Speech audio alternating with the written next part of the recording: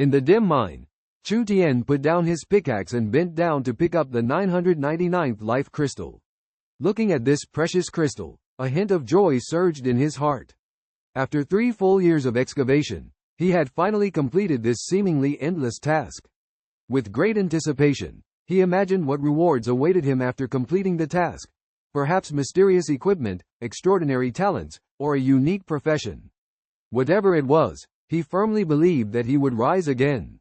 As for the arrogant World Dynasty Guild, he vowed to make them pay a painful price. And as for the despicable Huang Shui and Yu Shui, he was determined to make them pay for their sins. Without hesitation, he drew his dagger and resolutely stabbed his own heart, his health points rapidly decreasing. In the end, he turned into a dazzling white light, disappearing in the mine. When Chu Tian reappeared at the resurrection point, he looked at the question mark above the resurrection angel's head and finally breathed a sigh of relief.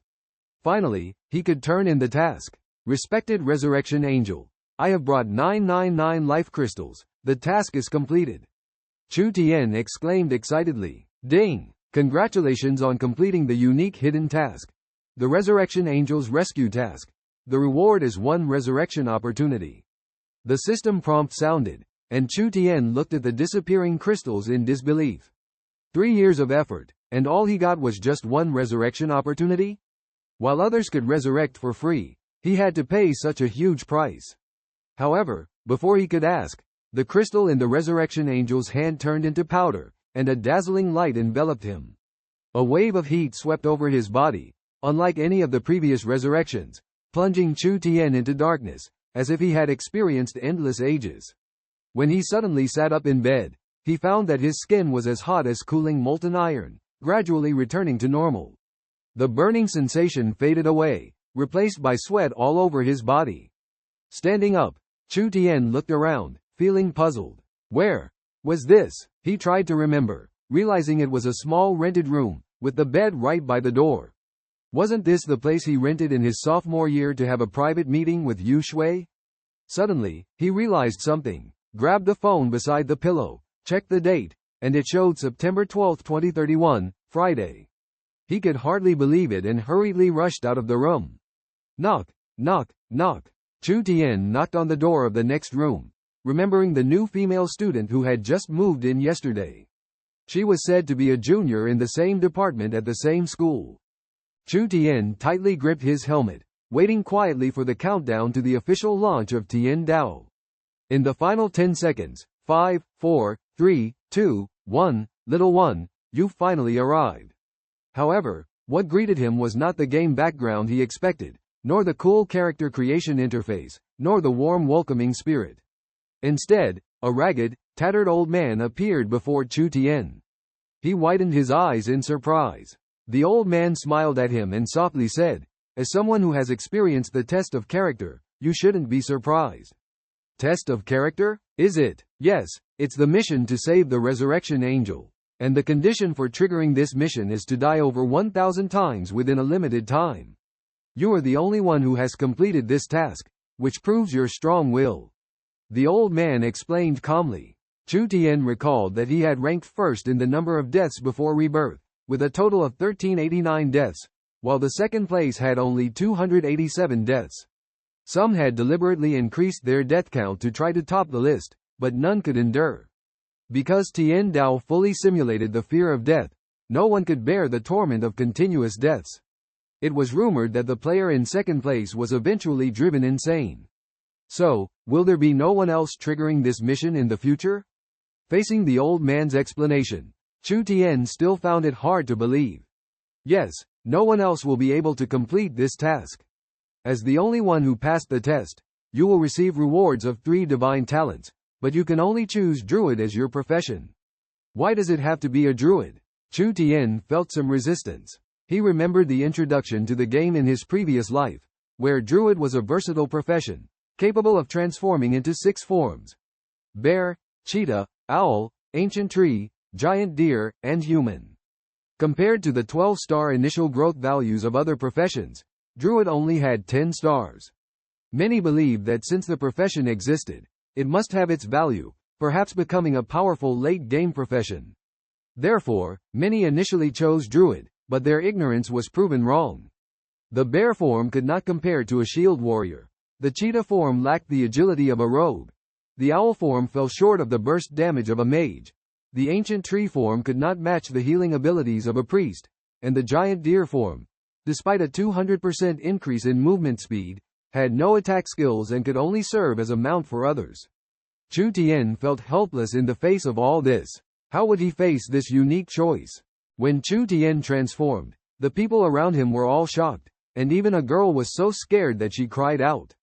He tried to move his limbs, but felt very uncomfortable, as if he had to crawl to walk. At first, he felt clumsy when walking, awkwardly looking around, grateful not to be discovered. In the human Newbie village, Chu Tian was puzzled as to why there was a druid appearing. Perhaps the system was wrong? The people around were all discussing and pointing fingers. Passing through the crowd, Chu Tian disdainfully thought to himself, how could these lowly beings know that he was the reincarnation of the Elven King? Joyful in his heart, Chu Tian wagged his tail and proudly left the Newbie village. He was glad to be a druid, as he remembered in his past life it took him a whole half-hour to squeeze out of the Newbie village. After transforming into a cheetah, his body shrank a lot, purposely passing by female players, feeling extremely pleased. Walking out of the Newbie village, Chu Tian saw a sea of people, more than monsters. Whenever a level 1 larva appeared, countless people rushed up to kill it. All players were experiencing this virtual game for the first time, with a realism of 100%, the excitement and tension making them feel as if they were really there.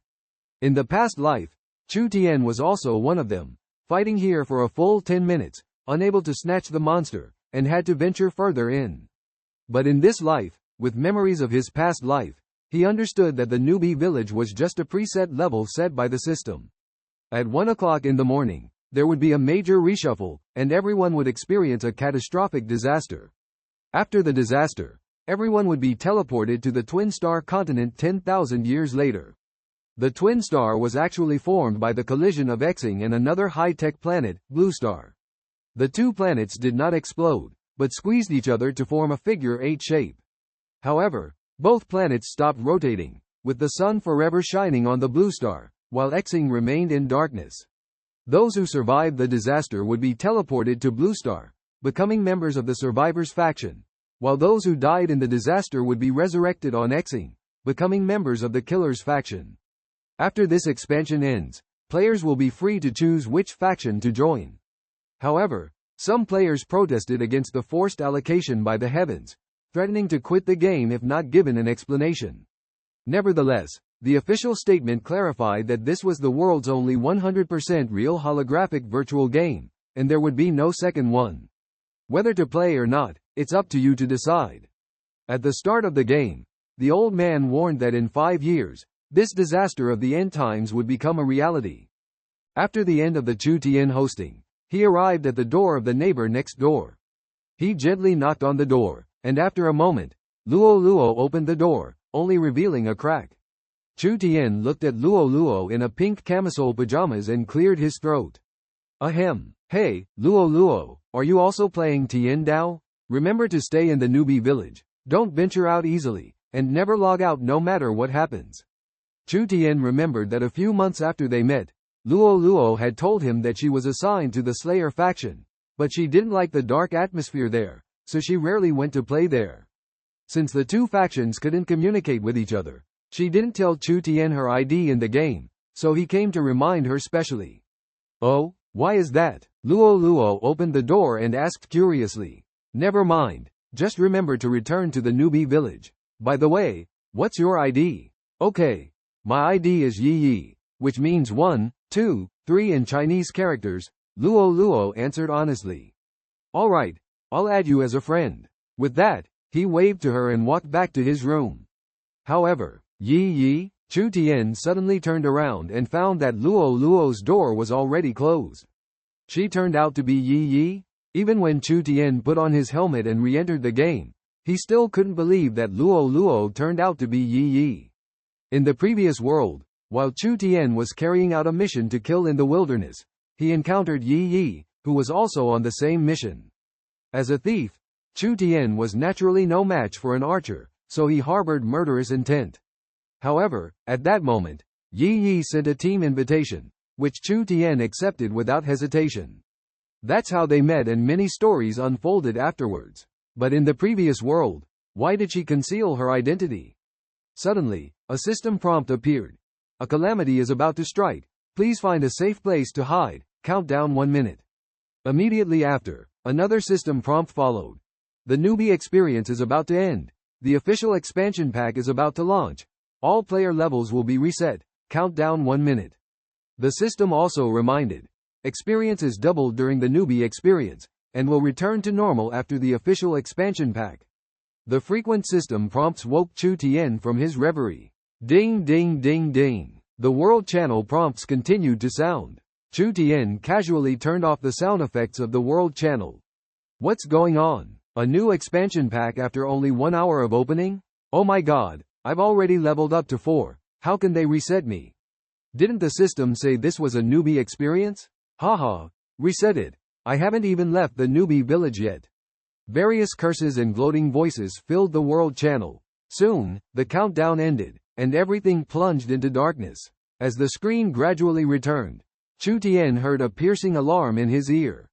Alert, alert. The plane will crash in 1 minute, please parachute. Entering the factory, the ground was filled with level 1 yellow-named monsters, which were not part of the mission scope. Chu Tian, relying on his rich experience, quickly found the entrance to the next underground level. At the entrance, a level 3 fat old rat stood in his way. This rat, named Feifei, had a rare unique grade with 3 physical attacks, 25 physical defense, 10 magic defense, and 5 health points. Feifei had 2 skills, Bite and Charge. Bite allowed it to continuously bite the enemy with its teeth, causing 3 times 200% physical damage, while Charge enabled it to quickly rush towards the enemy, dealing 100% physical damage to enemies on the path and stunning them for 3 seconds. Feifei was a rare gatekeeper monster, and only by defeating it could one proceed to the next underground level of the power plant. If not provoked, it would not attack Chu Tian actively. With its front limbs almost degraded, only its body's collision and teeth's biting posed a threat to Chu Tian. In the previous life when he came here, Feifei had already been defeated, and it was said that many people had unfortunately died under its bite. Chu Tian looked around and found a collapsed building, with debris everywhere, including 2 large pieces of reinforced concrete forming a triangular gap. Chu Tian squeezed into the gap to observe. The passage became narrower as he went further in, but he eventually managed to climb out from the other end. After transforming into a cheetah, Chu Tian could easily drill out, and everything went smoothly as he expected. After confirming the position, Chu Tian approached behind the fat old rat. Looking at this rat the size of a small car, he felt so small. Attack, -8. The rat was attacked, started screaming and twisting its body. Chu Tian took the opportunity to escape, using the passive skill Cheetah's swiftness to increase his movement speed by 30%. At this moment, Cheetah's swiftness played a crucial role, as every time the rat released the charge skill, Chu Tian barely dodged it. If it were players of other professions here, they would probably be crushed into meatloaf by the rat. After several adjustments of direction, Chu Tian finally succeeded in leading the rat to the place he had observed before. The rat scratched the ground with its hind legs, indicating that it was about to release the charge skill. This time, Chu Tian did not dodge left and right, but went straight into the gap. He had tried before that dodging left and right would make the rat stop charging and turn to chase him. Therefore, this time he decided to lure the rat into the gap and then trap it. Boom! The entire ruins were shaking, and the concrete blocks supporting the gap seemed to collapse at any moment. Finally, the rat stopped charging, its shiny big front teeth right in front of Chu Tian. Chu Tian breathed a sigh of relief, staring at the rat's red eyes and constantly gnashing sharp beak. He cautiously retreated, drilled out from the deformed small hole, and started attacking in front of the rat. Tear, claw, -8, -1, miss, -1. Chu Tian dodged the rat's swinging tail while continuously attacking its rear. The rat kept roaring after being attacked but was completely suppressed, unable to retreat. With its front limbs degraded, it was helpless. Chu Tian eagerly opened the attribute panel, ready to allocate free attribute points. In his previous life, He chose the thief profession, and the druid's cat specialization was somewhat similar to the thief. This time, he decided to fully specialize in the cat form. For the druid specializing in the cat form, he had long planned that ordinary players would gain 5 free points with each level up, while with his divine talent, he would gain 15 free points with each level up. He planned to increase strength by 5 points and agility by 10 points at each level. Wouldn't that be twice the result with half the effort? However, when Chu Tian opened the attribute panel, all his plans went up in smoke.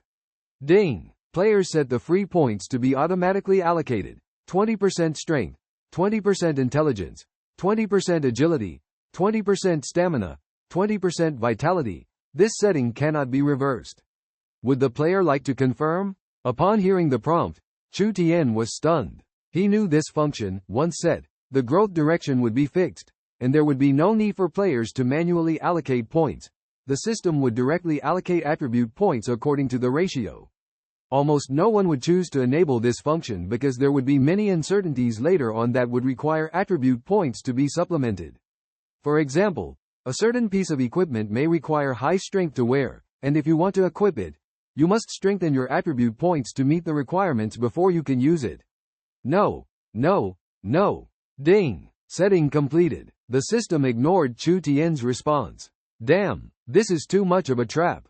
Chu Tian understood that it was that old guy making trouble again, first forcing the allocation of professions, and now forcing the allocation of attribute points.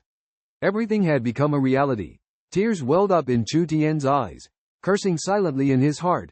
The ancient saying was true: the old ghost is really terrible. He didn't know the origin of this old guy, who could actually control the system of the Tien Dao world. Since he let me be reborn, it shouldn't be just for entertainment, right? In the chaos of the Tien Dao world, the old man held a gourd of wine and said to Chu Tian, "Kid, luckily, I've been keeping an eye on you, otherwise, your attribute points would have been randomly allocated. I've gone to great lengths to find such a useless waste like you. What's the use?" Chu Tian carefully examined the attribute panel. Other players' strength growth was rated at 12 stars, which meant an increase rate of 1.2 attribute points. In conversion, extreme point allocation players could gain 6 points of attack power with each level up. His growth was rated at 20 stars. After averaging out, he could increase 3 attribute points with each level up. The increase in attack power was also 6 points, but he had bonuses in other attributes, not lacking in attack power. Thinking of this, he felt relieved. Although specializing in a single branch might not make him stronger than other extreme point allocation players, a comprehensive development might bring more surprises. Feeling uplifted, Chu Tian stepped into the underground floor of the power plant. Cheetah form, stealth. After leveling up to level 3, the system automatically grasped the basic skill of stealth. Stealth. Transform into a cheetah and enter stealth mode. On this floor, only level 1 to 2 corrupt spiders were present. No monster could survive his fierce blows. After killing a few monsters, he was even too lazy to use stealth and fierce blows. Just one claw could kill the monsters instantly. These level 1 to 2 monsters had almost no defense, and their health points were only around 30. Sweeping through, each monster turned into 2 or 4 experience points, easily collected by him. The nightmare of the second stun is about to end.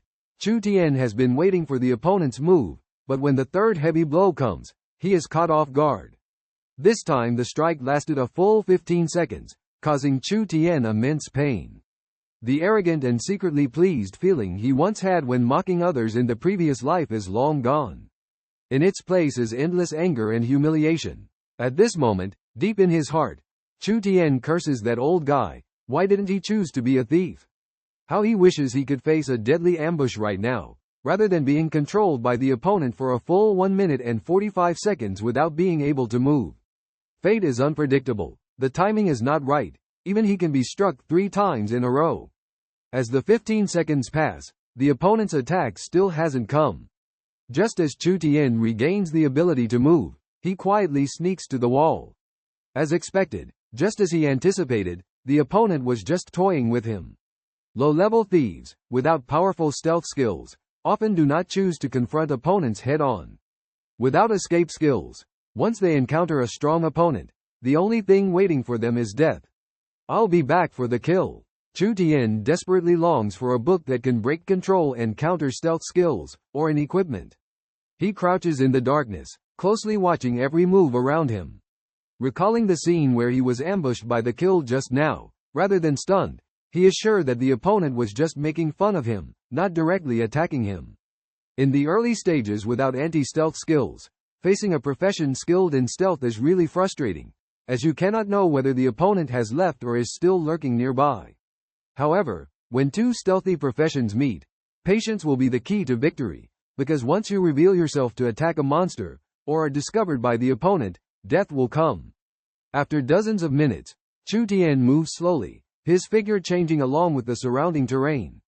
This is his experience from the previous life. Like a chameleon, it greatly reduces the chances of being discovered while in stealth.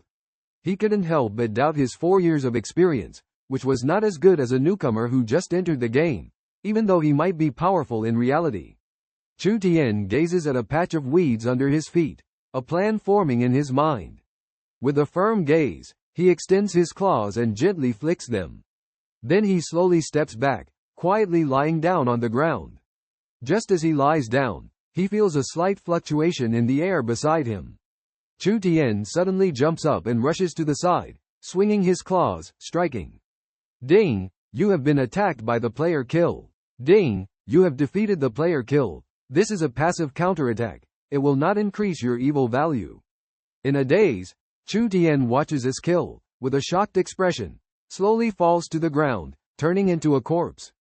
Too strong. Chu Tian is equally surprised, because just now Chu Tian discovered kill. Watching him quietly pass by, moving towards the direction of the weeds, he preemptively predicted the opponent's position and launched the attack.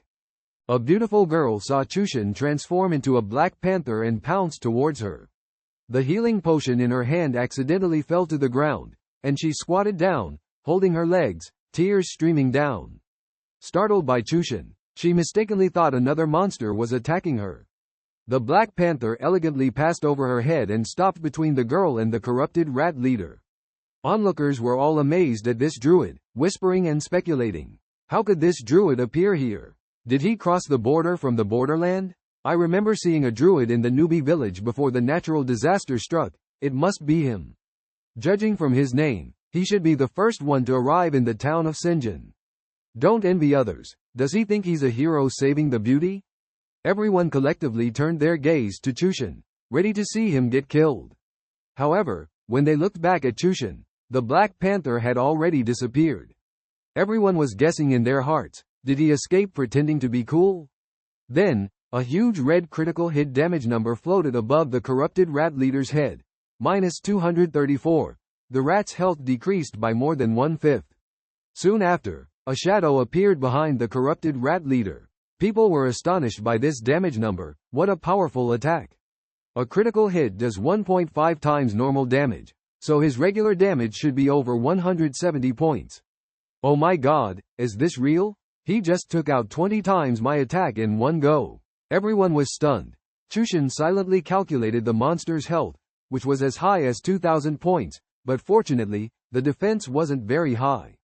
This is the characteristic of the Newbie village monsters. If the defense is too high, they are basically invincible, and you won't be able to defeat them.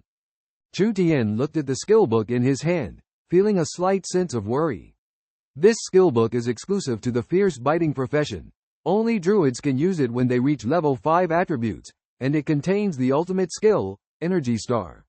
This ultimate skill requires accumulating energy stars, then dealing a large amount of damage to enemies. Releasing one star can cause 100% to 200% physical damage, and with each additional star, the damage increases by 10% to 50%. The more Chu Tian looked at it, the more frightened he felt, finding it difficult to accept a skill that requires special actions or incantations to trigger the attack release.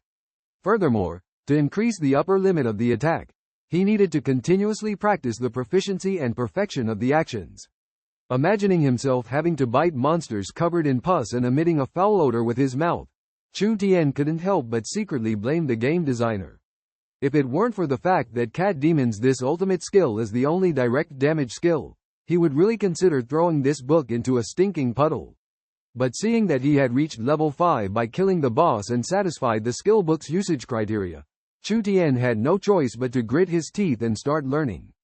As for whether to use this skill, he decided to consider it later. Suddenly, his phone rang, and his friend, Honest007, sent a video call request. Without hesitation, Chu Tian answered. A familiar face appeared on the screen, a creepy bald fat guy. He immediately questioned, "Hey, pro, did you say 100 gold coins? It's not 100 copper coins, right?" Chu Tian didn't mind because on the first day of the game launch, 100 gold coins were indeed a staggering number. Although he didn't plan to sell all the gold coins, considering the hefty price of the in-game warehouse he needed to buy, for safety's sake, he had to sell all the gold coins, but he still didn't know if it would be enough. Ensuring his safety is the key to continuing the game. As for in-game expenses, he hadn't figured out how to use them yet. 100 silver coins. Can I tell you that? Chu Tian's reply brought a hint of surprise to the other party's eyes. Then the other party said, "Hey, pro, if possible, could you come to the city of Xinjiang and confirm something for me?" Chu Tian nodded and agreed to the request. During the hours of 6 p.m. to 8 a.m., Tien Dao is open for players, ensuring that everyone has a similar online time, preventing level gaps and economic collapse caused by studio players. This system also avoids round-the-clock gold farming, protecting the interests of all players. As Tien Dao World integrates with real-world currency, people of all ages worldwide can experience the charm of the virtual world. Global players spend even more in Tien Dao than in the real world, creating a super consumer group and leading to the emergence of numerous service industries in the game. For many, Tien Dao offers a low-cost way to socialize and relax, relieving stress. After work, entering Tien Dao is like entering a deep sleep, providing rest and immersive virtual stimulation. It has also spawned many professional players, offering extra income for those in difficult family situations. Chu Tian, with 600,000 RMB in his bank account, saw this as his first step towards financial security and decided to complete the Owl Beast transformation quest before the server shut down in 2 hours. He visited the engineering store and purchased a glider for 50 silver coins, a crucial item for the quest recommended by his druid friend to significantly reduce its difficulty, although few would spend that much in the early stages. Finding a secluded spot, Chu Tian chanted a spell, harnessing the natural forces drifting in space, allowing him to transcend spatial boundaries and guide him to the heart of life. The teleportation, natural forest. Teleportation to the natural forest is an innate skill of druids and their homeland, where many exclusive tasks must be completed. After the Crow Claw warrior unleashed the frenzy skill, his speed was astonishing, and his dual blades danced as he launched a fierce attack towards Chu Tian.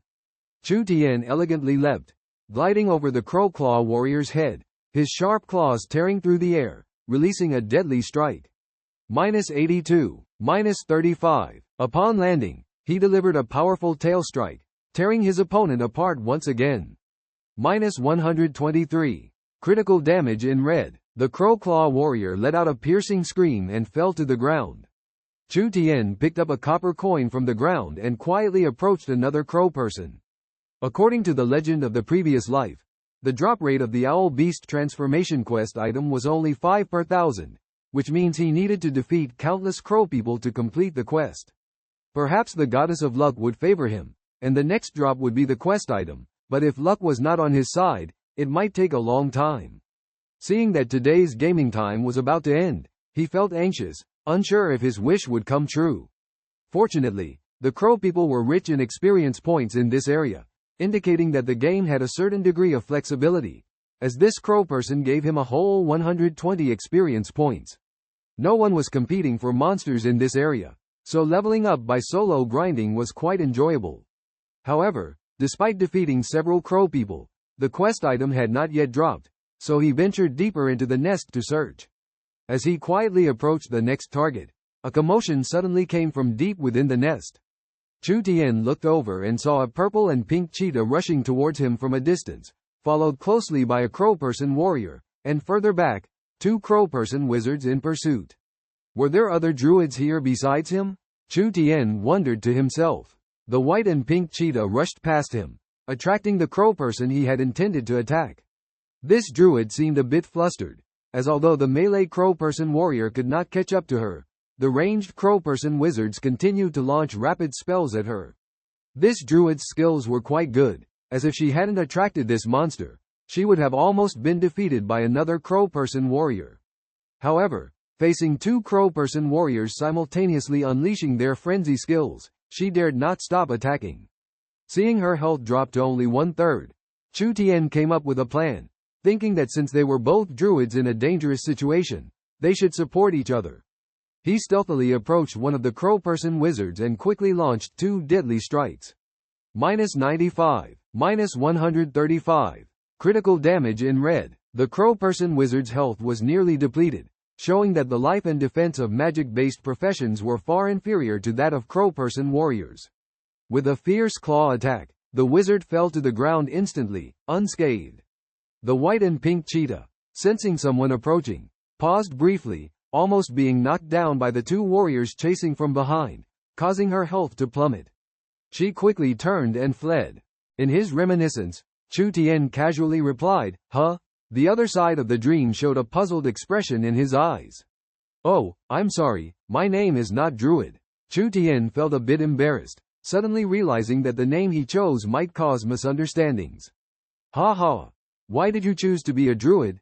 the girl asked with a smile, lowering her eyelashes. "Well, it's a long story. By the way, are you here to level up by fighting monsters?" "What level are you?" Chu Tian thought to himself.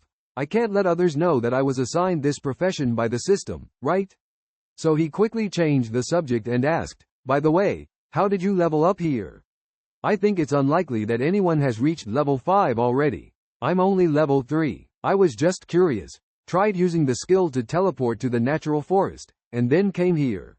I found the scenery beautiful, so I wandered around, ended up here, and have been fighting monsters and leveling up here ever since," the girl explained. "I see." Chu Tian breathed a sigh of relief. "What about you? Why are you here?" Dream of the Other Shore asked curiously. She thought Chu Tian was really powerful, with such a strong attack power. "I'm here to complete the owl beast form task. Actually, the monsters here are quite strong. You'd better go back to the Newbie village map to level up." Chu Tian advised her. He was right. The monsters here were indeed difficult for ordinary players to defeat. He really couldn't understand how she managed to persevere, and she had already reached level 3. The experts from past lives were truly formidable. "Well, I was actually about to go back, but the teleportation skill to the natural forest doesn't work here. I have to go back to the barrier," Dream of the Other Shore said. Glancing at the skill, Chu Tian saw that it had turned black. Looking at Chu Tian, Dream of the Other Shore asked cautiously, "Big brother, can you take me with you to level up?" Chu Tian wasn't too keen on taking her along, but seeing her expectant expression, he agreed. "Okay, but we have to agree that I'll leave after my task is completed." "Okay, I'll team up with you." Dream of the Other Shore proposed a team invitation. Ding! System prompt. Dream of the Other Shore invites you to join the team. Ding! System prompt. Dream of the Other Shore requests to add you as a friend. 2 consecutive prompts popped up, and Chu Tian accepted them all. In fact, encountering an expert from a past life, Chu Tian was also very curious. Moreover, teaming up with a level 3 player would reduce his experience gain, but because there was a low-level player in the team, the monster's level would also decrease. In the breakfast shop, Chu Tian's resentment seemed to be infused into the buns in his hand. Luo sipped her porridge quietly, watching Chu Tian's expression with a smile on her face.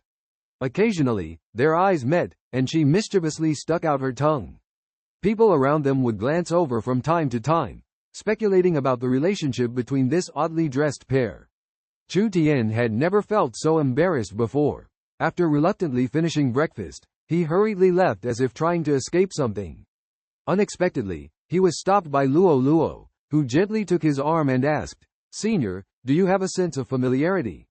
Her affectionate gesture caught Chu Tian off guard, and he felt a chill creeping up his spine as the jealous looks from the men around them intensified. Chu Tian was at a loss for words, unsure of how to respond. Luo scrutinized him, then released his arm after a moment, saying, "Take your time to remember. I'll go study at school first." With that, She skipped away a few steps, waving to him. By the way, senior, my name is Luo Yi. It's the 1 2 3 4 in Chinese characters. Luo Yi. Chu Tian only knew her as Luo and was unaware of her full name. However, the name seemed somewhat familiar to him, triggering a sense of recognition that he couldn't quite place. Watching Luo's figure grow distant, he turned back and waved to her, reminding her to stay safe. Chu Tian felt rejuvenated, his mood uplifted. Alone, he paid no mind to his attire, hailed a taxi, and headed straight to Tien Dao Group's flagship store. It's worth mentioning that the staff at the Tien Dao flagship store were truly professional, showing no concern for Chu Tian's attire and warmly introducing the prices and functions of each product. When Chu Tian expressed his interest in purchasing a high-security gaming pod, he was promptly led to the second-floor virtual showroom. The prices for the gaming pods all started at over 100,000, and Tien Dao's gaming helmet already had a virtuality level of 100% at its most basic, with the only difference being the sensitivity of operation. Just like the 207 helmet Luo had given him, while not top tier, it was far from mediocre, priced at 5,000 yuan with an operational sensitivity of around 68%. In comparison, the basic gaming pod had an operational sensitivity as high as 92%. In the competitive world of high-level gamers, not only skill but also having good equipment to support is crucial. Chu Tian looked at Luo, nodding with confusion and puzzlement. Every time he sought confirmation, Luo would firmly express her belief, leaving Chu Tian somewhat incredulous. He couldn't help but feel that there was something strange in Luo's eyes, as if she was looking at a madman. Eventually, Chu Tian stopped dwelling on it and decided to invite Luo to have lunch together. However, Luo suggested bringing some snacks to go mountain climbing and sightseeing, while listening to Chu Tian tell stories. Chu Tian smiled bitterly, realizing that he couldn't quite figure out this little girl's thoughts. Although she verbally expressed belief, it seemed like she still wanted to test him. On the way up the mountain, Luo appeared unusually quiet. Apart from a few times when Chu Tian initiated conversation with her, she just stared out of the window absent-mindedly. Upon reaching Mar Mountain, Luo led him further away from the tourist area, towards a secluded cave. Chu Tian wanted to stop her several times, but she always said they hadn't reached the destination yet, and then insisted on continuing. When they arrived at the mouth of the cave, Luo stopped in her tracks. Looking at her sweat-covered face, Chu Tian felt a surge of inexplicable emotions, a mix of pity and heartache. Xiao Tian Gerger, do you remember this place? Luo pointed to the cave and asked. Chu Tian looked at the cave covered in weeds, feeling puzzled as he indeed had no impression of this place. However, when Luo suddenly called him Xiao Tian Gerger, he felt a familiar emotion stirring within him.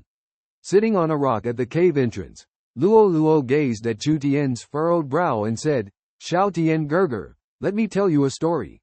Chu Tian sat opposite her, nodding, okay. Then, Luo began recounting a story about a boy and a girl who met in this cave 14 years ago and were kidnapped by traffickers.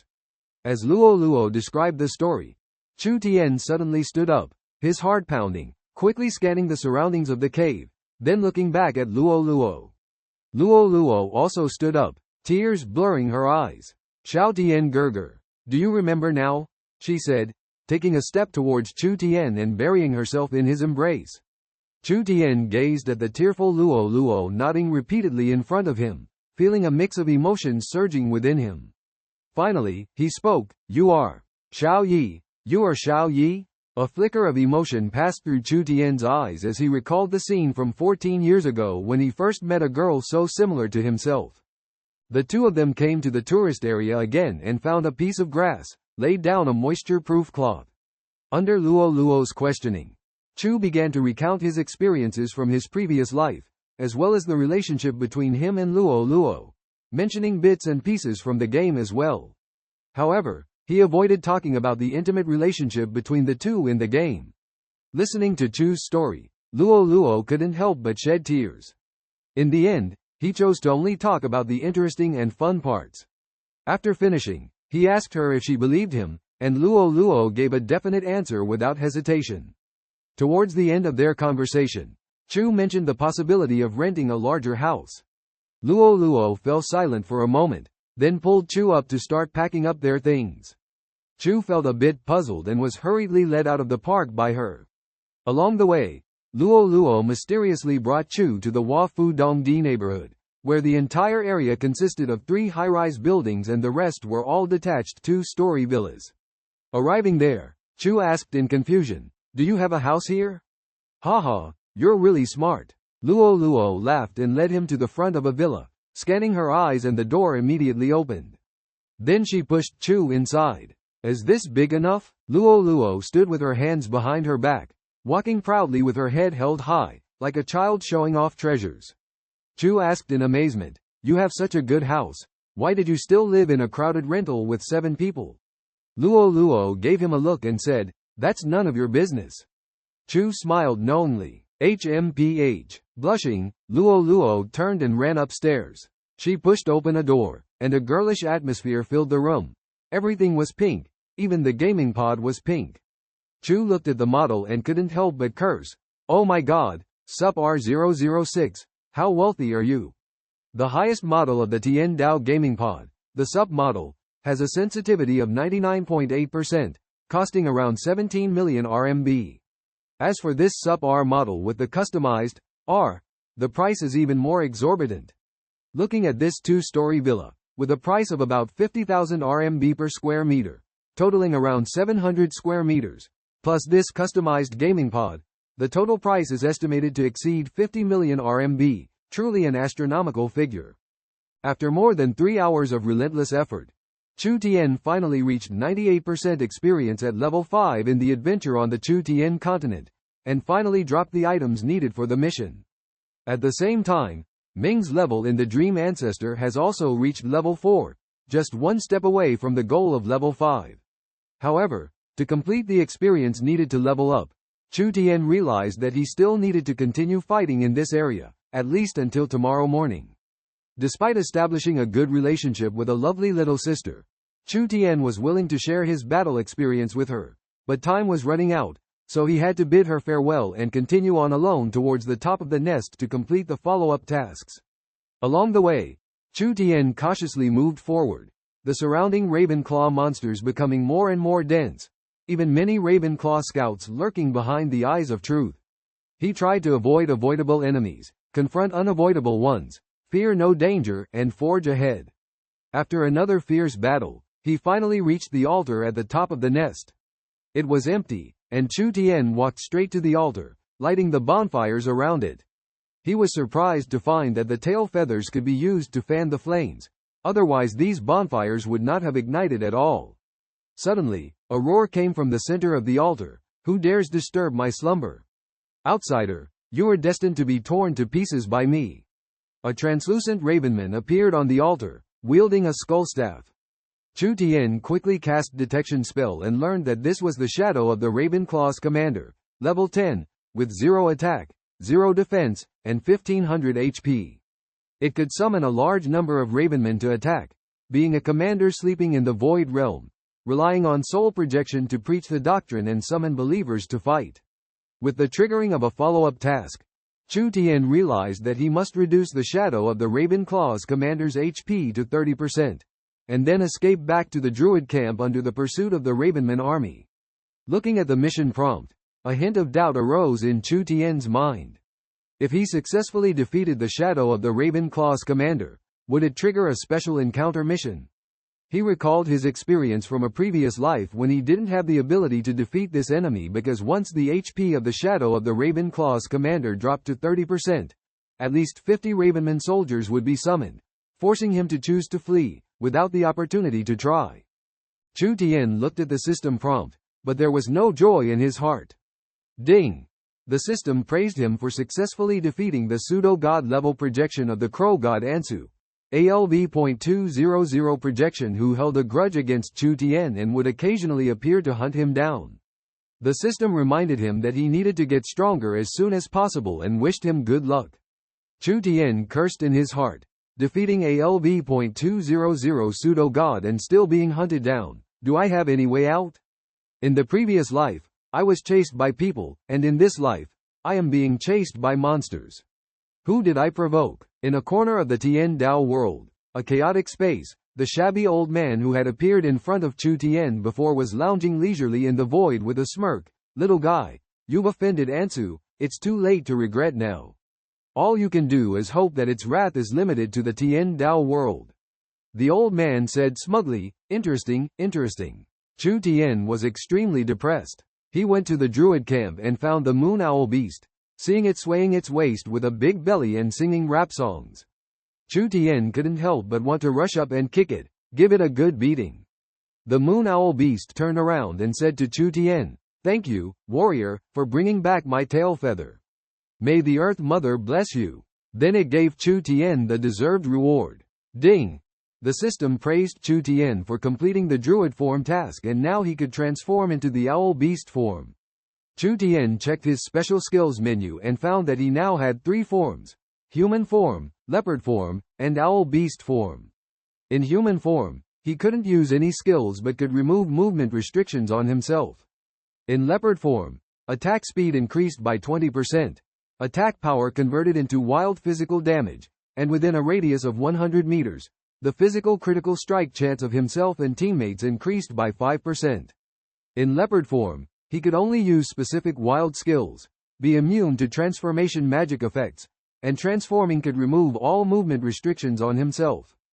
The prices of keys in the NPC shop made Chushin's heart ache, because in the previous life when he played as a thief, he memorized the locations of many high-level treasure chests, but now it seems unlikely that he will be able to obtain them again. A bronze key costs 1 silver coin. A platinum key costs 1 gold coin. A gold key costs 100 gold coins, and a dark gold key is as high as 10,000 gold coins. It's simply robbery. At first no one would spend money to buy keys to open treasure chests.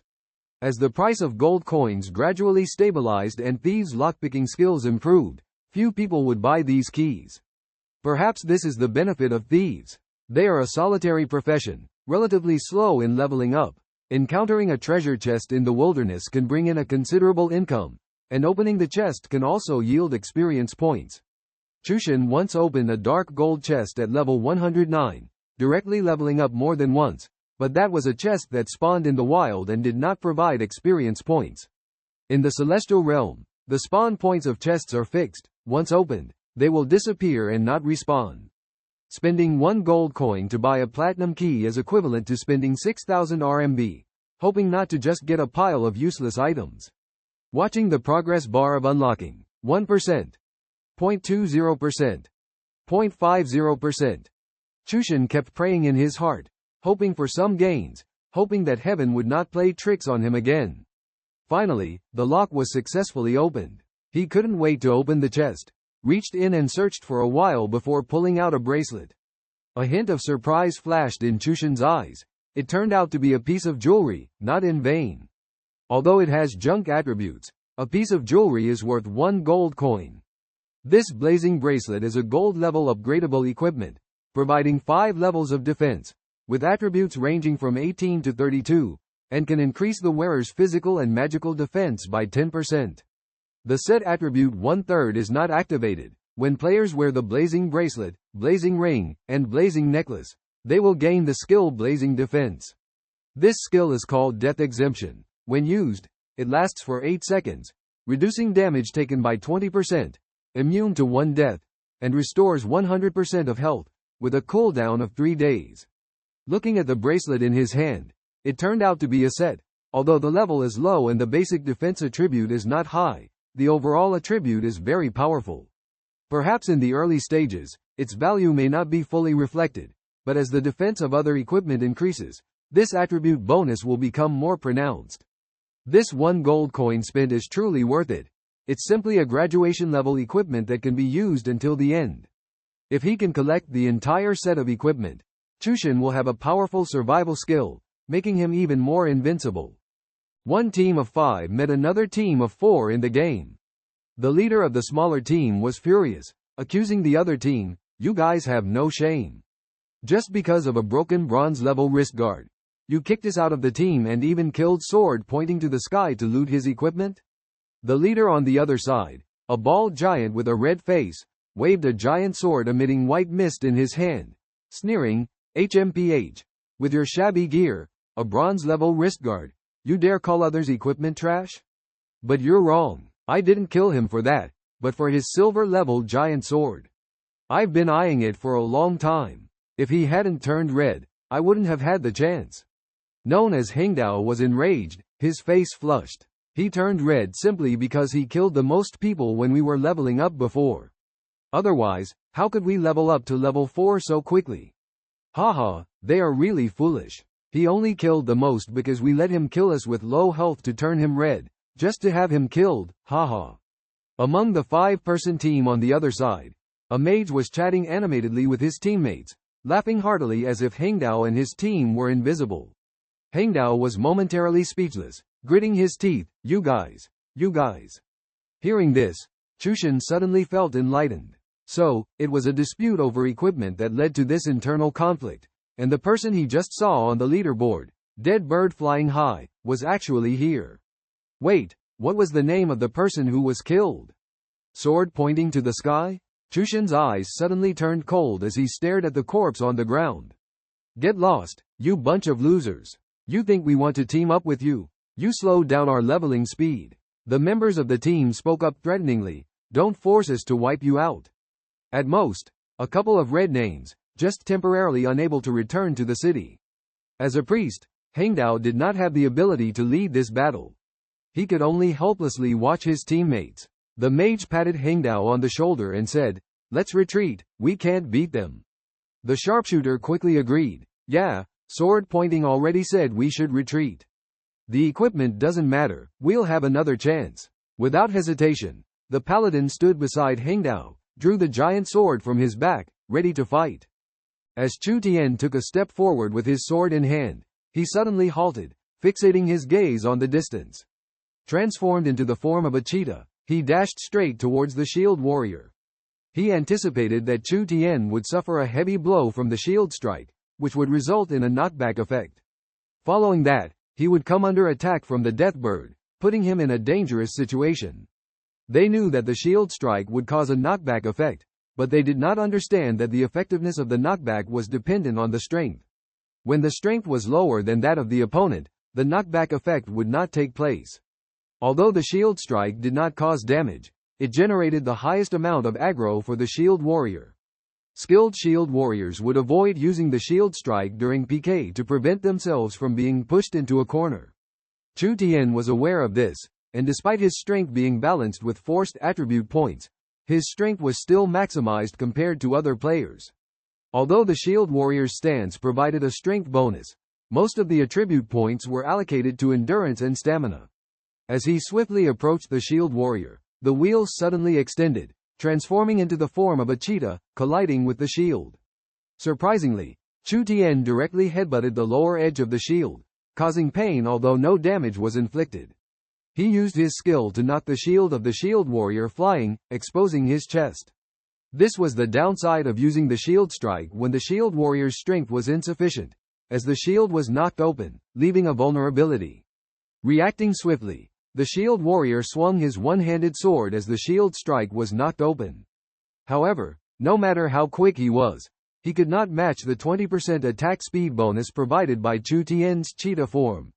In the end, with only a sliver of health left, the opponent was swiftly taken down by Chu Tian with a glancing blow, dodging the attacks of the one-handed sword, then turning towards the warlock behind him.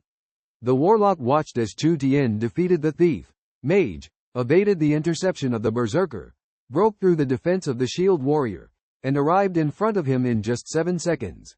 Startled and forgetting his incantation, the warlock's spell of destruction was interrupted, attempting to flee. However, Chu Tian did not give him any chance, swiftly subduing him in midair, mercilessly sinking his teeth into the back of his neck. The ferocious bite dealt the warlock 262 points of critical red damage. Chu Tian casually searched through the equipment on the ground and suddenly discovered a ring. This ring could actually enhance his perception ability. No wonder Ren Si Nio Zhao Tian was able to spot him inadvertently. He put on the ring, casually threw the shield on the ground, muttering to himself, let the sword point to the sky transform into a shield warrior. remembering the regret of choosing the weapon master in the previous life, envying the shield warrior for being able to charge on the front line. However, due to the skill point settings, he lost the freedom of choice. Even if he downgraded and re-leveled up, he could only gradually recover the previous attribute points, but not start over. Watching Ren Si Nio Zhao Tien and others' bodies turn into white light and disappear, it was obvious that they chose to resurrect at the revival point in the city. Confirming that there were no threats around, Chu Tian decided to quietly move forward and continue towards the destination. Leaving Heng Dao and another knight somewhat bewildered. The ground was full of equipment. Did this great god only take a ring and threw a shield at them, indicating a transformation into a shield warrior? Was he showing them the way? This person was either crazy or incredibly wealthy, to disdain so many treasures. However, observing his attitude towards Ren Si Nio Zhao Tien just now, it seemed more like a mental disorder, otherwise who would cruelly slaughter others for no reason. In any case, they hit the jackpot this time. Not only could they make up for the loss of the sword pointer, but they could also earn a large sum of wealth. Heng Dao silently prayed for his brothers and family in his heart. They all needed his care. Money was crucial to him, so he quickly began to collect the spoils with the Holy Knight San. Chu Tian was unaware, as he was already close to his destination. Coordinates 3823.8742.8192. After confirming the mini-map, he confirmed that this was the place. At this moment, Chu Tian stood at the foot of the mountain path. The road extended all the way to the mountaintop. He ended his stealth mode and ran along the mountain path at full speed. Before long, he arrived at the edge of the cliff, overlooking the swamp below, with a vine-covered tall building in the distance, the once prosperous city. This swamp used to be the city's sewage treatment plant, and the garbage disposal station under the mountain protruded after the planet collision, forming this peak. This was a gradually opened map from the previous life, with the mentioned locations. Walking along the edge of the cliff, Chu Tian arrived under an iron pillar resembling a lightning rod, and stopped. Chu Tian calculated the time in his mind and confirmed that there was still plenty of time, so he relaxed and focused on fighting monsters. If he was about to be defeated, the game would enter a rest period, forcing him to log out, which would be terrible. Although his health wouldn't automatically recover when he logged in the next day, if he didn't defeat the monsters today, it would mean missing a chance for them to respawn. After defeating the monsters, the server would reset tomorrow, and he could continue the challenge. Although the repetitive operation was tedious, using the system's gifted skills saved him from the cumbersome steps of chanting spells, saving time and effort. Bored, Chu Tian opened the friend system and invited his friends to a video call. Soon, his friends accepted the invitation, and familiar faces appeared on the screen in front of Chu Tian. However, it seemed that they were busy and didn't look at Chu Tian, focusing on their work. Watching her focused profile, Chu Tian couldn't help but be impressed. Luo chose the elf race, with pointed ears that accentuated her sweet face, looking exceptionally delicate. Curiously, Chu Tian asked, Luo, what are you busy with? Luo replied, I'm leveling up. Finally defeated it. Saying that, Luo turned her head, revealing two cute dimples. Chu Tian noticed that she was in a level 5 leveling area and asked, didn't you go to the place I mentioned to level up? Fighting monsters, Luo replied to Chu Tian, who felt her busy shooting arrows. I did. I defeated the Wolf King Huseman. It took me a whole 2 hours, so boring. And it's so expensive, I'm almost out of money to buy arrows. Complaining to Chu Tian while battling, Luo expressed her frustration. Chu Tian was speechless but understood. Not everyone could endure such repetitive and tedious operations. After all, he was video calling her for entertainment too. What level are you now? Did you get any good drops? Chu Tian knew that the Wolf King Huseman was a level 5 boss, and there would definitely be loot for the first kill. I'm almost level 6. I gained 2.5 levels after defeating the Wolf King, and I also got this beautiful bow. Luo said, showing off her weapon to Chu Tian. The bow had a beautiful design, all silver white, shimmering with a silver glow, and the bow wings flew up, presenting a graceful curve. It was lucky to drop a platinum weapon suitable for her own use. 3 of them looked at each other in silence for a whole minute. Suddenly, Lu Ji slapped Heng Dao's shoulder excitedly and exclaimed, This news is really crazy, isn't it? Hengdao nodded, indicating that he didn't misread it. Wow, this is not just a great expert, but a true immortal. Lu Ji shouted in excitement. Jianjikao interjected. Unbelievable, is it an illusion? Hengdao, however, remained calm and said calmly, if you think it's an illusion, then try it out. Just as the three were puzzled, Jianjikao received an email. The subject of the email was, Reversal God Alliance, with 5 gold coins attached. The sender signed as, I am not a druid. After sending the email, Chu Tian continued his task. The swamp crocodile kept roaring and hitting the mountain wall with its head. By now, it was seriously injured, and the clock pointed to 3:45 in the early morning. Chu Tian repeated the same action non-stop, his eyes bloodshot, almost going crazy. Finally, at 7:30 in the morning, the crocodile let out a painful howl and fell to the ground. The system prompt sounded. Successfully killed the swamp crocodile. Over-leveling monster experience bonus 3000%. Gained 124,000 base experience plus 2,000. Over-leveling monster reward plus 60,000 experience. Divine talent growth plus 62,000 experience. 5 golden lights shimmered, and Chu Tian instantly rose to level 10, with experience reaching 78%.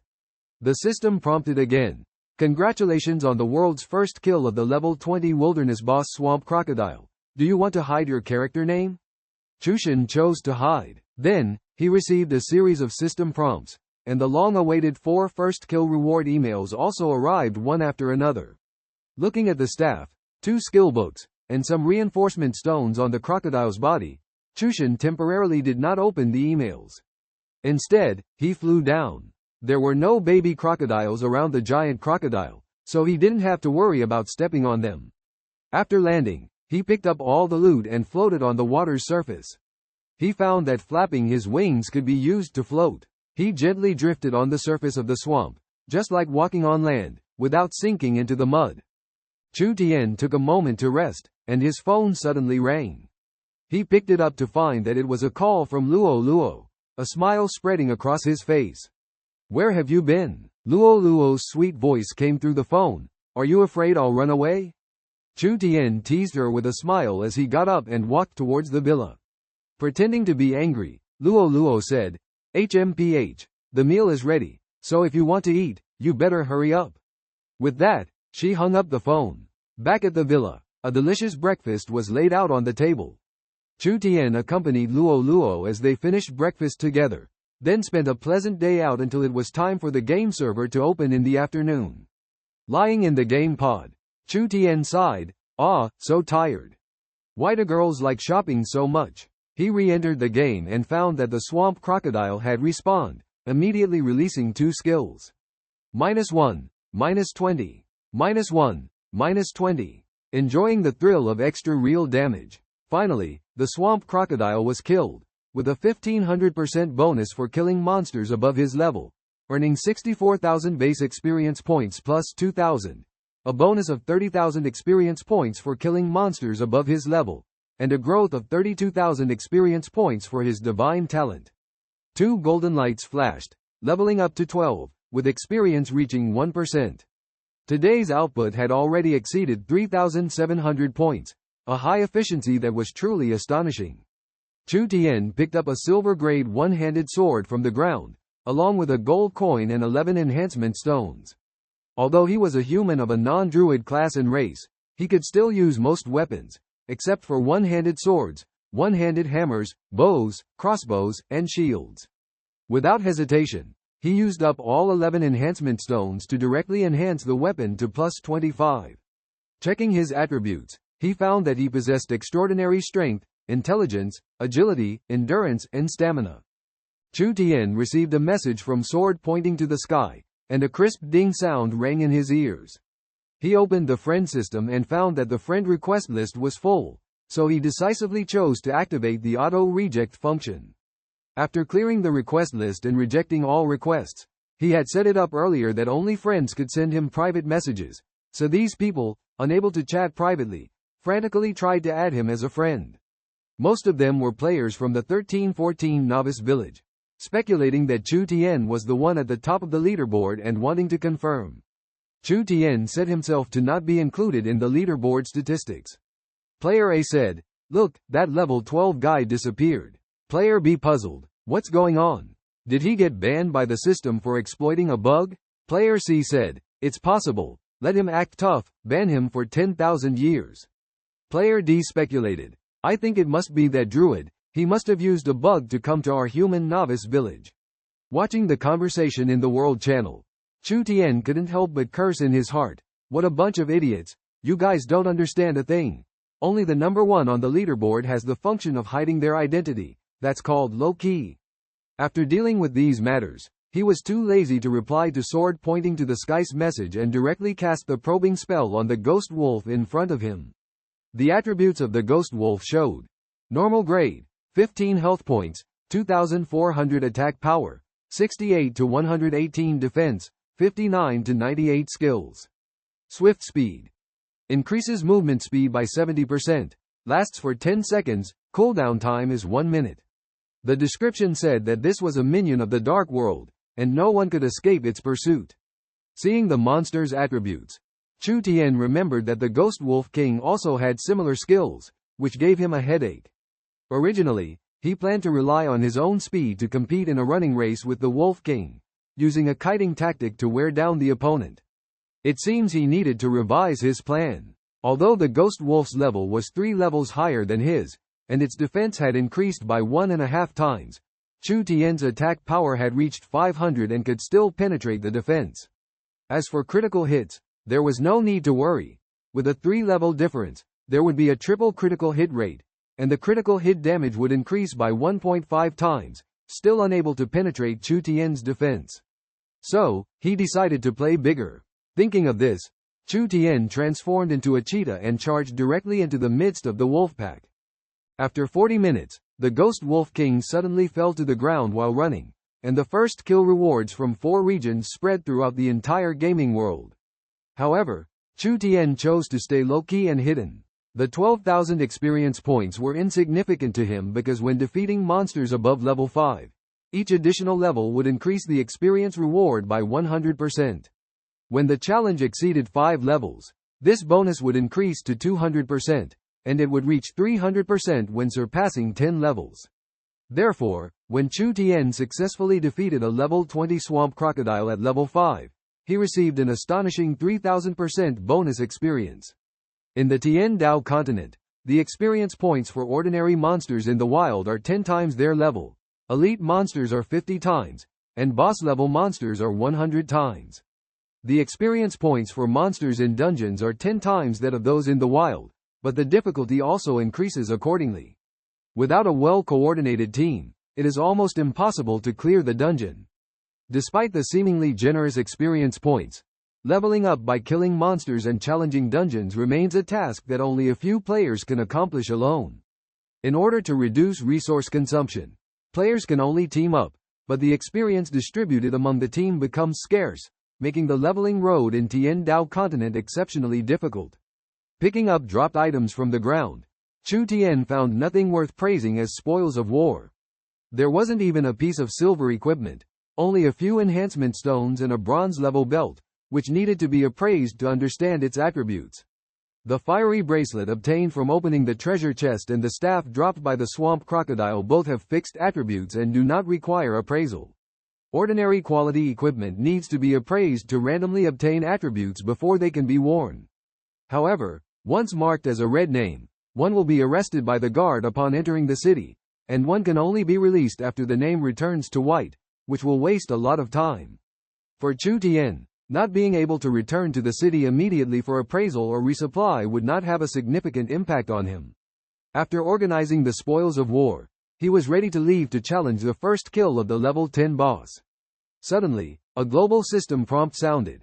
The player Yu from the first Newbie village in the eastern war zone of Dragon City successfully obtained the first kill of the level 10 rampaging giant bear, and the reward will be sent to the mailbox later. Chu Tian looked at the system prompt, feeling stunned for a moment, followed by a wave of regret. Why didn't he challenge the lower level boss first? Thinking that at least 100 gold coins were taken by someone else, he felt a pang of heartache. However, the fact that Yu was able to defeat the level 10 rampaging giant bear single-handedly was truly impressive, and the title of Arrow God was well deserved. He didn't believe that the other party achieved the first kill through teamwork, as the system announcement did not describe it as such. Although their experience has decreased, their efficiency has increased several times. Chu Tian and Hengdao cooperated to quickly eliminate the monsters within range, unleashing the powerful flame of the sun, which instantly incinerated the monsters as they turned towards Chu Tian. The extremely high experience rewards allowed them to reach level 5 in just 2 minutes, with only 2,720 experience points needed to go from level 4 to 5. Chu Tian was almost unscathed, and the originally planned role of attracting monsters became useless. Seeing this, Hengdao took the initiative to clear the battlefield and collect the loot. Despite being a priest with slightly slower movement speed, under Chu Tian's signal, he could only occasionally clear the battlefield and continue to maintain his image as a troublemaker. Half an hour later, they had reached level 7, and the speed at which they were leveling up even made Chu Tian envious. Although Chu Tian also hoped someone could help him level up, after reaching level 7, the leveling speed began to slow down, with the bonus for surpassing levels dropping to 400%, and each monster only providing 216 experience points, while the experience required to level up was as high as 11,200 points. Despite the slowed pace, they only needed to defeat just over 50 monsters to level up.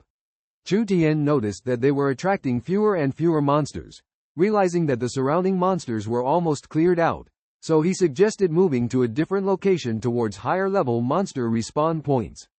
Chu Tian didn't want to waste his advantage in high attack power and miss the opportunity to kill monsters above their level.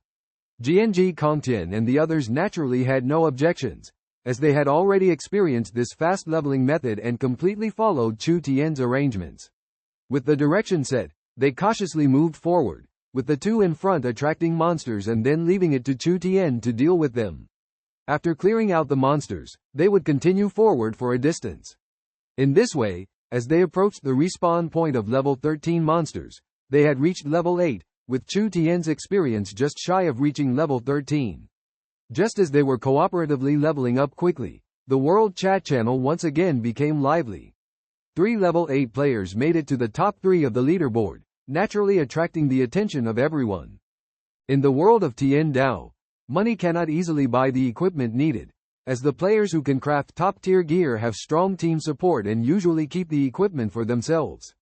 Only equipment with trash attributes will be sold, and at a high price that ordinary players can hardly afford. However, the guild warehouse system cleverly solves this problem. By contributing to the guild, such as clearing dungeons or completing guild tasks, players can earn contribution points. With these points, players can choose the attribute equipment they need from the guild warehouse at a fair price evaluated by the system. However, there are restrictions when obtaining guild equipment. Each piece taken from the guild warehouse will bear a guild tag. If a player leaves the guild, the equipment will be reclaimed by the system, and the contribution points will not be refunded, preventing unscrupulous individuals from profiting by selling equipment obtained at a low price from the guild warehouse at a high price. Of course, if a player must leave the guild, they can apply to the guild leadership, and upon leaving, the equipment will be reclaimed and converted into gold coins as compensation based on the contribution points. For players who have a sense of belonging, leaving the guild easily is not an option, but there may be unexpected situations, such as being poached by other guilds. After setting up the guild warehouse, Chu Tian spent 100 gold coins to upgrade the guild to level 2, as a level 1 guild can only accommodate 100 members, while a level 2 guild can accommodate 1,000. In the novice stage, a guild can only be upgraded to level 2. To reach level 3, one must have their own guild headquarters and pay a 1,000 gold coin expansion fee. Even with a headquarters, Chu Tian doesn't have that many gold coins. 1,000 gold coins are equivalent to 6 million RMB. After completing all the tasks, he notified GNG Kangtian that they could start recruiting more members, leveraging their popularity on the leaderboard. Because every guild member picking up 10 copper coins will add 1 copper coin to the guild warehouse, although this only brings a small amount of contribution points to the members. In this win-win situation, the more members, the better, otherwise one would have to rely on personal efforts to raise the huge funds needed for guild upgrades, right? She smirked slightly as she chewed on something, indicating her agreement with Chu Tian calling her brother and showing approval of their upcoming game plan. After dinner, The two drove to the school. Chu Tian had already obtained his driver's license and had previously worked part-time as a designated driver to pay for tuition and living expenses. Upon arrival at the parking lot, as the garage door slowly rolled up, Chu Tian was dumbfounded and completely stunned. The enormous behemoth in front of him made him rub his eyes, and the words, Polarmond Raider, flashed through his mind. This vehicle was touted as the world's most powerful and invincible vehicle, capable of effortlessly crushing any obstacles. Its armor could withstand an RPG attack, and its chassis could withstand the explosion of a 7-kilogram TNT bomb. The bulletproof tires could still drive safely for at least 50 kilometers even if pierced by a 12.7 mm armor-piercing bullet. Chu Tian stammered, "Is this your car?" His face filled with shock, finding it hard to believe that she would drive such a monstrous vehicle. Luo proudly replied, "Yes, isn't it cool? I saw it on TV and thought it was cool. I casually mentioned it to my dad, and unexpectedly, he gave it to me as a gift when I came to Shengjing for school." From Luo's expression, it was clear that she loved this super badass-looking tank. Chu Tian remembered that this type of car was not sold domestically in China, only in war-torn areas like South Africa, so he was very skeptical about whether this car could be driven on the road and worried about being detained. He asked puzzled, "Are you sure it can be driven on the road?" Luo, puzzled, asked back, "Why not? I've driven it many times already." Chu Tian thought to himself, "Forget it. Let's just pretend I didn't ask," and complimented, "Your dad is really amazing." He opened the car door, sat in the driver's seat, and found that the entire interior was filled with a girly vibe. As he prepared to start the vehicle, he noticed Luo standing still and pouting at him. Chu Tian immediately realized he had misspoken again and quickly stuck his head out, calling, "Your dad is really amazing. Please get in the car, dear sister." Upon hearing Chu Tian's call, Luo seemed to instantly change her demeanor, with a smile on her face as she happily sat in the passenger seat. The engine roared to life with a deafening noise, but once the doors and windows were closed, although not completely silent, it was relatively quiet. As the two strolled along the path by the lake, they slowly made their way towards the teaching building of the finance department. The facilities inside the building were complete, with training rooms on every floor. A year ago, training rooms were uniformly set up in university teaching buildings nationwide, and competitive martial arts became a compulsory subject for all college students, surpassing traditional cultural and theoretical courses. Walking into the classroom where Luo was attending, he saw that every seat was taken, with numerous beauties from the finance department. Among the approximately 40 people, there were only 3 male students, making them quite rare. He couldn't help but worry whether these 3 male students would be surrounded by so many girls for a long time, and whether they would gradually become docile. Perhaps in this environment, the seed of becoming a cross-dressing expert would slowly be planted in their hearts. Although Luo's ex-girlfriend Yu Shui was also a beauty from the finance department, she had never let Chu Tian accompany her to class, which allowed him to witness the beautiful scenery inside the finance department classroom for the first time. After bidding farewell to Luo and entering the classroom, the beautiful scenery in front of him seemed to pale in comparison. Nothing could match the elegance of Luo. Chu Tian knew deep down that this was just an illusion of appearance, and Luo was definitely not a harmless little girl.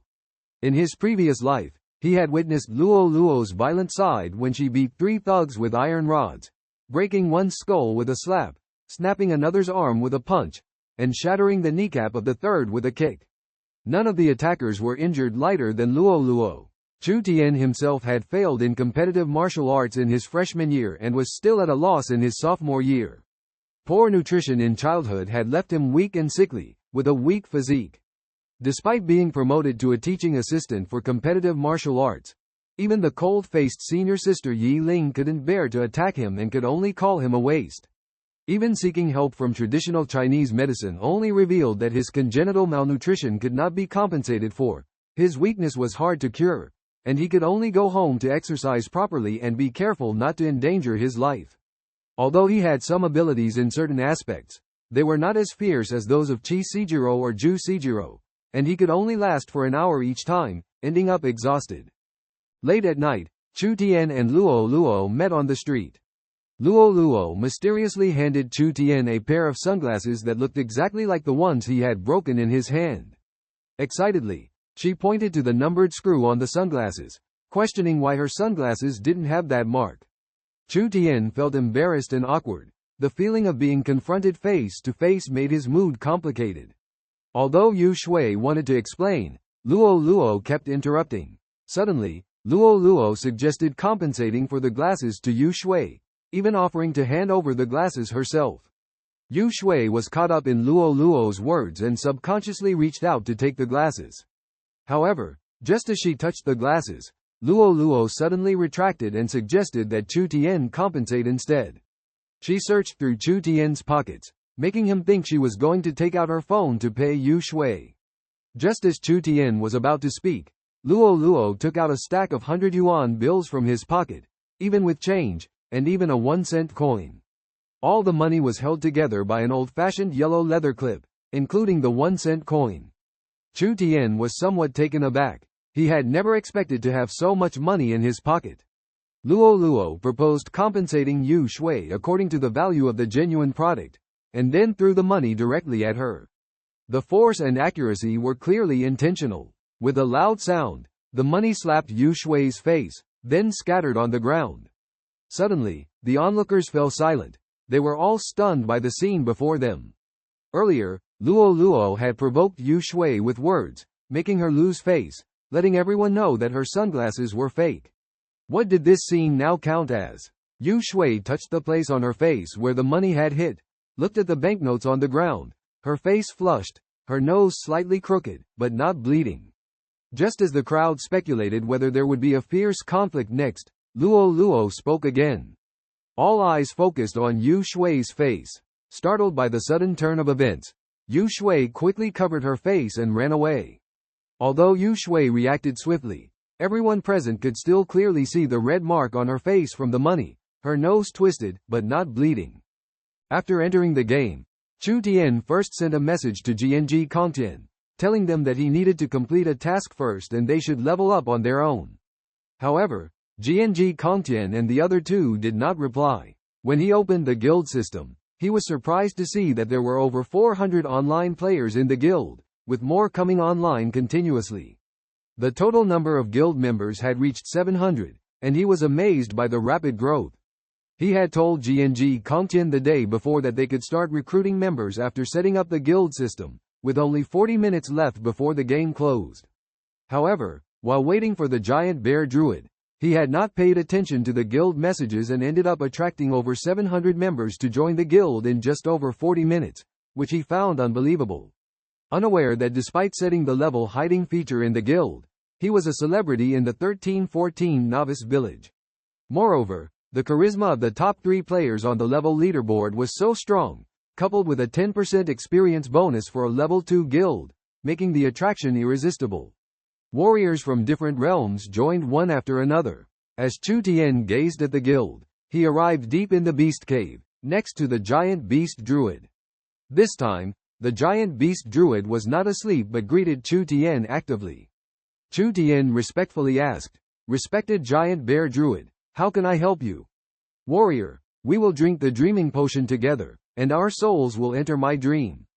In the dream, everything will depend on you." The giant beast druid pointed to the potion on the table. "Then let's begin." Chu Tian drank the dreaming potion without hesitation. In an instant, darkness enveloped his vision, followed by a faint glimmer. Surrounded by mist, silent and still, the interface of the Tien Dao system disappeared, as if he were in the real world. Chu Tian moved forward, the mist still obscuring his surroundings. Trying to shout, he found himself unable to make a sound. A sense of oppression hit him, as if a huge stone was pressing on his chest. Only the inner guidance gave him some comfort. Following the guidance, he walked quickly, but the mist seemed to have no end. No system assistance, relying only on the speed of the human body, he remained vigilant at first, fearing sudden dangers around him. As a Dreamwalker envoy, Chushan enjoys the prestigious title bestowed upon him by the owl beasts, cheetahs, giant bears, and ancient trees. These attributes boost his friendliness by 300 points, but also decrease his attack power against dark creatures by 8%. This attribute is insanely powerful, especially when facing opponents from the killer faction, giving him a significant advantage. Chu Tian has been striving to enhance his strength, although he hasn't devoted much time to increasing his friendliness. Nevertheless, he understands the crucial importance of friendliness for his future development. Currently, he urgently needs to reach the main city to access better development opportunities and lucrative rewards. Friendliness can be accumulated gradually, but missing out on the rewards unlocked by levels cannot be compensated for. Opening the guild chat channel, Chu Tian watches everyone enthusiastically exchanging messages, feeling as if he is in a different world spanning 5,000 years. Checking the private messaging system, Tien says, "Boss, focus on your tasks first. The three of us are preparing to take the new recruit to challenge the level 5 boss." Chu Tian nods, sensing Tien's sense of responsibility. Although the three of them have reached level 10, the lack of updated equipment may make challenging the level 5 boss a bit difficult. However, Chu Tian is not in a hurry to give guidance because he knows that only by experiencing difficulties will they cherish the joy of victory. Finally, he opens the friend system and sees Yi still online. After a moment of hesitation, Chu Tian decides to initiate a video call with her. Xingjing City, one of the three main cities in the Northern Theater Command, stands on the top of the vast Gorna Mountains. Although these mountains are called mountains, they are actually more like a series of gently rolling hills. Thousands of years of natural recuperation have rejuvenated this planet, but the Newbie area still retains the scene of destruction. The entire mountain range is covered with lush greenery, hiding countless dangers beneath the surface tranquility. Within Xingjing City, densely packed buildings retain an ancient royal style, a rarity in the heavenly way, perhaps due to the city's long history. Most of the buildings in the city are in shades of yellow and red, with the exception of a snow-white tower in the north that soars into the sky, surrounded by 9 statues hundreds of meters high. These 9 statues represent the 9 ultimate professions of the survivor camp, known as the guardians of the entire Blue Star. The tower and the 9 statues also exist in the main cities of each survivor camp. This city, located at the top of the Gorna Hills, has countless teleportation points that can transport people to various cities, towns, and villages. Simply enter the teleportation array, pay a certain fee, state the destination, and you will be instantly transported there. Ding! System prompt. Welcome to Xingjing City. You're the first player to arrive at the main city, rewarded with plus 200 respect points in all main cities. Also, receive a top-grade land deed in the affiliated city. The system's voice sounded, bringing joy to Chu Tian's heart. He hurried to the main city for this reward, but did not expect the city lord to personally summon him. The streets in the city were deserted, with only patrolling NPCs coming and going, all of them elite players with levels exceeding 120. Because the teleportation array is located in the city center, this will become the most prosperous area in the future. He walked northward directly towards the towering city hall. Upon reaching the entrance, with 400 respect points, the guards did not rudely drive him away but politely inquired about his purpose. After Chu Tian explained his intentions, a guard led him into the spire. Walking into the hall, an NPC clad in golden armor approached him. The man eventually had no choice but to head to another war zone to make a living. Although he now has the respect value of 200 points in the main city, if he can be the first to reach the other 2 cities, he will receive additional respect value rewards. While this won't make his respect value negative, it is still a huge loss. Despite the valuable 2 pieces of golden land, with his current strength, he can quickly earn enough funds. By seizing the land before others leave the Newbie village, he can take the lead. He glanced at the leaderboard, which currently only shows players from the Northern War Zone, with the highest level being only level 11, and to reach the highest level, one must overcome a level 4 difficulty barrier, requiring many times the previous experience. Considering his own situation, Chu Tian decided to give up this task. First of all, he did not have enough money to buy the golden land in the 2 main cities. Just as he was about to refuse, Lord Luo spoke again. "Young man, don't worry too much. I'll solve the funding issue, and this land I obtained on the main road when I was young, I'll give it to you now. Also," Luo Guo paused with a smile, "I can transfer the right to use the land deed to you, but you need to give me 50% of the net profit from running the shop. What do you think?" Chu Tian took the thing Luo Guo handed him, took a glance, and it turned out to be a thin mask, the Disguiser Mask attribute, which can disguise as any player, with 12 100ths uses. Stick it on the face. A special item that does not occupy any equipment slot. Seeing the attribute of this item, a plan immediately flashed in Chu Tian's mind, so he dispelled the idea of refusing. 50%. Chu Tian replied softly. Lord Luo was clearly stunned for a moment, as if he had misheard, and after a while, he responded, 45%. I provide the funding, you just need to manage it. After helping you purchase the golden land deeds of the Four Seasons City and Black Soil City, I will reward you with the second and third golden land deeds around the teleportation array of Xingjing City, and provide the deeds of the other two cities for my use for free. You will receive 50% of the net profit from the shops in these two cities, and later you will need to bear 50% of all shop upgrade costs.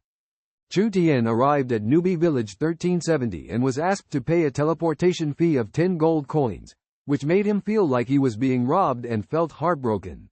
But for Luo, this amount of money was actually insignificant, equivalent to only 60,000 RMB. Chu Tian comforted himself in this way. After the teleportation was completed, Chu Tian immediately initiated a video call invitation to Luo. Luo quickly answered, and Chu Tian checked her location, finding that she had already reached the hiding spot. He asked, "How's the situation over there?" Luo replied, "Bro, everything is fine here. My classmate told me that those people are now blocking the road outside the city, intercepting players who are leaving the city to level up. They are really ruthless." Chu Tian breathed a sigh of relief and said, "As long as you're safe, that's all that matters. I'll come to pick you up." Luo's hiding spot was not far from the small town, and because the giant deer form did not require completing missions, Chu Tian unlocked this ability at level 15. With a 200% increase in movement speed, and 107% movement speed in human form, transforming into a giant deer, his speed reached an astonishing 214%. He arrived at Luo's location in just 10 minutes. This was their first meeting in the game, and seeing Luo's heroic appearance made Chu Tian feel like he had returned to a past life.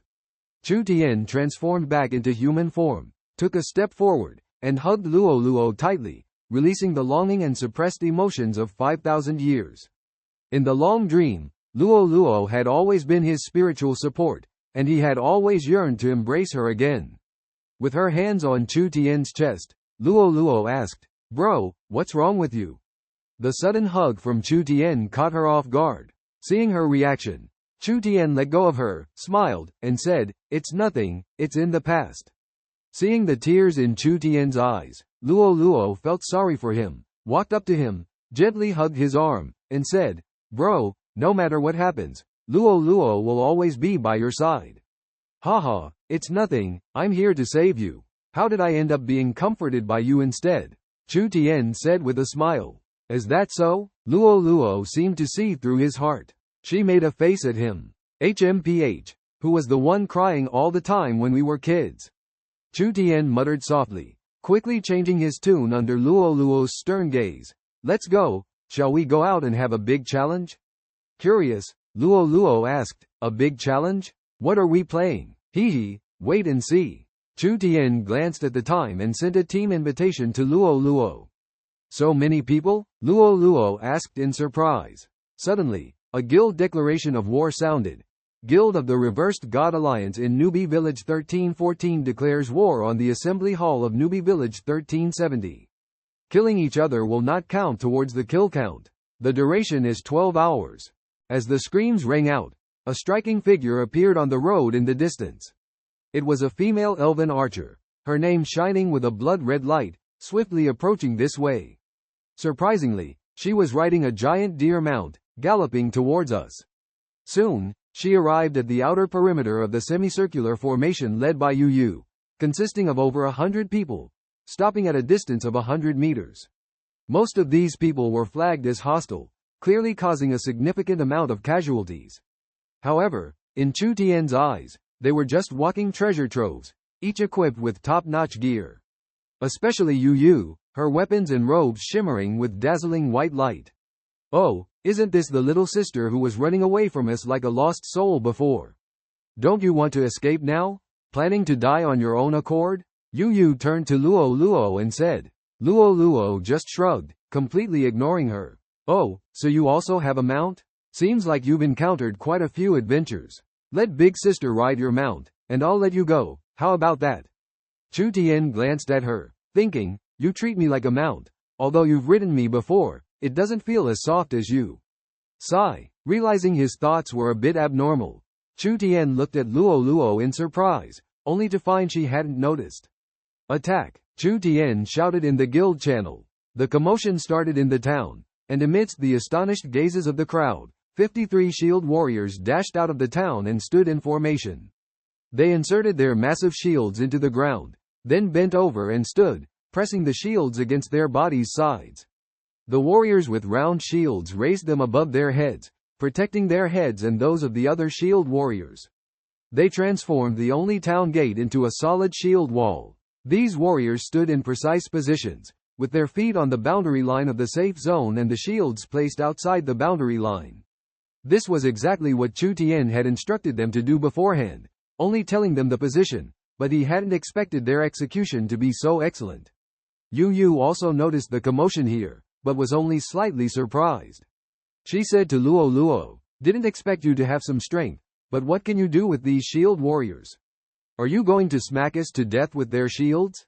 Haha, big sister, something seems off. A sharpshooter next to Yu whispered quietly. What's wrong? Just with these shield warriors wearing tattered equipment? Yu frowned and reprimanded. The sharpshooter rubbed his nose, choosing not to speak further, not wanting to provoke this woman who seemed a bit strange today. As they were talking, a rumbling sound came from the distance. Seeing their skills hitting the target perfectly, a surge of joy filled their hearts. It was clear that standing at a higher vantage point indeed offered a broader range. These players couldn't help but admire the guild leader's well-deserved position at the top of the level rankings. It was truly remarkable. At that moment, their admiration for the guild leader grew even stronger. They seemed to be infused with a fighting spirit, unleashing their skills as if they were free. Meanwhile, the team below was caught off guard. Despite their excellent equipment, they couldn't withstand the concentrated firepower of over 50 long-range professionals. In an instant, more than a dozen people fell to the ground with a crash. Their equipment scattered around them as they turned red from being killed. As other players prepared to pick up the dropped items, the equipment disappeared in the blink of an eye. Oh no, the opponents have a thief clearing the field. A player from the Moonlight team exclaimed. The sharpshooter in command felt a pang of anxiety and immediately ordered all priests who could cast the light spell to break the rules and expose the thief. Oh no. There are no priests left. All the ones who died just now were priests, except for the leader's wife. Another person stammered. Oh dear. The sharpshooter inwardly cursed. They were completely being controlled by the opponent's rhythm, only able to hope for the guild leader's quick support. Seeing enemies launching skills from both flanks and the city wall continuously raining down attacks, he gritted his teeth, charging towards the direction of the miscellaneous troops, making sure not to get close to the town. They could only rely on the advantage of levels and equipment now, breaking through and meeting up with the guild leader. The Moonlight team felt a bit frantic, following their teammates as they turned and rushed towards the direction of Lolo. Lolo's hand holding the longbow trembled slightly, her heart still feeling nervous. Her task assigned by Chu Tian was to calculate the distance of the enemies because she was the only level 8 player in the team, with the identity of a sharpshooter possessing the Eagle Eye skill. Eagle Eye was a passive skill exclusive to sharpshooters and marksmen, which could accurately assess the distance to the target, increase the accuracy of skills, and advanced Eagle Eye could even extend the range. 90 meters, 80 meters, 75 meters, all sharpshooters and marksmen now, at a 35-degree angle, engage in continuous normal attacks without a target, keep shooting. Lolo shouted loudly. During the encirclement by the Warrior Corps and the Knight Corps, Chu Tian issued a command in the guild's command channel to focus fire. Take out those few guys without red names first. Since joining the guild, Chu Tian had remained silent. Therefore, when he issued a guild-wide command, the members were surprised, but quickly understood his intention. Chu Tian didn't let them touch that piece of equipment, because the equipment in those magic orbs was their loot, exchangeable for contribution points. They attacked the non-red named players as if they were starving tigers, fearing that they would survive and loot the spoils. On the other side, players from the Moonshadow Guild were even more miserable, surrounded and ruthlessly slaughtered by enemy warriors and knights. As the two armies clashed, more than 20 people fell to the ground, turning into cold corpses. In the mind of the counter-attacking sharpshooter, extreme fear arose as he couldn't help but wonder who was commanding this group. Could it be that goddess Archer? However, he quickly dismissed the thought, as the girl seemed nervous as well and couldn't possibly be leading the battle. From the initial surrounding of the city gate by shield warriors, to the enemy's flanking attacks, to the ambush on the city wall that led to the slaughter of all the priests.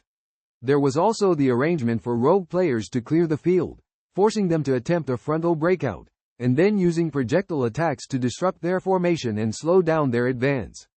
Finally, using AoE magic to stop their progress, coupled with exploiting their greed to trap a dozen or so people.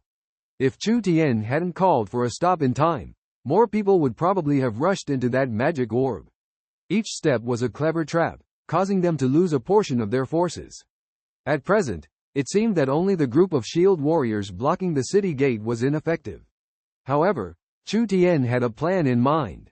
The sharpshooter looked back at the town and noticed that the shield warriors were still standing there, seemingly unrelated to the battle. At this moment, the guild leader's message came through, saying that he had assembled a team of over 200 people and was rushing to provide support.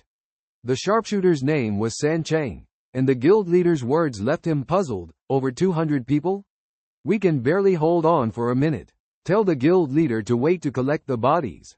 The guild leader explained that the waiting team had already been waiting for over an hour for the enemy to arrive, and now few were willing to go back, all thinking that the enemy was playing tricks. The Jui Hall was in chaos, with over 100 elite soldiers completely defeated and forced to retreat. Leading a group of over 200 people, Zhongung Tianxia headed towards the small town, but along the way, people kept choosing to leave. Zhongung Tianxia was trying hard to boost morale, but with little effect. Just think about it, over 100 top-level players were annihilated, some even fell into ambushes, suffering heavy losses. Although these secondary players were numerous, they couldn't win in this battle. It would be best to watch from the sidelines, and if necessary, leave the guild to preserve equipment and levels. Some even secretly rejoiced because those elites were wiped out, giving the ordinary players a chance to rise to the top. As their group gradually approached the small town, the team size kept shrinking, leaving only 183 people. Just as Zhongung Tianxia could see the entrance to the town, the guild chat channel of Jui Hall once again became noisy. Players leveling up in the field were attacked by members of the Nishan Alliance. Each member of the Nishan Alliance would shout, "Jui Hall players, leave the guild and we'll spare you." Yet they didn't give the other side a chance to leave the guild, launching direct attacks instead. When surrounded and killed, these players were bewilderedly sent back to the graveyard to resurrect.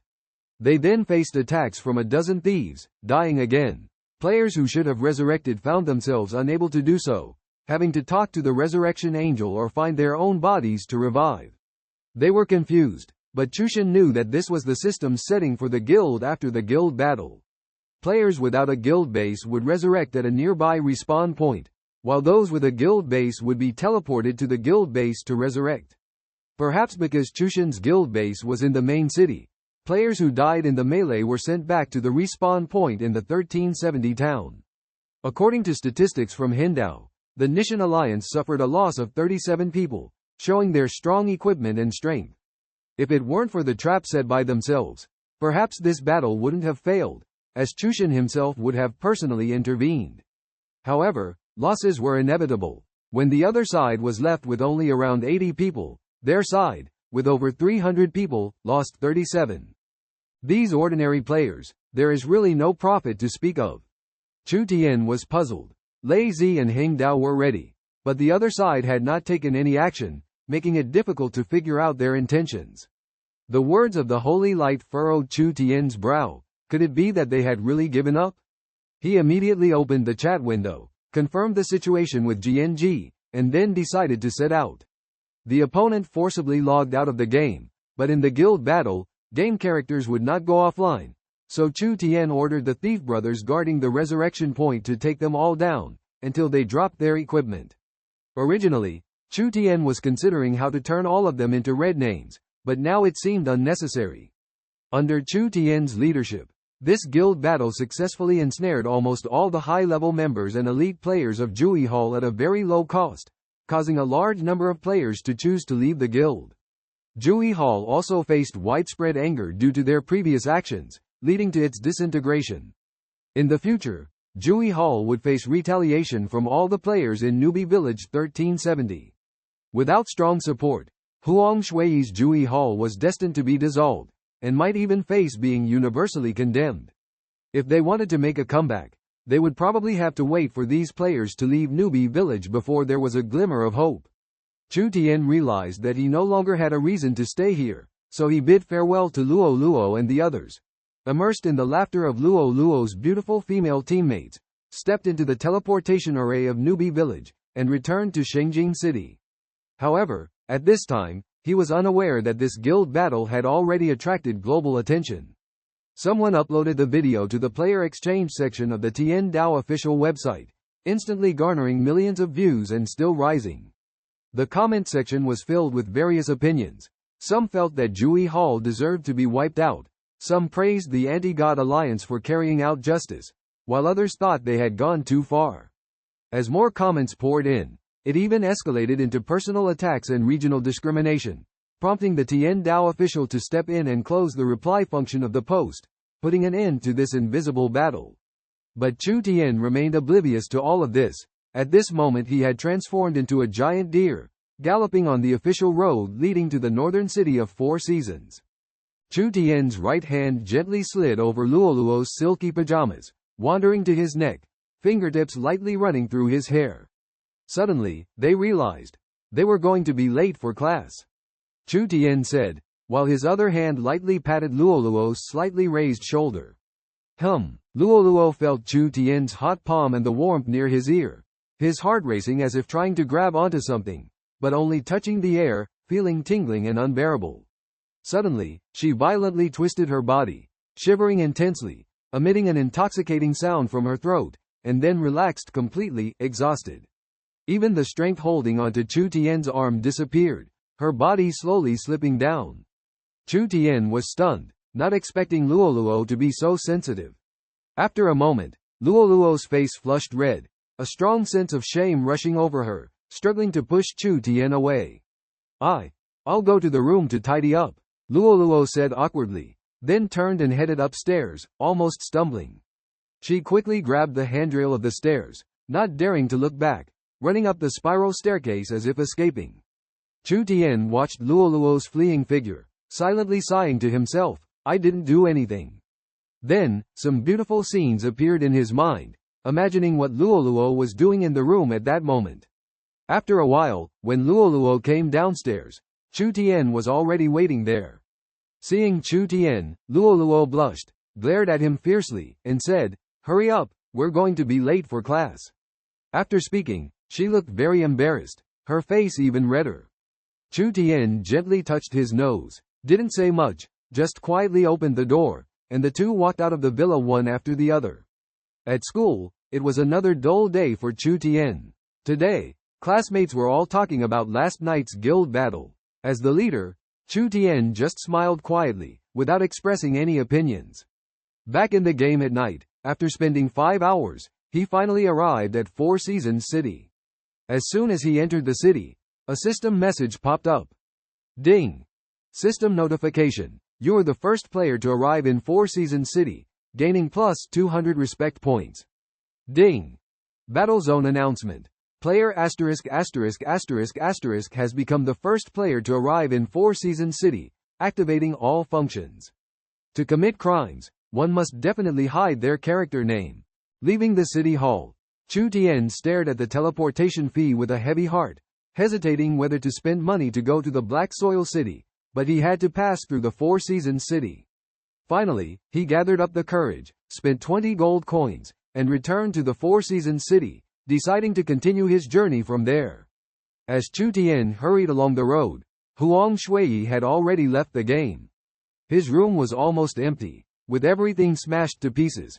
Even the game warehouse was almost deformed by a baseball bat. It can be imagined that as Chu Tian transferred the ownership of the land deed repeatedly, system prompts kept coming.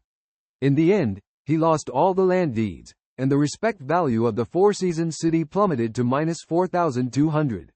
Although he didn't understand the meaning of city respect value now, it was definitely not a good sign.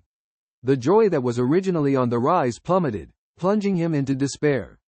This twist of fate made him completely lose control, constantly smashing the items in the room. Afterwards, he calmed down, with a glint of resentment in his eyes, with only one thought in his mind: there was only one person who could reach the main city. He picked up his phone, hesitated for a moment, and dialed a number.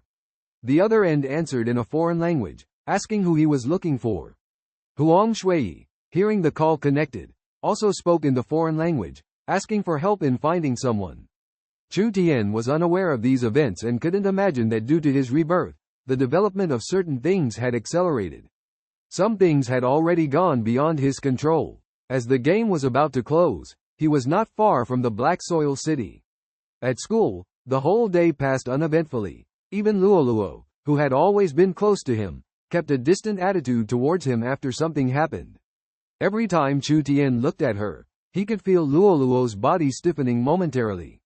This made Chu Tian wonder if he had gone too far, but every time he saw Luo, the water stains on the dining table would come to mind. Upon careful consideration, he realized he might not have done anything wrong. Who knew she would? In the evening, he entered the game and after spending over an hour, finally arrived at the Black Soil City. After receiving the respect value reward, he put on the mask again. This time, he chose the character name, Ewer. As the white mist dissipated, Chu Tian looked down at the two bulges on his chest. Receiving the message from Sword pointing to the sky, a hint of worry appeared on his face. What are the specific professions and numbers? He inquired. There are a total of 30 people, including 3 shield warriors, 3 greatsword warriors, 2 dual blade warriors, 3 paladins, 5 priests, 2 thieves, 5 archers, 5 mages, and 2 warlocks, Sword pointing to the sky replied. He then sent the team configuration to Chu Tian. Chu Tian turned to one of the 3 shield warriors and asked, "Among you, who has the highest health and defense capabilities?" "That would be me," the shield warrior replied. "When I enter a defensive stance, my health is 1108, and defense is 792. The other 2 just reached level 10, exchanged some equipment through the guild, and their health is around 980, with defense in the 500s. While shield warriors may not have the high health boost like a druid in bear form, our defense boost is up to 480%. Combined with shield blocking and other defense mechanisms, we are confident as the main tank in the instance." "Alright," Chu Tian responded, "you can split into 2 teams for the challenge. Your defense and health are enough to withstand the instance alone, without the need for other tanks to share the pressure. If you're worried about not being able to bear it, let the light of holy light protect you, creating a defensive aura through the shield to occasionally share some damage. The other 2 warriors' defense and health also meet the standard." "Why is that?" Sword pointing to the sky was a bit puzzled. "Don't more people make the battle faster? Most of the Tien Dao instances adopt elastic difficulty. The more people there are, the more the monster's health and defense will increase. If a team member's output is insufficient and cannot compensate for the increased monster attributes, it's better to remove them," Chu Tian explained. "Since it's still early in the game, everyone is not clear about the mode of the Tien Dao instance and still acts according to past gaming thinking. Okay, let's give it a try. Are there any other details to pay attention to? Any tips to share?" Sword pointing to the sky continued to inquire. "There aren't too many details. You choose the simple difficulty. No need for too many tricks. Just move forward," Chu Tian advised. "Simple difficulty and normal difficulty require a team of 12, while a full team of 30 is to deal with higher difficulty. But if you want to clear it quickly, the most suitable number is 18, making it easier to face the elastic difficulty. Follow my advice, split into 2 teams, and you should be able to handle the challenge easily."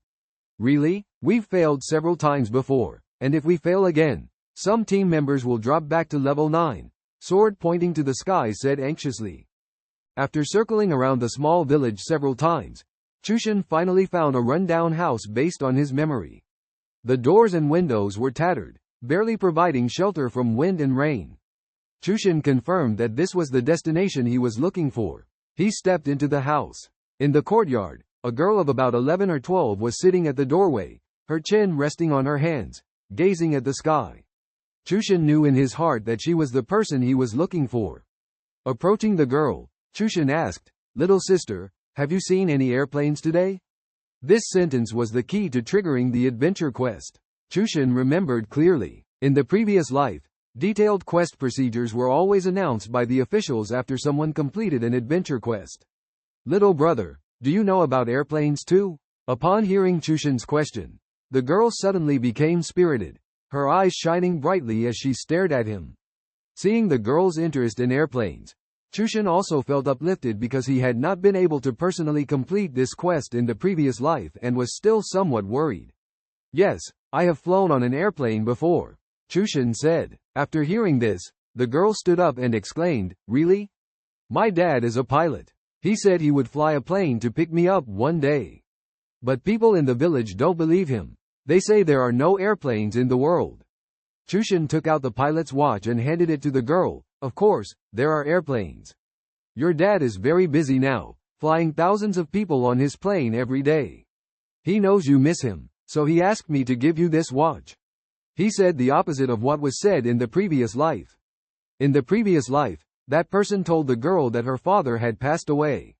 The girl took the watch gratefully and handed him a silver-grade wristguard she had found in the woods. Later, the Heavenly Tao released detailed strategies, revealing another clue to the quest, which was to conceal the news of the pilot's death and leave the girl with hopeful expectations. This would activate the next quest, causing those who saw the strategy at the time to almost regret it.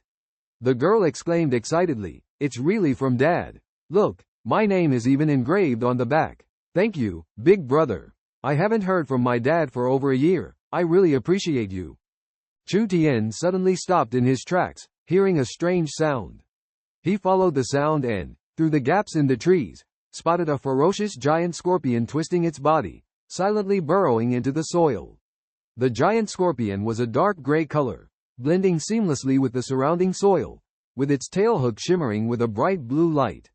If it weren't for the faint sound it made, Chu Tian might never have noticed its presence. He seemed to transform into a leopard, silently lurking in place, afraid to startle the snake.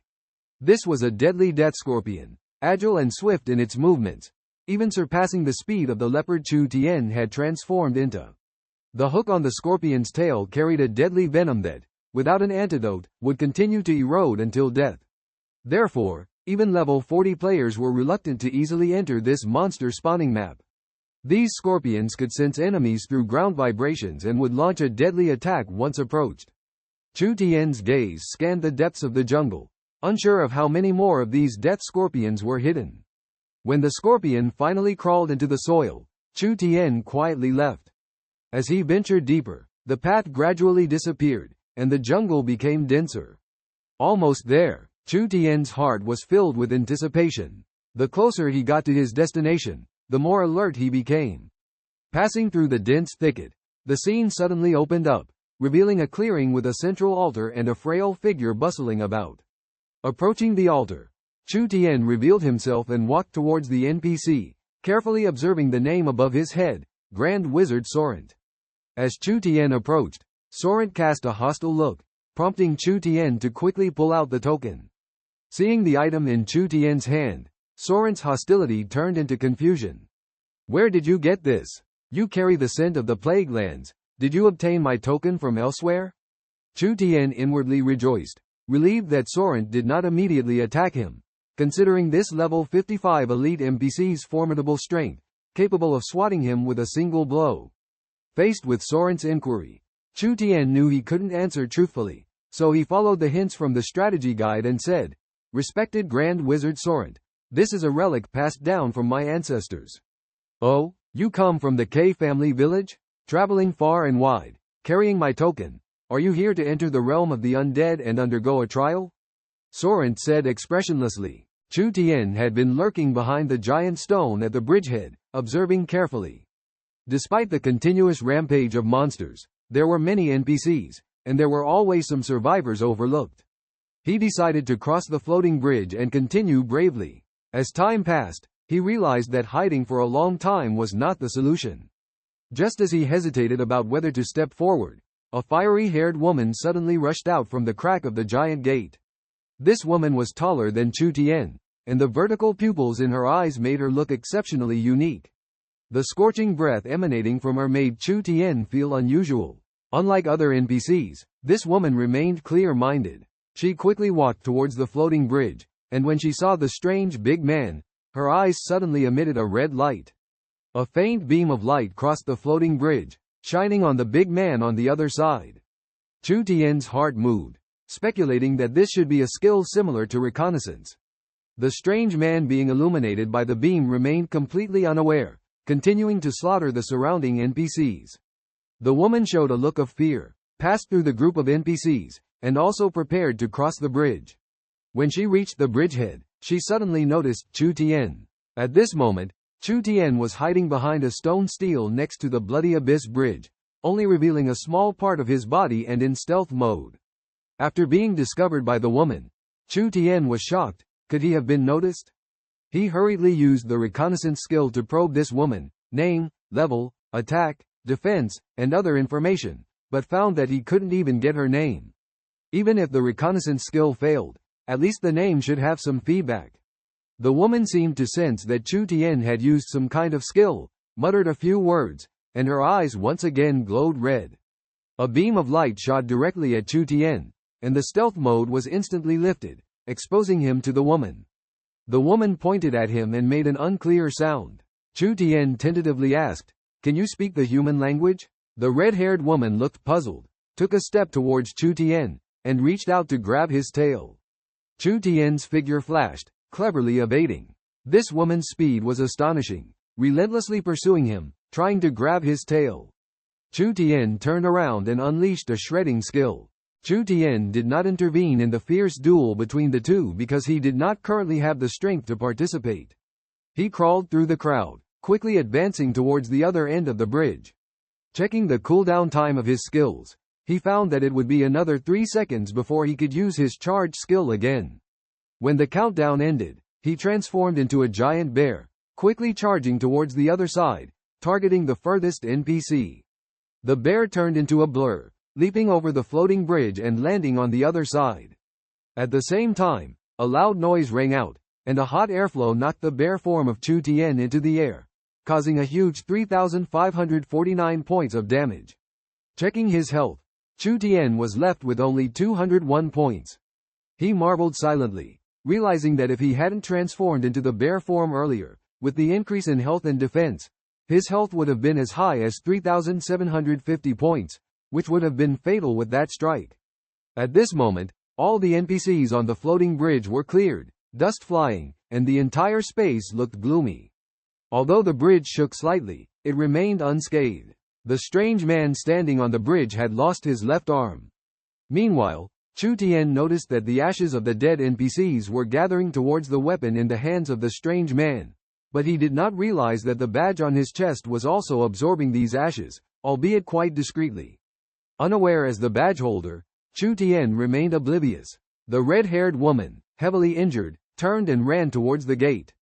However, as she approached the gate, the chain in the hands of the strange man stretched out again, spanning kilometers like a venomous snake.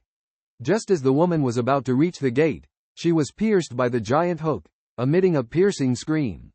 Her body quickly withered, eventually turning into mist, absorbed by the hook. The strange man retracted the chain and turned towards Chu Tian. Without hesitation, Chu Tian turned and ran, realizing he couldn't even defeat the woman, let alone this strange man. Facing him would only lead to a grim outcome.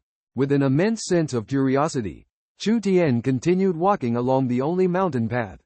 Unbeknownst to him, in a corner of the Tien Dao world, chaos and mist filled the air. The ragged old man, who had once crossed paths with him, now seemed to be frantically searching for his whereabouts. Anxious to know where this young man had disappeared to, the old man conjured a screen of light before him. With a wave of his hands, the map of the Tien Dao world flickered before him like a slideshow. Finally, with a wave of his hand, the image of Chu Tian lying in a space capsule appeared on the screen. He was in a deep slumber, his soul wandering in the Tien Dao world. But why couldn't the old man sense his soul's power? The old man's expression turned from relaxed to serious as he gazed at the gourd hanging from his waist, sighing. He just got lost after getting drunk for a while. After painstaking efforts and thousands of years spent searching, he had finally found this young man with an extremely weak body. Where could he have gone? The old man waved his hands again, and the screen paused at the place where Chu Tian had once visited, the disease-ridden land.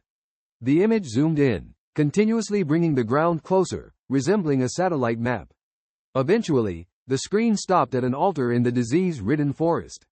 At this moment, the altar was quiet, with no trace of the great sorcerer Solent. In a flash, the old man appeared here. He could sense the breath of that young man and the aura of the underworld. Could it be? The old man's eyes narrowed. Meanwhile, Chu Tian was entering a valley covered in endless blood-red flowers, radiating outwards in a mesmerizing display. As he approached, he gently touched one of the flowers. Buzz! Was he collecting the precious herb, Higanbana?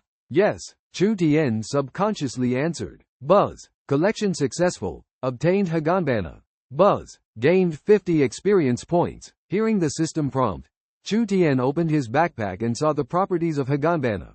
Rare, adding extra effects when used in medicine refining, specific effects unknown. Direct consumption enhances soul power. Higanbana, the final chapter of the flower season, blooms on the other side, in the land of oblivion. Blooming for 1,000 years, falling for 1,000 years, the flower leaves never reunite. Fate is not bound by cause and effect, destined in life and death. After listening to the old man's words, Chu Tian couldn't help but check his level and found that he had reached level 21, with an experience of 3,661,653,808,000. According to his estimation, it would take about 5,200,000 experience points to go from level 15 to 21. Adding the 3,660,000 in his experience pool, he had gained nearly 9 million experience points here. Casting the collection spell once per second, he could gain 3,000 experience points per minute, which amounted to 180,000 per hour. He had already spent at least 50 hours here. However, he couldn't continuously collect without breaks. The old man said he had been here for 3 days, which should be correct. So, he had been online all this time, which meant, my real body on Earth. Chu Tian couldn't help but ask. Yes, your body on Earth. Chu Tian confirmed again. Oh, what should I do? How can I leave this place? Chu Tian could imagine how worried Luo would be if he stayed in the game for 3 days without coming out. Are you anxious now? The old man asked. Yes. Oh no. Old man, please just pull me out directly. Chu Tian nodded repeatedly. HMPH. Now you're in a hurry. Too late. The underworld has its order. I can't do anything. I just notified you. You only have 4 days. If you exceed this time limit, even if you leave, your real body's functions will disappear, and I can't revive you again. And listen, you brat. The old man seemed a bit annoyed at this point. What should I do then? Chu Tian really didn't want to offend this old man at the moment. Go back the way you came. Leave the gates of the underworld, go to the void, and I will find a way to pull you out. Go forward to the underworld temple. The old man's voice was now a bit intermittent. Go back the way I came? I have to pass that weird guy with the soul chain. How could that be so easy? Oh, brat, I've opened the underworld's order once. It's not easy to talk to you. Remember, before you go, you must get rid of the badge on your chest. The old man's voice resounded in his ears again. What if I get corroded by the aura of death? Nonsense, all lies. Wait until you say stop. The old man's words became intermittent again, and then suddenly stopped. Watching the old man this time completely silent, Chu Tian thought to himself, 4 days left, right? Inside the ghost gate, there stands a palace that reaches the sky. On the platform at the top of the palace, a figure clad in magnificent black armor stands, their whole body tightly wrapped in the armor, with only their eyes visible. A neutral voice murmurs nearby, what a foolish child. Just as Chu Tian's toes are about to touch the black light curtain, the armored figure suddenly waves their hand. Chu Tian's body shakes violently, as if propelled by a powerful force, crossing the ladder of clouds, flying over the sea of flowers, crossing the black water lake, and breaking through the blood abyss, ultimately passing through that crack in the door and returning all the way back. No matter how Chu Tian struggles, it is all in vain. After passing through the crack in the door, he falls into a state of unconsciousness. In the intensive care unit of the first hospital of Xinjiang, Chu Tian lies in bed. Luo stands outside the ICU, looking exhausted from days and nights without sleep, silently staring at Chu Tian in bed. A nurse approaches and hands Luo a folder.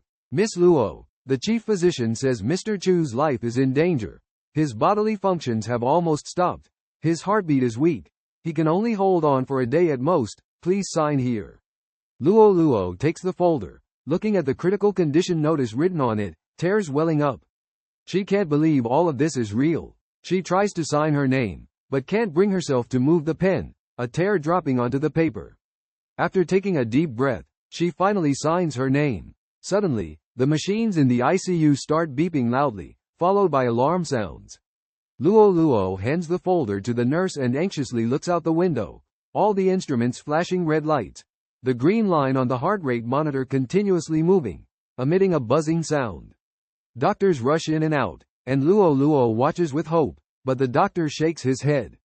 The staff in the ICU begin to shut down the equipment and prepare for cleaning. The attending physician tells her she can go in to see Chu Tian.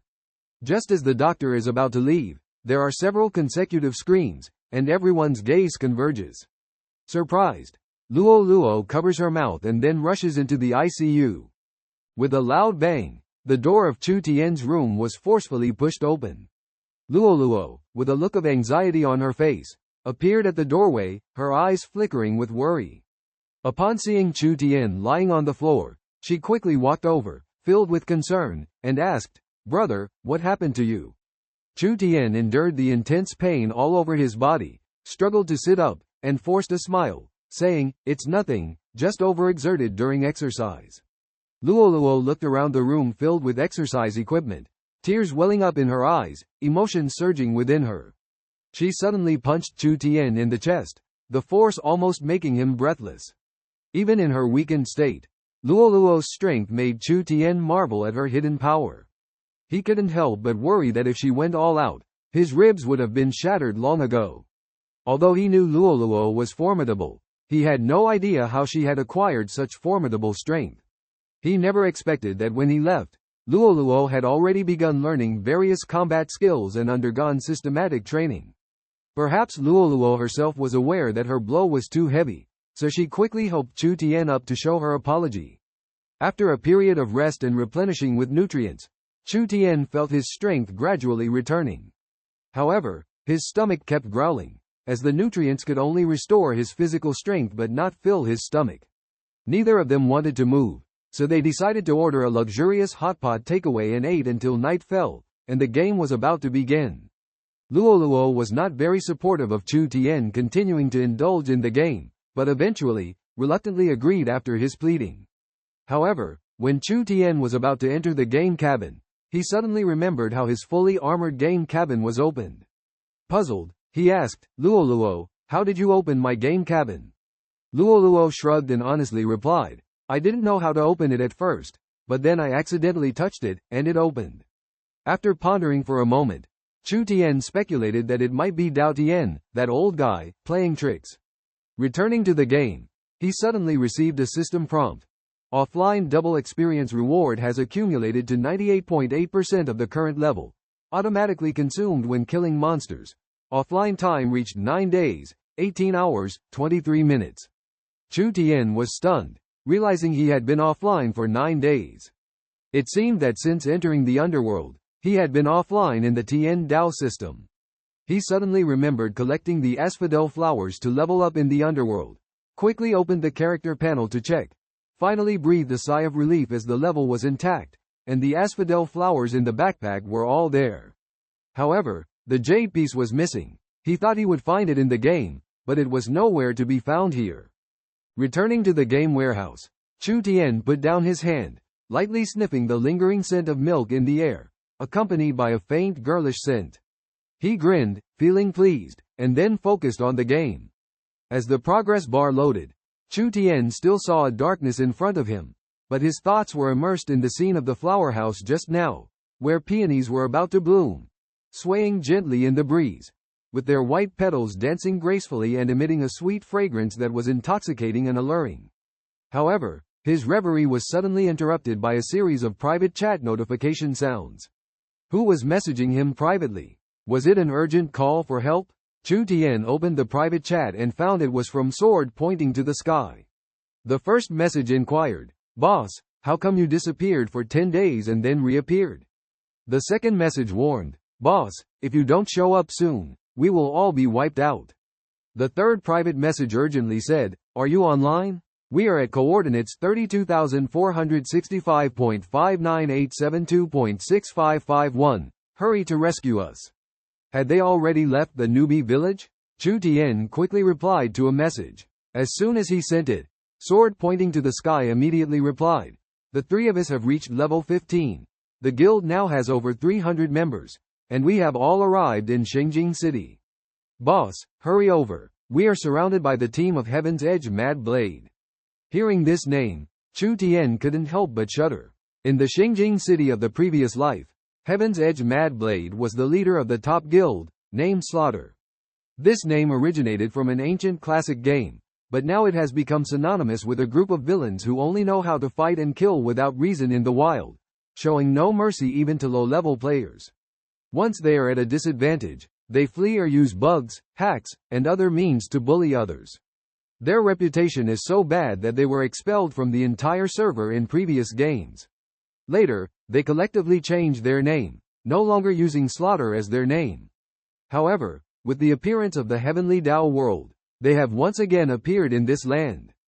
On the hurry journey, Chu Tian had been silently questioning the heavens with his sword.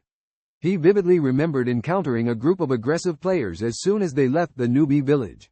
Since Chu Tian logged back into the game 7 days later, his level had remained at 15th on the leaderboard, gradually surpassed by other players.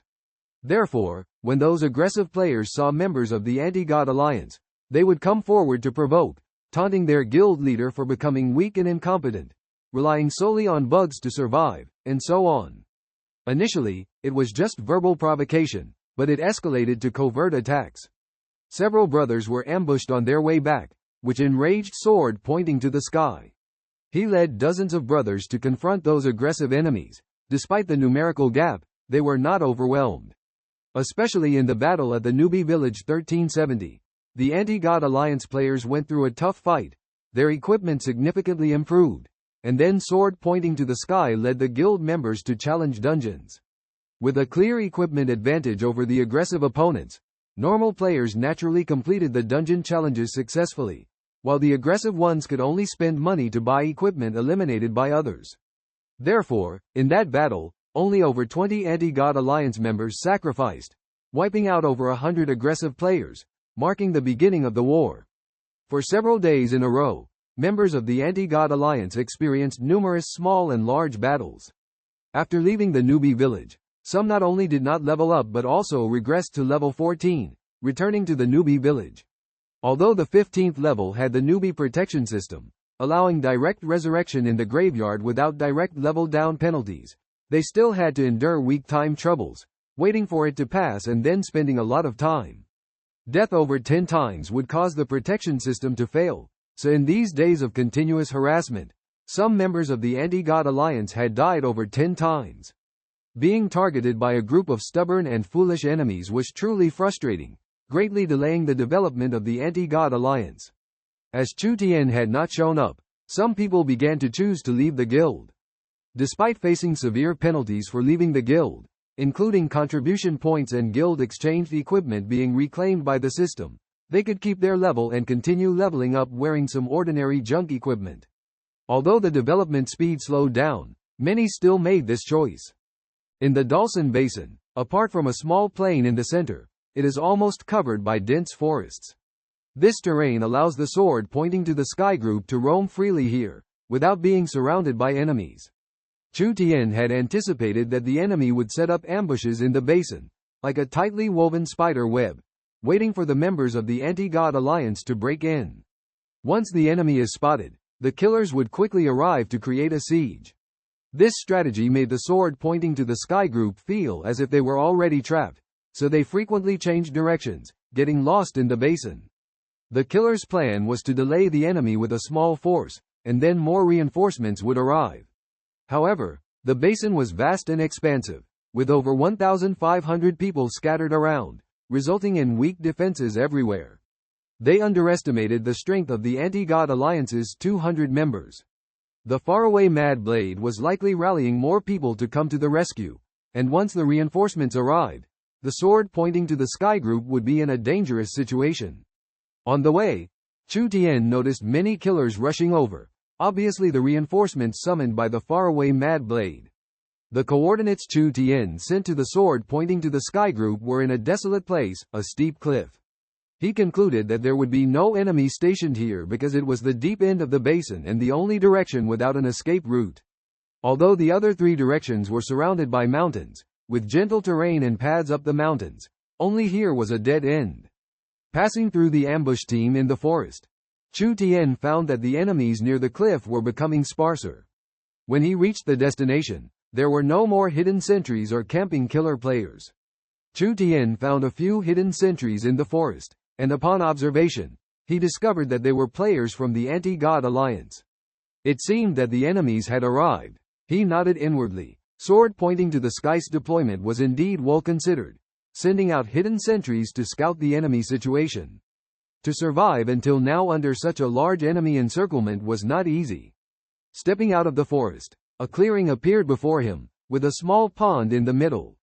On the other side of the pond was a steep cliff, and over 200 people were stationed by the pond. Chu Tian ended his stealth, revealing his human form, appearing in front of them. Their first reaction was to draw their weapons. With so many enemies all drawing their weapons in unison, glaring fiercely at Chu Tian, he felt an endless killing intent, as if a powerful force was rushing towards him. Soon, over 200 players began to use their hearthstones, leaving the battlefield.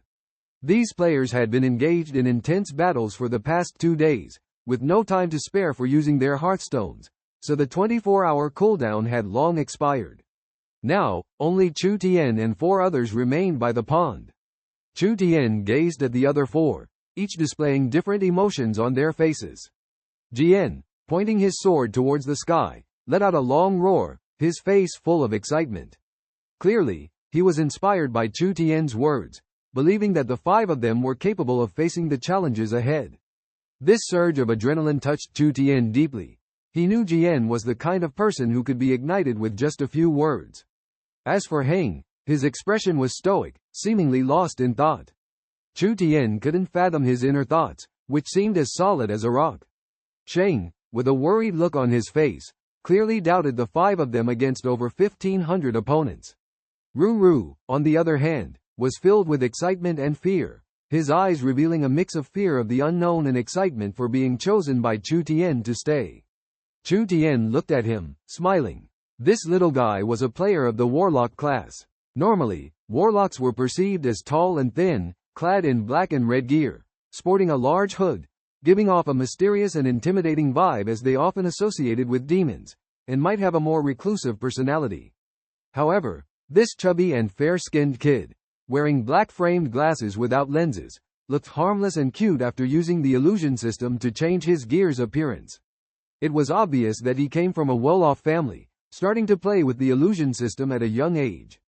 Chu Tian could only describe this chubby kid in 7 words. Smiling, Chu Tian said, "All right, now it's just the 5 of us left, let's get ready to set off." Tien, what's your plan?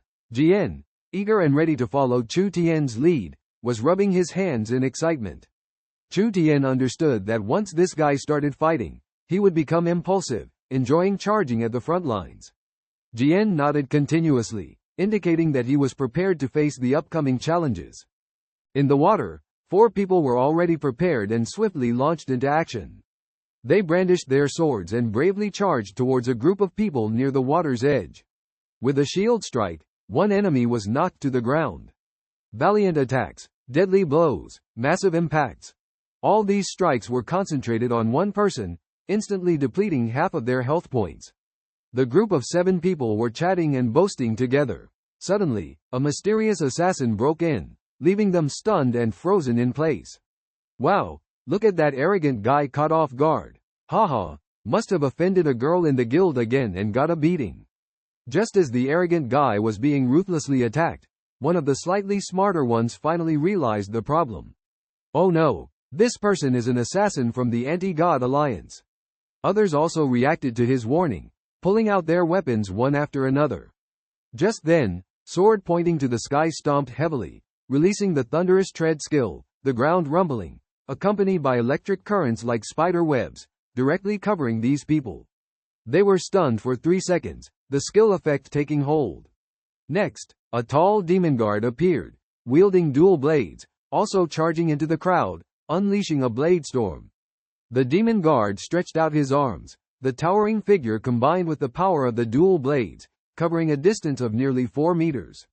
He spun on the spot, the dual blades passing over the immobilized players like cutting grass. Oh my, sword pointing to the sky launched a fatal blow at the smug guy, instantly reducing his health points to 0. Then he quickly crouched down, lying on the ground, swinging his big sword like the wind, cutting around him. Sword pointing to the sky felt a chill on his back, realizing he had to be careful, or he would be chopped into pieces. A slower teammate also stopped in his tracks, turning back to look at the shore, where a chubby creature was running towards them like a ball. Damn it, can't you see I'm still here? Hurry and stop your demon. He's almost dead. Sword pointing to the sky shouted at his teammate while lying on the ground. In the game, the Slaughter Guild has shown powerful strength and dominance. The leader of the Anti-God Alliance, not Druid, can single-handedly kill dozens of enemies with just 5 people, making everyone take notice. Chu Tian posted on the official website with the title, Anti-God Alliance never relies on numbers. Slaughter is enough. 5 people are sufficient. Along with a time stamp, 2143, killing 57 people. Initially, the post didn't attract much attention and was quickly pushed down. However, when people discovered that the poster was not Druid and saw the bold title, curiosity drove them to click on the post. The post showcased the heroic charge of pointing the sword at the sky, the warlock's demonic guardians, the skilled operations of the shield warrior, the effortless kills of the paladin, and the ruthless attacks of the Black Panther, each scene touching people's hearts. In stark contrast were the players of the Slaughter Guild, who seemed at a loss and acted comically. Especially a chubby warlock with black-framed glasses, constantly summoning various demons to form a massive demon army, causing great damage. However, this warlock's casting time was relatively long and easily interrupted, exposing some weaknesses of the Anti-God Alliance. All of this made people wonder, what is the true strength of the Anti-God Alliance? Chu Tian could no longer chase down fleeing enemies on the periphery as before. In order to protect his team members, he resolutely decided to join the battle personally and began to eliminate those who posed a threat to the team. Just 5 minutes later, the battle was over, with only 11 out of the 129 enemies managing to escape. Jian Jikong brought down 13, Shenguang deceived and eliminated 15, Iji ransacked 24, and Hengdao beheaded 3. The rest were all slaughtered by Chu Tian alone, as he single-handedly killed 63 enemies. Iji, the guy with black-framed glasses and a chubby face, surprisingly killed the most enemies, causing Chu Tian to look at him in amazement. Chu Tian re-edited the post, posted a new video below the previous one, and attached a timestamp indicating that he killed 118 people at 22:07. He warned those who engage in killing but dare not post videos publicly, calling their words empty and worthless. His edit sparked discussions on the forum, and indeed, the battle was far from over. After Chu Tian posted the first video, Tianya Kwangdao also edited his post, claiming to have just wiped out 58 members of the Anti-God Alliance. He seemed to want to overshadow Chu Tian, and the replies below also called for Tianya Kwangdao to provide video evidence. Otherwise, no one would believe it. This time, Chu Tian directly replied with a sentence, implying not to talk empty and to show evidence. After editing the post, he saw that Hengdao and the others were still sorting out the spoils of war, so he went to help. They were preparing to quickly clear the battlefield and move on to the next destination. Suddenly, he noticed a team emerging from the nearby woods, with over 70 bloodthirsty players approaching them. These people were reinforcements, the closest mobile unit to this camp. They had thought that there were over 100 people in this camp and could hold out for a long time. But when they walked out of the woods and arrived at the plain around the pool, they were shocked. How could it be different from what they had imagined? The distress call was only sent out 4 or 5 minutes ago, and the team was already wiped out. They only saw 5 players from the Anti-God Alliance scattered around the battlefield picking up equipment. Seeing these 5 names, as red as congealed blood, was truly terrifying. Chu Tian reacted the fastest, immediately sneaking and rushing towards the players of this bloodthirsty guild at the fastest speed. If he hadn't sneaked, everyone would have seen a black lightning bolt passing by. When he reappeared, he had already penetrated deep into the enemy camp. Swooping past, blood sprayed directly onto the faces of nearby players. After being promoted to a druid, Chu Tian became a mystery. Over the past 4 years, there has been no news of Chu Tian changing his job. With the title of the God of Slaughter, he started to flexibly control the body of a cheetah, displaying unpredictable movements. He performed various high-difficulty actions, even using seemingly harmless moves to attack his enemies. He would swing his tail, knocking a player to the ground, although the damage was not severe, just a graze on the opponent's leg. Then, he followed up with a few claw strikes, defeating the opponent. He leapt onto the opponent's head, pressed his legs on the neck, and then used sharp claws to slash the opponent's throat.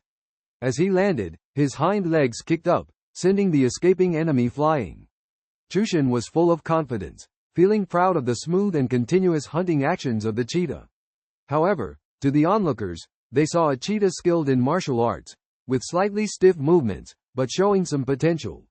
The fact that a druid could skillfully use these abilities was surprising to Jian. Even Hengdao showed an expression of disbelief. Hengdao, did you record that? Shengguanghuyuji asked. Of course, I did. Hengdao replied. Great, this time it's Chu Tian's magnificent turnaround. He used to be accused of exploiting bugs and having poor skills. Let's see who dares to say he's not good this time. Shengguanghuyuji stared at Chu Tian intently and said to the people around him. On the side, Ruru looked at him with admiration. Should we go help? Jian asked. Help for what? Can't you see how happy Chu Tian is playing, and there are not many enemies left? Hengdao even used the term, boss, to address him, a form of respect from others. Jian and Shengguanghuyuji looked at him in disbelief. Hengdao touched his nose and said with a smile, just watch the show, just watch the show. He used this to ease the embarrassment, and Jian and Shengguanghuyuji were also drawn over. At this point, Chu Tian was no longer limited to the cheetah form. He was chasing the last remaining enemy who was slightly further away. Chu Tian transformed into an owl form, unleashing a thorn-entwined attack, anticipating the opponent's position half a meter ahead. The players of the Anti-God Alliance were feeling down, especially those in the Newbie village who were reluctant to check the official website. Occasionally, they encountered some irritable players who couldn't resist retaliating against the killing actions, only to be met with countless insults. Even while leveling up in the wilderness, they would receive criticism from other players. The Anti-God Alliance once had its glory days, but now they are mocked for fleeing the main city in defeat. Yes, their guild leader has been missing for 10 days, seemingly abandoning them. Some believe they have become weak and dare not log in again. Countless discussions have made the players of the Anti-God Alliance unable to hold their heads up. Despite enduring the pain in their hearts, they couldn't stand tall because they were being bullied, and the guild leader remained absent, leaving them disheartened. It wasn't until Chu Tian released the first video that these players finally felt tears welling up, as their leader had finally returned. Many in the guild had participated in the 1370 Newbie village battle and had strong emotional ties to the Anti-God Alliance. They didn't want to see the guild become a laughingstock, but regretted their slow leveling, preventing them from fighting alongside others. After watching the video, their hearts were stirred, and Chu Tian took the time to release guild information, warning that the Killers Guild had set up an ambush in the Dalaran Valley, and rushing in would be a trap. Therefore, the guild leader decided to send out 5 people to eliminate the Killers Guild. Despite Chu Tian's warning, the guild channel was still in chaos. Even the 200-plus people on standby outside the Dalaran Valley began shouting to re-enter the battlefield and fight alongside the guild leader. Some rational individuals tried to dissuade them, but Chu Tian and the others were too preoccupied to pay attention to them. At this moment, Luo made a speech. She said, "Everyone calm down. The guild leader doesn't want you to die, that's why he asked you to retreat. He only left the 5 of them inside. Rushing in will only disrupt their plan. Follow the guild leader's arrangements. Newbie village players, hurry up and level up. Brothers outside, the guild leader will call upon you when needed." Luo successfully calmed the guild members, but she was also moved by their enthusiasm. However, she knew that Chu Tian had his own plans and she couldn't just go with the flow. Some said, "Sister-in-law is great, we'll listen to you." Following sister-in-law's orders, "I'll go level up." "Sister-in-law, don't worry, we won't cause trouble." "Sister-in-law, where are you? Shall we go to the muddy swamp together to grind experience?" The members of the guild all knew about the relationship between Chu Tian and Luo. When she spoke, everyone quieted down and remained silent. As the live broadcast started, a beautiful woman holding a microphone introduced herself. "Hello everyone, I'm Xijinxiang, and this person next to me is a member of the Slaughter Guild. Please let him introduce himself to everyone." A flamboyant young man struck a pose, thinking he looked cool, and confidently said, "Hello, everyone, I'm the proud Zhaobei. I can responsibly tell you that this time we have a total of 7,439 people entering the basin, with only 398 people staying in the Newbie village, and the rest are all here." Xijinxiang asked, "Do you think it's shameful that the Reverse God Alliance only has 5 people, while you mobilized 7,439 people? Isn't that a bit embarrassing?" Zhaobei, full of himself, replied nonchalantly, "Shameful? We are numerous, we are powerful, what's there to be ashamed of?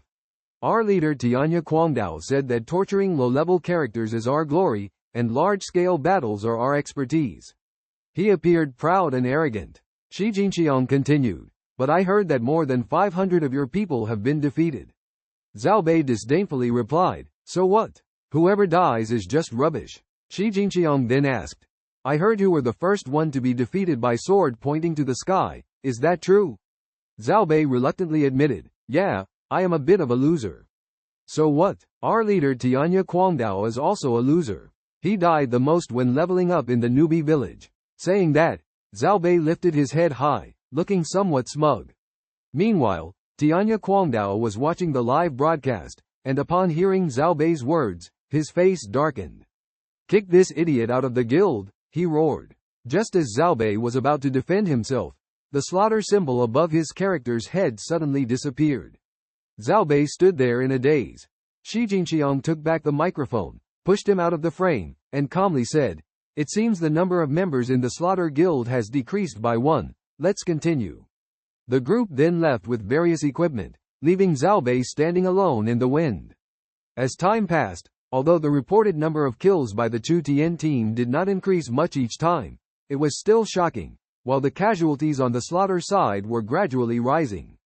However, the 5 members of the Chu Tian team remained unscathed. Everyone following this battle couldn't help but admire the Chu Tian team. They actually managed to push a guild with over 7,000 members to such a state, it was unbelievable. The players on the slaughter side were now filled with fear, always on guard against the appearance of the Chu Tian team. They were like ghosts in the water, taking away a few lives with each surprise attack. In front of him, there flickered an enticing light as Chu Tian gently touched the mysterious treasure chest, filled with anticipation and excitement. However, no matter what he tried, he couldn't open the chest. He could only leave with a hint of regret in his heart. But Chu Tian did not give up. He resolutely entered the next passageway, knowing that he was getting closer to his destination, feeling the chill intensifying. Passing through the passageway, he arrived in a vast space, almost entirely covered in ice.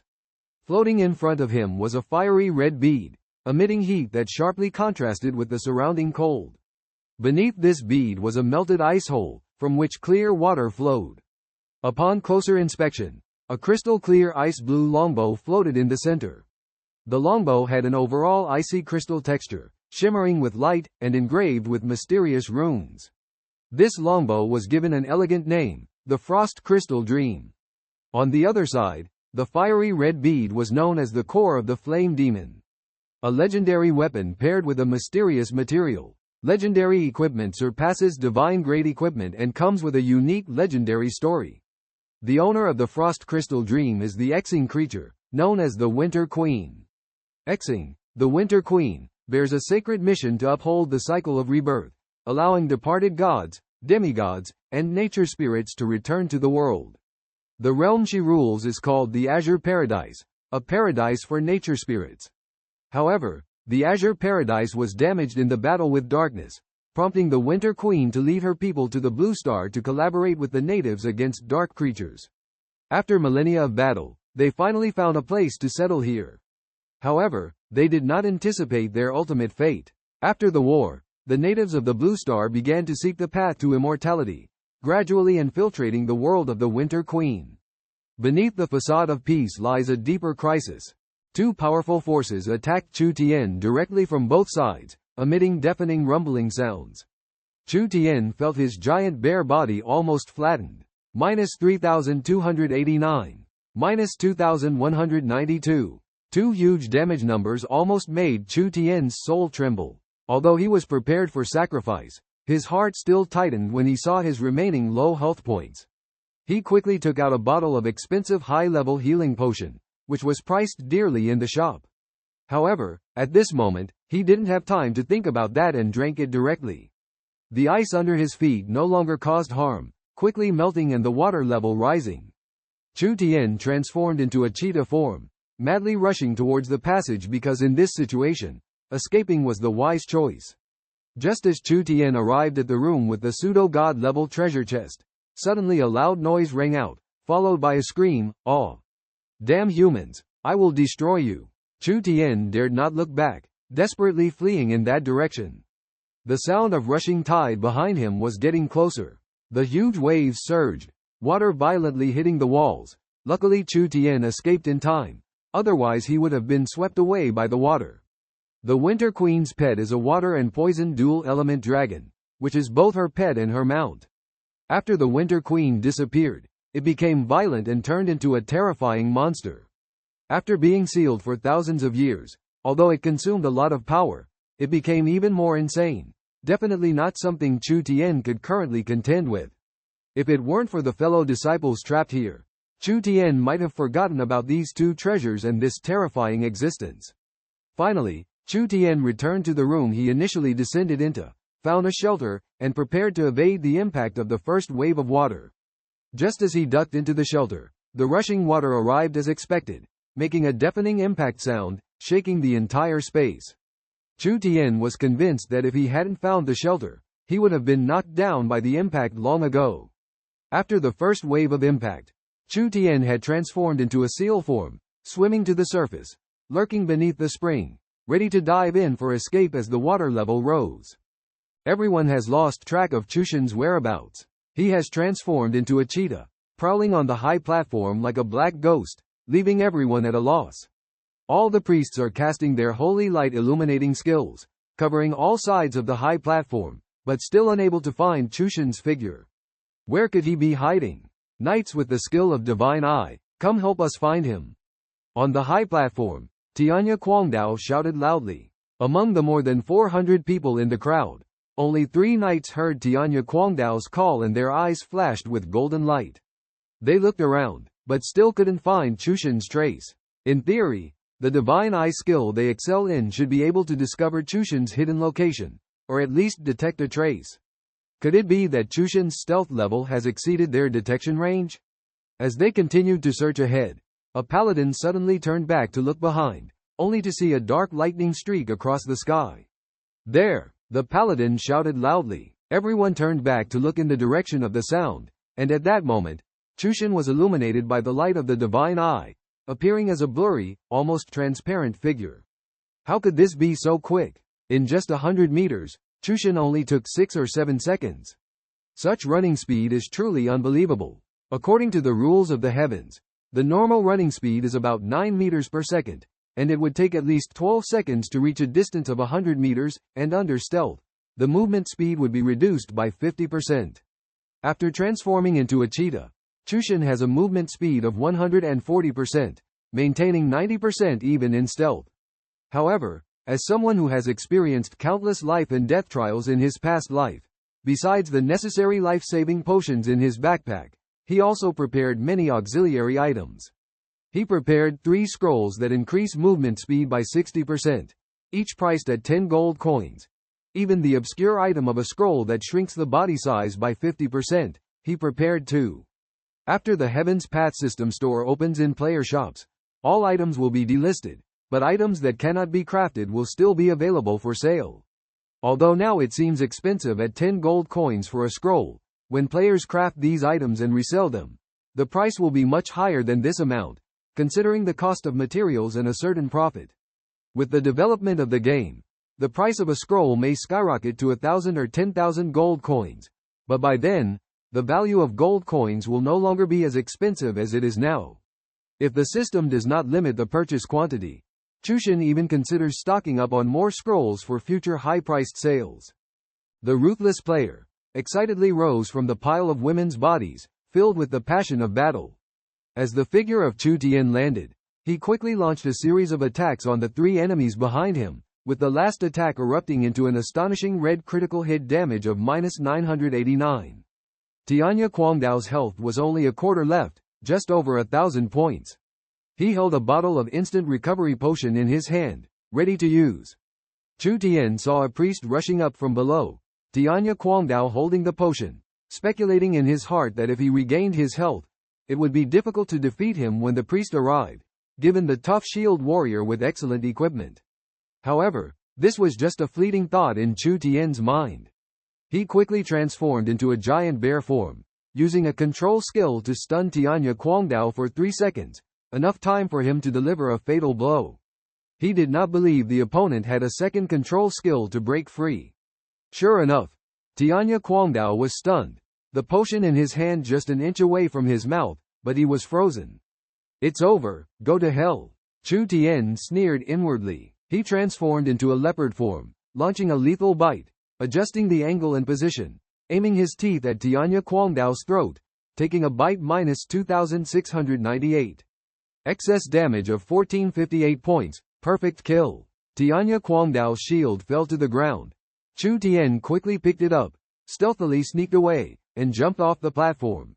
His passive skill of Leopard's Grace was triggered, landing unharmed. The players of Slaughter crowded up the platform, but they could no longer find Chu Tian's trace, only the fallen Tianya Kwangdao remained. Tianya Kwangdao's soul roared in the guild channel, while Chu Tian opened the guild chat system, sending out a short command, kill. Even before landing, he had already contacted Sword pointing to the sky and others, asking them to gather their team for support. At this moment, more than 200 players from the Anti-God Alliance had already surrounded the Slaughter players. With Tianya Kwangdao killed, the battle was nearing its end. The remaining 400 Slaughter players would become the targets for the brothers to practice and vent their anger. Climbing up the platform, the Slaughter players were astonished to hear endless cries of slaughter in their ears. With over 200 Anti-God Alliance players charging forward with an unwavering momentum like sharp blades, they tore apart the Slaughter players' team. Having kept watch at this place for a long time, but never found any signs of killing, not even the scouts showed up. Everything was in order, and Chu Tian had already focused his attention on Sword pointing to the sky without any effort. Leaving alone, preparing to go to the place to brush monsters, while also trying to clear his red name. When he opened the attribute panel, he was surprised to find that the column of sin value showed full.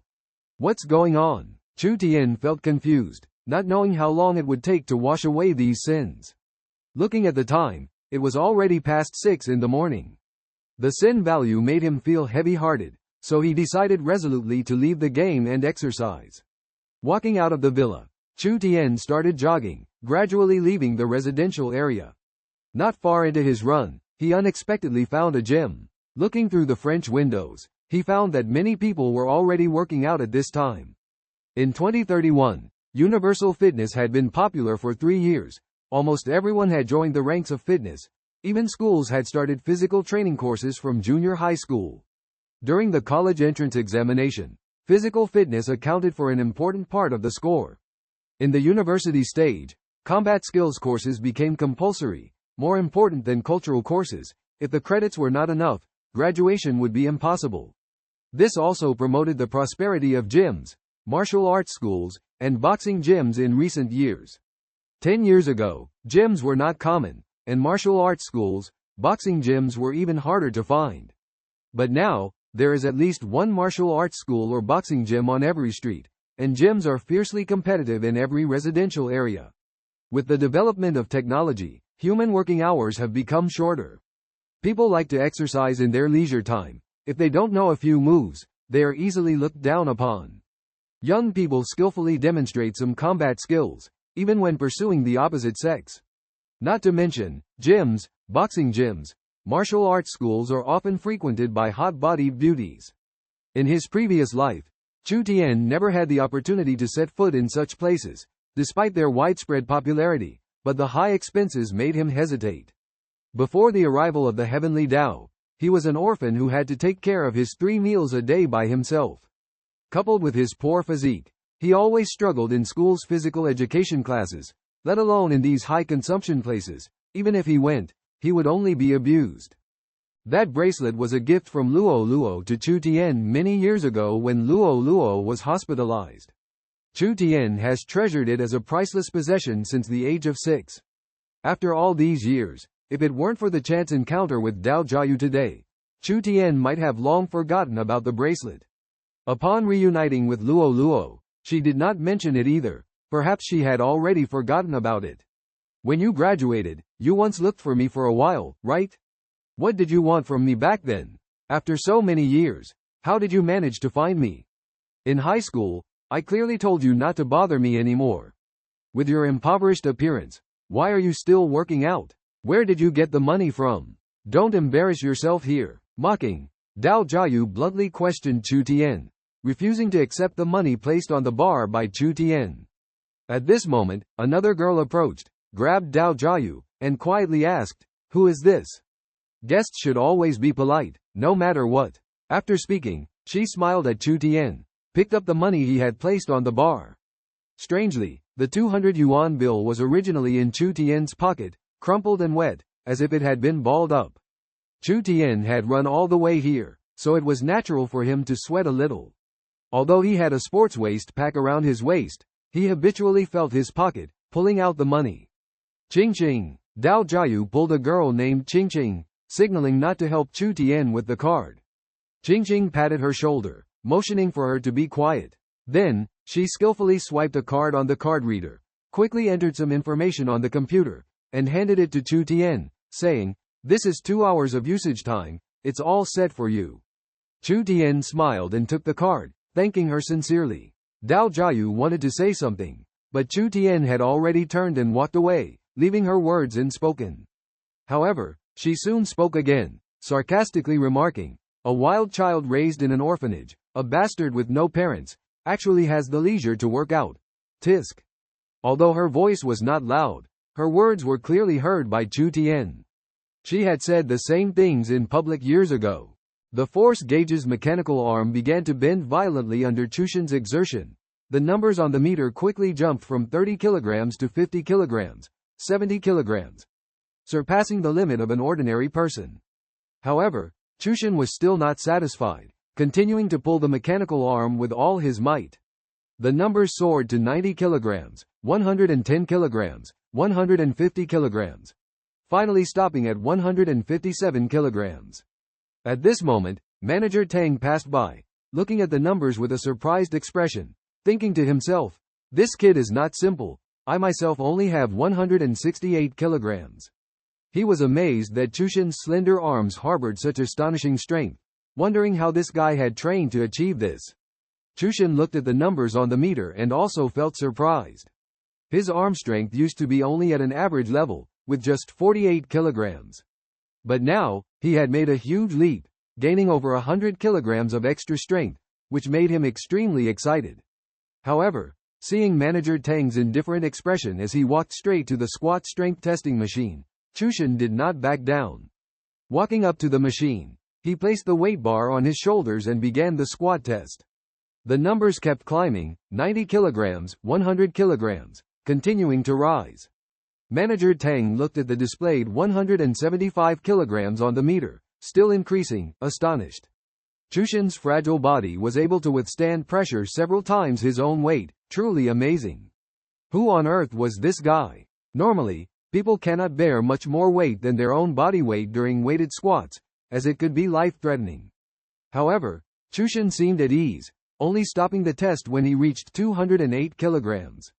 A hint of blush appeared on his face as Chu Tian suppressed his inner excitement, realizing that his physical fitness had greatly improved, an unbelievable progress. In recent years, people worldwide have been pursuing exercise, with some emerging as strongmen in weighted squats exceeding 1,000 kilograms. Compared to them, Chu Tian might still have some way to go. However, it's worth noting that he used to be just a player with a weight of 20 kilograms, but now he has 10 times the strength. Next, he decided to test his punching power. Standing in front of the machine, Chu Tian made a standard attacking move, taking a step and landing a heavy punch on the force gauge. Bang! On the stage, two muscular men faced each other. The one in blue boxing shorts suddenly flipped off the stage, announcing that he no longer wanted to compete. The other muscular man in red sports pants immediately took off his gloves and smiled, indicating that he also did not want to continue. They both knew that with over 200 kilograms of punching power and over 300 kilograms of leg strength, their abilities were more than enough to shine in a professional boxing arena. A light touch from the other would probably leave them lying in bed for half a year. Chu Tian felt a little disappointed, but he thought about the competitive combat class this afternoon, where he could test his skills against someone else. At that moment, Manager Tang happened to walk over and reminded Chu Tian, "Sir, the lawyer is here with the documents." Chu Tian smiled and replied, "My name is Chu Tian, but you can call me Xiaoshan." Manager Tang suggested that they go sign the contract and led Chu Tian towards the bar. Being called Brother Tien made Chu Tian secretly happy, as it seemed to be the first time someone addressed him so warmly, which felt nice. When they reached the bar, a person dressed as a lawyer had been waiting there for some time. Originally, Manager Tang planned to take Chu Tian upstairs to handle the matter, but Chu Tian insisted on staying there. He regretted it a bit, as he didn't have time to deal with these trivial matters. Spending 6.8 million just to deal with that despicable woman made Chu Tian heartbroken. However, there was no turning back now, or else he would still be manipulated by that wicked woman Dao Jiayu. After receiving the transfer contract handed over by the lawyer, Chu Tian flipped through several pages and found them filled with headache-inducing clauses. Deciding not to read further, he picked up the pen and, guided by the lawyer, decisively signed his name and stamped his fingerprint. After Manager Tang also signed his contract, they exchanged contracts and signed their names again. The lawyer, seeing both parties had signed, explained that this was a preliminary contract, and Chu Tian could make the payment to Manager Tang first. Manager Tang provided a receipt to Chu Tian, while the law firm would take care of all the transfer procedures, including obtaining all the licenses for the gem. Chu Tian looked up in surprise and saw a petite girl standing in front of him, looking even younger than Luo. Puzzled, he hadn't figured out her name yet and could only wave to signal her. "You, put on this outfit and start working at this bar from now on," Chu Tian said to Dao Jiayu in front of the shocked crowd. The young girl looked at Tang, the manager, with confusion. However, Tang interjected, "Tian, she's just helping temporarily, cleaning in the morning and evening, and going to school the rest of the time.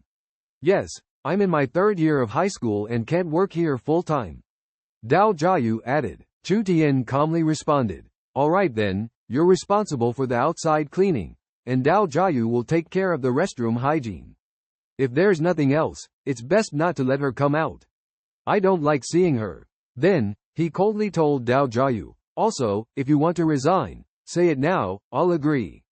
But you have to work for a full month before you can leave, otherwise I'll have to involve labor arbitration." Hearing this, the onlookers were speechless, feeling that Dao Jiayu was really unlucky. Even if she resigns now, she has to stay in the restroom for a whole month. Chu Tian then asked the lawyer, "The contract doesn't specify what job she must do, right? So if I assign her other tasks and she refuses, can I fire her without compensation?" The lawyer replied sternly, "No compensation is needed. If she insults you, you can fire her directly without compensation." If she physically attacks you, you can sue her for defamation. With that, the lawyer left in a hurry, showing obvious impatience in his eyes, as if he was about to get internal injuries from holding back. Chu Tian politely bid him farewell, indicating he would reach out if needed. As the lawyer walked away, he thought he needed to leave quickly, or he might really get internal injuries. Chu Tian's behavior was truly baffling. However, how could he understand the darkness of this time for Dao Jiayu? 3 years of high school life, because of her, made it impossible for her to hold her head up high. Manager Tang, Qingqing, and Dao Jiayu watched Chu Tian leave the gym. Chu Tian's face was filled with a happy smile. Manager Tang sighed. Chu Tian is truly extraordinary. Over 6 million seems like pocket change to him. Qingqing, upon hearing this, felt a sense of determination to run this gym well and help the new owner. However, Dao Jiayu's emotions were hard to describe. When Chu Tian returned to the villa area, it was already past 11 o'clock. He checked his phone and found that Luo hadn't called him.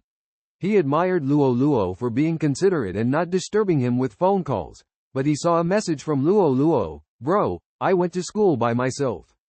Don't wander around when you come back, rest more." Thinking about the combat class in the afternoon, he felt excited and hurriedly made his way to the school.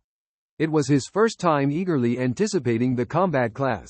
Leaving the villa, he arrived at the garage and decided to take the bus instead of drawing attention. It took him nearly 2 hours to reach the school by bus.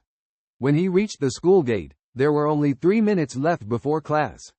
The training room was in the teaching building at the west gate, but he was at the east gate. Thinking about how Yi Ling dealt with late students in the past, Chu Tian couldn't help but break out in a cold sweat. He had to run as fast as he could to reach his destination. On the way, he brushed past someone and overtaken them, leaving the person stunned and cursing harshly in place. Chu Tian muttered to himself, hearing the curses from that person. The distance from the east gate to the west gate of Chu Tian's school was not a straight line. There was a lake in between, so he had to go around the lake to reach the west gate. Adding the climb up the building, it was roughly a 2-kilometer journey. The person who came was his college dorm roommate. Seeing them, Chu Tian felt warm inside. The 5 of them knew they were no match for Cheng Tian, but still came to help him out. "Who do you think you are?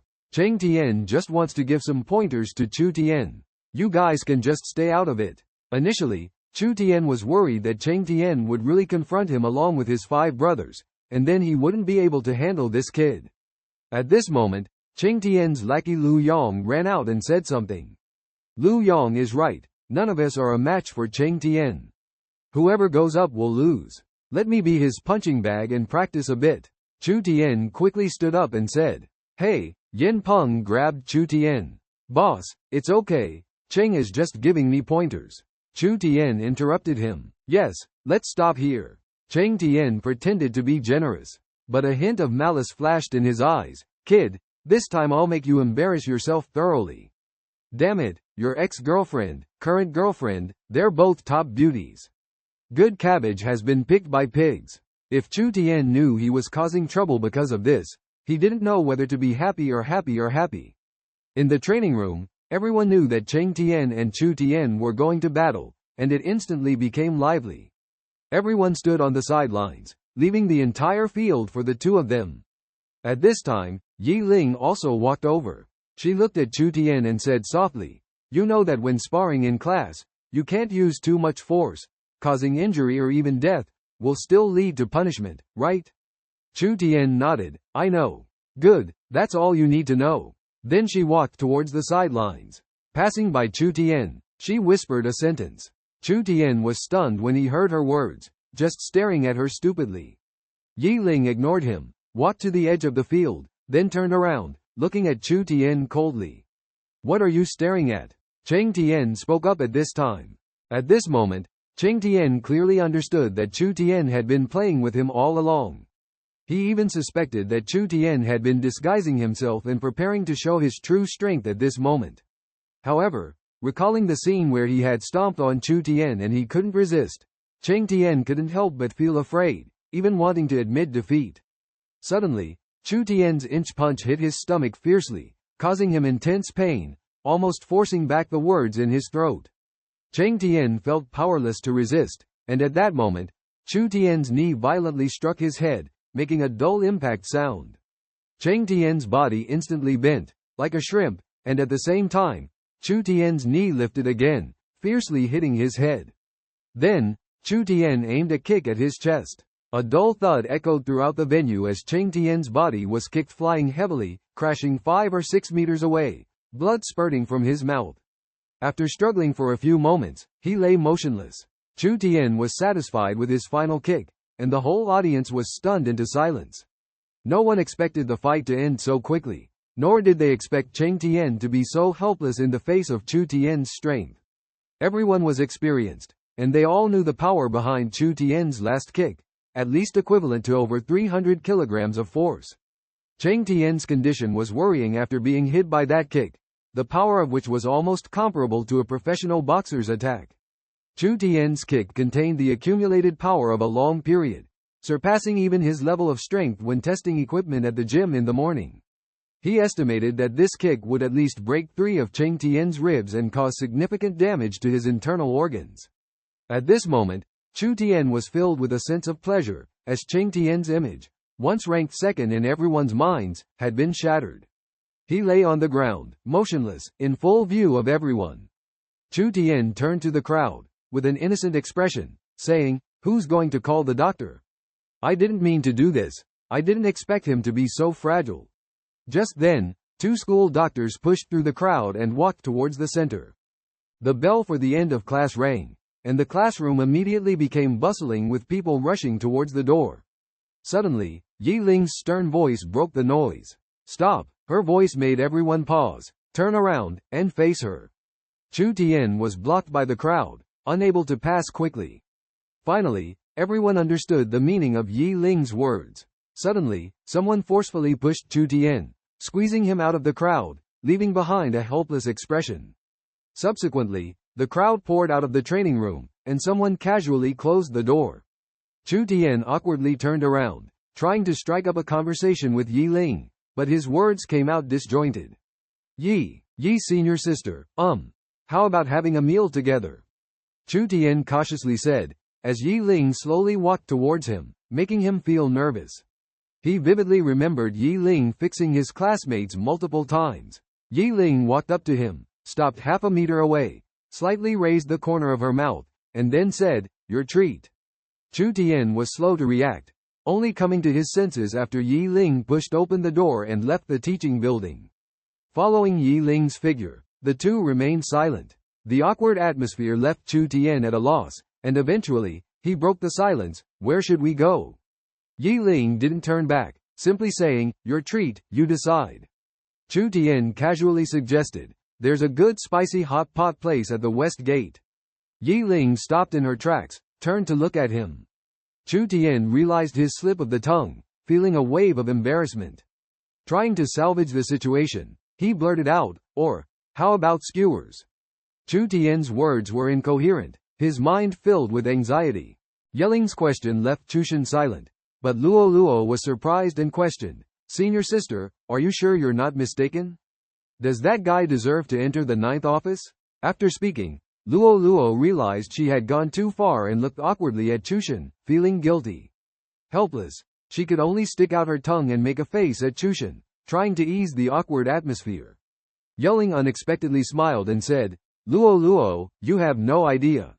This young man really made a splash today." Luo immediately became excited and asked eagerly, "Really? Senior sister, please tell me more." Yelling replied nonchalantly, "It's nothing. Just beat up the person I selected until he was covered in injuries." "Wow, bro, you're so powerful?" Curious, Luo asked Chushan, "How come I heard you were called a waste?" Chushan thought to himself, "This little girl, can't she keep some things to herself? Can't she give me some face?" Seeing Luo's expression, Chushan could only hold back a smile. Her playful appearance made him unable to hold back, so he added, "Senior sister, how bad was the guy beaten up?" Luo felt proud of Yelling's praise for Chushan, even though she didn't know why he had become so strong. But she was happy because if Chushan became stronger, maybe something would change. So she released her inner pride and secretly planned a little scheme. Yelling casually smiled and said, It's nothing, just 5 broken ribs, 6 missing teeth, severe concussion. Uncertain when he will wake up, damaged heart vessels, must be cautious with intense physical activities in the future. Even sex must be handled carefully. Yelling's words made Luo stare at Chu Tian in astonishment, even pinching his arm in disbelief. Yelling's last sentence made Luo blush and unable to speak. Chu Tian was shocked to hear Yelling describe Chu Tian's injuries, not expecting to have caused him such serious harm. However, Chu Tian had no regrets. He felt Tien deserved it for how he had treated him before. In the end, it was just a kick, not a fatal blow, so he considered Tien lucky. Chu Tian had just entered the game when he received a video call from Luo. He pondered to himself, how is it that Luo thought of him just a few minutes after they parted ways? His heart was filled with happiness, as her confident charm was truly magical. When he answered the video call, Luo immediately said, "Take a look at the leaderboard, under the pet category." Confused, Chu Tian asked, "What's going on?" He knew that at this moment, it was impossible for anyone to have a pet, as the pet system had not been opened yet. Despite his confusion, he opened the leaderboard and checked the pet category as per Luo's insistence. To his surprise, there was a pet listed there, standing out on its own. The pet's name was Mergenair, belonging to the dragon race, with a brief introduction stating that it possessed both poison and water magic as a giant dragon. When Chu Tian saw the owner's name, he felt a sense of familiarity. Upon reading the introduction, he suddenly realized, wasn't this the pet of the Winter Queen? Seeing the owner's name, Chu Tian was stunned for a moment, then excitedly asked Luo, "How did you obtain her?"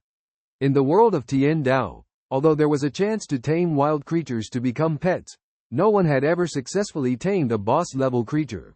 After the pet system of Tien Dao was opened, most people obtained pets by acquiring pet eggs and then finding pet trainers to hatch them at a high cost. Luo was actually able to make this super boss recognize her as the master, which made Chu Tian ecstatic. In the video call, Chu Tian could already see the little dragon baby on Luo's shoulder, covered in dark green scales, looking round and cute.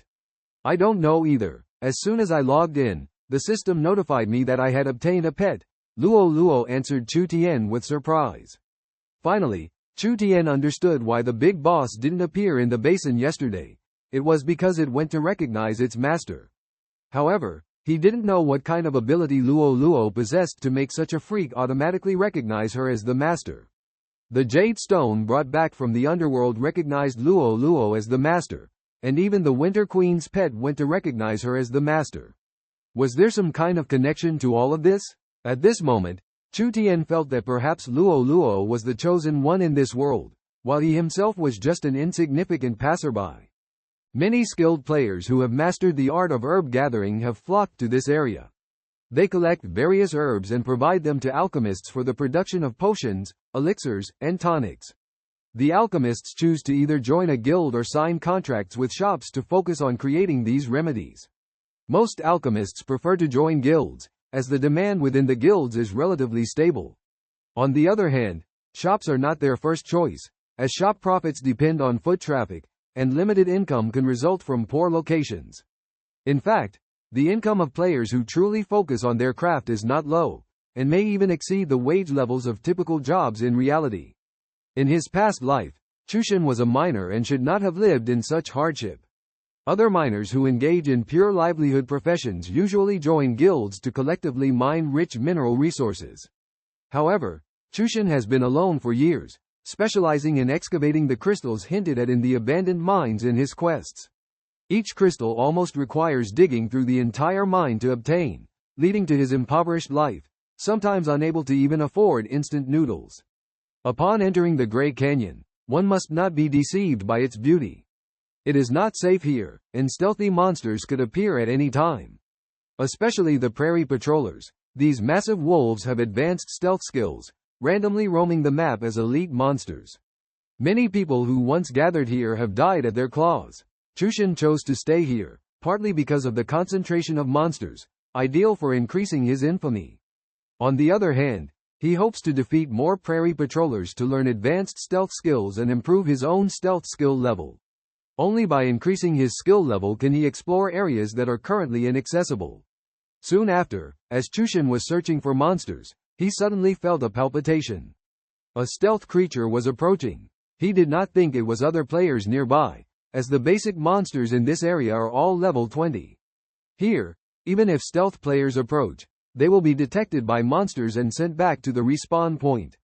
Therefore, it must be a prairie patroller. 7 days flew by in a flash, and Chu Tian's notorious red name had long been removed. However, the advanced stealth skillbook was still nowhere to be found. So, he lingered in the Grey Canyon for 2 days.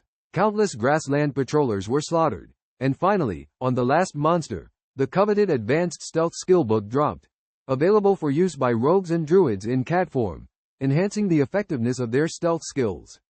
In these 7 fleeting days, his level had increased by 3, but the acquisition of this skillbook was far from easy. Flipping through the pages, Chu Tian decisively began to study. Checking his skill bar, he found that the stealth skill in cat form could now be upgraded, a basic operation from his past life as a rogue. By honing his stealth skills, he could greatly reduce the chances of being detected. With his red name gone, Chu Tian took out his hearthstone and headed straight back to the bustling capital city of Xinjiang. Upon entering the city, he found the streets crowded, a far cry from his initial arrival. The area around the teleportation array was bustling, with many people sitting cross-legged, setting up stalls to sell their wares. 3 prime locations were all his, and it was time to upgrade them into shops and start his business. With a hefty sum of gold coins in hand, he could establish a good reputation for his shop in the early stages. Chu Tian made his way to the upgrade center for shops, but as he walked, he suddenly heard a commotion ahead. Looking forward, he saw in front of the Engineering Grandmaster Guild, a player wearing novice gear with an engineer badge on his chest, locked in a dispute with a warrior carrying a massive sword. The single star on the engineer badge indicated that he was an apprentice engineer. The player appeared to be in his 30s, with a weathered face, while the warrior, with his giant sword, clearly specialized in weapon mastery, was of short stature, the oversized sword on his back looking somewhat out of place. The apprentice engineer lowered his head and said, "This failure is not entirely my fault." The gnome warrior looked up at him and retorted, "Damn it. How could this be my fault?" In the beginning, because his name was hard for people to accept, the members of the Pride Dynasty Guild gave him a nickname, calling him the Sorcerer. Seeing him being expelled by other guilds, with nothing in hand, he had not yet gained the favor of Huang Shuiyi. However, the appearance of Huang Shuiyi changed everything. His attention to the Sorcerer was a great encouragement. Out of gratitude to Huang Shuiyi, the Sorcerer followed him without hesitation, even assisting Huang Shuiyi in framing Longguo, defeating almost all top expert players, but ultimately becoming a traitor despised by all. Overall, perhaps the nature of the Sorcerer is not evil, just that he chose the wrong person to rely on. Does a person who is an apprentice to the Sorcerer have any value? Chu Tian asked himself softly. The success of the Sorcerer was inseparable from the cultivation of the Pride Dynasty. Huang Shuiyi's wealth provided him with a lot of support and resources, ultimately leading to his identity as the Sorcerer. At that time, becoming the Sorcerer was indeed a remarkable achievement. Now, Chu Tian is discussing personal wealth in the game, which may be outstanding in the Northern War Zone. Cultivating a Sorcerer should not be difficult. Even if he cannot personally cultivate, he would never want to see him being poached by enemies. Chu Tian strides forward, walking side by side with the Sorcerer. "What was the name of that gnome?" Chu Tian asked. "Mediterranean, what's it to you? Are you mocking me?" The Sorcerer turned to look at Chu Tian and said calmly, "Do you feel wronged? But let me tell you, without strength, you will be looked down upon and scorned. Follow me. I can make you powerful, and make those who once looked down on you regret it deeply."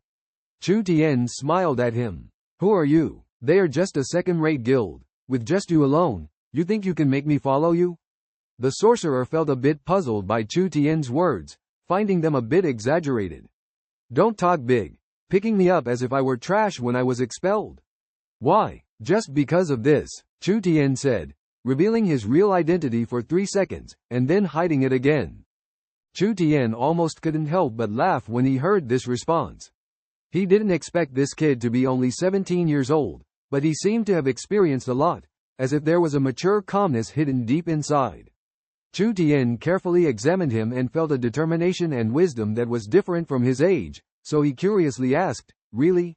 Even the awkward moment of running out of toilet paper while on the toilet became interesting. The young man calmly replied, "It's true, maybe I just look a bit mature." Chu Tian sighed in his heart. This is not just maturity, it's like transcending time itself. The two of them chatted and had already arrived at the shop management center. Chu Tian asked him to wait outside for a moment and walked into the management center alone. Guided by the system NPC, Chu Tian arrived in front of a four-dimensional holographic sand table. The 6 plots of land displayed in gold symbolized infinite possibilities. These were the 6 golden plots in Xingjing City. The charming plots numbered 1 to 6. Plot number 1 was a reward reserved for the first player to reach the main city globally, while plots 2 and 3 were bestowed for completing the city lord's tasks. Plots 4, 5, and 6 were acquired through monetary exchange. After a moment of contemplation, Chu Tian chose plot number 2 and developed it into an engineering shop. Consumables such as bullets, mechanical arrows, and cannonballs produced by engineering were aimed at the vast group of sharpshooters and gunners, which would surely bring in substantial profits. For players studying the engineering profession, although they might not pursue a high professional level, focusing on manufacturing these goods could also pave the way to wealth. Because the products they produce have much higher attack power than the arrows and bullets provided by the system, they can also customize services according to player needs by adding different attributes. After completing the construction of plot number 2, Chu Tian chose plot number 3 and built a pharmacy. Medicines are indispensable items in the Tien Dao game. When leveling up alone in the wild without a priest teammate, one needs to rely on medicines to maintain their health points. The pharmacy not only meets the needs of players in the wild but also supports the use of medicines during team dungeon runs. The idea of the pharmacy had long been germinating in Chu Tian's mind, while the engineering shop was a sudden inspiration. The construction of the first-level store required 50 gold coins, and the 2 stores totaled 100 gold coins, but Chu Tian only needed to pay 90 gold coins.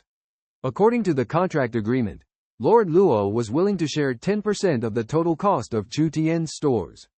Shrouded in a black robe, the figure was none other than Chu Tian. Passing by the cloth shop, he deliberately chose the largest black outer robe and put on a hat to completely conceal himself.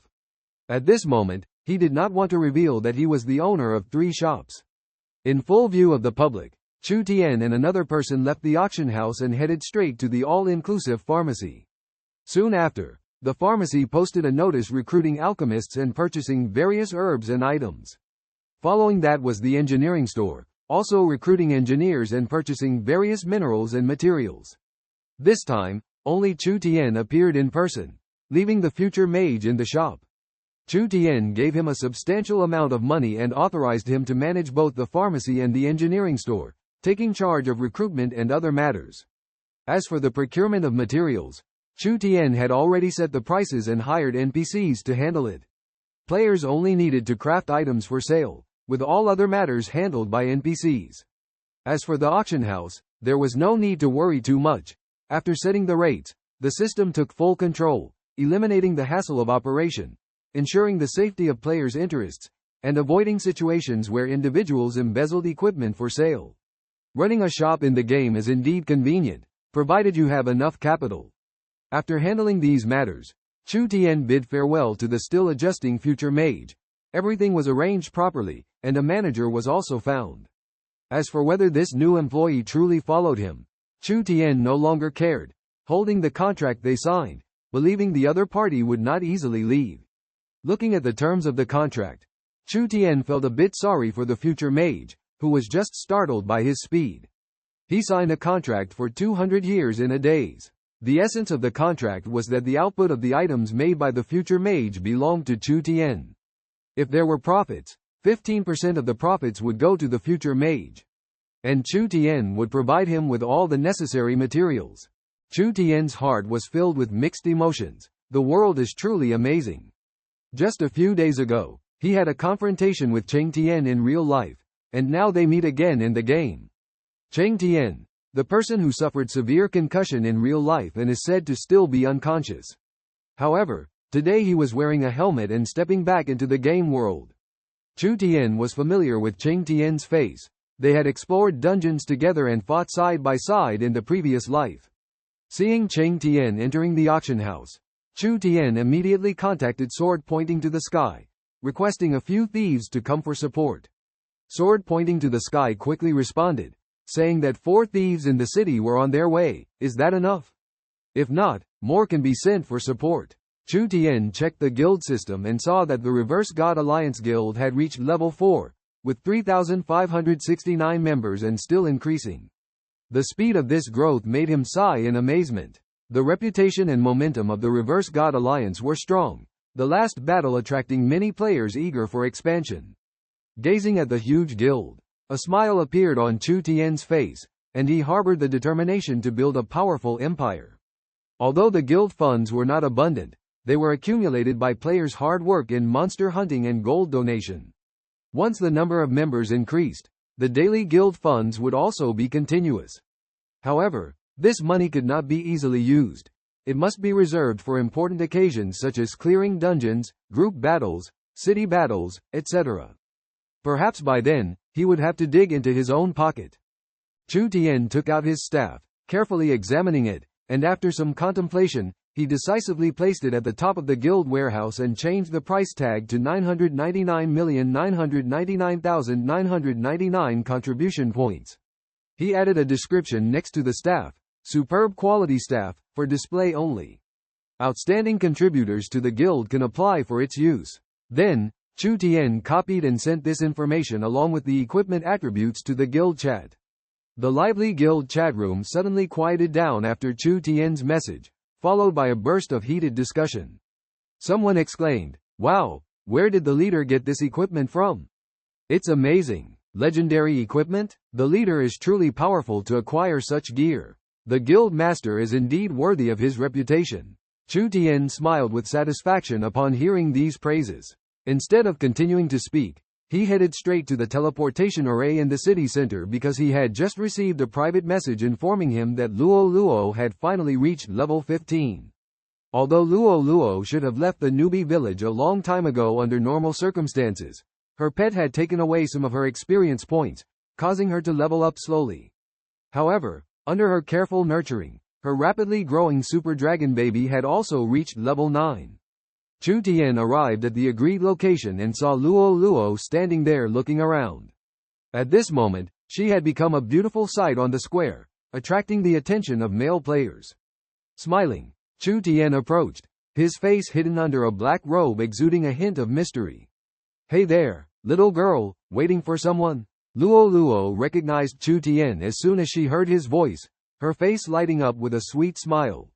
"Yes, who are you? Why are you hiding in your robe like a shy ghost? You must be a prankster." Originally standing there hesitating, Luo, who several people wanted to strike up a conversation with, was approached by Chu Tian first at that moment. Luo's angelic smile captivated everyone. Many people lingering in the square stopped in their tracks upon hearing Luo's clear voice, staring at Chu Tian with provocative eyes. "He's been snatched away." The male players were burning with anger and silently roaring inside. In the previous life, this weapon was just a legend, and no one could truly possess it until it eventually fell into the hands of the arrow god, Yu. However, Yu did not choose to use this legendary weapon, but instead handed it over to Luo. When Luo strengthened this longbow to level 30, a legendary light shone brightly, leaving people in awe. Chu Tian looked at Luo in amazement, never expecting her to directly kiss him on the face. In an instant, the longbow behind Luo underwent a transformation, with the entire bow seeming to be formed of ice crystals, shimmering with light. The bow wings gracefully unfolded, and mysterious runes were carved on the bow, shining with a golden reinforcement light. Chu Tian stuttered, asking, "Did you really equip it?" Luo proudly replied, "Yes, the stats are just too powerful." Chu Tian couldn't wait to learn about the bow's attributes, never expecting Luo could directly equip this legendary weapon born at the same time as the creator. Luo then described the attributes of the bow to Chu Tian through private chat, but Chu Tian found that he couldn't see this information and could only listen to Luo's description. Attack power. Luo began describing the attributes, while Chu Tian impatiently waited. After hearing it all, Chu Tian had a rough understanding of the bow's attributes. Dream of Frost Crystal, grade +30, legendary equipment, growth type, increases attack power with player level. Base attack 704, 1156. Enhanced attack 176 to 303. Agility 528 to 909. Strength 150. Attribute bonus 150. Equipping it adds ice attribute to all attacks. Can reduce the enemy's movement speed by 25% for 2 seconds. Chu Tian was shocked by these attributes, never expecting Luo to be so lucky to equip such a powerful weapon. Chu Tian saw Luo demonstrate the Forbidden Curse skill, and a thought flashed through his mind. Luo, let's try out the power of this Forbidden Curse skill. Chu Tian encouraged. Luo responded enthusiastically, sure, where are we going? Chu Tian suggested, let's go, I'll take you there. But we need to bring a healer, otherwise your skills won't be fully unleashed. Luo sweetly agreed. Okay, I'll listen to you. She wrapped her arms around Chu Tian's and coquettishly said, let's go. Chu Tian smiled wryly, thinking, this girl's personality in the game is completely different from reality, although she is also quite obedient in real life. But in the game, she is often mischievous. Doesn't she know there are rules in the game that she shouldn't offend others at will? Remembering the various incidents from the previous life, Chu Tian's mood was like burning fire for a moment. He really wanted to take this little girl to a secluded place and give her the proper punishment. Unfortunately, in the game, in order to get close to a female player, you must have the other party's consent, otherwise the system will punish you by killing you. Hang Dao, are you free? Chu Tian, suppressing his anger, messaged Hang Dao. Just returned to the city with Lei Zi and Xiao Lu for supplies, Hang Dao replied. Come to the teleportation array in the city center. Let's team up, Chu Tian invited. As he spoke, Chu Tian saw 4 people walking towards them. What a coincidence. Chu Tian saw these 4 people, who were Hang Dao, sword pointing to the sky, holy light deceiving you, and a meatball. Unexpectedly, these 4 people came as a team, plus him and Luo, making up a small team. What a coincidence. You two standing together, one in a black robe, one beautiful and charming, it's hard not to attract attention. Hang Dao joked. During this time apart, Chu Tian noticed that Hang Dao had become more talkative, always silent before, seemingly always with a heavy heart. Chu Tian looked at him strangely and said, Hang Dao, you seem to have changed a bit.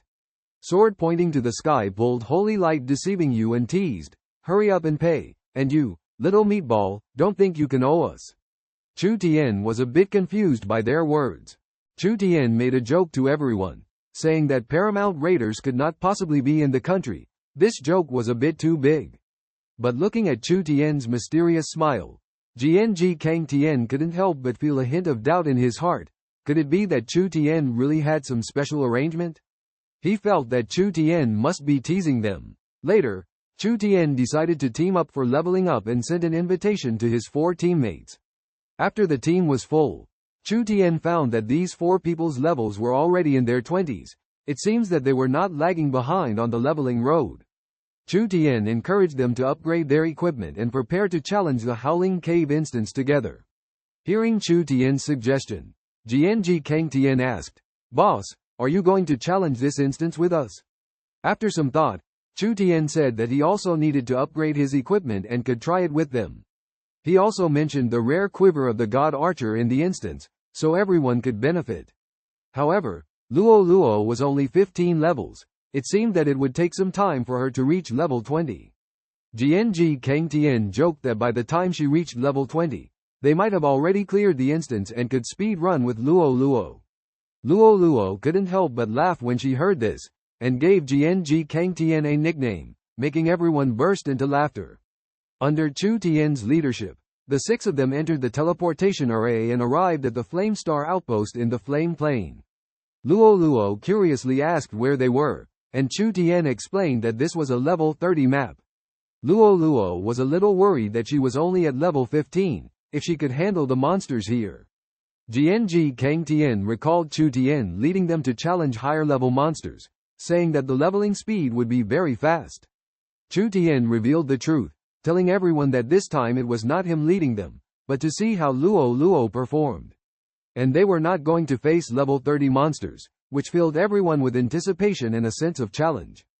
In response to GNG Tien's doubt, Hengdao just smiled and said, "Hee, the boss is the boss, with 6,250 health points, 3 times yours. Moreover, the boss's skills are truly amazing." Hengdao looked at Chu Tian, agilely dodging the fireball spells released by the Flame Dragon Man in place, only resisting when unable to dodge. This skill allowed Hengdao enough time to recover health. GNG couldn't help but say, "Stop talking nonsense and come help me interrupt the skill. Once the fire blast is released, I might lose half of my health. I'm worried that Hengdao's healing won't be enough to recover in time." Chu Tian and the team said, "In the few minutes of tanking the monsters, although I have been agilely avoiding most of the fireball attacks, each hit causes over 1800 damage. Faced with monsters 5 levels higher than him and purely magical attacks, the damage is just too high." Chu Tian was too busy tanking to even have time to buy skill books, let alone learn the druid's interrupt skill. "Yi, simulate the highest real damage arrows on you," Chu Tian said, using the outsider name for the in-game name. Yi responded. "By the way, have you learned the 9-fold rapid fire skill?" Chu Tian asked, remembering giving Yi an advanced skill book for sharpshooters. "Oh, I just reached level 15 and forgot to learn it. I'll learn it now," Yi said, just as the Flame Dragon Man started casting Fire Blast. The 10-second chant was about to end. Heavy Strike. Chu Tian released a control skill, stunning the Flame Dragon Man for 3 seconds.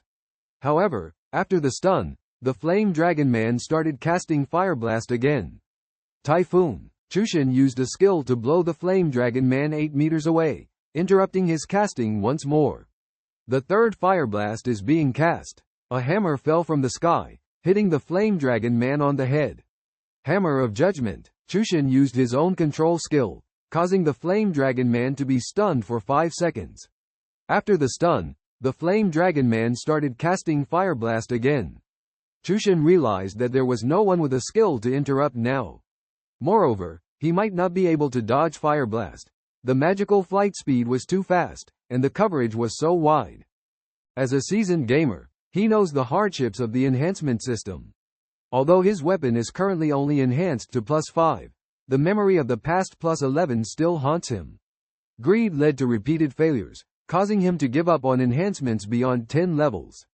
Unconsciously, he has already spent a whole 100 gold coins on enhancements. His willingness to bear such expenses indicates his substantial financial resources. As long as he can reach +30, whether it's 100 gold coins or 1,000 gold coins, he is willing to pay. "I solemnly swear," a player named Ru declared. He is a gaming enthusiast, willing to spend money on any game, pursuing the best equipment without hesitation. Upon hearing Ruru's words, Chu Tian suddenly had an idea. What if he could cultivate an elite team with a wishing treasure chest? Why didn't he think of this idea before?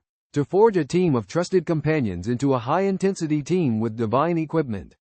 With this in mind, Luo shot a series of arrows, all hitting the flame dragon's head. The flame dragon howled in pain and fell to the ground. Chu Tian bent down to pick up the 3 copper coins that dropped. What a loss! A bottle of intermediate instant healing potion costs 3 copper coins, Chu Tian said to the team. Yeah, the weakest one is dead. Mocked by the holy light. You're not weak, go tank it, countered Sword pointing to the sky directly. Alright, when you go back, purchase more enhancement stones. I will help you enhance your equipment for free, Chu Tian said. Ruru's eyes lit up after hearing this. Boss, do you have some kind of mysterious enhancement technique? What's the success rate? Ruru asked. He was too familiar with enhancement, often seeking help from others in past games. Maybe, the success rate is 100%, do you believe it? Chu Tian looked at him with a smirk. I don't believe it. Ruru expressed his thoughts straightforwardly, then continued. Boss, here are 100 enhancement stones. Help me enhance this weapon to whatever level it reaches. How much gold coins do you need? Chu Tian took the enhancement stones, gazing at him in silence. Ruru also stared at him. The two locked eyes, until Chu Tian suddenly said, Give it to me. After some reinforcement, Chu Tian found himself to be the second weakest in terms of attack power, with the weakest being the shield warrior Jianji Kang Tien. Chu Tian had lingered too long on a journey to the underworld, causing his equipment to fall behind his other teammates. While they focused on leveling up and looting, Chu Tian was still wearing newbie village clothes. As their weapons were strengthened, Chu Tian's attack power plummeted. Fortunately, he had the support of his divine level talent, which allowed him to still play a role in the team, especially in monster resistance. Jianji Kang Tien had turned into a mere spectator, only being summoned when his skill interruption was needed. Along the way, they encountered several flame dragon men blocking their path, easily defeating them in less than a minute. This speed made them extremely efficient in monster leveling. However, Chu Tian still led them northward, getting closer to the lower part of the Black Iron Mountains. From afar, they saw a rotating bridge formed by solidified iron water, leading to a towering giant iron gate. The double-door iron gate was as high as half of the Black Iron Mountain, majestic and ancient. Chu Tian told them that was their destination, where the monsters inside were all above level 40. He also narrated the formation history of the Black Iron Mountains. Thousands of years ago, the collision of the Blue Star and the Ice Star caused a tremendous change in this land. The mountains swayed, vitality vanished. Flames raged, cries echoed. All living beings and plants turned to ashes in the flames. An angry roaring volcano rose, forming the active volcano of the Black Iron Mountains, connecting the northern Inferno Gorge and the southern Flame Plains. The volcano in front of them was the entrance to the Black Iron Mountains, and the huge iron gate was forged by the dwarves. Chu Tian was filled with confusion and provocation, feeling puzzled by the old man's address. When he thought that the old man might hear his inner voice, he couldn't help but feel a little flustered. Tentatively calling the old man a few times in his mind, but he didn't get any response. Chu Tian was secretly puzzled. What was the deal with this old man? Could he really read his thoughts? The old man seemed to sense Chu Tian's confusion and calmly mentioned the Ninth Office's affairs. Chu Tian's mind stirred. Could this old man have something to do with the Ninth Office? There was a hint of resentment in the old man's tone, making Chu Tian feel somewhat uneasy. However, he immediately showed a nonchalant attitude and asked, "What's up?" The old man seemed dissatisfied with Chu Tian's attitude, but then suddenly disappeared, leaving Chu Tian feeling a bit uneasy.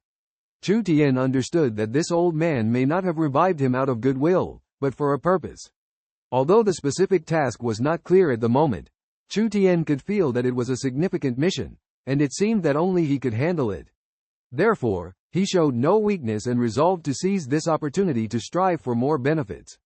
Despite the old man vanishing without a trace, Chu Tian still firmly believed that he had an indispensable value. Chu Tian decided to ask Luo about the situation regarding the Ninth Office. Leading everyone down the spiral staircase, which was clearly designed for dwarves, everyone had to bend over while walking. Chu Tian transformed into a cheetah, teasing the others, "Why don't you guys crawl as well?" Luo warned Chu Tian not to joke around anymore, appearing somewhat impatient. The crowd followed Chu Tian's pointing finger and saw a huge dwarf statue standing there. "We just need to stand on the statue and use ranged attacks. Even if we only chip away a little bit of health each time, we can gradually weaken the dwarf below," Chu Tian explained. "Weaken it? Isn't this method a bit unconventional for leveling up?" Hengdao questioned. Chu Tian nodded. "It's a bit unconventional, I guess." Hearing his confirmation, everyone looked at him with skepticism. They all knew that although this method could quickly level up, enduring the repetitive and monotonous operation for a long time was unbearable for ordinary people. Therefore, most of the time, they preferred to team up to challenge monsters of the same level or even lower. Although the leveling speed was slower, they could entertain themselves while leveling up, instead of facing high-level monsters alone. "Boss, your patience is really something, on par with Hengdao." Jianji Kangtian frowned and said, expressing his dissatisfaction with this leveling method. He preferred facing enemies head-on and engaging in direct combat. "Oh, are you a sniper?" Chu Tian looked at Hengdao in surprise. "That's all in the past," Hengdao said lightly, with a hint of melancholy in his eyes. Although the days of carrying out missions in the army were tough, they were unforgettable experiences in his life. If given a choice, he wished he could still be in the army. "Boss, although your method works, how do we get past so many monsters? Even if we get past them, we can't climb up, right? A team member asked. Yeah, even if we get past them, we can't climb up there. Another team member raised a question. We'll have to rely on Hingdao for that. Let's go, we need to get out first, Chu Tian said, leading them back up the spiral staircase to the platform.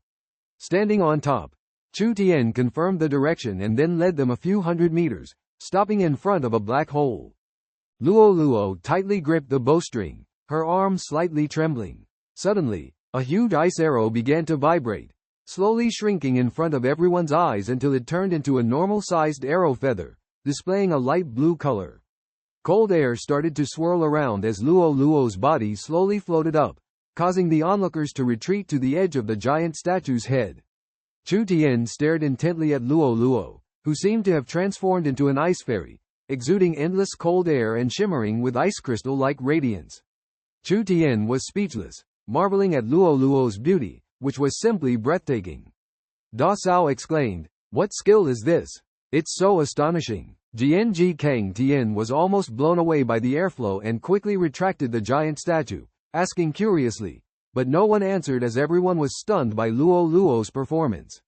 Luo whispered softly, "Forbidden winter, world's end." Her voice, as clear as a silver bell, carried a chilling undertone that seemed to freeze the listeners' souls.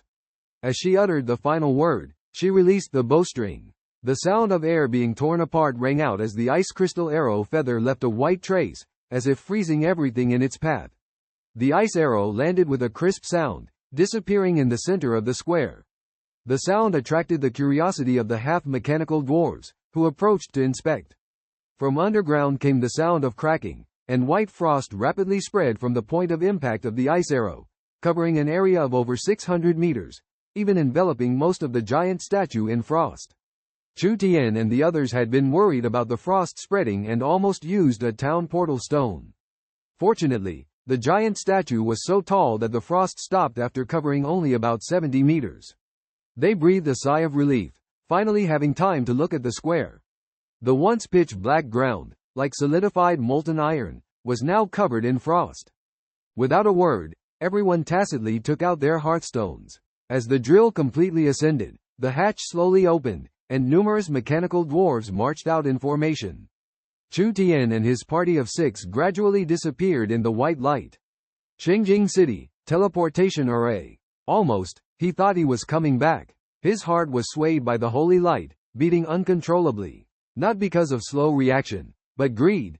He was a few seconds late in using the hearthstone to pick up a piece of golden equipment. Chu Tian asked everyone about their gains. 7 pieces of golden equipment, 26 pieces of silver equipment, answered Hingdao. You only have 7 pieces. I have 11 pieces of golden equipment, proudly claimed Jianshi Kang. Ha ha. I looted a piece of dark gold, do you believe it? A piece of meat chimed in. Dark gold equipment? Chu Tian had been running around, afraid of missing high-level equipment. However, he couldn't find any, but a piece of meat found one first. Let's find a place to distribute the spoils. Chu Tian led them straight to the guild's headquarters. Inside the meeting hall, unless permitted, outsiders were not allowed in. Once inside, everyone laid out all the equipment together. Useful ones were kept, while useless ones were stored in the guild warehouse. Chu Tian also began searching. Boss, this is for you. A piece of meat handed the dark gold equipment to Chu Tian. Chu Tian took it and checked the attributes. Leap boots, dark gold quality, 30 defense, 79 to 105 agility, 30 strength, 30 intelligence, 30 stamina, 30 endurance. Special attribute 1. Skill swift speed after equipping. When used, movement speed increases by 70% for 15 seconds, with a cooldown of 5 minutes. Special attribute 2. Skill leap after equipping. Jump height increases by 300% for 10 seconds, with a cooldown of 10 minutes. Special attribute 3. Skill double jump after equipping. When used, can stomp on air in midair and jump again, with a cooldown of 1 minute. Equipment class, exclusive to the druid faction. Fortunately, this equipment belonged to the single-class druid, a class-specific equipment, which was just perfect. He shared the attributes with everyone to see. When Luo Luo entered, she felt a slight pain, and Chu Tian gazed at her delicate face. Luo Luo closed her eyes, revealing a hint of fear, and whispered, "Brother, I'm ready." Hearing her response, Chu Tian picked up a cotton swab, dipped it in hydrogen peroxide, and gently inserted it into her ear, slowly pushing it in.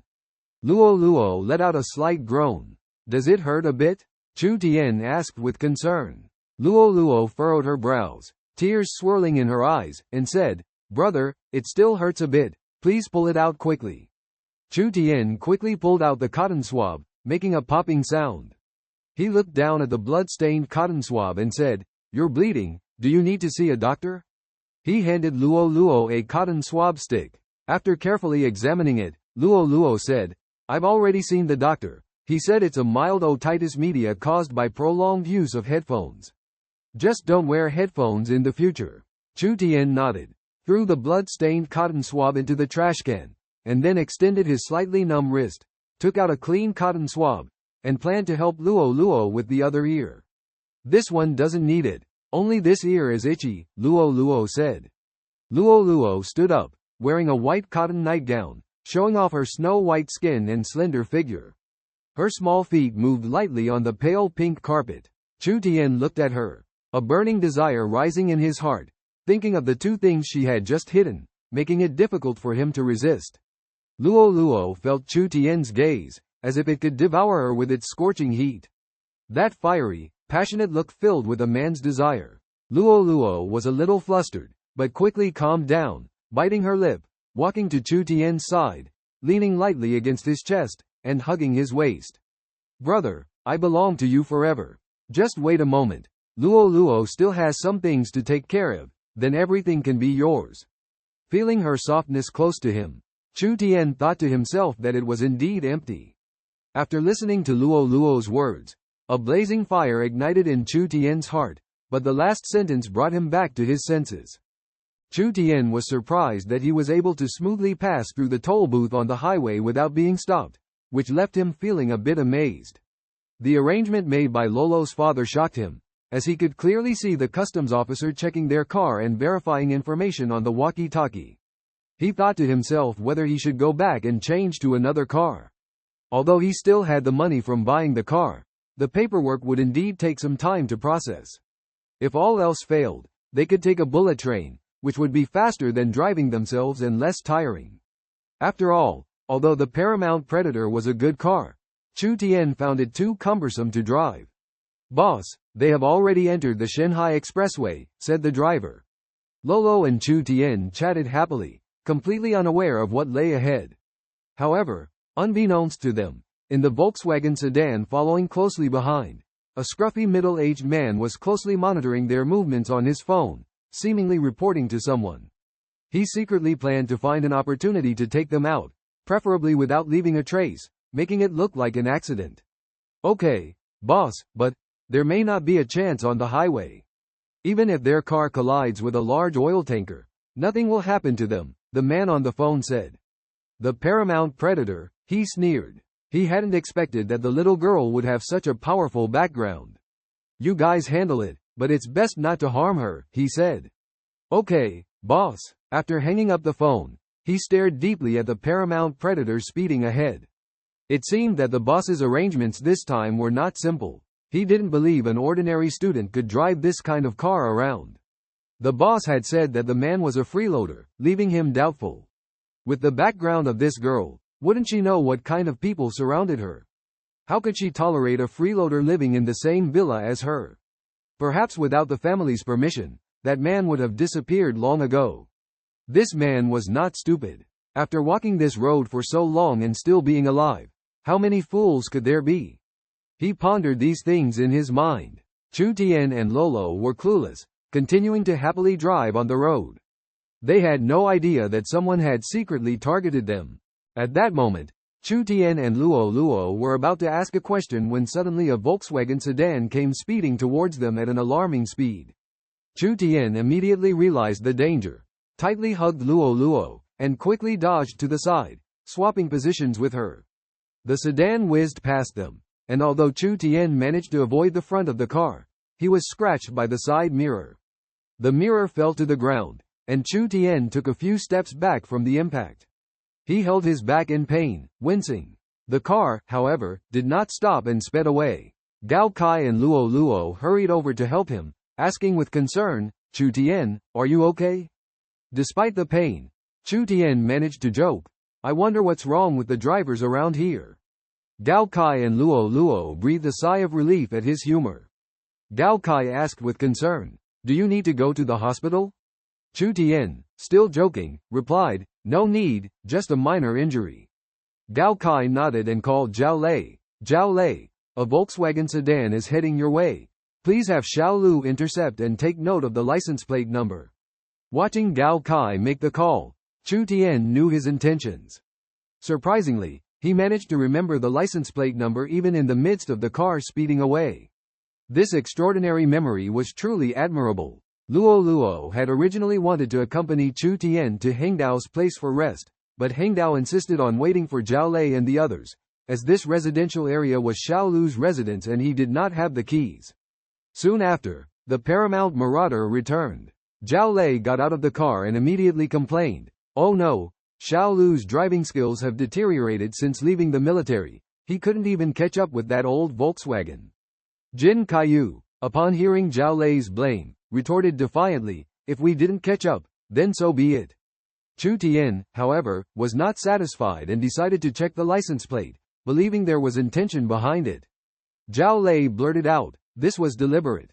Chu Tian's expression changed slightly upon hearing this word, and he muttered softly to himself. When he had brushed past the front of the car earlier, he had seen the driver's eyes, so calm and composed, that it made him feel a bit uneasy. When Luo saw Chu Tian injured, she immediately rushed forward and held him, saying nervously, "Brother, I'm sorry, let me take a look." Her mood was extremely anxious, as Chu Tian had just taken a blow for her, although not with much force, he was still injured. She walked behind Chu Tian, nervously lifted his clothes, and Gao Kai and the others also gathered around to check. Chu Tian had a scrape on his waist, no bleeding, but it was noticeably swollen. Chu Tian reproached the three, "What are you looking at?" The three looked up in confusion, indicating that they were just concerned about him. However, when they saw Chu Tian making faces at them, they suddenly realized. Zhao Lei was slapped by Gao Kai and scolded to prepare food. Zhao Lei hurriedly left the rooftop, turned back, gave Chu Tian a thumbs up, and made a few faces. Chu Tian thought to himself that although this guy was shrewd, he was also tactless. If not for being interrupted by Gao Kai, he might have exposed himself. Feeling Luo's cold hands rubbing his waist, Chu Tian felt exceptionally comfortable. Pretending to be weak always arouses women's sympathy. This saying is indeed true. At this moment, Luo tenderly rubbed the injured area for him, asking gently. Chu Tian thought to himself, "This little girl, so obedient in front of others, yet sly and eccentric in public. Let's see if I can handle you." Now it seems she has already softened. If he wanted Luo to understand this, he might have to use his shadowless kick. Seeing Luo acting like a little cat, Chu Tian felt smug, casually patting her waist, causing Luo to blush, but realizing that Gao Kai and the others had not noticed. She gave Chu Tian a glare, loosened her clenched fists, and continued carefully rubbing the injured area for him. The holy light is coaxing Jin Kaiyu. Chu Tian can understand his youthful vigor, just stepping out of the army gate, full of confidence in the motherland. However, Hengdao Gao Kai knows the complexity of society well. He understands that if one harbors any luck, the consequences will be unimaginable. Gao Kai solemnly tells Chu Tian that what he may have provoked is not an ordinary person, but a force that has been following them all the way. These words made Chu Tian lost in thought. Gao Kai continued to analyze. If it were locals, they wouldn't have found you just as you arrived here. If they were ordinary people, they would have retreated upon seeing your car. Chu Tian's heart tightened, realizing he was in a dangerous situation. Kai Jie is right. I have caused trouble for everyone this time. If I delay your wedding, I'm willing to bear all the consequences. Chu Tian blamed himself. Gao Kai smiled and patted Chu Tian's shoulder. No matter what happens, the three of us will stand by your side. Just then, Zhao Lei rushed over, panting, and said, "That guy ran too fast. I couldn't catch up at all." Gao Kai asked if he found anything, but Zhao Lei shook his head, indicating they hadn't engaged. At the same time, Luo, who had been making a phone call on the rooftop, joined them. Chu Tian nodded and decided to go have a meal first. When night fell, Gao Kai insisted that everyone stay on the rooftop and set up a military tent. Chu Tian and Luo stayed in the colored steel room, while Gao Kai and the other two took turns to keep watch in the tent. Luckily, the night passed without any incidents. The next day, a local person also came, wanting to stay overnight, but was driven away by Zhao Lei. Zhao Lei's reason was, "You're a local, there's no need to take this risk." Chu Tian had originally wanted to replan Gao Kai and Qi Zai's wedding, but reality forced him to proceed according to the original plan. Luo transformed into a bridesmaid, dressed in a gown, stunning the audience and adding a touch of color to the wedding. The person took a step back, about 3 meters away, with his hands hanging down, oozing a bright red color. Suddenly, his hands underwent a transformation, becoming longer and turning into 2 sharp crimson blades. Chu Tian was stunned, as Zhao Lei and Jin Kaiyu also witnessed the scene and exchanged a glance. The daggers took on a defensive stance, causing the two to halt their pursuit. "Tianjie, take Luo and go quickly. This guy is not someone to mess with." Without looking back, Zhao Lei kept his eyes fixed on the transformed individual. Chu Tian noticed Zhao Lei's words, realizing they needed to escape as they were not confident in defeating the opponent, and there was even a possibility of danger. Chu Tian hesitated. Suddenly, 2 loud noises rang out almost simultaneously. At that moment, Chu Tian felt a strong sense of palpitation. His heart raced, his head buzzed, as if something was about to burst out of his mind. Suddenly, his field of vision changed, becoming all-encompassing. He saw a bullet flying towards him from the opposite direction, a 5.8 mm round with a smooth and rounded tip painted in red. The target of this bullet was not him, but the transformed Gao Kai across less than 100 meters away. The trajectory of the bullet aimed at the top of his head. Chu Tian noticed a woman in black attire, holding a Type 88 sniper rifle, wearing a black mask, black sunglasses, and a black duckbill cap, her face obscured.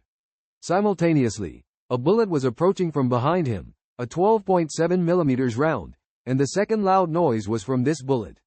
At the end of the bullet was a man with a stubbled face, wielding a Type 10 large-caliber anti-material sniper rifle, set up on the rooftop of a building over 400 meters away.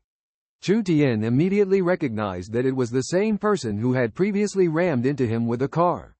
And the person Zhao Lei was chasing was likely sent by him as well. The target of this bullet was right at Chu Tian's back. Damn it. Jin Kaiyu actually said there wouldn't be any aircraft cannons. This damn heavy sniper is basically a cannon. What shocked Chu Tian was not the opponent's weapon but his own current abilities. Getting on the car, Chushan felt a sense of relief. The vehicle seemed incredibly sturdy, as if it could withstand a rocket attack without a scratch. Inside the car, it was quiet, with no one speaking. Zhao Lei and Jin Kaiyu were still shaken, finding it hard to believe that in this day and age, there were still people daring to carry sniper rifles and shoot at will from the rooftop. And it was the Type 10 heavy sniper rifle. How did such a bulky weapon get brought in? As for the woman driving, who on earth was she? It seemed like the boss and Luo were not strangers to her. After a dozen minutes, Luo finally broke the silence, asking, "Senior sister, what are you doing here? Are you here to protect your little brother?" He seems to have angered quite a few troublesome figures. Yi Ling had already taken off her mask, no longer wearing sunglasses. She was dressed in a black tough outfit, exuding a heroic aura with her stern and cool demeanor. Chushan curiously asked, "Do you know who it is?" Yi Ling glanced at Chushan sitting in the passenger seat and mysteriously replied, "It's classified information. You'll find out once you join the 9th Division." Chushan smirked. "Even if you don't say, I can guess." Yi Ling's eyes narrowed. "Oh? So you know it's Huang Shui?" Chushan nodded. "Yes." Yi Ling suddenly slammed on the brakes. "Seems like you know more than just that. Do you know his background?" This time, it was Yi Ling who was surprised, questioning Chushan. Chushan calmly replied, "Huang Shui is a spy sent by the Great Snake Island country to infiltrate our ranks, don't you know?" In the previous life, he had already exposed Huang Shui's identity. In the game, He orchestrated a trap for the elite players of the Dragon Country, causing the Dragon Country's economy to be on the brink. The top players of Dragon Country suffered heavy losses, and other forces took advantage of the situation to attack Dragon Country, plunging its economy into crisis. The Great Snake Island Country even launched an economic war against Dragon Country. Are you sure? Yi Ling asked in shock. When Chu Tian and Yi Ling were about to fall out, Luo finally spoke up. Senior, maybe he can't join the ninth office because he will be the heir of the Luo family. Chu Tian and Yi Ling both turned to Luo after hearing this. Are you serious? Heir of the Luo family? They asked simultaneously. Luo firmly replied, I am serious, bro. We will talk in detail later. Yi Ling, sitting back in the driver's seat, took out a pack of cigarettes, lit one, took a slow drag, and said, Luo, do you realize that your decision may put him in danger, even cost him his life? You are harming him. Luo calmly responded. Rather than meeting a tragic end at the ninth office, it is better to serve the motherland faithfully. It is our duty. Yi Ling's tone turned cold. I cannot control all this. In the Luo family, I have the ability to protect him. Ha, you protect him, but in the end, you may be the first to harm him. Maybe it's your Luo family after all. Luo suddenly stopped and asked, what do you mean by that? The people in the car were confused by the argument between the two women, especially Chu Tian, unsure of what to do as it seemed to involve him. Chu Tian understood Luo's intention. No wonder she never mentioned the ninth office. She didn't want him to join but rather to take over as the head of the Luo family. And from Luo's words, it seemed like the members of the ninth office were destined for a rough fate. When Yi Ling mentioned the needs of the motherland, could it be that the ninth office was a place for handling special missions, similar to the Dragon Team or special operations in novels? But what abilities did he have to make Yi Ling and the ninth office have faith in him? Hearing Luo's question, Yi Ling took a drag on her cigarette, flicked the butt out of the window. Chu Tian was surprised that this cold woman was smoking. If their classmates on campus saw this, they would probably have a different opinion. Letting out a sigh, Yi Ling's voice softened. Luo, I know you care about him. There are things I can't reveal, but I will tell you what I know. After these words, silence fell among the group. Chu Tian was immersed in his thoughts, quietly listening to the conversations around him. He had never heard of terms like warriors or soul practitioners before. Strangely enough, it seemed like he himself was a soul practitioner, and the fact that Luo's family seemed to have an unresolved grudge with soul practitioners puzzled him. As the daughter of the head of the Luo family, the sheer power of the family made him sigh in amazement. Sitting in the car, Chu Tian realized that the influence of the Luo family had reached a level where they could drive on the road unimpeded. As for the Ninth Bureau, it seemed to be a mysterious organization of the country, only selecting those with special abilities to join. From Yi Ling's words, it seemed that only she knew the fact that Chu Tian was a soul practitioner and had not reported it to the Ninth Bureau yet. She revealed that the Ninth Bureau could protect Chu Tian and prevent him from being hunted down by the Luo family. After his rebirth, Chu Tian came into contact with things he had never known in his previous life. He had transformed from a physically disabled person into a so-called soul practitioner. Was the ability of a soul practitioner simply due to the strength of the soul's power? Yi Ling mentioned that there had been 3 anomalies with the soul stone. The first time was when he awakened from a 5,000-year dream, and the system rewarded him with 5 times the power of his soul. The second time was when he returned from the underworld, bathed in countless Hegan flowers, enhancing his soul's power. The third time was the recent incident when he inadvertently released his divine consciousness. Everything seemed to point to his identity. Suddenly hearing Luo calling him, Chu Tian slowly raised his head and asked, what does it mean to be a soul practitioner? This question could only be answered by Miss Luo from the Luo family. Yi Ling looked at Luo, who began to explain. A soul practitioner refers to a special existence whose soul power exceeds that of an ordinary person by more than 5 times. Why 5 times? No one can explain when this standard was established. However, exceeding 5 times the soul power will ultimately lead to one outcome, which is a calamity. Some people will harm themselves, some will fall into madness, randomly hurting others, and some may even die, but their souls are powerful enough to harm the world. In short, various outcomes exist, with the only common point being the loss of reason. Some say that soul practitioners are cursed, while others believe that soul practitioners should not exist in this world. The Luo family's abhorrence of soul practitioners stems from a soul warrior who appeared years ago, slaughtering the entire Luo family, including the head of the family, his wife, and children, all tragically perishing under that person's hands. While Chu Tian was lost in thought, Yi Ling asked everyone if they had any questions, and if not, they were ready to return to Xingjing. If anyone had something to take care of, they could go to Xingjing in 3 days to find her. Everyone said they had nothing to attend to, except for Zhao Lei, who made a phone call to inform his family. As the vehicle moved slowly, Chu Tian asked Yi Ling, "Did you take out the one who shot at me with a heavy sniper rifle?" "No, I let him escape. Sniping is not my forte," Yi Ling replied. Upon hearing this, Gao Kai couldn't help but cover his face and said, "Not your forte? With your fast reloading speed, what does that make me then? Do you know how much of a blow that is to a sniper's heart with that statement?" However, Gao Kai didn't ask further, as his military training taught him to obey orders above all else. Since they were approved to join the Ninth Office, there must be a reason for it. Zhao Lei, on the other hand, didn't share the same sentiment. With a rebellious mindset, he had caused trouble even with his superiors during his time in the army. "Say what you want. What are we going to do at this Ninth Office? I've retired, and just when I thought I could finally have some peace after a few years, they recruit me for this Ninth Office nonsense. If they want me to go back to the mountains and squat in the forest, I won't do it. Those years in the mountains nearly drove me crazy," Zhao Lei complained.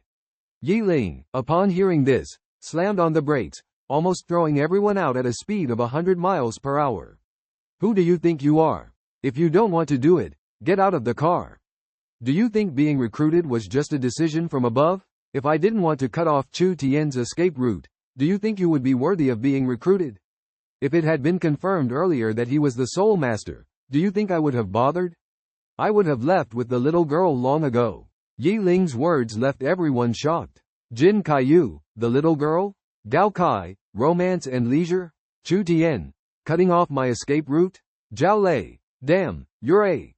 Sob smack. Luo slapped Zhao Lei on the head. "Sit down, you little rascal." At the same time, Gao Kai wrapped his arm around Zhao Lei's neck and covered his mouth. The atmosphere in the car became tense, a sense of killing intent emanating from Yi Ling, making everyone feel as if the temperature in the car had dropped to freezing point. Only Chu Tian seemed unaffected, asking Yi Ling, "Explain to me clearly, what do you mean by cutting off my escape route? And who are you to say my brother is unworthy?" After finishing his words, Yi Ling stared at Zhao Lei for a while and finally gave him a look that seemed to say, "You'll pay for this." She then slowly turned back to start the car and said to Chu Tian, "Didn't you establish some kind of anti-god alliance in Tiandao?" When Yi Ling cried, Chu Tian's heart suddenly calmed down, even though he realized he had been played, but he could do nothing about it.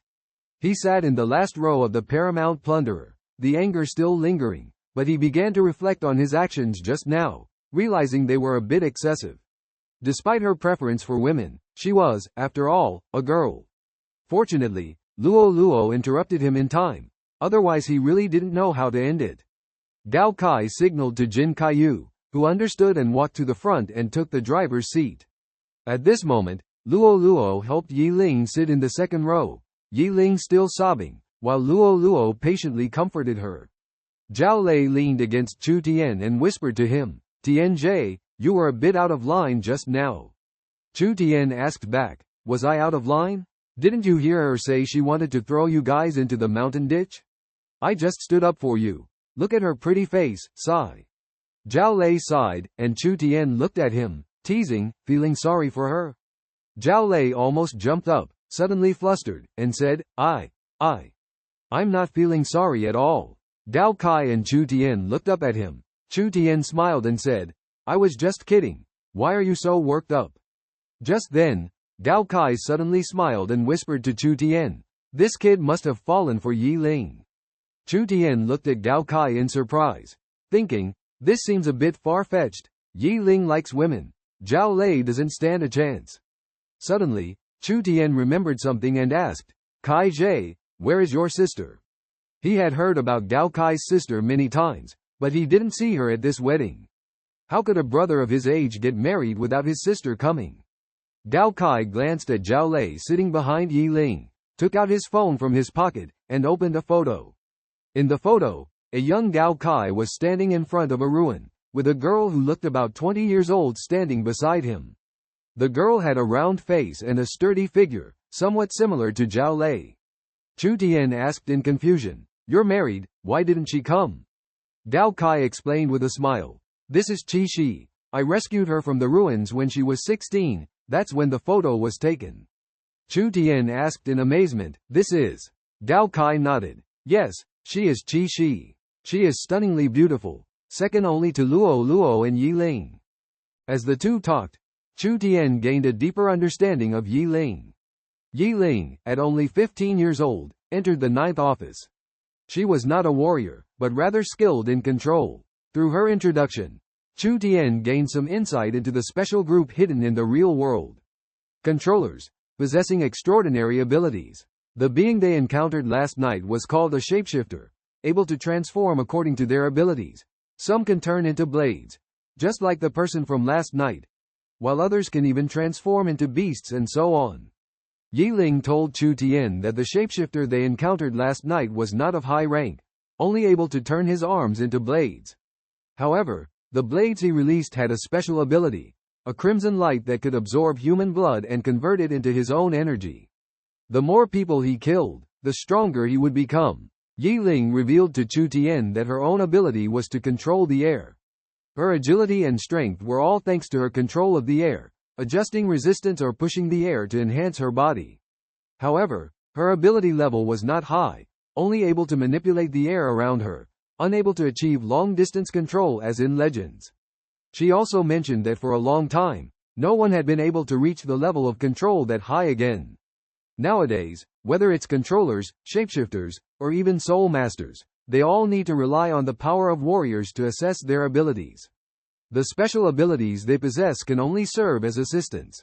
For Chu Tian, the reason Yi Ling noticed he was getting stronger was not that she could sense others' strength. It was when Chu Tian passed by the training room, brushing past her, that she felt a strange air fluctuation. Initially, she thought Chu Tian had awakened speed or strength abilities, but now it seems Chu Tian had awakened the power of the soul. Yi Ling told him she had never heard of the soul power being awakened because the evaluation of soul power usually manifests after the age of 6. At this point, Chu Tian asked, "Doesn't this mean that the soul masters killed by the Luo family and other families are all children?" Yi Ling nodded silently. After Chu Tian finished his complaint, he waited quietly. He said something inexplicable and then fell silent. It seemed like he was agreeing with Yi Ling's suggestion. He asked Yi Ling, "What should I do with my brothers? If you throw them into a mountain ditch, I will be angry." Yi Ling glanced at the people in the car. Although they didn't have special abilities, they were elite talents in the military. Although they couldn't enter the core members of the 9th Department, as members of the team, they still had qualifications. Including them, we now have 5 people, only one more needed to form a task team. In the 9th Department, the composition of other squads is roughly the same. It's unlikely that everyone in a team is an ability user. After all, there aren't many people with special abilities. Chu Tian asked, "Apart from missions, what do we usually do?" This question makes sense. After all, he has to enter the Tien Dao world. His abilities come from the Tien Dao world, and Lao Dao Tien told him that getting stronger in the game will make him stronger in reality. In addition, there are divine bloodlines, and the special abilities rewards after activation are unknown. Besides missions, the personnel of the 9th Department have free time to arrange their own schedules. Yi Ling suggested, "You have a gym, you can arrange for them to work there." It seems that Yi Ling is worried that the 3 people in the car have nowhere to go, so she directly gave a suggestion. Chu Tian thought speechlessly, "I have to pay the newcomers as well?" Yi Ling glanced at him. Although Chu Tian couldn't see it, he knew Yi Ling was a shrewd person. After Yi Ling finished speaking, she got on the car directly, seeming to not want to deal with Chu Tian anymore. Seeing this, Chu Tian took out his phone and sent a text message to Zhao Lei. The Tien Dao world and reality are interconnected. Receiving messages or calls in reality will prompt in the game, and can be viewed and answered. He told Zhao Lei that everyone was up, and if there's nothing urgent, they should log out of the game, have a meal together, and discuss the next plan. After finishing a stolen cigarette, Chu Tian got on the car and happened to see Zhao Lei and the others taking off their helmets. Chu Tian sat in the passenger seat, guiding Jin Kaiyu on the route, heading straight to his gym. After returning to their own territory, Chu Tian naturally took the lead and led everyone on a day-long tour, which of course included a grand meal arrangement. In the afternoon, Chu Tian purchased a bunch of daily necessities, while Zhao Lei and Jin Kaiyu interestingly chose to go to the gym instead of staying in the villa. Jin Kaiyu chuckled and said, "The gym is definitely more comfortable than the illegally built steel houses in the villa."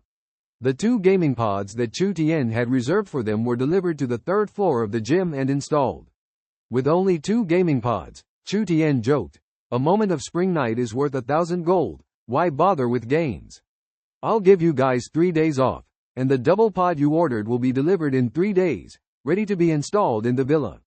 Upon hearing this, Gao Kai was grateful, Qi Shi blushed, and they went to chat. With someone accompanying her, Luo was naturally in a good mood, and the 2 ladies strolled around all afternoon, buying a bunch of knick-knacks. The 3 gentlemen walked until their feet hurt, marveling at how women could endure wearing high heels. "Kai Jie, I kind of miss the days in the jungle." Zhao Lei sighed. Jin Kaiyu nodded repeatedly. "Yeah, Kai Jie. Why does shopping make us more tired than running in the jungle all day? From now on, when accompanying our wives shopping, we won't come, you 2 take care of yourselves." With that, Zhao Lei hurriedly left with Jin Kaiyu. Chu Tian and Gao Kai exchanged a glance, both wearing a look of helplessness and slight boredom. The 2 ladies in front turned around and asked, "Where are little Jian and little Huyu?" These were the nicknames given to them by Luo, pointing to sword pointing to the sky and holy light.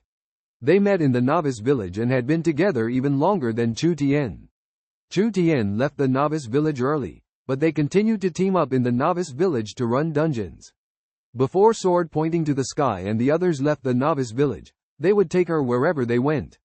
During the few days Chu Tian went to the underworld, Luo had been by her side in the hospital, not logging in for many days, which caused her level to fall behind and created some distance between them. However, with a forbidden curse, she caught up in levels, but unfortunately forgot to summon her pet. Otherwise, that little guy would have leveled up a lot too. He gazed into the dreamy distance. Luo came online and happened to be standing next to Chu Tian. Chu Tian smiled and asked, "You washed up so clean, is there something big going on?" Chu Tian knew she was joking, so Luo angrily glared at him and said, "Stop bothering me.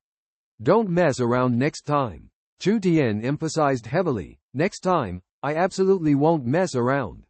Luo angrily gestured with her small fists, showing her dissatisfaction. Suddenly, a voice interrupted their conversation. "Big brother, who is this sister? She's so pretty." Chu Tian suddenly remembered the cute little girl next to him. He scratched his head awkwardly and introduced, "This is Meng Dian, who recently joined our guild." After Chu Tian's introduction, they knew each other, but with the addition of this little girl, Chu Tian couldn't tease Luo anymore. Meng Dian worriedly said, "Big brother, what does your ancient tree form look like? I look so ugly after transforming." Chu Tian suddenly stopped, realizing he hadn't completed the transformation task yet. He hesitated and asked, "Is it the druid's ancient tree form task? I haven't completed it yet. How long does it take?" It was almost 10:50 at this moment, and they agreed to meet at midnight for a dungeon challenge. If the task took too long, he decided to complete the dungeon first and then the ancient tree form task. Meng Dian replied, "Probably about half an hour, not too long." Chu Tian felt there was still time and told them, "You go find sword point first, I'll go complete the ancient tree form task, and meet at the entrance of the dungeon later." Luo responded, "Okay, you go ahead, I'll play with little Dream first." The little girl waved goodbye to Chu Tian as she jumped up and down. He smiled and released the teleportation skill, Dreamland Forest. This was his first time using this skill. It is said that this skill can teleport to the druid's ancestral land. In a mysterious corner of the Tien Dao world, there are hidden colorful stones of unknown origin and name. They are simply referred to as the rainbow stones due to their vibrant appearance. The task is to collect 3 rainbow stones in order to fuse them into a powerful weapon exclusive to druids, the Wrath of the Moon, Spear of the Healer in the War. This ultimate weapon combines the power of the 4 forms of druid artifacts, possessing destructive, healing, protective, and bloodthirsty forces. It is a blade that can grow with the druid, providing the strongest support based on the holder's strength.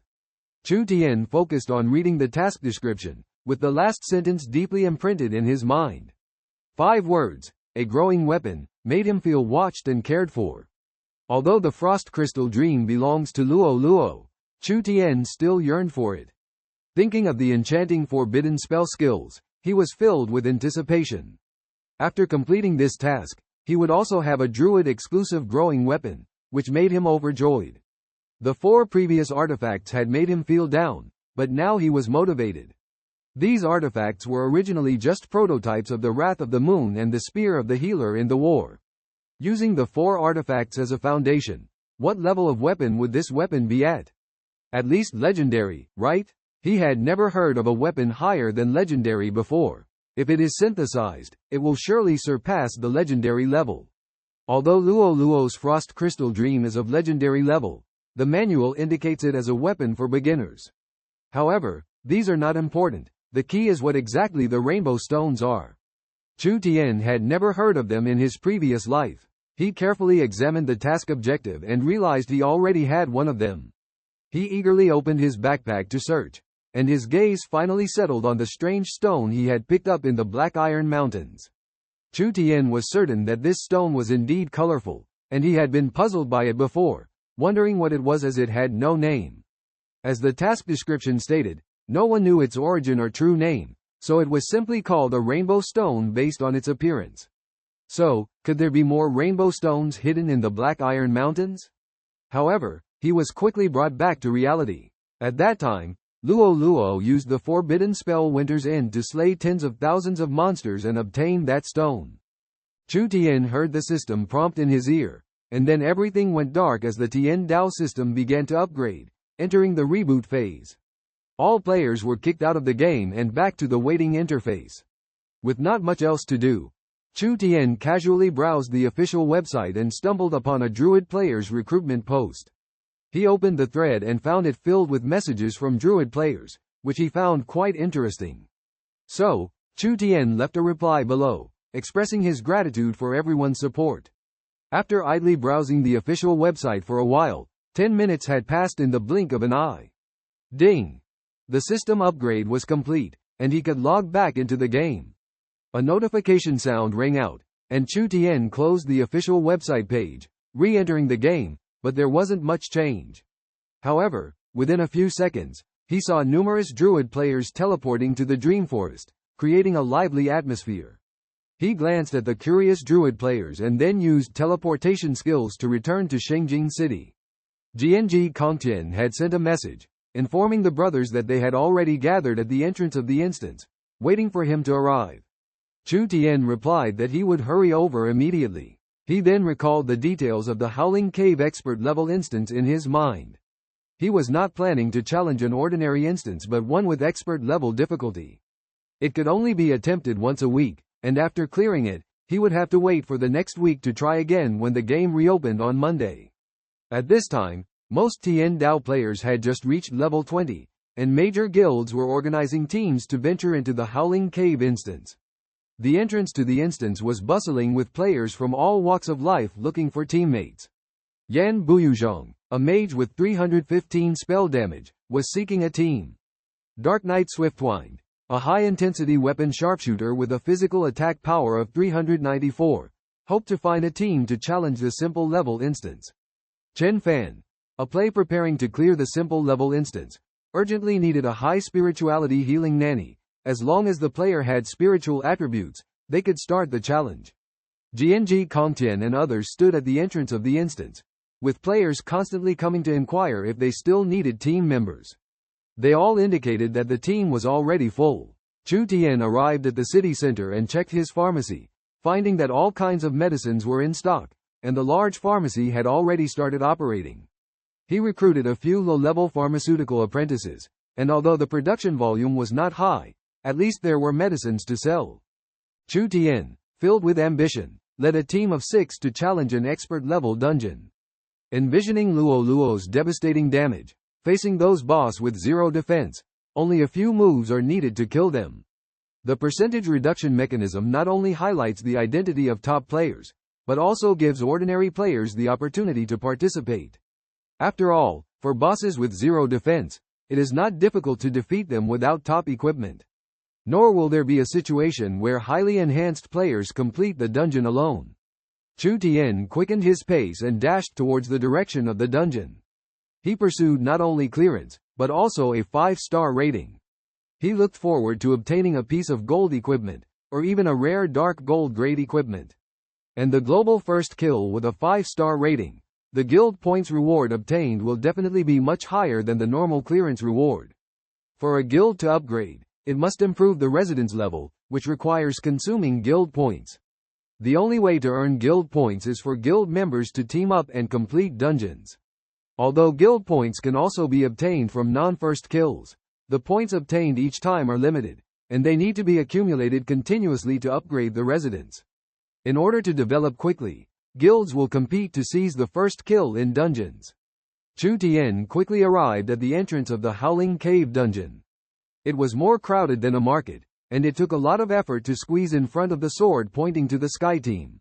After accepting the team invitation from sword pointing to the sky, when entering the team, sword point immediately transferred the leader and command authority. Boss, the boss is here. Players in the team greeted Chu Tian one after another. There were 2 holy knights and 3 divine priests in the healing class, as well as a druid in the healing class. There were 2 shield warriors and a guardian knight in the tank class. It happened to be 29 people, plus Chu Tian. The team reached the full capacity of 30 people. Chu Tian scanned the crowd and suddenly noticed that the Holy Light Deceiver was actually mixed in the healing group. He couldn't help but be surprised. Did this guy actually change jobs to become a Holy Knight? Checking the team's class allocation, he found that the icon on Holy Light Deceiver's avatar still showed the symbol of a Retribution Knight. Chu Tian asked Sword pointing beside him, "Xiao Lu, what happened?" Sword point whispered back, "Last night, he went straight into the game after parking." In the whole team, only one player did not shout loudly, that was Luo. However, she was gazing at Chu Tian, with deep love in her eyes during the previous mobilization speech.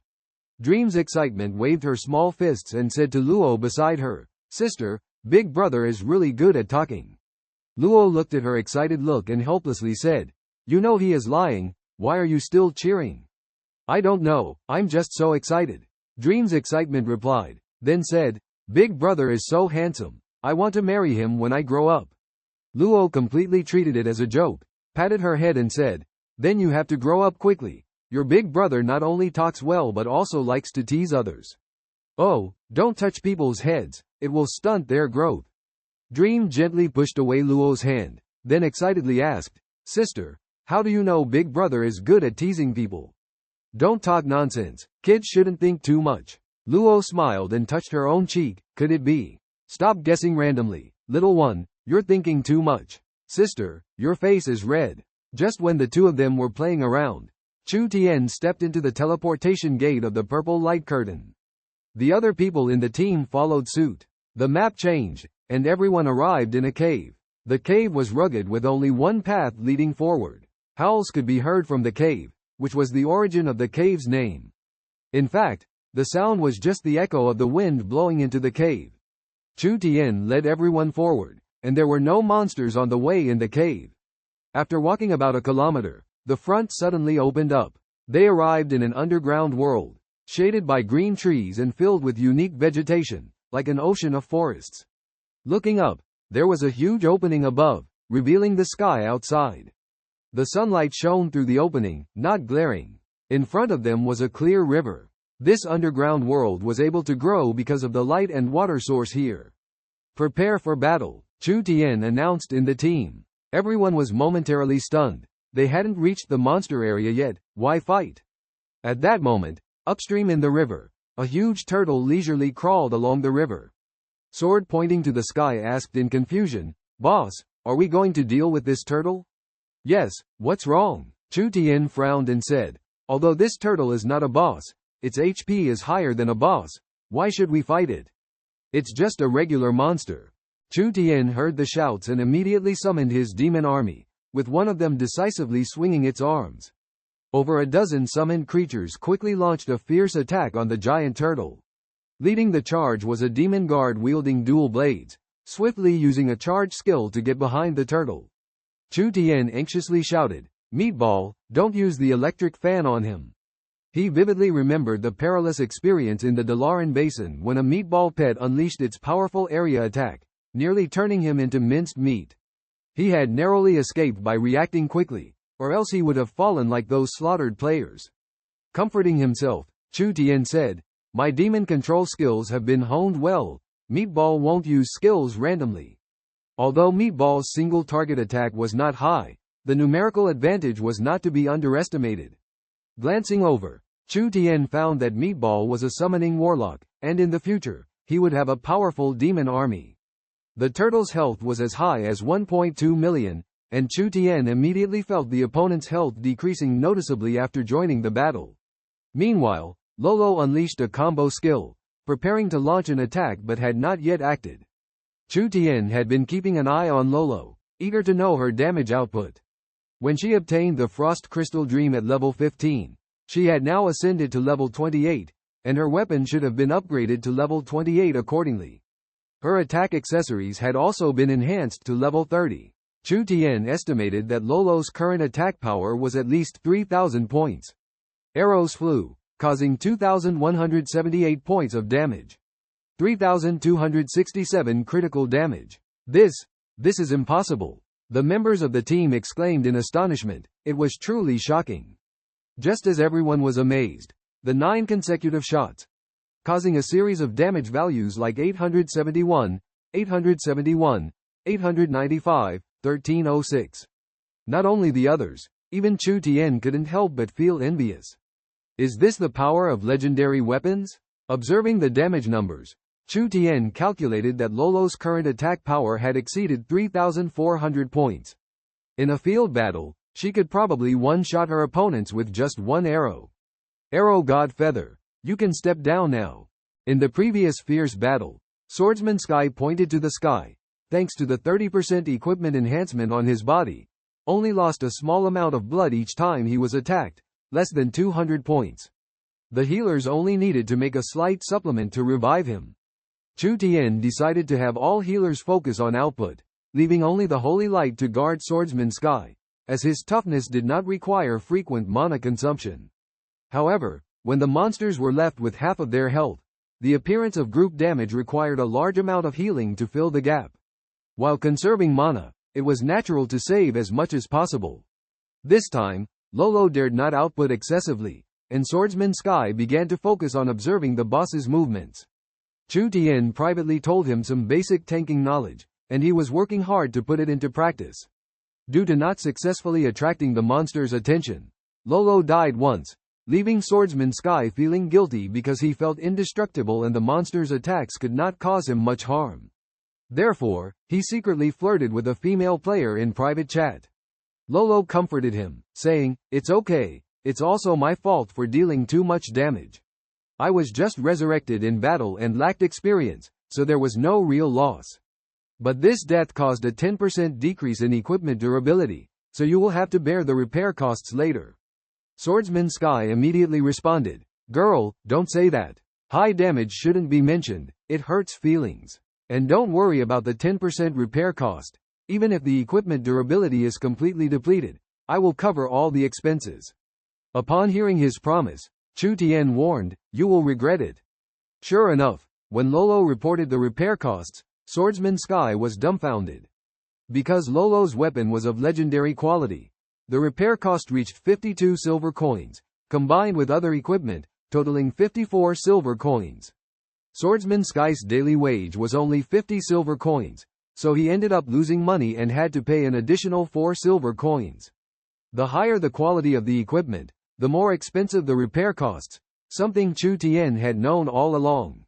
That's why he warned him earlier that he would regret it, and Lolo's weapon was only level 28. The future repair costs would continue to increase. This is the game's mechanism for gold recovery. Chu Tian lazily stretched and glanced at the distant forest. A creature hidden in the branches, blending in perfectly with the tree trunk, lurked silently. If Chu Tian's level hadn't reached 31, surpassing the level 6 of the small monsters in this instance, he wouldn't have been able to detect the presence of this creature at all. It was a demon hunter, but Chu Tian pretended not to care, acting as if he didn't see it. The four thieves ahead continued to forge ahead. Due to the narrow and winding path, they couldn't escape the restriction of single file progression. To move forward, they had to line up and push forward together. However, this formation was prone to collapse in sudden situations in the instance. Therefore, the four thieves had to laboriously clear the dense branches and vines on both sides. Reluctant as they were, in the previous easy-level instances, they knew this path wasn't dangerous, even if they moved in a straight line. But since the leader arranged it this way, they could only silently comply. With this speed of progression, they still wanted to compete for the first kill? It was simply wishful thinking. One of the thieves kicked the vine in the middle of the road with his foot. However, the vine, like a nimble snake, instantly entwined around his ankle, hanging him upside down in midair. Ah, help! This thief's name was Pain Behind Promise, and he let out a sharp scream. Chu Tian learned the name of this thief in the team. Witnessing this scene, Chu Tian could only shake his head, as when the vine entangled him, he had at least 3 evasion methods to choose from. Bind Demon, Lost, Eternal, Move Up. These two are the other 2 tanks in the team. One is a shield warrior, the other is a guardian knight. Close range positioning. Mages just need to use fire instant cast skills to attack the vines released by the Vine Demon, without worrying about damage. Chu Tian calmly issued instructions. The team members acted according to Chu Tian's requirements, with mages releasing fire skills one after another, and the vines released by the Vine Demon were repelled. The hanging thief was also rescued. In fact, Chu Tian had long discovered this disguised immobile Vine Demon. He let the 4 thieves scout ahead just to test their adaptability. However, to his disappointment, Pain Behind Promise triggered the Vine Demon's trap, and the other 3 thieves immediately fled back. What about me? Jian Jikong Tien asked. You stay on standby. Chu Tian replied succinctly. The crowd all expressed that they would absolutely not leak the vow. Chu Tian did not continue to remind them, because he knew very well that the news would eventually spread. However, they successfully, in their own way, joined forces to defeat the final boss, even though it was only a 4-star one. Because the next task did not require the entire team to participate, only him and Luo. You guys continue along this path, clear the way to the boss and wait for us. Chu Tian commanded, pointing his sword to the sky and leading the team, moving forward along the left fork. Meanwhile, he took Luo and headed towards the right side. The team all knew that there would be no monsters in this direction, just a cliff at the end, a dead end. They were all unsure of what Chu Tian was up to. At the end of the path, Chu Tian took out a rope launcher purchased from the engineering shop and handed it to Luo. Shoot where I shot and follow up. Engineering rope launcher. Shoots a rope for climbing. 10 out of 10 uses. Chu Tian aimed at a spot on the cliff. Bang! A rope shot out. The arrowhead stuck into the rock. Chu Tian climbed up the rope, with Luo following closely behind. Upon reaching the platform, Luo saw that the platform was unclear from below, and there was a cave near the mountain wall. You just need to output, don't kill the monsters, Chu Tian instructed. Okay. Chu Tian transformed into a giant bear and entered the cave directly. The cave was not deep, and after a few steps, they saw a pile of campfires, but no one was around. Just as Luo was feeling strange, Chu Tian suddenly rushed towards a corner of the wall. She focused on observing and saw a shadow in the dark. Her level had reached 28, giving her a keen sense to detect low-level creatures. This monster was the demon hunter that Chu Tian had discovered earlier. With all the monsters in the instance cleared, only this one remained. In order to get a 5-star rating, they needed to capture it in the cave. Chu Tian rushed forward, triggering a immobilization effect, breaking the demon hunter's stealth state, followed by a heavy blow. When deciding to use the key skill of throwing out the giant eagle, Chu Tian knew that this decision was crucial. If thrown too early, the giant eagle might not effectively attack the target and would then face the crazy counterattacks of the two bosses. Additionally, the giant eagle wouldn't get hurt when attacked, which meant that failure was inevitable since the hardened shell could only be used once, and the only way to pass through was to wait for the reset of the dungeon the next day. Only by defeating the refreshed giant turtle could they obtain the hardened shell again. If thrown too late, the giant eagle would fly too high, surpassing the range of the turtle shell, and they would have to regroup the team for another battle. After listening to Chu Tian's explanation, the team members exchanged glances and then all looked at Chu Tian with admiration in their eyes. They were all full of doubts. How did Chu Tian know all this? Had he experienced this battle before? He was familiar with every detail of the dungeon, and under his command, the team managed to pass through successfully without any wipes.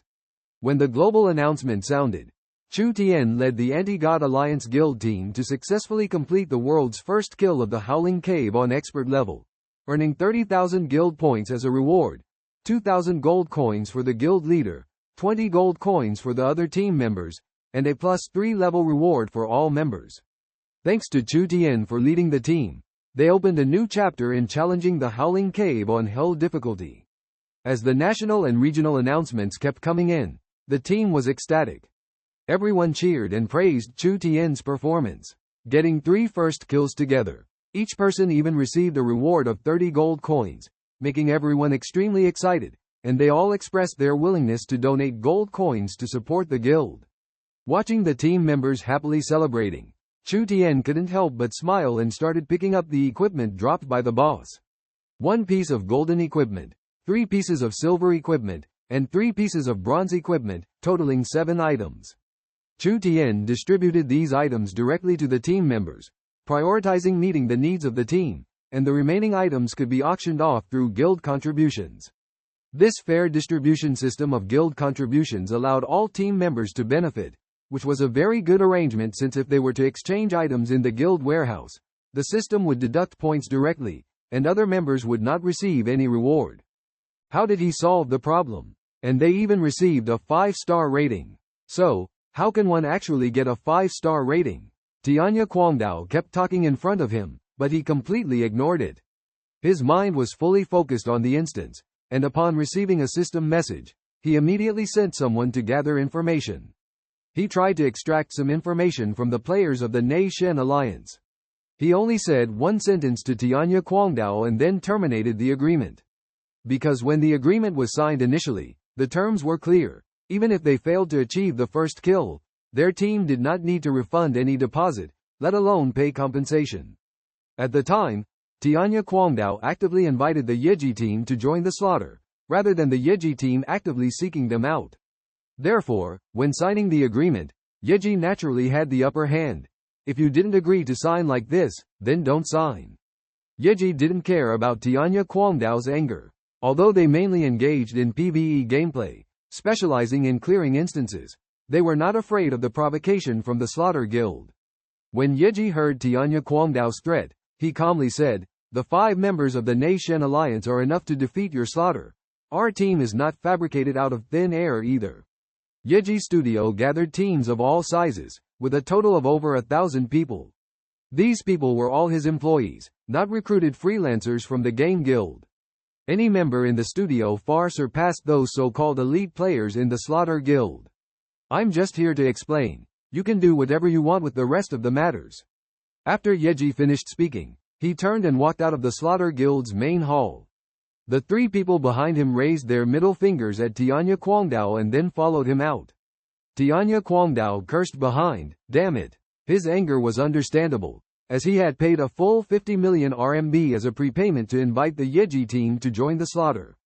They agreed that after the first kill, the Yeji team only needed to provide the guild points and instant strategy, ensure the integrity of the strategy, and not sell it to others. As for other rewards, the Yeji team could keep them for themselves, which is why they agreed to join the slaughter. After entering the Slaughter Guild, all the expenses for various elixirs and potions were borne by Tianya Kwangdao. Altogether, he couldn't even remember how much capital he had invested. Suddenly, everyone froze in place. Unexpectedly, Chu Tian stepped forward. Zhao Lei and Jin Kaiyu, seeing this, also acted without hesitation and followed suit. Although Gao Kai was a bit slower in reaction, he did not hesitate. The three of them moved swiftly, like ghosts. With a wave of their hands, the guns in the hands of the opponents disintegrated into pieces, falling to the ground with a clatter. In less than a minute, the 6 opponents were lying on the ground, making groaning sounds. At the same time, Chu Tian had already walked up to the person who had shouted. What do you want? The person supported his body and stepped back. Chu Tian grabbed his neck and lifted him up. Just as Zhao Lei and the others finished off their opponents, they happened to see Chu Tian's actions. It was unclear how much force Chu Tian exerted, but in just 2 seconds, the person's eyes were already bloodshot, and his eyeballs were almost popping out of their sockets. After Gao Kai dealt with the last enemy, he quickly stepped forward to pull Chu Tian away, while Zhao Lei and Jin Kaiyu also rushed over to help pry Chu Tian's hands open. Tien, let go, squeezing any further will be fatal. Hearing the call, Chu Tian became more sober and slowly released his arm. The person fell to the ground and passed out directly. Chu Tian looked at the person lying on the ground, and a scene from his past life flashed through his mind. In the previous life, he had been pinned down in a rented room, with his legs broken, by the very person who he almost strangled just now. At this moment, Chu Tian was filled with the urge to kick him to death, but reason told him not to act rashly. Meanwhile, Zhao Lei gathered the gun parts on the ground. You guys have guts, coming in here pointing guns at us. If it were before, we would have sent you straight to the crematorium, Gao Kai said angrily. Kai Jie, no need to say more, I'll handle this myself, Chu Tian said coldly. Jin Kaiyu, who was usually quiet, also spoke up. Tien, do you look down on his brothers? Yeah, at most, it's just 7 years inside. What's there to be afraid of? Gao Kai shook his head, sighed, and agreed with Zhao Lei. Brothers, shoulder it together, and I'll reach out to some old comrades later, pull some strings. Just now, Gao Kai was almost unable to bear it when someone pointed a gun at his head. It's not easy for Chu Tian to resist at such a young age.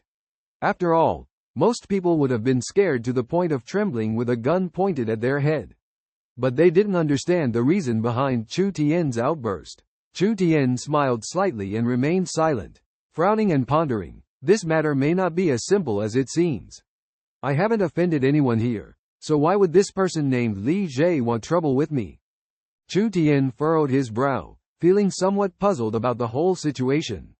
The total value of this shop is just over 6 million, so why is the other party going to such great lengths to make such a fuss? Perhaps this Mr. Li is not short of money, or perhaps he has his own reasons. If Mr. Li knew what Chu Tian was thinking, he would definitely feel angry and dismissive. For Chu Tian, he is not aware that after being reborn, he easily earned a large amount of wealth in the game by converting gold coins into RMB. This made him mistakenly believe that money is not difficult to earn, but for ordinary people, over 6 million is enough to strive for a lifetime. Just like Gao Kai, who only earns a few thousand yuan a month after retiring, and Jin Kaiyu doesn't earn much from driving a taxi. Zhao Lei held up his phone and said, Tien, I've recorded his words, can this be used as evidence? Chu Tian glanced at him, shook his head. If you didn't assault the police, this recording might be useful, but now that you have, it won't help you much. Then he turned to Red Hair. Who exactly is this Mr. Li? Red Hair hastily replied, I'm not very sure, I'm not familiar with him, but I heard he has a close relationship with Chief Zhao. Which Chief Zhao? The Chief Zhao from the Public Security Bureau. So, he has such a big backer behind him. No wonder the police didn't show up promptly after the alarm was raised before. At this moment, a loudspeaker outside announced, You are surrounded, release the hostages and surrender. Gao Kai saw on the monitor that the crowd outside had been dispersed. 4 special police cars and dozens of fully armed special police were already at the door ready to attack. Tien, what should we do? Jin Kaiyu asked. Stop talking nonsense, Zhao Lei said, but was kicked down by Chu Tian. Stop the nonsense. Continuing to fight the police. Do you want to fight the special police as well? Believe me, if you make a move, you will be shot dead by a sniper. Yi Ling's speaking skills impressed the captain of the special police team, who walked into the room. He held a thick file bag in one hand and a stack of documents in the other. Handing the documents to Yi Ling, he said, "Team Leader Yi, if there is nothing else, we will leave." "Is everything verified?" Yi Ling took the documents and asked, "Have all the verifications been completed?" The captain of the special police team reported, "Team Leader Yi, everything has been verified. These people are suspected of being involved in organized crime activities. Several police officers have been accused of taking bribes, delaying responses, and tolerating the gathering of organized crime groups, and have been dismissed from their positions." After speaking, the captain of the special police team saluted Yi Ling. Yi Ling commanded, "Take them away. We, the police, will handle the previous negative impact." "Understood. Team Leader Yi, we will leave now." The captain of the special police team, no longer serious, smiled and said. With Yi Ling's permission, he immediately signaled his subordinates to handcuff the people on the ground one by one. At this moment, a man surnamed Li woke up, heard the conversation between the captain of the special police team and Yi Ling, and began to curse while sitting on the ground. "Do you know who supports me? Zhao Xiao will never let you go. Wait until I get out, and see how I deal with you." Yi Ling remained expressionless, raised her foot without hesitation. With a crack, her foot hit Li's neck directly, making a bone-cracking sound. His eyes rolled back, and he fell to the ground. Although Yi Ling's kick was fierce, she still left some room for maneuver. If she really wanted to harm him, a little more force might have broken his neck directly. The captain of the special police team raised an eyebrow slightly, thinking, "This woman is ruthless. The agents from Section 9 are not to be trifled with. It's a good thing we didn't force them to leave just now." He still remembered a case from last year when their squad received a report and went to carry out a mission. At that time, there were 3 individuals who nearly destroyed a shopping mall, but it was unclear who they were entangled with. However, they were carrying a box that was detected to have significant radiation fluctuations by the instruments. He was initially shocked, but then filled with excitement, secretly pleased that this might save him a lot of money. The SWAT team had already surrounded him outside, and he remained silent upon waking up. It wasn't until the SWAT team leader talked to Yi Ling that he was surprised by the unexpected turn of events. However, relying on his backing, he sat up and threatened the other party, hoping they would back off. Instead, the response he received was a heavy kick. Everyone present realized that even if he recovered, he would be left with an indelible trauma. Ambulances operated one after another like flowing water, until the last person was lifted onto the ambulance. The SWAT team withdrew, and the cordon was lifted. Luo and Qi Shi waited outside the cordon and finally entered the gym. Chu Tian finally understood that Luo and Qi Shi had been following them all along to this place. Upon seeing the police officers lying inside, Luo immediately realized the seriousness of the situation and quickly contacted Yi Ling.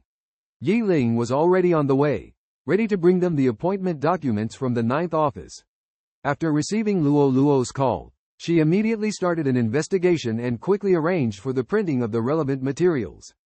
The efficiency of the 9th office was truly astonishing, with dozens of files, including those of 7 police officers, printed and organized within just over 10 minutes. Less than 10 minutes after driving over, someone brought the file bag. She hastily changed into her military uniform in the car, held the file bag, and passed through the SWAT cordon. The man who handed the file bag to Yi Ling seemed to appear out of thin air and disappear just as quickly. In a matter of seconds, he appeared, handed over the file bag, and by the time Luo was about to thank him, he had vanished. Qi Shi rubbed her eyes, wondering if she was seeing things. When she saw the file bag in Yi Ling's hands, she confirmed that she wasn't mistaken. She looked around and then asked Luo where the man had gone. Luo also looked around in confusion, saying she didn't see clearly. Qi Shi willingly offered to help, making Chushan very happy. At that moment, Luo walked over and said to Chushan seriously, "Bro, I think we can assign the logistical work of the Tien Dao Guild to Sister Shishi." Chushan was curious upon hearing this suggestion. Luo explained, "Sister Shishi is a life player in the game and is already an intermediate pharmacist. She spends much more time in the city than we do. Isn't it appropriate to let her take charge of logistics management?" Chushan agreed with Luo's reasoning as he had long wanted to find someone to help manage the guild. He happily responded, "All right, let my sister-in-law join the game tonight and make her an honorary guild leader." Qi Shishi smiled and asked, I've been in the Anti-God Alliance for a long time, but I work for you day and night. How much are you planning to pay me? Chushan frowned and said, talking about money hurts relationships. You and your husband have taken all my money. Qi Shishi laughed and said, just kidding. I'm happy to help out. With that, she picked up the account book and pushed Chushan away from the bar. Chushan finally got a chance to escape and quickly ran out, but he had already made up his mind not to let Qi Shishi work for him for nothing. That night at the Tien Dao Guild, Chushan's first action was to appoint Qi Shishi's character, Lei Qingcheng, as the honorary guild leader. This position had almost the same authority as the guild leader, except for the power to dissolve the guild.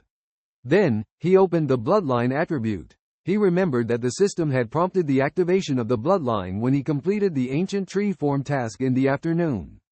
The bloodline, the unique Spirit King God level, LV1 special attribute, allowed the use of some druid form skills in human form at 20% of their original effectiveness. The unactivated bloodline passive skill increased all attributes by +10, and the bloodline talent could be combined with player talents. The effects of Concentration God level, Apocalypse God level, Growth God level, and Concentration God level skills increased by 50%.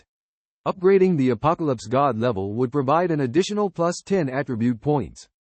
Chu Tian decided to add some color to the stubborn stone to see how it would look. However, he saw a colorful stone floating in the air, swaying as if intoxicated by some kind of beauty. Suddenly, the colorful stone swayed and fell to the ground. Chu Tian was startled, worried that it might have eaten too much and would suddenly transform into Sun Wukong. As he was about to approach for a closer look, the colorful stone on the ground kept changing shape, sometimes elongating, sometimes flattening, emitting strange sounds. Suddenly, a hidden weapon with a strong wind rushed towards Chu Tian's face. He reacted quickly, blocking the hidden weapon, but was hit in the palm by a small stone, feeling a burning sensation. In an instant, he obtained a colorful stone. A colorful stone? Where did this come from? Chu Tian opened his palm and found that the stone was the hidden weapon that had attacked him earlier. Looking up at the colorful stone on the ground, he noticed that the small hole on the stone was slowly shrinking. This scene made Chu Tian feel a bit nauseous, almost throwing the stone away. However, reason overcame disgust, and he put the stone in his backpack. Checking the mission prompt, he found that the number of colorful stones had reached 1/3. The progress of the artifact mission changed from 0/3 to 1/3. The colorful stone in front of him seemed to have become a treasure. Despite being a bit disgusting, it could solve the current problem. Chu Tian picked up the slightly larger stone, hurriedly ran to the auction house, and spent 10 gold coins to buy a high-quality ore. Coming out, he sat at the door, holding the ore in one hand and the colorful stone in the other, trying hard to stuff it into the stone's mouth. However, the colorful stone kept its lips tightly closed, leaving Chu Tian at a loss, and he eventually had to give up. Perhaps it was already full, but how long digestion would take remained a mystery. Chu Tian suddenly remembered a mysterious task that was intricately linked to his wishing box. There were rumors from his past life that Huang Shui had received this task, and the rewards were unbelievably extravagant. Although the specifics of the rewards remained a mystery, the mention of the legendary craftsman, Lian, in the rumors sparked great anticipation, as anything related to the gods always captured people's imaginations. Chu Tian hurried to the teleportation array, preparing to embark on this mysterious task. However, just as he was about to choose the destination on the map, a determined and steadfast apprentice blacksmith who had been following him all along suddenly shouted, "Hey buddy, wait for me. I can help you smelt the ores." Chu Tian turned around and couldn't help but admire the apprentice's dedication. The teleportation array activated, and Chu Tian disappeared in a flash of light, leaving the apprentice somewhat forlorn as he sighed, "Oh, finally found a fool," only to let him slip away. To receive the task from the craftsman Lian, one must first locate him. However, Lian was not on the Blue Star but on the Xing. To reach Xing, one must cross the camp barrier, which was no easy task for Chu Tian at his current level. However, Chu Tian knew of another path that could lead to Xing, the level 35 common iron necklace in his inventory. This necklace was obtained from the final chest of an expert level dungeon, and it only appeared the first time the chest was opened. While the hunter's bone-tooth necklace's first attribute may not be outstanding after the camp barrier opens, its second attribute is an unparalleled rarity.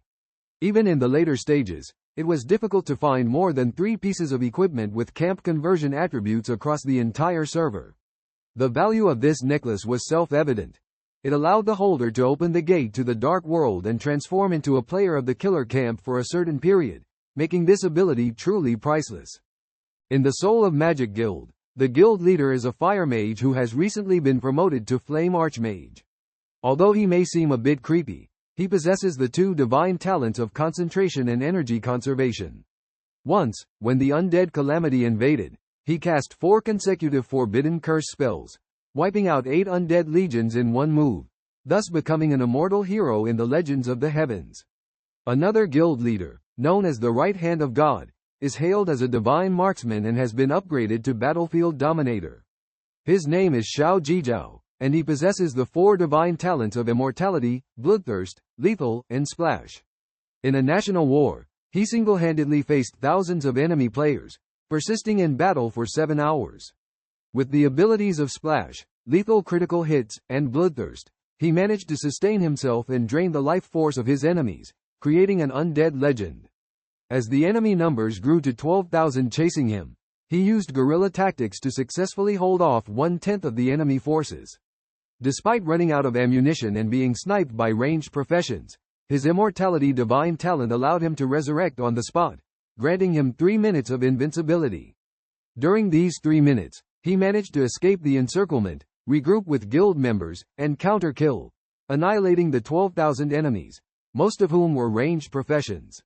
In this battle, he established an unparalleled immortal legend, truly becoming the overlord of the battlefield. Reflecting on this feat, Chu Tian's blood boiled with excitement. He knew that there were 6 divine talents in the heavens, and the teleportation talent produced in the Northern War Zone was precisely his target this time. With 3 divine talents already in his possession and the blessing of the Elf King's bloodline, his strength was formidable.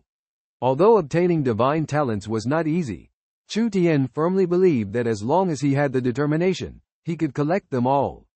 He decided to first acquire the teleportation talent and set up enough coordinates for future use when obtaining other divine talents. At the very least, if he couldn't defeat the enemy, he could escape. Pursuing any kind of divine talent is not a simple matter. In the world of Tien Dao, it is difficult for someone who has never experienced death to be called a master. Masters in the wild always face hostile players, treasure hunting, and adventures, where death seems to be an inevitable part. If a person has never experienced death even once, just constantly grinding monsters for leveling up, even if they rank high on the leaderboard, or even become the world's top player, they are still just a noob in the eyes of true masters. True strong players usually need to go through multiple deaths, constantly improve, and gradually hone their own fighting style. At this moment, Chu Tian quietly approached a beetle leader, with a distance of only about 6 meters between them. Suddenly, the beetle leader stopped moving underground, turned over, emerged from the ground, turned around, and stared directly at the spot where Chu Tian was hiding. Chu Tian, in the form of a black panther, concealed in the shadow of the wall, providing him with excellent concealment. His heartbeat accelerated, he held his breath, crawling on the ground, sticking to the wall. However, the beetle leader seemed to perceive everything in the darkness, spread its wings, and let out a sharp cry. A group of small flying insects flew out from its body, heading straight towards Chu Tian. Detected. Chu Tian's heart sank. He stood up, and those small flying insects immediately surrounded him. -1, -1, -1. Numerous damage points fell from above his head. He quickly transformed into the form of an ancient tree, using the instant skills of rejuvenation and wild growth, continuously regenerating health. At the same time, 3 other beetle leaders also emerged from the ground and pounced towards him. The first beetle that spotted him stabbed the ground with its sharp mouth, releasing the skill of earth spikes directly towards Chu Tian. He felt the ground under his feet moving strangely, a sense of danger approaching.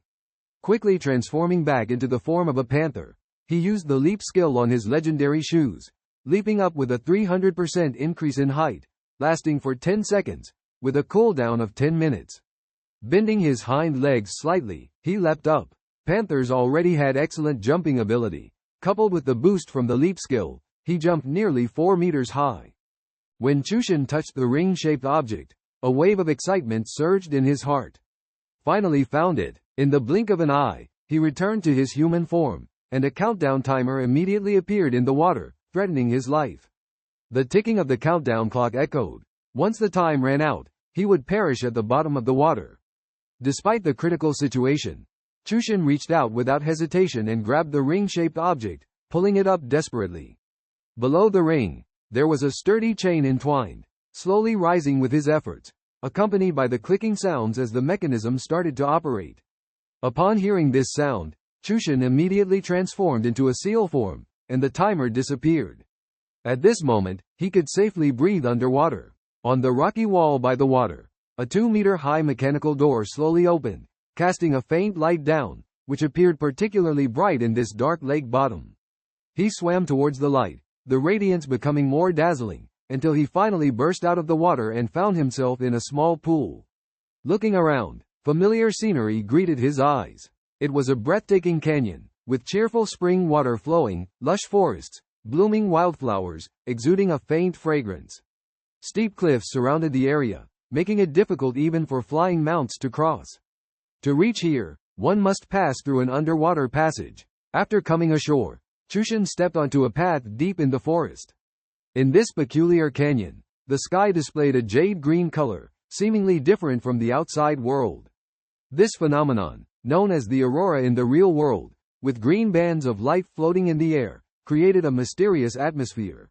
After walking for about 10 minutes, Chu Tian entered the depths of the forest, where the trees grew denser, and the light became dim.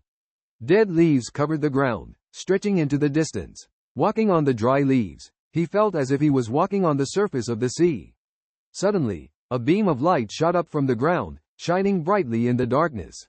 Chu Tian walked towards it, filled with joy. Floating in the light column were scrolls. The global announcement has reached the Asian region, and near the players in the northern battlefield of the Dragon Kingdom.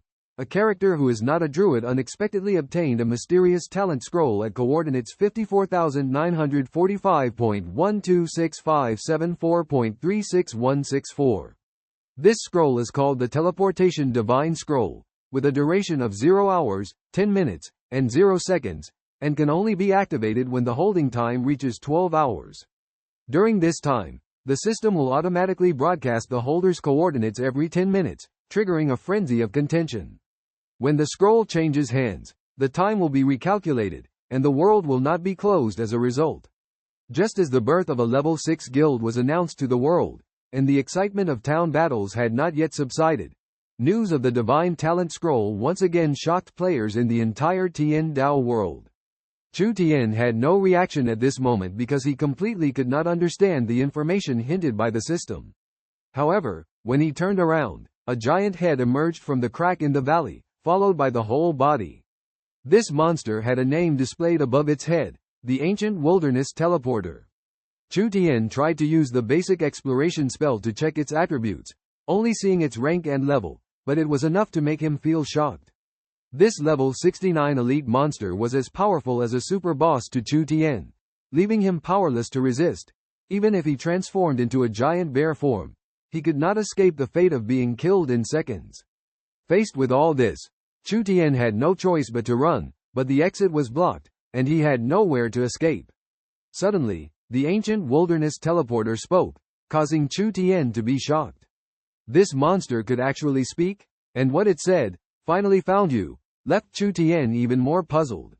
As he hesitated, the purple-black shadow above the head of the Ancient Wilderness Teleporter turned into mist and entered the monster's nose and mouth, causing it to roar repeatedly. Chu Tian suddenly realized that the shape of that shadow seemed familiar, but it was elusive. Suddenly, a huge figure appeared in the distance from the dark clouds. It was the ancient wanderer that had appeared before. In that moment, it spread its evolved wings, enveloped in a dark purple flame. The ancient wanderer used its immense power to crash through the mountain wall, bursting out of an opening. Chu Tian transformed into a giant deer form, desperately trying to escape. The pseudo-godlike ability was truly terrifying, being able to trigger a second evolution in a monster.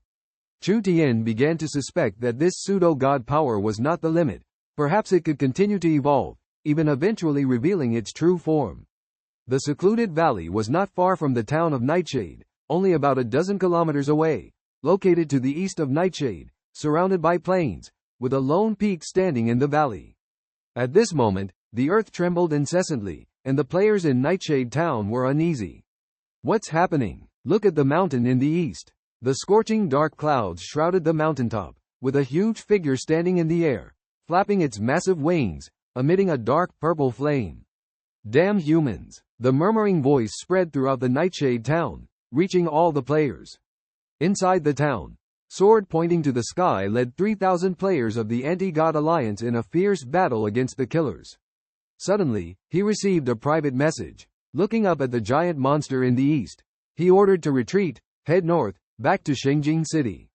Captain, we are about to take over Nightshade Town, why retreat? Sword pointing to the sky glared at the team and gritted his teeth. No time to explain, just run. With that, he headed straight for the north gate of Nightshade Town. Although the team members were reluctant, seeing the captain retreating, they had no choice but to follow suit and evacuate Nightshade Town. The killers, seeing the Anti-God Alliance suddenly abandoning them and fleeing, stood still for a moment, then chased after them. Stop, don't chase, the important thing is to occupy the town. When Daya the Mad Knife discovered this group of NPCs, he immediately issued an urgent summons in the guild, hoping that all members could hurry to Nightfall Town. Other players also reported the news to the guild one after another, and many guilds began to organize actions, mobilizing manpower to come. They all hoped to share the fruits of this battle. Within a few short minutes, countless people arrived at Nightfall Town through the teleportation array. Although some people chose to evacuate after the system prompt, more people poured in, making the small town instantly overcrowded. Guilds ranking high in the Northern War Zone, such as Endless Kingdom, Flourishing Age, Glory in Competition, and Stream Bamboo in the Clouds, sent out thousands or even thousands of members to support. Surprisingly, even the predominantly female player guild, Stream Bamboo in the Clouds, also sent out thousands of people. The bustling scene around the teleportation array attracted many eyes. The news of equipment dropping from semi-god level monsters was too tempting for these players. Nightfall Town also became lively, with ballistas and cannons on the tower showing their muzzles. Looking up, Chu Tian saw the huge figure of the ancient teleporter suspended in the air, its crow-like wings blocking the sunlight. It cast magic, covering the sky with dark clouds. However, it did not immediately launch an attack, but looked down at the small town as if searching for something. Everyone looked up, but no one took the initiative to attack. Just then, a system prompt suddenly sounded. Ding. System prompt. Player with divine level talent scroll. I am not a druid. Current coordinates 56,515.23674.15642. Carrying time 30 minutes. Chu Tian cursed. Why would they reveal my coordinates at this time? Everyone received this system prompt and checked the coordinates together, only to find out that they were in Nightfall Town. Could this monster's attack be related to Chu Tian? Did this druid offend it and then receive the divine level talent scroll? Speculations filled everyone's minds. Suddenly, the monster's gaze locked onto a civilian house, followed by an eerie incantation. In the midst of the battle, a soft voice could be heard, commanding Chushan not to advance recklessly, but to retreat instead. Chushan followed the voice and could only vaguely see the woman's profile. She must be the leader of the Shizhu Yunjian Guild, or at least a senior member. Listening to her advice to have the melee team fall back, Chushan felt it was a wise choice. On this side, there were rational people, while the other side seemed to be the opposite. As they landed, Tianya Kwangdao ordered the shield warriors to charge forward. The Nightfall Town was filled with killers, gathering nearly 8,000 people. Tianya Kwangdao had mobilized almost the entire guild.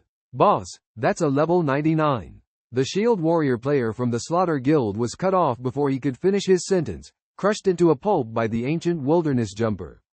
Hundreds of close combat professions perished almost instantly. Keep pushing forward. Ranged classes, attack fiercely. Tianya Kwangdao scolded in the team. In his mind, he wondered what equipment a level 99 demigod level monster would drop. As long as there was a piece of dark gold equipment, he would be satisfied, paying no heed to the casualties among his subordinates. The players in Nightfall Town, especially the killers, charged aimlessly. Whenever the ancient wilderness jumper swung its body, they would all be sent flying. At this moment, 20 NPCs with shields appeared, all elite level 200. In normal circumstances, a level 200 against a level 99 was simply overwhelming. However, in the Tien Dao continent, levels did not mean everything. The grade of the monsters was the key. The 20 guards rushed forward, surrounding the ancient wilderness jumper. They wielded shields and weapons, raining attacks on the creature. With the support of these 20 guards, the ancient wilderness jumper was temporarily trapped and unable to move. Suddenly, the creature's body was covered in countless black flames, swinging its sharp claws, each strike sending a level 200 elite guard flying. Chu Tian quickly formed 4 teams, led by Hengdao, Jianjikongtian, Shengguanghuyuji, and Yijiroru. Each team consisted of 2,000 people, heading towards the 4 nearest small towns in the east, south, west, and north, with Nightfall Town as the center. Although these 4 small towns were smaller in scale compared to Nightfall Town, they could serve as convenient teleportation points for future attacks on Nightfall Town. Chu Tian planned to seize it in one fell swoop after repairing Nightfall Town. This move would surely anger Tianya Quangdao. Hengdao asked, "Boss, you have that special scroll that reports coordinates every 10 minutes. Don't you need some brothers to accompany you?" Chu calmly replied, "Having Luo by my side is enough." Hengdao looked at Luo and nodded knowingly. "I see. I'll go first, occupy Redridge Mountain Town, and then log off to rest." Chu Tian smiled at him and said gently, "Take care of yourself, don't push yourself too hard. I heard that soaking wolfberry water is very beneficial for men." Hengdao blushed, hastily led the team towards Redridge Mountain Town. Chu Tian and Luo arrived at the north gate, overlooking the town, only to see it in ruins. The ancient migrators, after regaining their senses, although their strength had decreased, still used their skilled teleportation abilities, leaving everyone at a loss. Despite their health being only around 40%, the combined attacks from players, hundreds of guards, and city defense weapons put them in a precarious situation. Chu Tian transformed into a giant deer, with Luo jumping on his back, and the two of them swiftly headed north. Inside Nightfall Town, arrows, bullets, cannonballs, and magic intertwined in the sky. Countless melee professions, shield warriors, and suicide squads bravely rushed towards the ancient migrators, just to buy time for ranged professions and prevent them from wreaking havoc among the ranged teams. However, the ancient migrators' short-distance teleportation ability left them helpless. Players sacrificed one after another, and almost all the guilds around Shengjing City participated in this fierce battle. The drama in Nightshade Town has nothing to do with Chushan. At this moment, he is carrying Luo on his back, heading north and then turning east. When they reach the coastline, they find a spot on the beach, sit down leisurely, enjoy the sea breeze, and gaze at the roaring sea. The system reports their location every 10 minutes, but they stay there quietly for over 4 hours. Chushan now possesses a mysterious talent scroll, which has been active for 6 hours. Half of the time has already passed, and in reality, the clock points to 8 p.m., when the celestial system would usually enter a dormant state. However, due to Chushan obtaining the mysterious scroll, the celestial system remains active. While playing by the sea, Chushan notices an increasing number of scouts lurking around. Several major guilds in Shengjing City have suffered heavy losses due to the presence of the demigod boss, except for the Shizhu Yunjian Guild, which has achieved great success. On the other hand, the Anti-God Alliance has successfully gained control of 4 towns. They have been closely monitoring Chushan's every move, noticing that he has not changed his location for hours. Subsequently, guilds send out scouts, believing that Chushan is stationed here with thousands of members. Witnessing this situation, all guilds choose to wait and see, unwilling to become the primary target. "Let's go, there are too many annoying flies here, let's go somewhere else." Chushan carries Luo and heads south along the coastline. The scouts report Chushan's whereabouts to the guilds. It is then realized that Chushan is not stationed here with a large army, but simply enjoying the scenery with a girl. When he transforms into a giant deer, no one can catch up with his speed. Heading south again, stopping to admire the scenery once more, This cycle repeats a few times, causing guild leaders to suspect if Chu Tian is playing a trick on them. When Chu Tian holds the scroll for 10 hours, they can no longer sit still. Elite forces are sent out, surrounding the coordinates reported by the system. Chu Tian and Luo, like startled deer, immediately turn and run once discovered. Time is running out.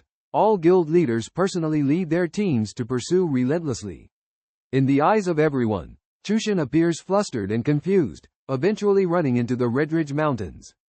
The lonely team of the tyrant quietly hid in the mountain valley not far from the entrance of the canyon, pretending to retreat. They gathered in the misty clouds, pointing their swords towards the sky. Meanwhile, the leader of the Tien Crazy Knife and his men had approached to within 500 meters of Chu Tian. He saw Chu Tian and Luo leaning against the mountain wall, with Chu Tian looking terrified. Tien Crazy Knife, with a sneer in his heart, thought to himself, "Finally, I've got you." In an instant, they stopped less than 100 meters away from Chu Tian, taunting, "Chu Tian? Haha, you can't escape now." Chu Tian, upon hearing this, smiled confidently, showing no fear. "Escape? I'm just enjoying the scenery and taking a brief pause," he said calmly. Chu Tian's composure made the three guild leaders suspicious, wondering if they had any hidden cards up their sleeves. Wuyazi, the guild leader of Wuyazi Nation, a man in his 50s, looked around anxiously, thinking to himself, could there be an ambush? Let's end this battle quickly before things go awry. Kangshui, the guild leader of the Glory of the Battlefield, sneered coldly, mocking Wuyazi, "You're getting older, yet your courage is dwindling. The cliffs on both sides had been thoroughly investigated by us. Unless they can fly, they won't be able to escape." After hearing this, Tien Crazy Knife and Wuyazi felt somewhat reassured. "I don't want to delay any longer. Let's attack." Tien Crazy Knife prepared to give the order. However, Chu Tian suddenly interrupted him, exchanged a glance with Luo, and took out a mysterious barrel-shaped item. Pointing towards the cliff behind them, with a bang, a rope shot out from the launcher. "Oh no, that's a rope launcher. They cost 50 gold coins each, and they actually bought them," Wuyazi exclaimed. In an instant, Chu Tian and Luo had quickly climbed up a dozen meters in height. "Long-range attack, shoot them down," Tien Crazy Knife shouted urgently. After determining the location in Chu Tian, the three women meticulously planned the details of the Chu Tian operation. The tyrant Loneliness cunningly plotted to lure the other three guild leaders to chase Chu Tian under their surveillance, then skillfully led them step by step into an encirclement. These three women meticulously designed the entire plan, as if staging a brilliant and unparalleled drama. Their strategies were awe-inspiring, and after running continuously for more than 10 hours, Chu Tian, fleeing in the Tien Dao, began to feel a bit weary. After the guild battle ended, the task of clearing the battlefield was handed over to the sword pointing to the sky, while the distribution of spoils among the other three guilds had already been agreed upon with Qi Shi. They agreed that after the Reverse God Alliance cleared the battlefield, the four guilds would settle accounts together, with the Reverse God Alliance receiving 70% share, and the remaining 30% being split evenly between the other two guilds. Although such a distribution seemed somewhat unfair, both guilds were satisfied. After all, they didn't invest too much and the losses were minimal, just some player deaths and a slight experience loss. After everything was arranged properly, they directly used their divine-level talent teleportation and set up the first teleportation point on the steep rocky peak. During the distribution of spoils, the tyrant Loneliness unexpectedly found that Qi Shi had brought some spoils from Nightfall Town and returned a portion of it to him, which pleasantly surprised him. The spoils from this ambush battle happened to offset the losses he suffered in Nightfall Town. Originally, he was already feeling quite satisfied. Not suffering any losses was already a stroke of luck. The Reverse God Alliance's move was simply directly buying his heart, and cooperating with such an ally made him feel reassured. Although they were both fourth-level guilds, he was clear that his guild's strength was far inferior to the Reverse God Alliance.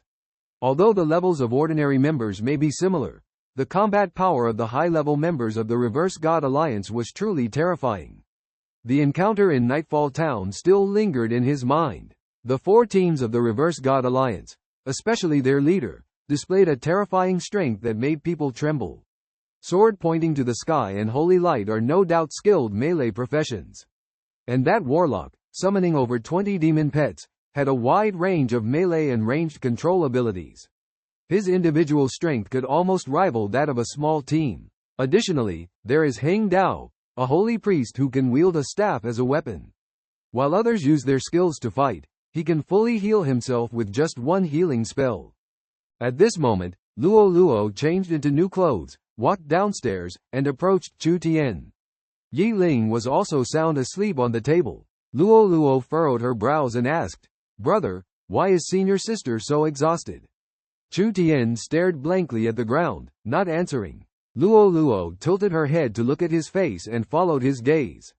At first, Luo didn't notice anything unusual, but 2 seconds later, she suddenly reached out a hand in panic and grabbed Chu Tian, pointing at the ground with the other hand. Chu Tian quickly covered her mouth with his hand. In the alarmed gaze of Luo, Chu Tian hastily led her out of the villa. Once outside, Chu Tian let go of her. Luo grabbed his hand and said, "Brother, I saw the shadow of senior sister." Chu Tian furrowed his brow tightly. At this moment, Gao Kai happened to come out of the opposite villa.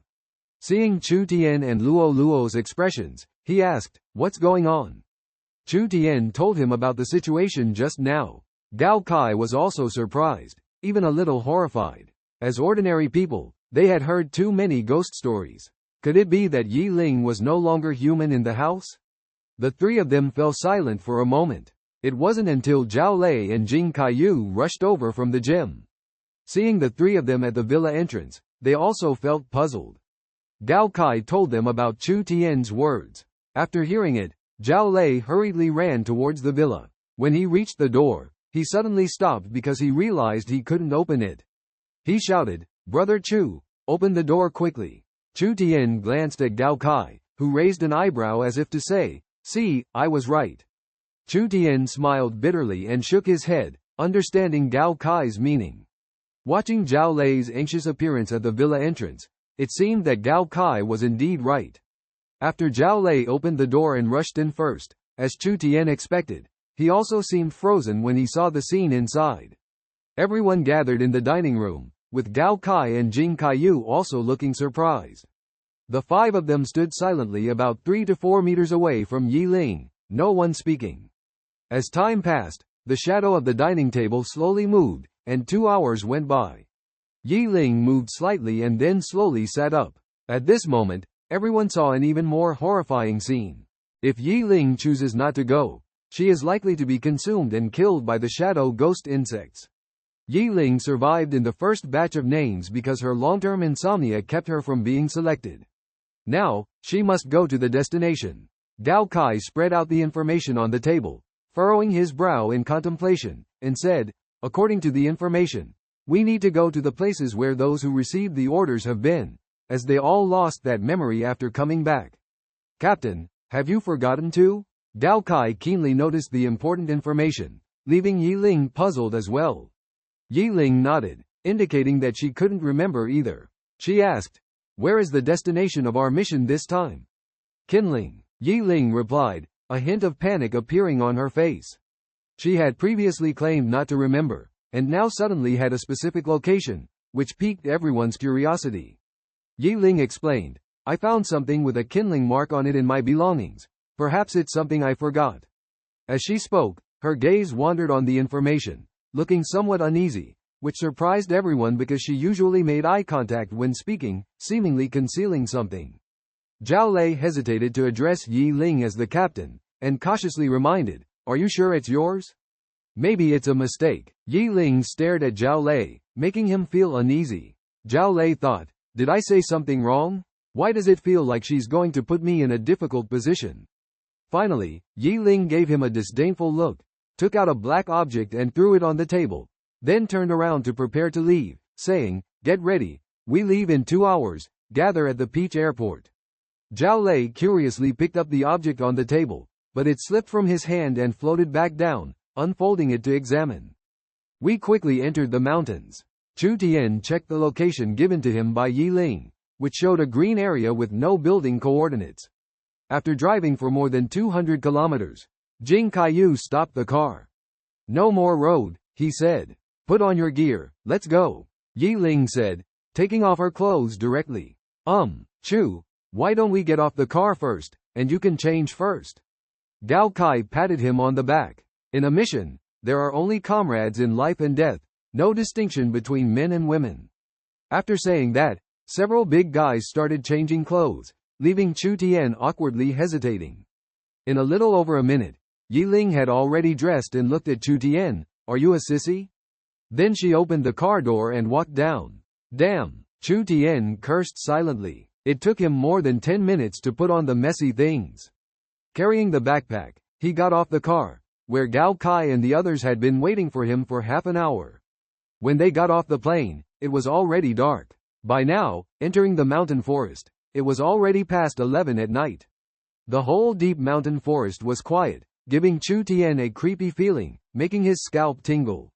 After entering the mountain, Chu Tian followed Yi Ling for more than 2 hours. Where are we going? Chu Tian finally couldn't help asking. If he didn't ask, he figured Gao Kai and the other two, who had served in the army, would just follow orders like wooden heads. When he questioned, the three of them looked at him with admiration.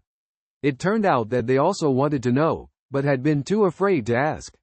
Hearing Chu's question, Yi Ling slowed down. Have you heard of the Night Lynx Cat incident? Yi Ling asked. Night Lynx Cat? For some reason, when Chu Tian heard these three words, he felt a strange atmosphere rising around him. A chill ran down his spine, and his whole body shivered. Captain, are we really going to the ancient village of Night Lynx Cat? Gao Kai stopped and looked a bit frightened. Although Chu Tian had not known Gao Kai for long, he had never seen this lifer in the army show such a look. You know, Yi Ling was also surprised. Gao Kai nodded. I guessed it as soon as we got here, just wasn't sure.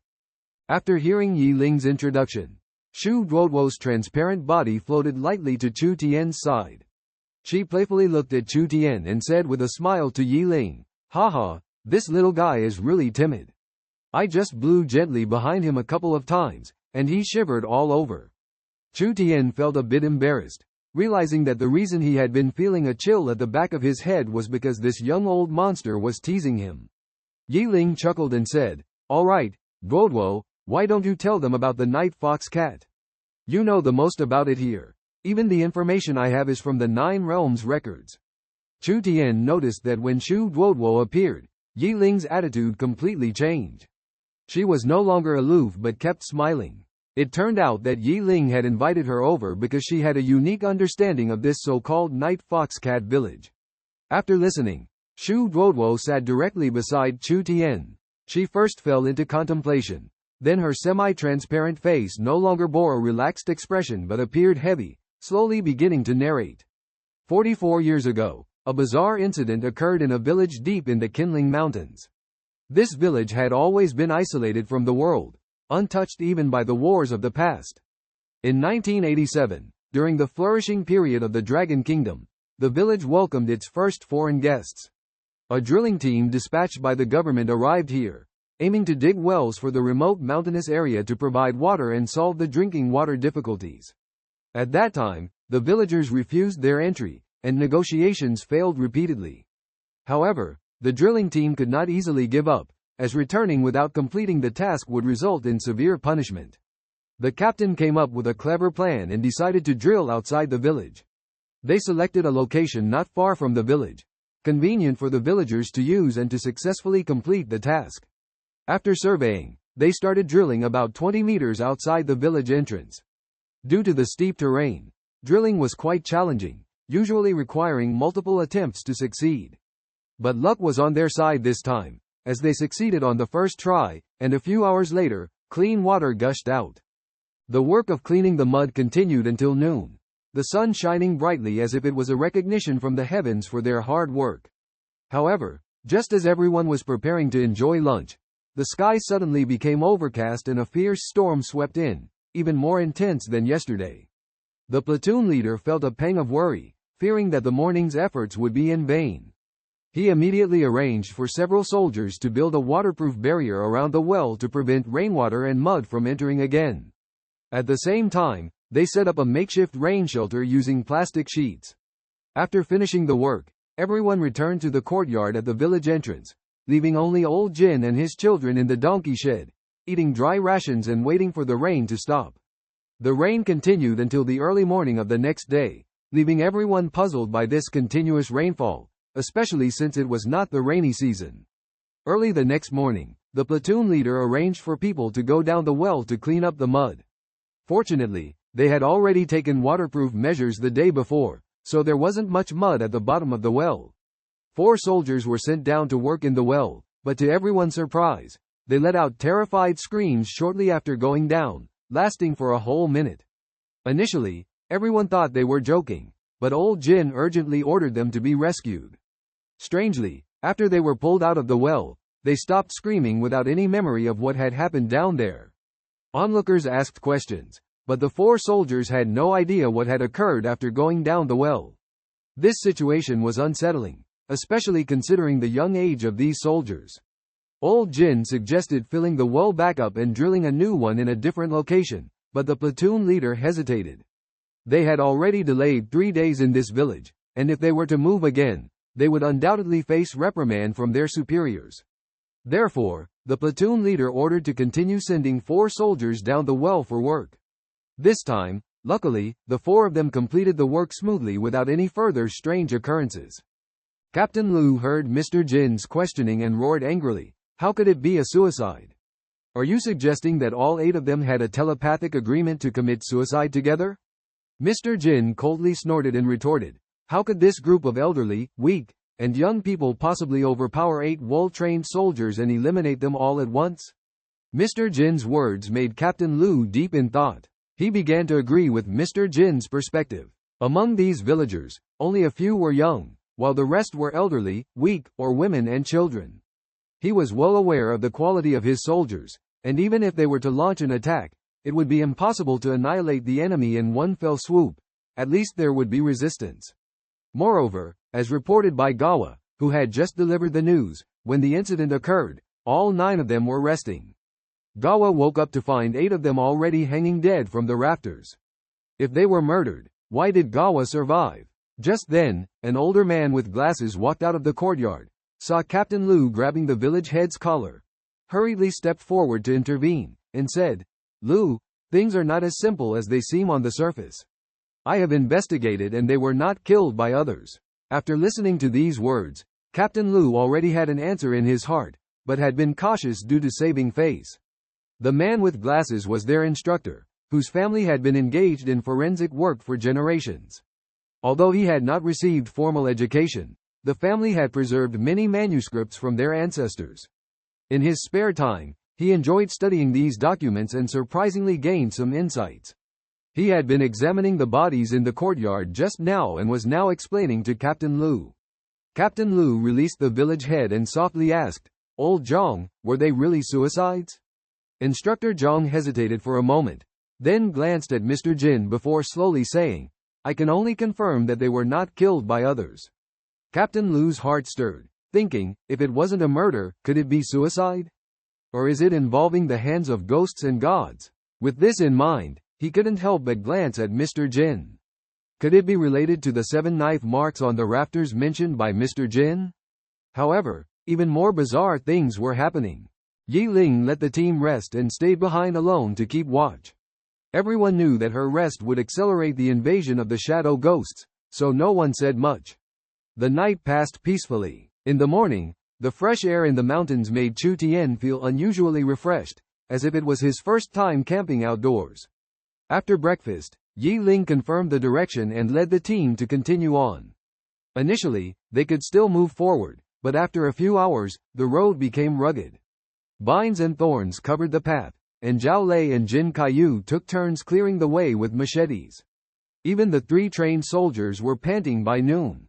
Carrying over 100 pounds on their backs and walking in the deep mountains was not something ordinary people could handle. Even though Yi Ling used air manipulation to boost her stamina, she was enduring the torment of a sleepless night, nearing her limits. However, Chu Tian surprised everyone. Unlike the others, he seemed energetic and not tired at all. The strange looks from the others made Chu Tian a bit embarrassed. Eventually, he took Yi Ling's backpack without feeling fatigued. He himself was puzzled but discovered that there was a mysterious energy constantly flowing into his body in this jungle. This mysterious power kept him at his peak state. Especially when carrying the heavy load, the influx of this power was even faster. After a rest in the afternoon, Zhao Lei continued to clear the way, and Chu Tian took over his backpack and continued on. He realized he had not reached his limit yet, so he took over Gao Kai and Zhao Lei's backpacks as well. The others consented, with only Gao Kai and the others showing surprise in their eyes. When Yi Ling looked at Chu Tian, there was a hint of admiration in her eyes. An hour later, Chu Tian was carrying the luggage of 5 people, totaling 750 pounds. The faint energy kept pouring into his body, but it couldn't fully alleviate the fatigue. In the mysterious space, Chu Tian floated in the void. Thin mist pervaded the surroundings, and beneath his feet lay a clear blue lake. Despite the absence of any light source, everything was crystal clear. Chu Tian gazed towards the small island in the center of the lake, feeling a sense of curiosity and a desire to explore. However, as soon as this thought arose, the space began to change. In an instant, he found himself above the small island. Chu Tian was astonished, feeling puzzled. Trying to move his body again, he realized that he could instantly teleport to his desired location with just a thought. He stared at the mist around him, realizing that he could appear at the edge of the mist in an instant but could not pass through it. Had enough fun? A familiar voice echoed in the space. Chu Tian, slightly bewildered, couldn't help but ask, "Old friend, where am I?" He recognized the voice as Dao Tian's. "This is your inner world, your realm of consciousness," Dao Tian explained. Feeling perplexed, Chu Tian asked, "How'd I leave then?" Dao Tian sighed and fell silent. Impatiently, Chu Tian said, "Hey, are you going to say something?" However, there was only silence in response. Frowning, he waited for an answer, but no one replied. Muttering to himself, "What's going on? Poor connection." Suddenly, Dao Tian's voice resounded, "Lake Heart Island, gate. Open. Go in." He struggled to get these words out. Luckily, Chu Tian, being quite wise, roughly understood the meaning. In an instant, he arrived at Lake Heart Island, landing on the island, only to find it not very spacious. But as he stepped onto the island, he felt himself shrinking infinitely, while the small island seemed to expand infinitely. Standing in the center of Lake Heart Island, he saw an ancient grand gate. Looking down, it felt as if he was standing in front of the gates of the netherworld, the towering gate frame adorned with ivory white reliefs. Chu Tian saw Dao Tian remain silent, feeling extremely frustrated and cursing the old man under his breath. Once the energy contained within Dao Tian's body dissipates, Chu Tian will deeply regret it. Yi Ling had previously reminded him of similar situations, as it seems that in their eyes, energy is a rare treasure. Therefore, Chu Tian urgently wanted to leave this detestable space. However, he could only continue to channel the power of the divine source. Water dragons condensed one by one, as Chu Tian controlled 9 streams of divine energy. However, he gradually realized that he could no longer summon the 10th water dragon, reaching his limit. Focusing on the divine gate, Chu Tian concentrated his strength, directing the 9 streams of divine energy to fiercely impact the gate. With a resounding boom, the 9 water dragons simultaneously collided with the gate. The following events left Chu Tian in a haze, as if he had only slowly regained consciousness after billions of years. "Child, how are you feeling?" Upon waking up, Chu Tian heard Dao Tian's anxious voice. In an instant, Dao Tian had lost his connection to Chu Tian. Without answering, Chu Tian sat lifelessly in place, staring at the huge gate in front of him. A sense of powerlessness washed over him, as the gate remained tightly shut. Was he truly unable to leave? Even with all his efforts controlling the 9 water dragons of divine energy, he could not open the divine gate. Was he destined to die here? But if he died, how would Dao face the apocalypse 5 years later? Where would Luo go? What about the brothers waiting outside? Chu Tian knew that because he couldn't open the divine gate, Dao Tian also felt disheartened. After a moment, he gathered himself and stood up, surprised to find that his originally transparent body was emitting a green light, similar to the color of the lake water. Even the milky white relief on the divine gate had a hint of green. Could it be that the lake water splashed onto the gate, giving it this color? Without hesitation, Chu Tian once again channeled the power of the divine source. Each impact on the gate made him faint, but he noticed that with each awakening, the ease of controlling the divine source was gradually increasing. The golden seed finally fell into Chu Tian's dantian. Suddenly, it emitted a dazzling light, illuminating the depths of Chu Tian's heart. It was rumored that everyone's dantian was different in shape, mostly spherical, but Chu Tian found that his dantian was unique. At a glance, it seemed boundless. The larger the dantian, the higher the achievement. Could it be that Chu Tian was a naturally gifted genius? However, Dao Tien bluntly shattered his fantasy. Chu Tian was at a loss for a moment. The golden seed hovered in Chu Tian's dantian area, trembling slightly for a few moments, then came to a standstill. Just as Chu Tian was about to inquire about the next steps, the seed cracked open with a crackling sound. Root-like tendrils first probed out, then miraculously took root and sprouted in the void under Chu Tian's gaze. Subsequently, a pair of tender green leaves emerged from the seed, slowly unfolding. Unbelievably, the miracle spoken of by Lei Ling was unfolding in Chu Tian's empty dantian. Chu Tian wanted to ask, but felt a strong attraction coming from the tender shoot. He found countless light green energies surging around his body, flowing into him and gathering in his dantian, enveloping the green shoot. The shoot rapidly grew at a visible speed along Chu Tian's dantian, extending upwards. Chu Tian watched in shock and concern. He was amazed at the speed of growth, as if it was helping the seedlings grow faster. His concern was that the shoot did not thicken during the growth process, but instead became increasingly thin. It ended up as thin as a spider's silk, extending all the way to his chest before stopping, the branches so delicate that they seemed to break at a touch. Chu Tian asked in confusion, "Brother, what is going on?" At this moment, Dao Tien was excitedly observing Chu Tian, constantly muttering that it had sprouted, it had sprouted. The ruin of the myriad realms can indeed nurture the seed of life. My friends, you are finally saved. It's just a matter of how much the tree of life will grow in 5 years. However, Chu Tian did not hear these words. Zhao Lei glared at Jing Kaiyu's back and angrily shouted. The others shook their heads and chose to ignore him. Even Shu Duoduo took the lead straightforwardly, saying, "Follow my steps and stay on course." Chu Tian watched as Shu Duoduo floated past, leaving a depression under her feet. He understood that this must be a marvelous application of soul power. Shu Duoduo led everyone through the mist for over 10 minutes, finally reaching a clear sky. The mist dissipated without a trace, giving everyone a new understanding of the formation, the incredible and amazing aspects of it leaving them in awe. About 100 meters ahead, a lonely village came into view, shrouded in an eerie atmosphere.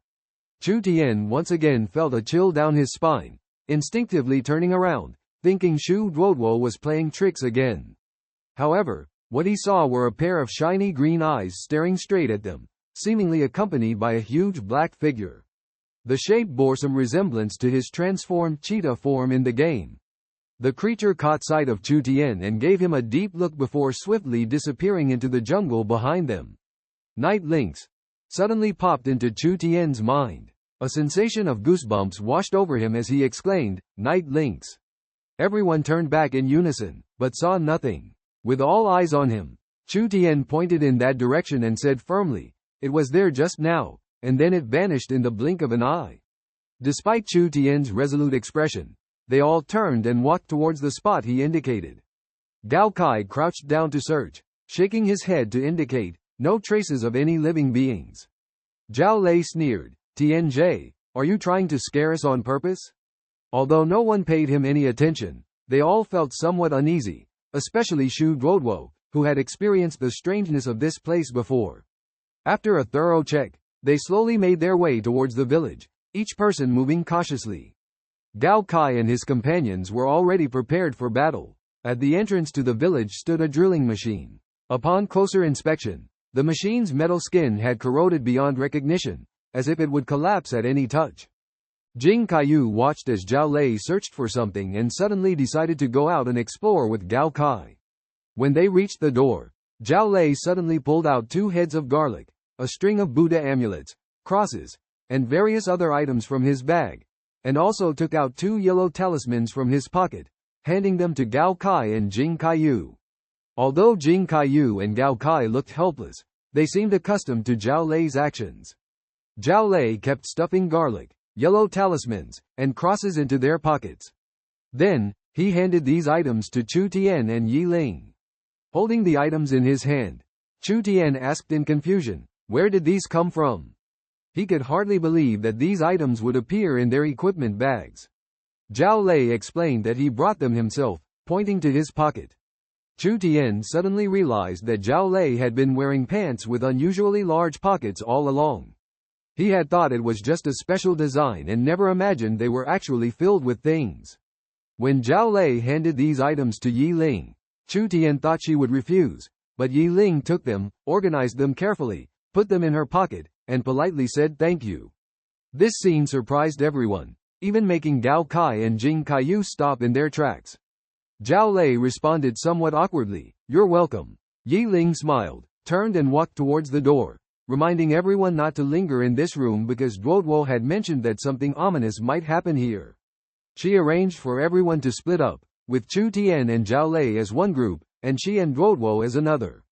After saying this, she walked straight out the door. Zhao Lei awkwardly handed the items to Shu Duoduo, but she lightly passed by him, teasingly asking, "Do you think I need these?" Chu Tian once again extended his divine consciousness, but this time, instead of wandering aimlessly, he focused on a specific direction.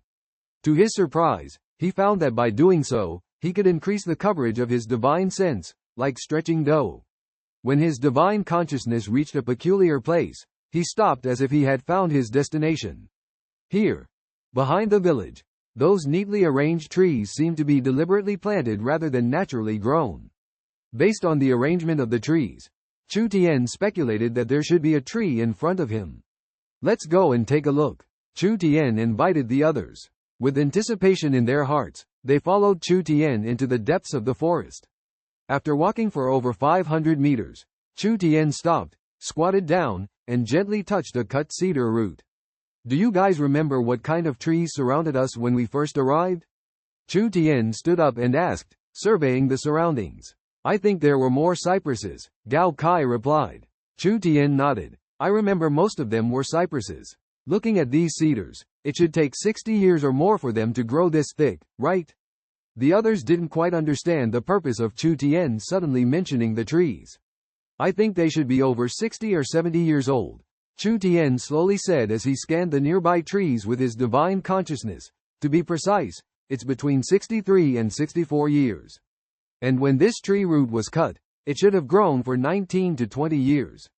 After counting the growth rings, Zhao Lei said, "Indeed, there are 19 growth rings, but what does this have to do with us?" Puzzled. "Do you guys remember the house at the entrance of the village?" Shu Duoduo said it was the newest one. "We just surveyed it, and there were cypresses all around, except for this cedar here. The beam of that house is made of cedar, most likely from this tree." Chu Tian patiently explained. Still puzzled, the others looked at him. Chu Tian continued, "Think about that 8th knife mark. To be precise, it should be the first one. That mark was made when the tree bark was intact. So, when someone hanged themselves on this tree, the tree was still alive. Night falls, it's already past midnight. In the desolate village, wisps of smoke rise, a chilling sight to behold. The village, usually deserted, is unexpectedly bustling in the dead of night. Even in a normal village, it wouldn't be this busy at such late hours, right?" At this moment, a black fox's fur standing on end, cautiously retreats, its gaze fixed on Chu Tian and his companions.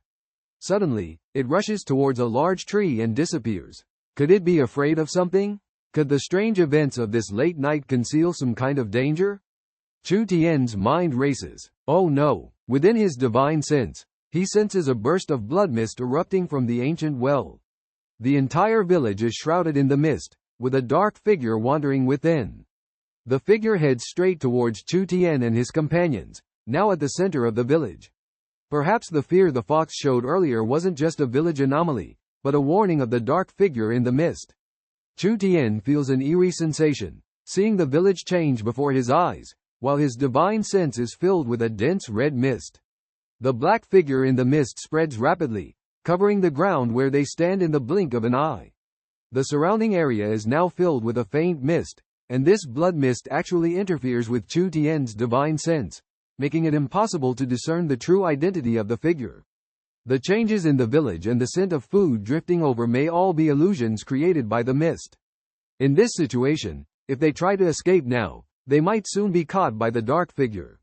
What should they do? Chu Tian shares his findings with the others. Suddenly, Shu Duoduo darts forward and charges at Zhao Lei. Startled, Zhao Lei tries to block her, but to no avail. Shu Duoduo should have passed through him and appeared behind him, but she vanishes instead. As the others stand in shock, Zhao Lei suddenly sprints and crashes into a large tree with such force that it could cause a concussion, or even serious injury. Gao Kai, Jing Kaiyu, and Yi Ling all showed extreme shock on their faces as they scanned Zhao Lei lying on the ground. It turned out that all the boasting Zhao Lei had done before was just empty talk. Jing Kaiyu muttered under his breath, but in the quiet environment, everyone heard it loud and clear. Just then, Zhao Lei's body trembled slightly. Although no one else noticed, Chu Tian keenly sensed it. He had been scanning the space all along, and when he saw Zhao Lei move, he immediately understood that this guy had actually woken up when Shu Duoduo mentioned he was a virgin. To avoid embarrassment, Zhao Lei pretended to be unconscious. Chu Tian had no intention of saving face for him. He went straight up and kicked him, reprimanding, "Wake up and get up quickly. Stop pretending to be dead. Stand up and deal with your injuries, or there will be real danger." Chu Tian didn't see the need to hide the fact that Zhao Lei was a virgin. After all, everyone had been through that stage. Zhao Lei, kicked in the face, opened his eyes with a look of grievance, staring at Chu Tian. As he slowly got up, Yi Ling suddenly asked, "How old are you?" "Huh?" Zhao Lei was momentarily stunned, and Jing Kaiyu immediately answered, "He's 26. Yi Ling smiled slightly, with a meaningful look, then turned and left. Just as Zhao Lei was about to stand up, he stumbled and almost fell again. At this moment, his face was full of helplessness and bitterness. Chu Tian realized they must be inside the mountain, most likely on the west side of the village. He couldn't believe that the interior of the mountain was actually hollow. How much effort must have been put into this construction? Chu Tian didn't think it was a natural formation, as his spiritual sense detected many traces of artificial excavation. Moreover, there was a force here suppressing his spiritual sense. While he could cover a range of kilometers with his spiritual sense, here it could only reach 100 meters.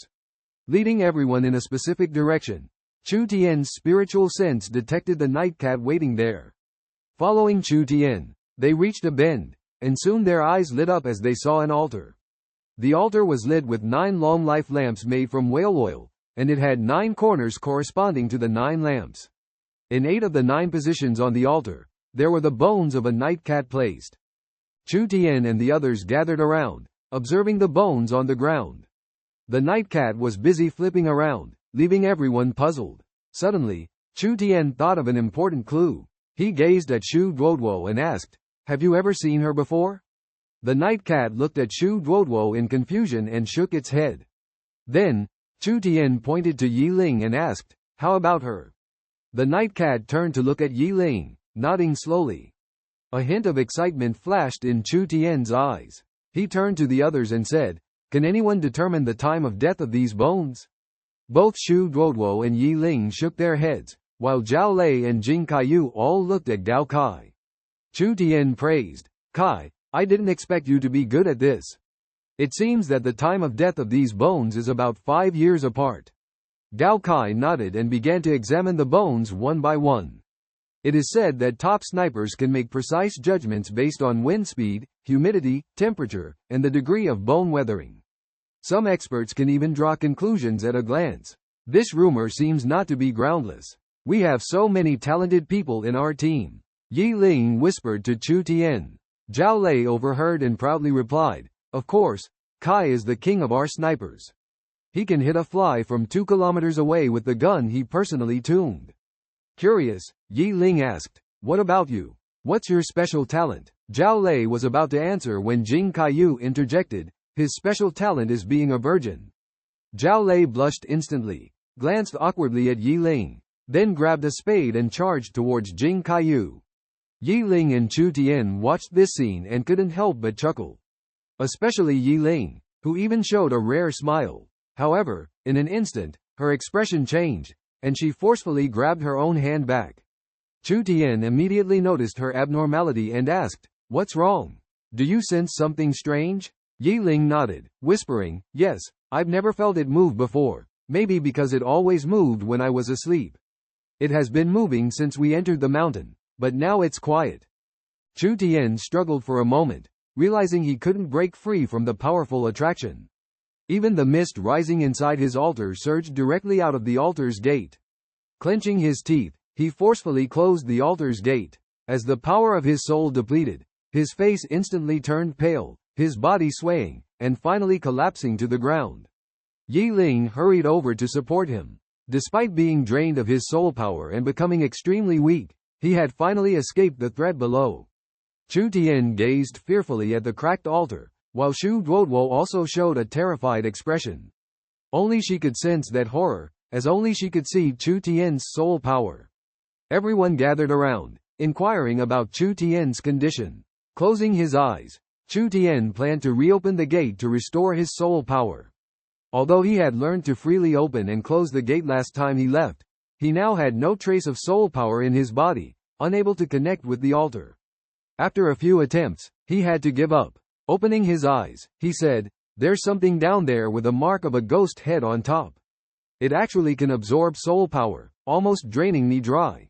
After speaking, he turned to Zhao Lei, commanding with a cold gaze, "Lei, dig it out." Chu Tian would never suffer losses. The altar had already been shattered, with no other issues arising. Zhao Lei immediately opened his backpack, taking out a pair of rubber gloves, a small shovel, and a small rake. The central point of the altar had cracked into a spiderweb-like pattern, and Zhao Lei carefully cleared the debris with the small shovel. When the cleaning was finally done, a circular leather object with a diameter of just over 10 centimeters was revealed. It wrapped around the object below, resembling a seal at the mouth of a jar. On it was engraved a grim black ghost head, exactly the same as the pattern behind Yi Ling, just in a different color. Anger filled Chu Tian's heart, as if his 3 souls and 7 spirits were being pulled out of his body. He now felt waves of nausea, making him feel uncomfortable, as if he were motion sick.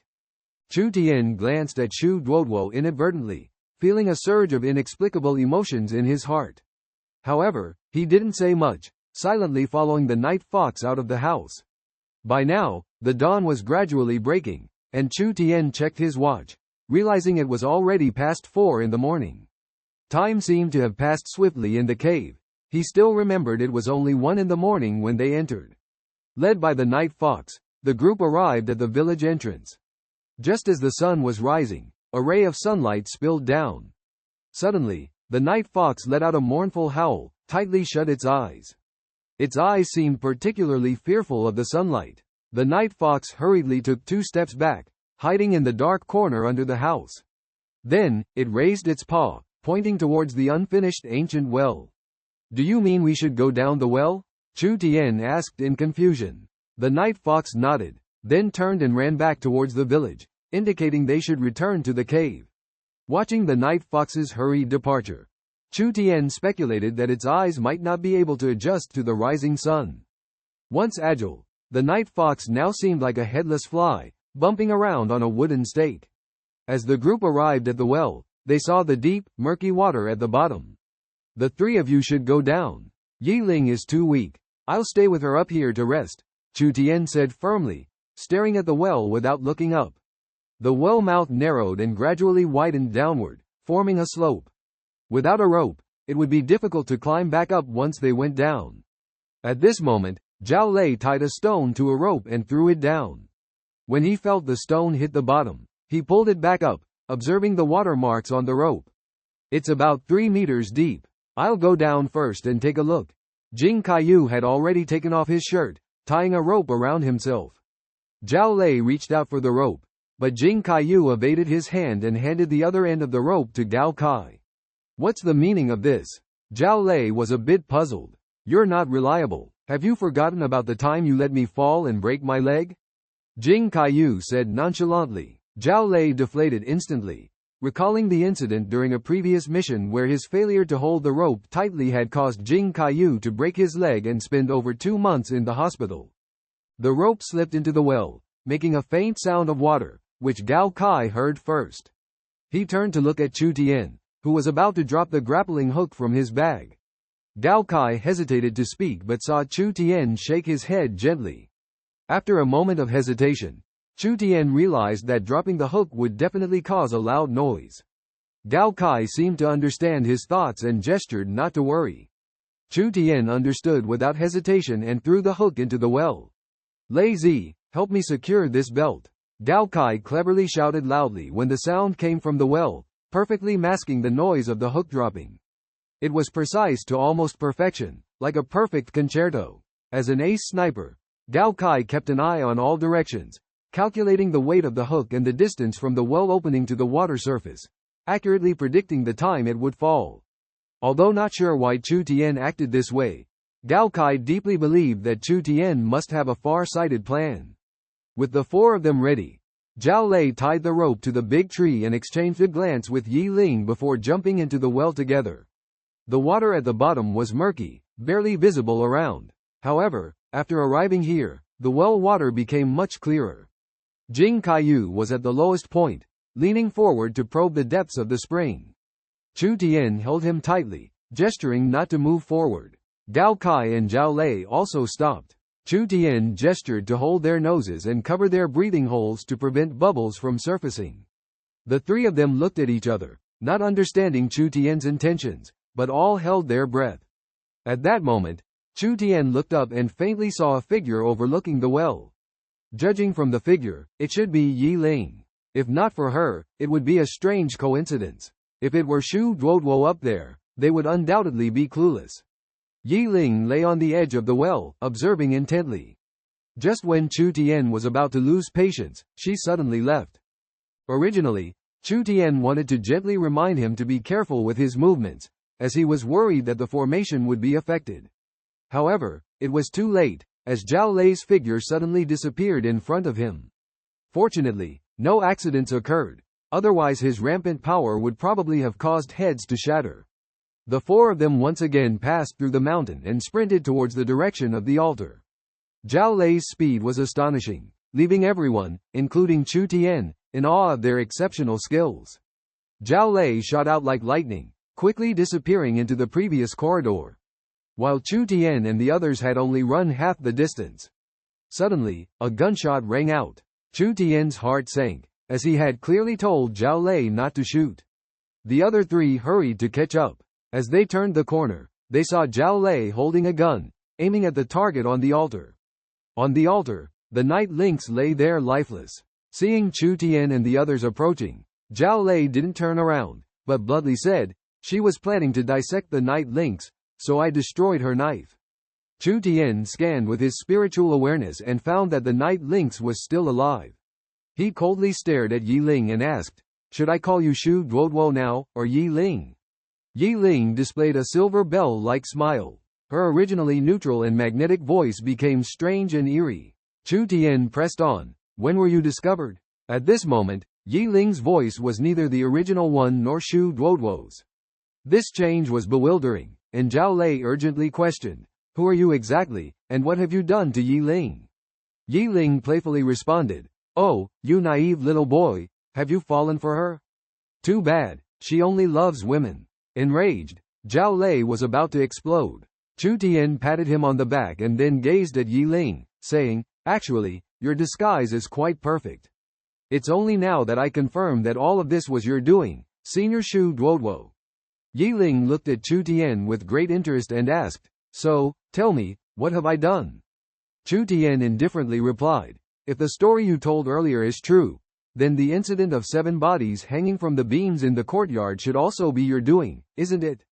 As a shadow flickered, Yi Ling fell to the ground in an instant, barely breathing. Just then, Dao Tien shouted loudly, rescuing Shu Duoduo from the shadow, but his specific method was puzzling. Chu Tian hesitated for no moment, instantly communicating with the God Altar, opening the God Gate, and a surge of faint green massive divine consciousness gushed out along the path he had arranged beforehand. Shu Duoduo felt the power of Chu Tian's bursting divine soul, stunned. Just now, she was forced to leave Yi Ling by the powerful pressure, and now seeing Chu Tian display such a powerful divine soul attack, she couldn't help but feel fear in her heart. She turned and rushed towards the fallen Yi Ling, but her speed was far behind the rapid divine consciousness. A surge of faint green divine soul power directly hit her, like a high-pressure water gun, instantly knocking her down, making the mountain tremble. Then, everyone felt worried. Although Shu Duoduo was attacked by Chu Tian, she still managed to throw herself on Yi Ling. Yi Ling convulsed uncontrollably, shaking violently all over like a sieve.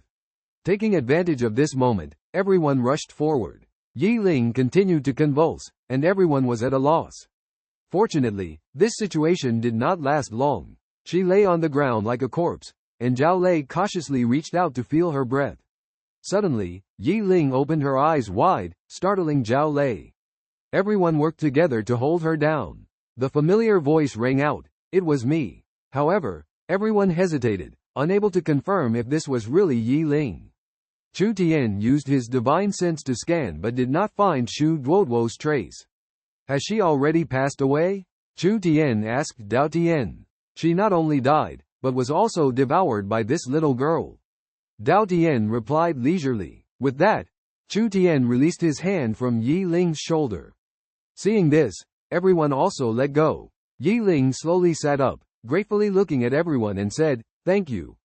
Everyone smiled and leaned on the altar together, feeling relaxed and happy.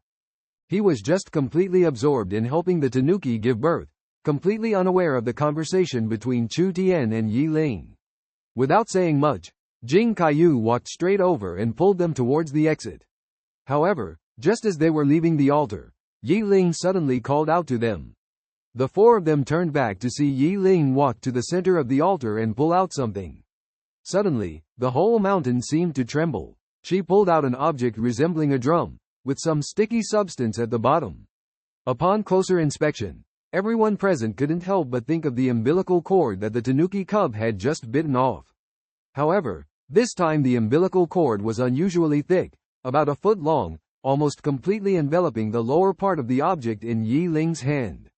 As everyone watched, Yi Ling vigorously tapped the object. Chu Tian knew in his heart that Yi Ling only struck after establishing a connection with the object in her hand.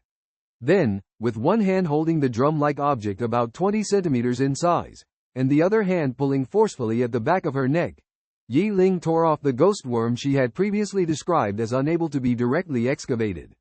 At the same time, the little Tanuki in Zhao Lei's hands also began to vomit. A smaller ghost worm crawled out of its mouth and fell to the floor with a thud. Zhao Lei raised his foot and stomped on it fiercely. The others had little reaction, only to see Yi Ling say, "All right, from now on, there is nothing that can control this yin-yang twin Tanuki anymore. The ghost worms on your bodies have also been eliminated by me. As for those few people in the organization, I will find a chance to go back and clean them up. From now on, we will be mortal enemies." Zhao Lei and the others hesitated, and Chu Tian smiled and said to Yi Ling, "We will wait for you to come back. There is no need to be so sad. I have learned that her original plot was to take over my body. This time, by bringing back the ghost worm, I can infiltrate their ranks, even the higher-ups, and wait for the right moment.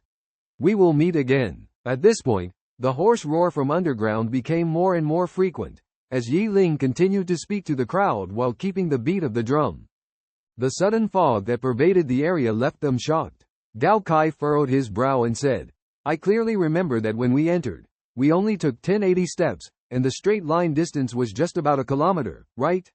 Even though we took some detours on the way, it's impossible to have walked over 10 kilometers."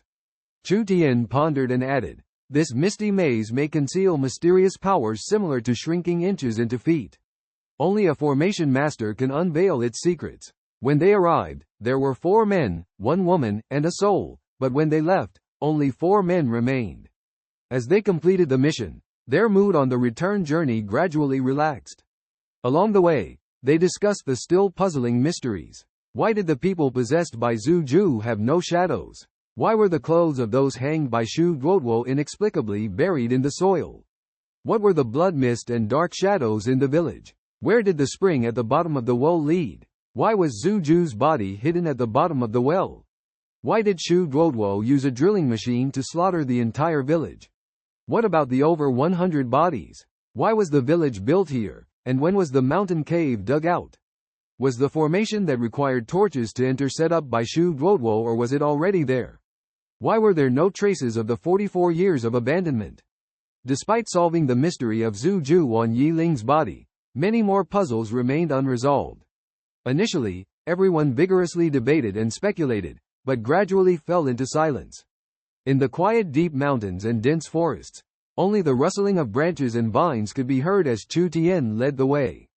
As night fell, they found an open space to camp and prepared to rest for the night. In the early hours, Zhao Lei and the others had fallen asleep, leaving Chu Tian to keep watch.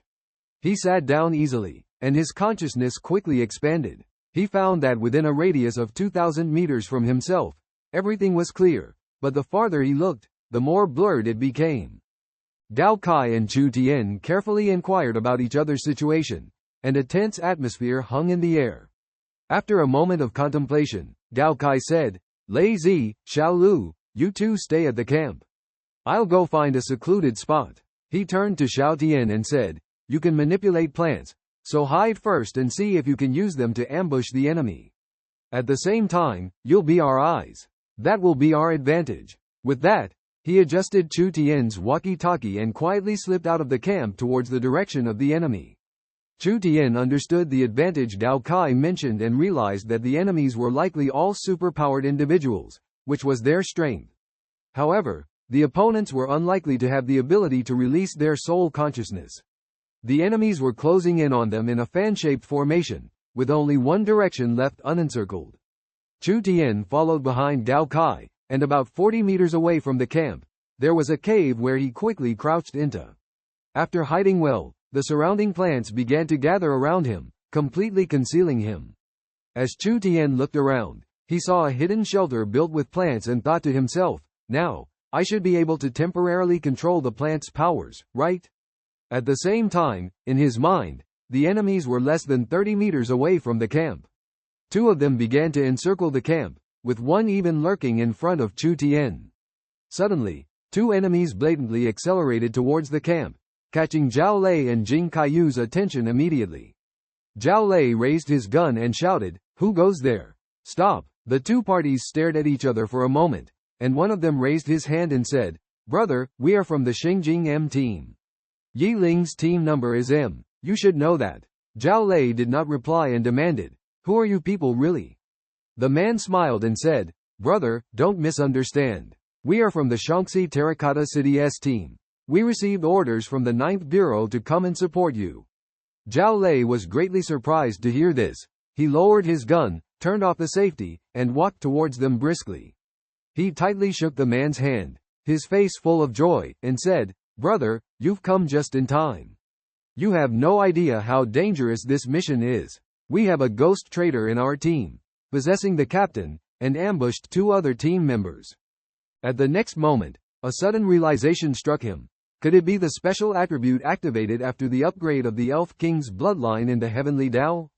Thinking back carefully to the attributes he had seen before, the special attribute, human form, able to use some druid form skills, with the skill effects retaining 20% of the original. The description mentioned human form, not humanoid form. Could it be? Excitedly, Chu Tian lifted his head and stared at the person standing up. His hand instantly transformed into a long knife, fiercely hacking at the vines entwined around his legs. Chu Tian leapt out of the mountain nest and rushed out, clearly catching the other off guard. He never expected that there was someone hiding less than 10 meters away from him. However, the other party quickly reacted, cutting off the vines entwined around their own legs with a slash. Then, wielding the right hand transformed into a long knife, they fiercely slashed towards Chu Tian. Chu Tian tried to transform into a cheetah form while running. At first, he was just trying it out and didn't have high hopes for the transformation. Buzz! Indeed, he did not successfully turn into a cheetah. But Chu Tian became even more excited, because he felt his body suddenly become exceptionally agile, with a significant increase in movement speed.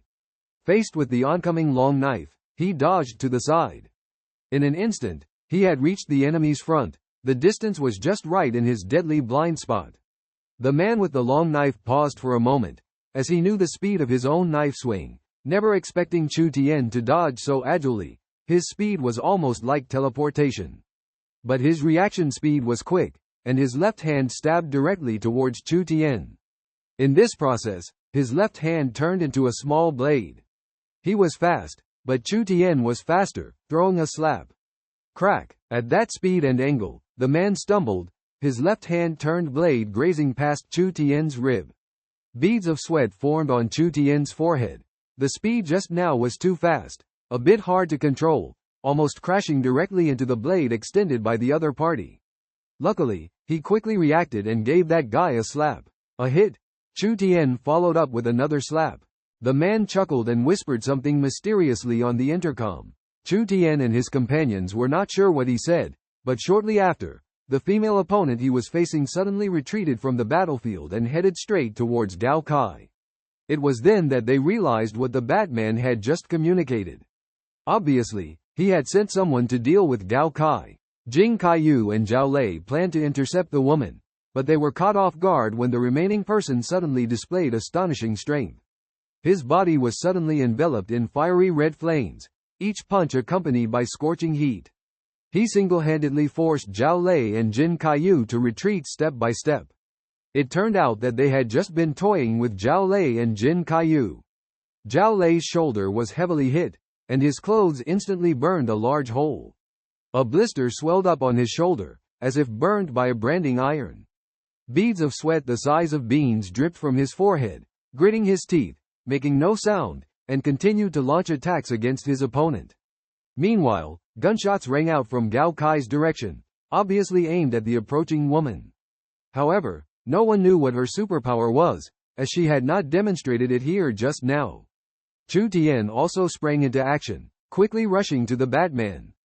The Batman's pupils shrank at the sight of Chu Tian's speed, not expecting him to be so swift. Approaching his opponent, Chu Tian began to try out various skills.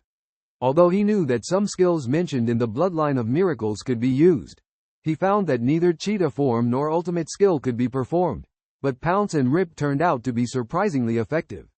In a rapid attack, the Batman kept dodging and retreating, eventually being forced towards a large tree.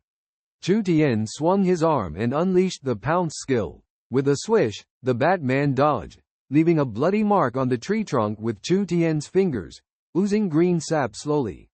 Everyone knew that even if the tree trunk was scratched by a sharp weapon, no liquid would flow out.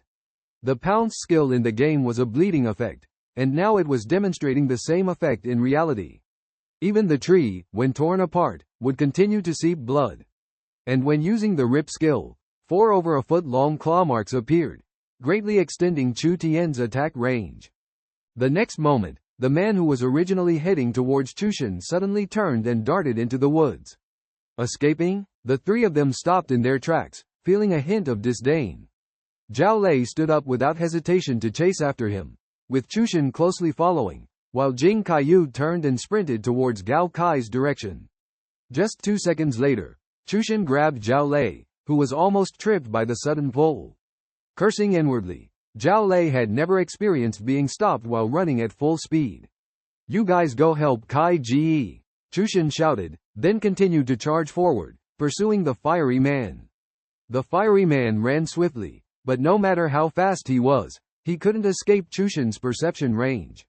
Obviously, this man's ability to escape was explosive. He ran over 500 meters, and the flames under his feet gradually extinguished.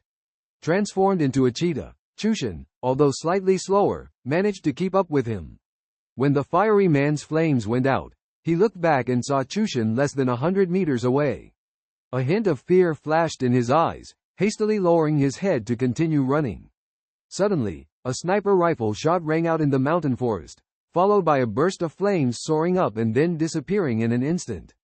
Another sniper shot rang out, hitting a tree in front of the fiery man, exploding a hole. Chushan knew that the battle on Gao Kai's side had ended in victory, otherwise they wouldn't be shooting this way. Since the camp was already quite far away, Chushan could only extend his divine sense forward, unaware of the situation at the camp. The fiery man changed direction and continued to run, but just as he took 2 steps, another tree in front of him was hit and burst open. Chu Tian was now less than 10 meters away from him. Extending his fingers in a claw-like gesture, Chu Tian grabbed towards the fiery man's back. "Oh!" the fiery man exclaimed, lacking the dodging ability of the Batman, as Chu Tian's claw struck directly on his back. 4 bloody wounds gushed, exposing his spine. Despite the injury, he did not give up and, using the force of the attack, continued to run laboriously. The sound of tearing came from behind. Her lips were cracked, her tongue cruelly cut off, rendering her speechless. Zhao Lei felt a pang of pain, realizing that there was no way to make this woman speak. He let go of her hand, knowing deep down that even with drugs, it was futile. The woman lowered her head as if indifferent to everything in front of her. Shockingly, 3 of them had their tongues brutally cut off, including vocal cords. Chu Tian revealed that these 3 were the bear paw monster killed by Zhao Lei, the hand knife mutant turned into a pig head by Chu Tian, and the woman in front of them. Suddenly, the woman's head exploded, and something burst out of it. Everyone was horrified. Blood and flesh splattered. No one survived. Chu Tian suppressed his disgust, quickly spreading his divine sense, but only saw a tail. The thing had disappeared without a trace. He immediately shifted his gaze and found that the bodies of the hand knife monster and the bear paw monster had disappeared. He described what had happened to Gao Kai and the others, and they were equally shocked. Perhaps these 3 were being manipulated, and behind the manipulation, there was an even bigger conspiracy. Chu Tian's speculation was immediately agreed upon by everyone. Retracting his divine sense, he looked deeply in the direction where the monster disappeared, deciding to quickly evacuate and return to Xingjing. Everyone nodded. This mission was unusually bizarre. On their way back, they encountered obstruction, and if it weren't for Chu Tian's timely action, they would have perished long ago. The 4 hurriedly left, rushing towards the parking spot. In the evening, Chu Tian slowly pushed open the door of the villa. The familiar scent filled the air, calming his heart. However, the thought of Lolo not being here anymore brought a sense of loss. Walking up to the 2nd floor, Lolo's bedroom door was wide open. Chu Tian stood at the doorway, reminiscing about the time they had spent together. Before the rebirth, Lolo had concealed her identity, playing the role that had accompanied him for 4 years in the game. On the first day after rebirth, he met Lolo in the rental house and boldly knocked on her door just to ask for the time. When he couldn't enter the game due to the lack of a helmet, Lolo went the extra mile to send him a gift, which happened to be the virtual helmet he needed the most. Later, he learned about Lolo's true identity, recalling a thrilling experience they had as children and their subsequent separation. The bits and pieces of living together, moving into this villa. Suddenly, Chu Tian realized that Lolo was indispensable to his life. Although they had a long chat together this morning, Chu Tian felt that Lolo seemed to be hiding something from him. Although he didn't inquire further, he fully trusted Lolo, believing that she had her reasons. During the day, with Gao Kai and others around, he was constantly distracted and didn't have much time to think. Now, alone in this spacious villa, surrounded by silence, a heavy weight pressed on his chest, making it hard for him to breathe. Glancing at the time, it was already 5:40, 20 minutes before the Tien Dao would open. It had been a long time since he entered the game. Chu Tian took a deep breath and headed towards the bathroom. After freshening up, at exactly 6 o'clock, he stepped into the game world naked. At this moment, he was just himself and didn't care about others' opinions. Upon entering the game, the system notified him that his offline experience had doubled. The bustling streets of Xingjing City were at their peak, with players constantly logging in. Chu Tian felt like he was in a completely different world. His phone rang, indicating a friend's invitation for a video call. He had intended to go to the city center to check on his shop, but he received a video call from the sorcerer instead. Upon answering, he saw the sorcerer's anxious expression on the screen. The sorcerer muttered under his breath and suddenly checked the records of the gold coins deposited. He was feeling a bit agitated because he had forgotten to bring paper when he went to the restroom earlier, so he had to deposit 1,000 gold coins into the account. It had been 5 days since this gold deposit was made, but there were only 3 entries in the record. One was the 30 gold coins deposited by Chu Tian, another was the 500 gold coins deposited by the sorcerer, and the remaining was the 1,000 gold coins. After depositing 500 gold coins, the situation did not improve. The sorcerer thought to himself, Since Chu Tian entrusted the shop to him, he must manage it with all his heart. So you went to borrow money at a high interest rate? Chu Tian asked in surprise, realizing that he had miscalculated the income figures just now. At the same time, he recalled the video call earlier when the sorcerer said he would be killed for not having paper with him. Chu Tian understood the sorcerer's situation and said with red eyes, I thought you would be back online in 3 or 4 days, so I borrowed 9 million and converted it all into gold coins. We agreed on a repayment in 5 days, but on the 3rd day, a primary school classmate brought people to demand payment, and tomorrow is the deadline. If you don't come online again, I might either run away or be killed. Chu Tian roughly guessed that the sorcerer might have borrowed money from various sources and got scammed by people he knew. But he was curious, in such a desolate state, how could someone be willing to lend him 9 million? Give me your card number, I'll transfer it to you now, Chu Tian said as he listened to his story, and then went to the anything you need pharmacy to check the records, finding that he had deposited 2,000 gold coins. In total, 3,000 gold coins. It seemed that the price of gold coins had dropped to 3,000 each. Boss, you have to transfer me some more. He cautiously handed over the card number. How much do you need? Give me a number. Chu Tian, who still had over 20 million in his account, thought he could afford the sorcerer's high-interest loan. 1,150,000, the sorcerer said softly. Chu Tian laughed when he heard this. Looking at him, he said helplessly, you really dare to borrow 9 million principal, and you have to pay back an additional 2,500,000 in interest in 5 days. Sigh, aren't you afraid I'll run away? When appointing the sorcerer as the shop manager, he did not give him permission to withdraw cash from the shop. The sorcerer was momentarily stunned and slowly said, I just wanted to run the shop well. Boss, you're not really going to ignore me, are you? In this conversation, Chu Tian sensed a hint of provocation. He straightforwardly asked, are you implying that I am very powerful now? Faced with such a question, Chu Tian's mind flashed back to the scene where he could chop a mutant into 5 pieces with one strike. He nodded slightly and replied, I guess so, just about. Tien remained unaffected by Chu Tian's self-satisfaction and continued. Your dantian is taking shape, but the energy inside is not stable enough to absorb external energy supplements. Have you noticed that the energy in your dantian seems to weaken after each use? Chu Tian was taken aback because he had been living an ordinary life and never had the habit of introspection. But Tien's words made him realize the problem. He hurriedly asked, so, how can I stabilize the energy? To connect your dantian to the divine altar, you need to reach at least level 45. And to fully mature the roots for nutrient absorption, you may need to reach level 60, Tien explained concisely, leaving Chu Tian shocked. Surprised, Chu Tian asked, is the growth of my abilities related to the game level? This puzzled him, as he activated the tree seedling after activating the Qi in reality. Tien thought to himself with displeasure, if it weren't for the Tien Dao world, how could your mediocre physique possibly change? Hearing Tien call him a waste, Chu Tian felt a bit embarrassed. He was very aware of his physique, just a little too complacent recently. Humbly, he asked, so, what should I do now? Level up. To face the challenge in 5 years, you need to reach at least level 200, Tien replied. Chu Tian nodded after hearing this, and Tien fell silent.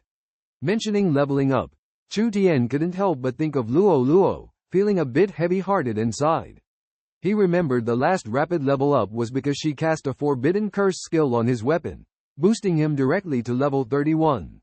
Then he smoothly passed the expert level team instance and received a level 3 reward, bringing his level to 34. The second and third places on the leaderboard had already reached level 33, surpassing the sword pointing to the Sky team and squeezing Chu Tian's team to 4th place. Looking at these two individuals, Chu Tian's eyes darkened. The second place was dominating the world, and the third place was invincible. After the other person finished speaking, Chu Tian felt his cold gaze, and a hint of unease crept into his heart. However, the other person then looked excited, fearlessly provoking. Hey, what's wrong? Dare to provoke me? Some members of the team tried to persuade and suggested that their teammate, known as Do, should reveal his identity to avoid conflict. Nevertheless, Chu Tian and Dodo both firmly rejected the proposal in unison. The other members of the team wanted to persuade them, but ultimately chose to remain silent. Dodo clearly refused to back down, aggressively saying to Chu Tian, "You're alone. We are 29. Do you still dare to provoke?" Chu Tian couldn't help but laugh at this, calmly responding, "Your character indeed seems to be problematic." Dodo immediately sensed the subtle change in the atmosphere and felt a bit embarrassed. He raised his chest, appearing somewhat arrogant as he loudly declared, "You people are just so-so." Chu Tian frowned slightly upon hearing this, feeling puzzled. He had never heard of the Anti-God Alliance, and the other party's confidence left him confused and disappointed. He couldn't help but wonder if all members of the Anti-God Alliance were so arrogant. Who exactly was this warrior group? Chu Tian was full of questions and still had much to explore about this emerging power. The team's skeptical gazes made him feel a bit awkward, realizing his ignorance of the Anti-God Alliance and perhaps needing to quickly fill this knowledge gap. Upon hearing Chu Tian's remarks, everyone couldn't help but smile. They thought Chu Tian was so humorous to come up with such an absurd reason. Although they were amused, no one dared to act rashly in front of the players from the Anti-God Alliance, afraid of causing trouble. After all, the members of the Anti-God Alliance had already started to draw their weapons, as if ready to respond to any provocation at any time. In such a tense atmosphere, no one dared to laugh out loud, for fear of becoming the target of everyone's arrows soon. Just when everyone thought Chu Tian was about to face the danger of being focused and killed, a group of people suddenly appeared at the entrance of the instance. They quickly ran towards the crowd, and they were the elite team of the Anti-God Alliance. Everyone was surprised, as they had just entered the instance. Why did they come out so soon? Could it be that for the sake of Chu Tian alone, the elite team actually chose to leave the instance? There must be a complicated reason behind this. People were discussing and speculating. Many players keenly noticed the unusual situation. This sudden event raised the alertness of the Anti-God Alliance players, led by a person named Yida. Yida saw the 30 members of the elite team walking over and frowned, quickly went to greet them. He warmly welcomed the leader, sword pointing to the sky, and asked, sword pointing, "Why did you come out?" Sword pointing to the sky looked at him, feeling familiar with this person, having teamed up multiple times in the Newbie village. He inquired about what had happened, his gaze falling on Chu Tian, who was surrounded by the crowd, questioning Yida. Yida smiled and replied, "It's nothing major, just a nobody who dared to disrespect our Anti-God Alliance." "Oh, is that so? Surround him," sword pointing to the sky ordered. Instantly, the 29 people behind him quickly surrounded Chu Tian. Yida, feeling triumphant, wanted to show the might of the Anti-God Alliance, as today was a good opportunity to make these people see. Just as he was about to join the team, 60 players were teleported to the entrance of the instance. Today, Hangdao, sword pointing to the sky, and Holy Light were not forming a team together, but each leading a small team into the instance. This was also arranged under Chu Tian's instructions, as a guild with over 1,000 members, having only one elite team was obviously too scarce. Therefore, the 3 leaders were asked to cultivate more talents, as this instance was not much of a challenge for 30 people. Chu Tian cast a determined gaze towards the sky with his sword, then gently lifted his hood to cover his head again. Turning to Si Liunian, he said, "Can we start entering the instance now? Even though we are one person short, I believe I can make up for his attacks." Si Liunian had been worrying about the incident with the candy in his pocket and its potential negative impact on the team. At this moment, upon hearing Chu Tian's words, he was at a loss for words. A teammate beside him couldn't bear to see this and gave him a strong push. Si Liunian then came back to his senses and said, "Ah, okay." Chu Tian stepped aside to clear a path for them to lead the way. After all, he was the leader of the team. Si Liunian led the team towards the entrance of the instance in a daze.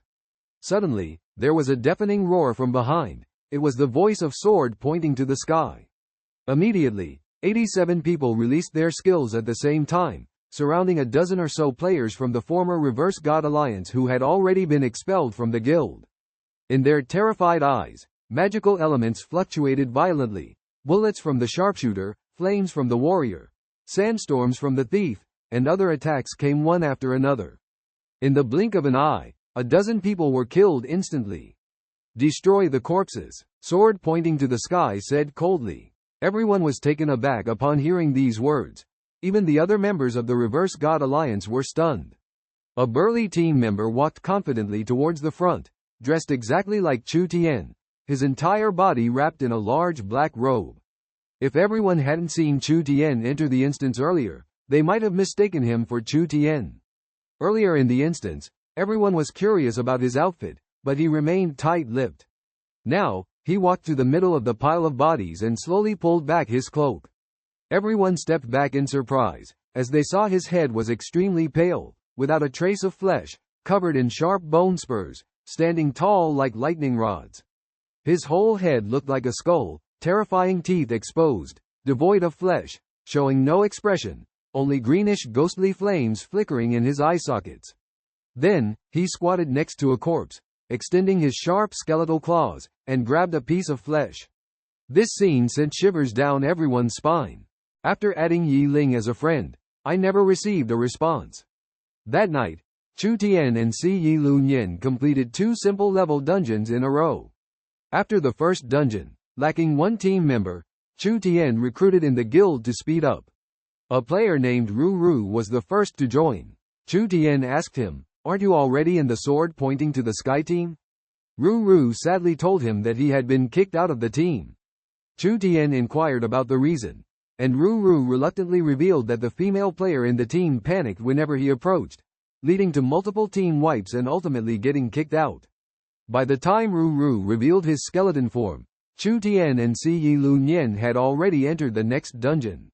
Hearing such a ridiculous reason, Chu Tian could only smile helplessly, realizing it was because Ru Ru had annoyed the female player. He warned Ru Ru to tone it down, and Ru Ru earnestly agreed. They continued their adventure, with Ru Ru mistakenly thinking that Chu Tian told him not to scare people anymore. However, he soon understood the reason for being kicked out of sword pointing to the sky. Upon entering the dungeon, he summoned over 30 skeletons, of various shapes and forms, including humanoid and animalistic, ranged in melee. The melee skeletons charged directly at the monsters, frightening surrounding players, who dodged in panic. The ranged skeletons stuck close to Ru Ru, following his every move. The skeletons Ru Ru summoned were scarier than the monsters, throwing the Si Yi Lunyan team into chaos. Only Chu Tian's eyes gleamed with excitement, seeing another hidden class brother. After defeating a wave of monsters, Ru Ru said, "Don't panic, everyone. They may look scary, but they're just a bit ugly. You'll get used to it." Chu Tian followed the voice and saw countless facepalms galloping through his mind. While Ru Ru spoke, he squatted next to a monster's corpse, talking and stuffing flesh into his pockets. Listening to his chewing, everyone knew what he was doing. Chu Tian thought maybe he should suggest Si Yi Lunyan kick him out of the team. Seeing everyone's surprised expressions, Ru Ru stood up and explained, "I'm out of blood, and nobody is healing me. I have to eat some corpses to replenish." Chu Tian opened a private chat with Integrity 1007 to inquire about loan services. Currently short on funds, he owns 2 monopoly shops and an exclusive auction house in Shengjing City, with a wide source of wealth, but the time has not yet come. His daily income of 800 gold coins is equivalent to half a lifetime of struggle for an ordinary person. Integrity 1007 quickly replied, stating that there were no loan services available, but personal guarantee credit was an option with interest rates higher than the market price. Chu Tian was intrigued, revealing his true merchant nature, and could only temporarily accept the offer. When asked about the credit ratio and amount, Integrity 1007 stated a maximum of 50,000 gold coins, with a ratio of approximately 1 gold coin equals 3,100. A hint of joy flashed in Chu Tian's eyes, as the other party did not overcharge him. After receiving the 50,000 gold coins, he upgraded the guild to level 6, using the remaining gold coins to expand his shops. Just before the game closed, the guild reached level 6, becoming the first level 6 guild in the Northern War Zone, receiving 5,000 funds and points as a reward. This upgrade was a turning point for the guild.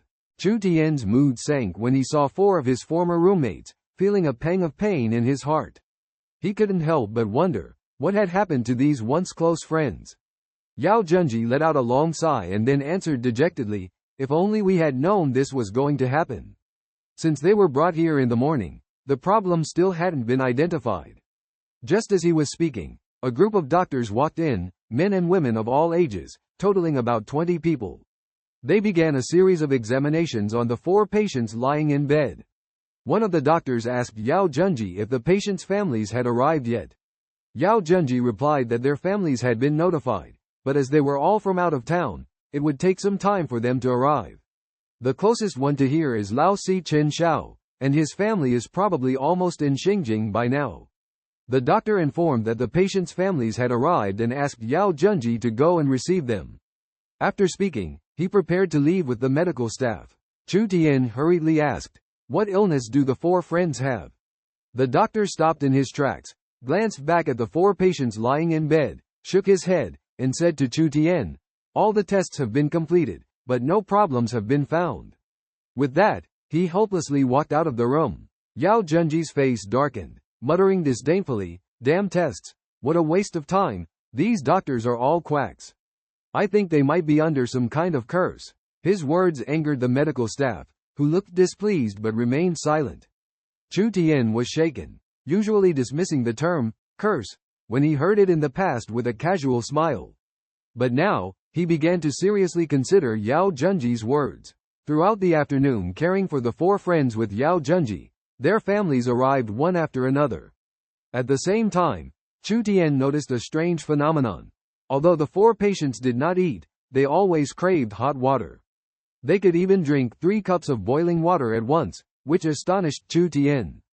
Throughout the afternoon, each person drank an average of 2 pots of hot water, yet strangely, despite drinking so much water, they showed no signs of needing to use the restroom.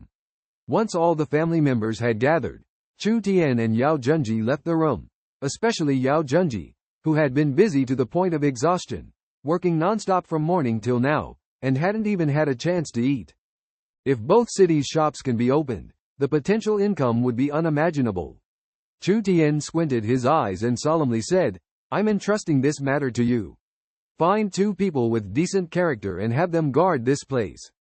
He added, "Also, don't let your engineering research be delayed. And if you run out of toilet paper, don't hesitate to seek me out."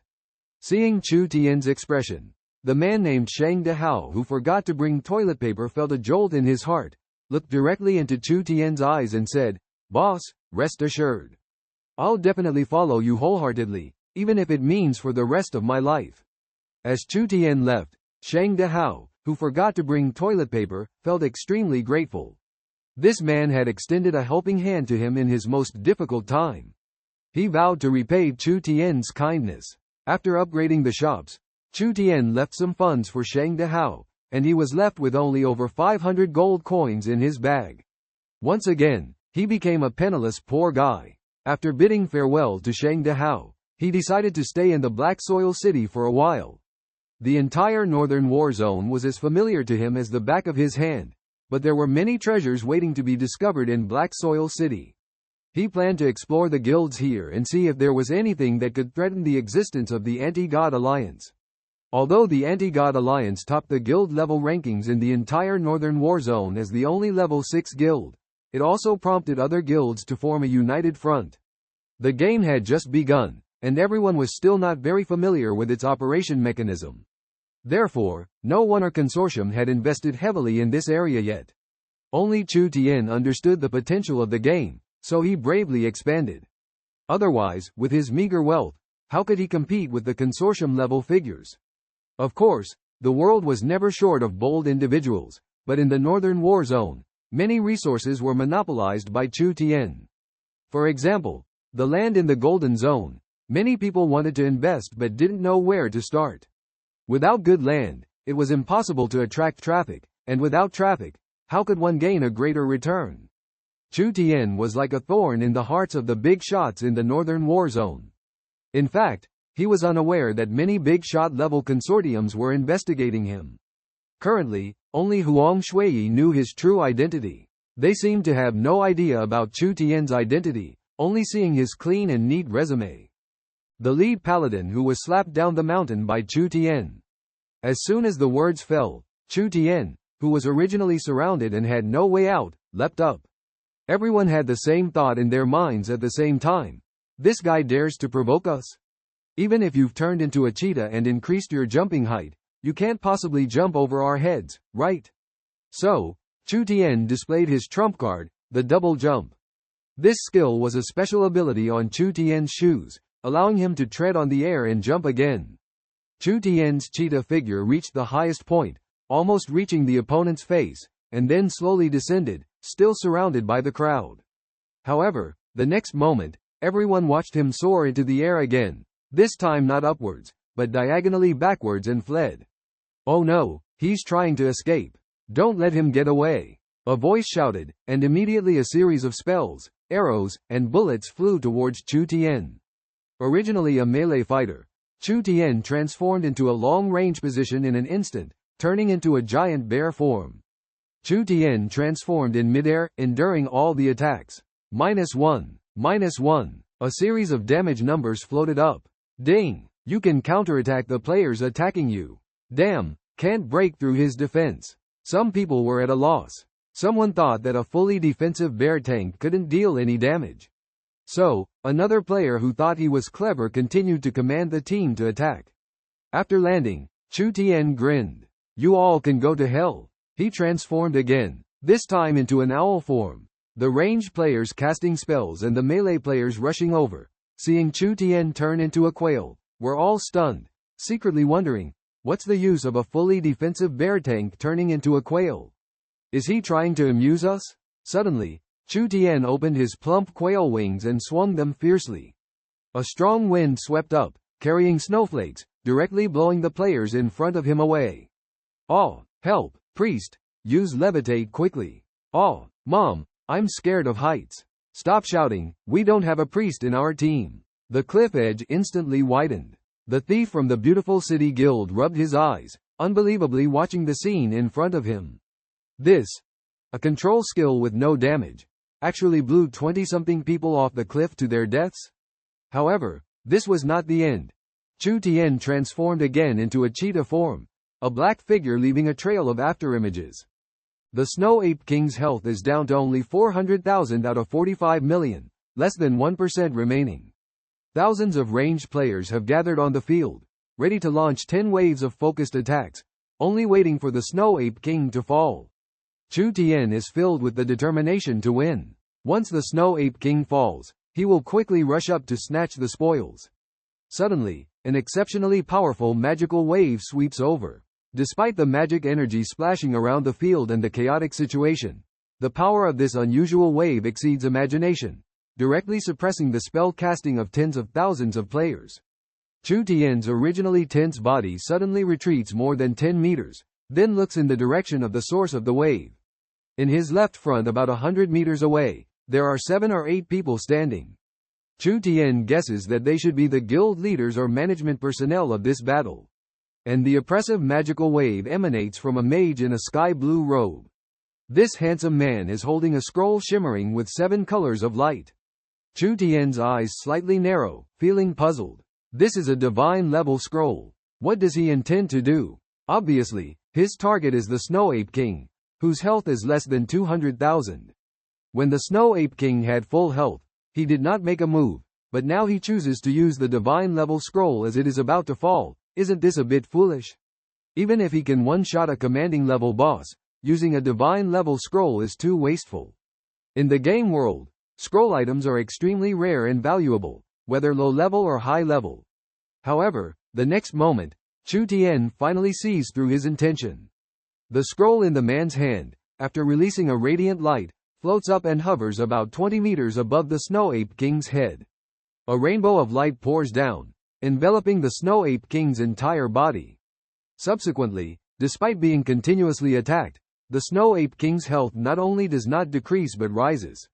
The originally remaining 90,000 health has now increased to 450,000. However, the percentage of health has not changed because its total health limit has also increased. At this moment, the Snow Ape King's health is displayed as 450,000 out of 225 million. A thought flashes through Chu Tian's mind, and he instantly understands the name of this scroll, the Divine Level Biological Promotion Scroll. He judges that it is divine level because the Snow Ape King's grade has changed. At the moment the first spell fell, Chu Tian agilely dodged and grabbed the treasure chest, instantly transforming into a giant bear. Boom! Countless magical attacks rained down, most of them hitting where he had just been standing. Only a few attacks landed on his body, each strike accompanied by floating damage numbers, as if heavy blows were directly hitting him in the heart. After transforming into a giant bear, his whopping 13,090 health points quickly dwindled, in the blink of an eye leaving only 1/10. Chu Tian crushed the advanced instant healing potion in his mouth, which he had prepared earlier, and also consumed a medium health recovery potion. In the system store, a bottle of advanced instant healing potion costs 75 gold coins, which means he just spent over 200,000 in cash. Swish, plus 1300. The potion took effect when he only had 90 health points left, a close call. It would be a waste for him to use the advanced instant healing potion now. It could have added 25,000 health points, but he only gained 13,000 because he had already reached his health limit. Despite his health instantly being restored to full, it continued to decrease. Finally, after successfully avoiding most of the focused attacks, he had taken nearly 17,000 points of damage in total. If he hadn't taken the potions in time, he would almost certainly have been killed instantly. Fortunately, the attacks had an order, giving him a chance to take the potions. Chu Tian knew that the next wave of attacks would be even more fierce. After collecting the loot, it was certain that he would drop the loot if killed within 10 minutes. All shield warriors, surround him. Any melee class who can kill him will receive a reward of 100 gold coins. A handsome mage in a sky blue robe in the distance suddenly became furious and shouted to the sky. United with 9 level 4 guilds, they had set up over a dozen checkpoints on the only way up the mountain, yet they were still successfully ambushed by a stealthy druid. What were those priests stationed at the foot of the mountain doing? He had clearly ordered them to continuously use the holy light to illuminate, to block the cooldown skills of stealth classes, so why were they still ambushed by the stealth class? He was burning with anger, while Chu Tian was in extreme danger. Hundreds of shield warriors charged towards Chu Tian, followed closely by melee classes. They had just been killed by the berserk Snow Ape King's strike, resurrected and placed on the outskirts, but now they had to face the test of death once again. At this moment, no matter how loudly the shield warrior shouts, he cannot gain passage. After all, before their eyes is a team battle worth 300,000 in cash. Even if they shout louder, it is of no use, as at this moment many captains are commanding the close combat team members, but they are completely ignored. Occasionally, a few people who obey the command try to dodge, but they are squeezed by the crowd behind them and cannot dodge. However, Chu Tian is fearless. He has long been killing with gusto. The last time he personally took action was at the Dalaran Basin. At that time, he led the Crossblade and others. The 5-man team slaughtered enemies in guerrilla warfare, although it was not a head-on collision like this time. Although he used the divine-level teleportation trap to kill more than 1,200 people last time, he did not personally take action. At the moment, it seems that no one can stop him. Anyone who blocks his way will be crushed by his claw. He is a level 34 master, with 170 points of agility attribute. With the 22-star link bonus, his energy recovery speed has increased by 37.4%, adding to the original 100%. Now he has 137.4% energy recovery speed. Although he still cannot use the shredding skill every time, his ordinary claw strike still carries huge damage. Although it cannot kill in one hit, the next person can be taken down with 3 strikes. Moreover, the agility attribute also increases his attack speed. His claw strikes are as fast as lightning, exceptionally agile. The cheetah form shows extreme mobility and agility. Every move is precise. Of course, despite being surrounded by thousands of melee enemies, only a few people can truly get close to him. Others in the crowd simply cannot pose a threat to him. His biggest threat comes from ranged professions. In the midst of the melee enemies, Chu Tian is like a tiger among sheep, yet he can accurately predict the incoming ranged attacks. He can even use the people around him as cover, guiding the ranged attacks to fall on other enemies. The blue-robed mage standing on a high place watches Chu Tian rampage, his face becoming increasingly grim. Chu Tian dashed across the chaotic battlefield like a lightning bolt, leaping 5 meters in a single bound with agile grace. He traced a beautiful arc in the air, then suddenly kicked off the head of a player, propelling himself upwards once more. After 4 consecutive jumps, there were only 2 seconds left of the leap skill's duration. The final stomp sent him flying into the distance. Suddenly, a wave of AoE magic descended from the sky, knocking him down instantly. However, Chu Tian swiftly transformed into a giant bear, shielding himself from the magical assaults raining down from above. Despite his health plummeting from 10,000 to less than 500, fortunately, the AoE skills from the sky only inflicted one-time damage, with no lingering effects. The AoE magic emerging from the ground posed a greater threat with its sustained damage. Chu Tian was grateful for his plus 3/0 reinforced gear, which allowed him to withstand this onslaught in bear form. Nonetheless, he remained concerned about the continuous damage from the ground, dealing 1 point of damage per second, and in large numbers. Luckily, Chu Tian noted the absence of high-level curse warlocks or shadow priests among the group, as being cursed by them would be fatal. He checked the cooldown time of healing potions in his backpack and found that he could use an instant recovery potion, but he only had 1 left. He had no choice but to gulp down a medium instant recovery potion, restoring 8,500 points of health. At the same time, while being bombarded by magic, he swiftly utilized the skill of his shoes to double jump in the air, evading the dense ground-based AoE magic. At one point, the whole team channel became noisy, with everyone speaking at once. Ice Flame didn't know why he could jump so high, and then suddenly accelerate, flying over the heads of the crowd and heading down the mountain. Teammates excitedly described everything they had witnessed in the team channel. Ice Flame still held a glimmer of hope when he heard it, but it was quickly shattered by reality. He turned to his only female teammate behind him, and said in a serious tone, "Qingcheng, all our guild thieves are on the outskirts, let them chase after." Qingcheng, with a dark scarf around her face, twirled the dagger in her hand between her fingertips and replied indifferently, "Oh." Ice Flame was almost exploding with anger at her cold response, thinking, what kind of attitude is this? But he knew he couldn't provoke this woman named Qingcheng. She was the leader of the Qingcheng Guild, and apart from casual players, all other members in the guild were thieves. Offending her was equivalent to offending all the thief players in the Black Earth City. Even though he had a certain status in the guild, he still felt the pressure. Qingcheng was not an ordinary person. She was a veteran professional player, experienced in many games, and always named her characters Qingcheng. In any guild she formed, she only recruited players of the thief and assassin classes, and she herself always chose these classes. If Chu Tian had carefully thought about the name when the thief mentioned the guild name, he would have remembered this name. But in the previous life, Qingcheng had always been suppressed by Chu Tian and Jusha. After the latter left the godly stage and became a leader among thief players, Qingcheng's name gradually faded from people's memories. When Chu Tian heard the name Qingcheng, he didn't immediately make the connection, and when the thief mentioned the Qingcheng Guild, he didn't delve deeper into it.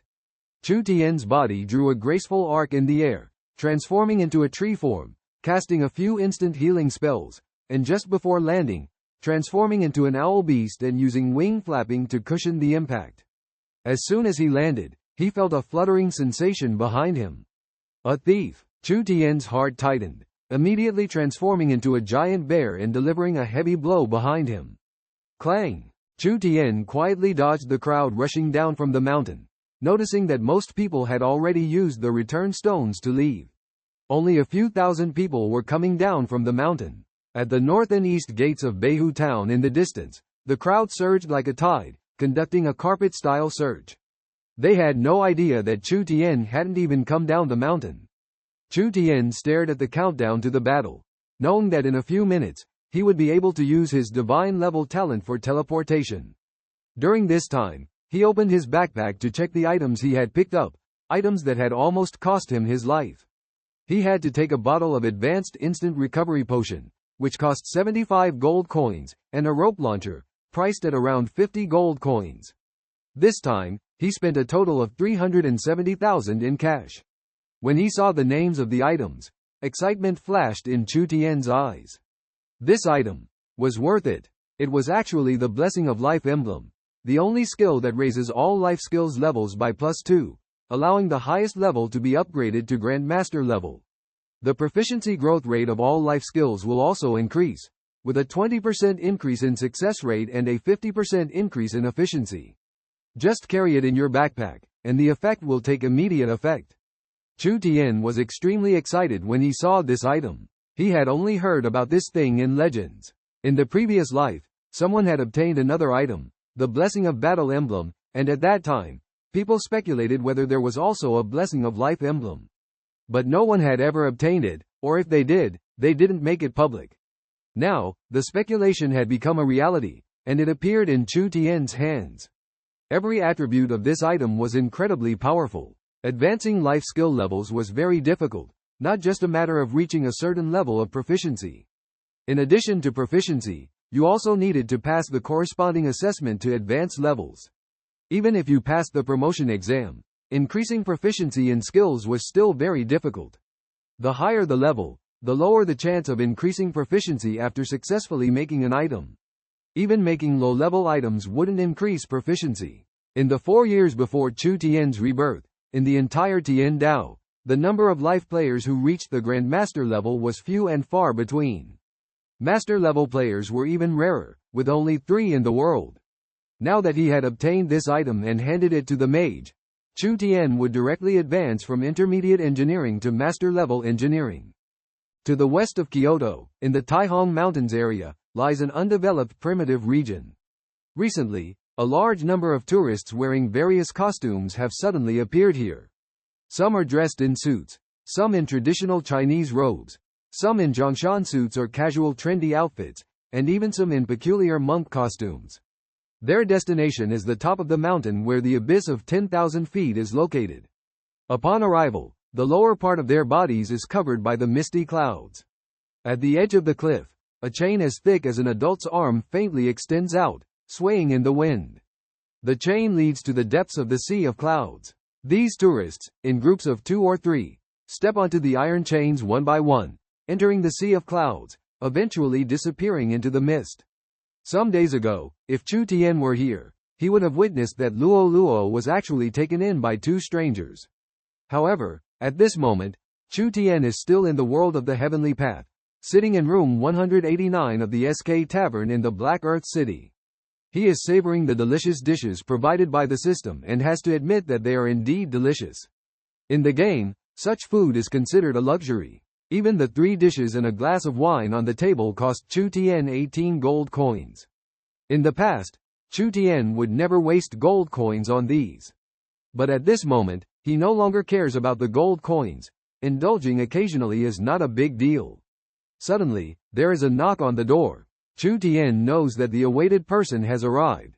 Please come in. Chu Tian remains seated, not getting up, and answers directly. The system defaults to allowing visitors to enter the private room, and the door opens. A female thief dressed in black armor, with a masked veil covering her face, appears at the door. This visitor is the leader of the Beautiful City Guild, a thief player named Beautiful City. Beautiful City walks into the room without speaking, and sits directly across from Chu Tian. Chu Tian, still seated, hurriedly puts the last piece of ribs from the plate into his mouth, as if afraid of being taken away. Beautiful City stares at Chu Tian for a moment, then suddenly bursts into laughter, giggling. I never expected the rumored god of virtue to be so stingy. Her voice is surprisingly tender, like that of a little girl. Chu Tian's expression is slightly strange, feeling a hint of curiosity towards this veiled woman. If it weren't for the City of Love and some reserves, the employees in the studio might not be able to receive their salaries anymore. After much internal struggle, she had to bow down to reality. After all, more than 2,000 employees in her studio were depending on her to make a living. This group of brothers and sisters who had fought alongside her for 7 or 8 years, if they were to switch to other jobs, they might end up at the bottom of society. Lately, she had been considering disbanding the guild and joining a powerful force. Her only request was to have an independent thief team within this guild, solely under her leadership. Initially, she thought meeting Deshan was an opportunity. It was said that the Anti-God Alliance had recently divided into various teams according to professions. And here in the Northern War Zone, It seemed that only the anti-god alliance caught her eye. Moreover, when Chu Tian single-handedly broke through the encirclement of tens of thousands of people and safely escaped, she was impressed. It made her take notice when Ice Flame ordered everyone to release large-scale group attack magic. She thought Chu Tian was done for. She even once tried to stop Ice Flame. When Chu Tian was surrounded by melee attacks, she deliberately had the thieves hold back on the outer circle. When Ice Flame questioned her, she replied that the thieves' stealth state slowed their movement speed, making it difficult for them to infiltrate the battle group. Her response did not arouse Ice Flame's suspicion, as it was indeed chaotic at that time. Even the shield warriors couldn't break through. At that moment, Chu Tian hit the nail on the head, pointing out the most important and lacking aspect of her guild. It chilled her heart. Truly Deshan immediately saw the shortcomings of the City of Love Guild at a glance, realizing that it was impossible to gain more benefits.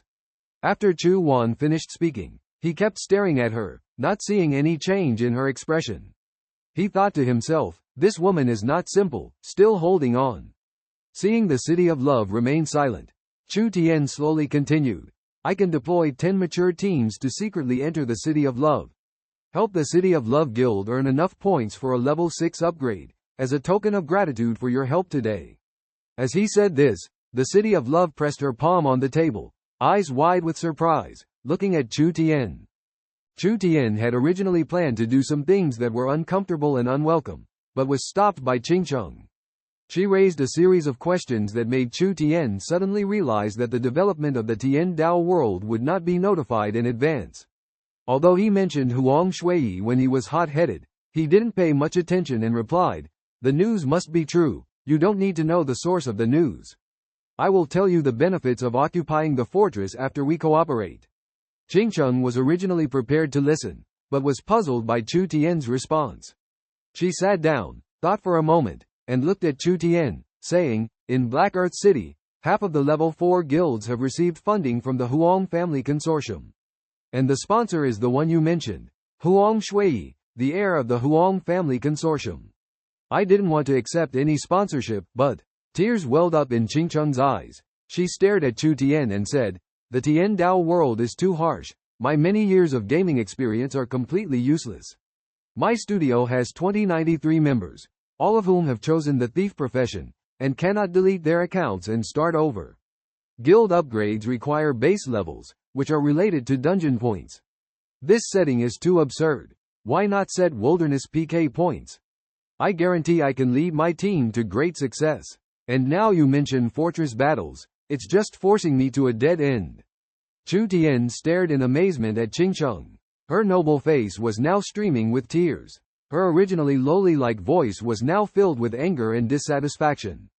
The visual and auditory impact was truly unbelievable. He began to blame the heavens for why they would force a girl like this. Unable to bear this contrast, Chu Tian quickly reached out to stop her. Let me arrange for someone to come find you. I'll leave first. Oh, and thank that friend who gave me the scroll to clear abnormal statuses for me. Tell him, I already consider him a friend. After finishing speaking, Chu Tian, disregarding Qingcheng's expression, got up to leave. Chu Tian was excited beyond words when he finally received the friend request from Ming Xiaomiao. This news stirred up his emotions deeply. Yi Ling had finally come online and she had important news about Luo to share with Chu Tian. He had been anxiously waiting for this information for a while now.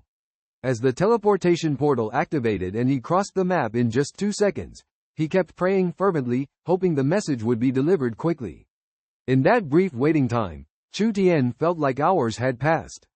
Luo had left quietly, and even though they had talked once, Chu Tian sensed that Luo was keeping something from him. Despite the comforting words from Luo, Chu Tian knew deep down that Luo was just trying not to worry him. However, his anxiety had been growing during this time, and he was eager for Yi Ling to bring good news. Finally, a flash of white light signaled the completion of the teleportation. He immediately opened his friend list and saw Ming Xiaomiao's profile picture flashing. Chu Tian clicked on the profile, trying to start a video call, only to receive a notification that the other party was offline. He was puzzled as he saw Ming Xiaomiao's profile turn gray. What was going on? Waiting for Yi Ling to come online, but she went offline right after the map teleportation. Chu Tian felt extremely frustrated and couldn't help but look at his private messages. His eyes lit up as he saw that Ming Xiaomiao had sent him a private message. The next moment, he read Ming Xiaomiao's brief message, which struck him like thunder.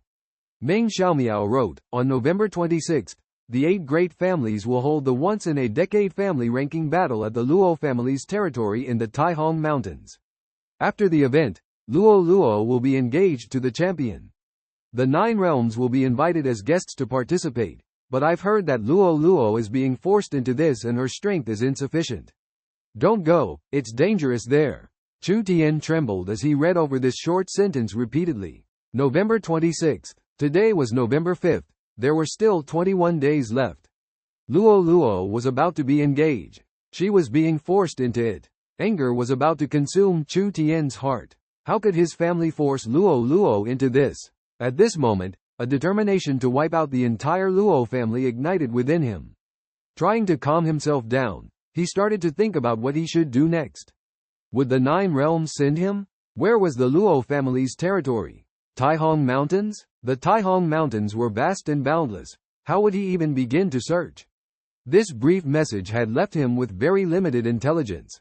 Chu Tian suddenly had a magical idea: magic inscriptions. When he reached level 35, he would be able to use the lowest level of magic inscriptions. These inscriptions are the products created by magicians who have learned the secondary profession of inscriptionists. Magicians who have learned the art of inscriptions can engrave their magical power on inscribed paper. When casting spells, they only need to tear the inscribed paper to instantly release the magic, skipping the chanting process. These magic inscriptions are not limited to specific professions, but they are extremely difficult to manufacture. Junior inscriptionists may only be able to complete 1 or 2 inscriptions a day, which is already a great performance for them. For impatient players, it is impossible to become a qualified inscriptionist. Because any slight mistake in engraving inscriptions can lead to failure, even for advanced inscriptionists. However, as the level of inscriptions increases, engraving low-level magic inscriptions becomes much simpler. Nevertheless, most advanced magicians do not spend time on these things because they have chosen the path of combat. Nonetheless, they still produce some low-level magic inscriptions as backups or for sale. It can be said that inscriptionists are a secondary profession unique to magicians and a blessing for professions that consume a lot of consumables. Compared to archers who need to consume arrows and bullets, magicians require expensive mana potions. Although the consumption is not as high as health potions, in long battles where there is no time to rest and recover mana, they can only maintain their output by constantly consuming mana potions. Magicians are recognized as having the strongest burst capability while also being the poorest profession. However, learning the secondary profession of inscriptionist requires reaching level 35, and currently, there are hardly any players who can handle it. But this does not bother Chu Tian, as he learned that an NPC sells high-quality magic inscriptions with fixed damage values that are much better than those made by players. They are very suitable for challenging high-level monsters. Qingcheng said that the Huang group has heavily invested in various guilds in Haitu City. Currently, half of the level 4 guilds in Haitu City belong to the dominator Huang Shuiyi. Looking back on his experience in the previous life, he was just an ordinary president of a level 4 guild. At that time, his guild was headquartered in Shengjing City. Back then, Huang Shuiyi's Jui Hall, Arrogant Dynasty, and Slaughter Guild were thriving. However, Huang Shuiyi did not display much financial strength. Eventually, the fortress battle began. The Slaughter Guild, Arrogant Dynasty, and Jui Hall divided up a total of 80% of the fortress in Shengjing City, with the Slaughter Guild claiming 35%, the Arrogant Dynasty 25%, Jui Hall 20%, and the remaining guilds sharing the remaining 20%. At that time, the Slaughter Guild was dominant. Although their members and style were somewhat extreme, after years of hard work in various games, they had accumulated considerable wealth. After all, they were a professional player guild, although not particularly skilled, and even somewhat lacking. Meanwhile, Chushan and GNG Kongtian were just ordinary players who had gathered a group of casual players due to their good reputation.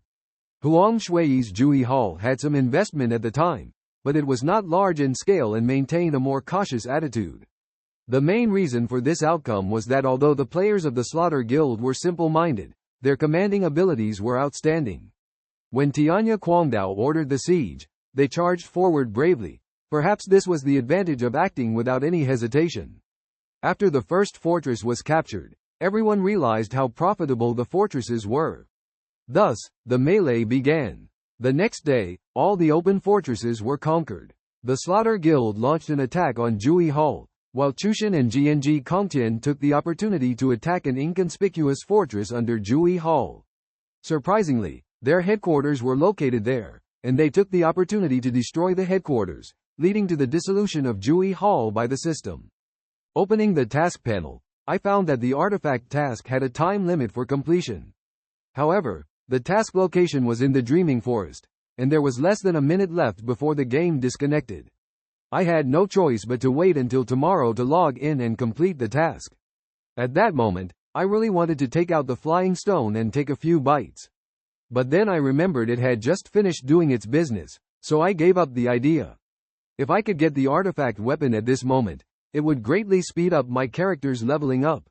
Suddenly, the system alert sounded sharply in my ears. My vision gradually darkened, and then I was kicked out to the character interface. I logged out of the game, and that was how this night ended. Leaving the game cabin, I quickly washed up and left the villa directly. Just as I stepped out of the door, I saw Gao Kai and Qi Shi opening their doors across the way. Gao Kai walked towards me and asked if there was any news about Luo Luo. Qi Shi followed suit. After hesitating for a moment, I nodded in response. Qi Shi noticed that something was amiss with me, turned her gaze to Gao Kai, then smiled and said to me, "Boss, I'll go work for you first. You guys can chat slowly." With that, she left straight away, leaving me and Gao Kai staring at her retreating figure. When she was far away, Gao Kai asked, "How is Luo Luo? When will she be back?" I shook my head, looking dejected, and said, "Luo Luo is being forced to get engaged."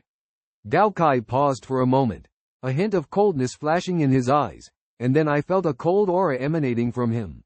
The killing intent solidified into substance. I was momentarily stunned, seeing Gao Kai behave like this for the first time.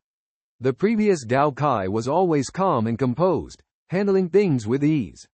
I never expected that because of Luo Luo's situation, he would reveal such murderous intent. Gao Kai seemed to realize he had lost control and quickly restrained his emotions. Looking at me awkwardly, he said, "I just broke through recently. It was hard to control for a moment.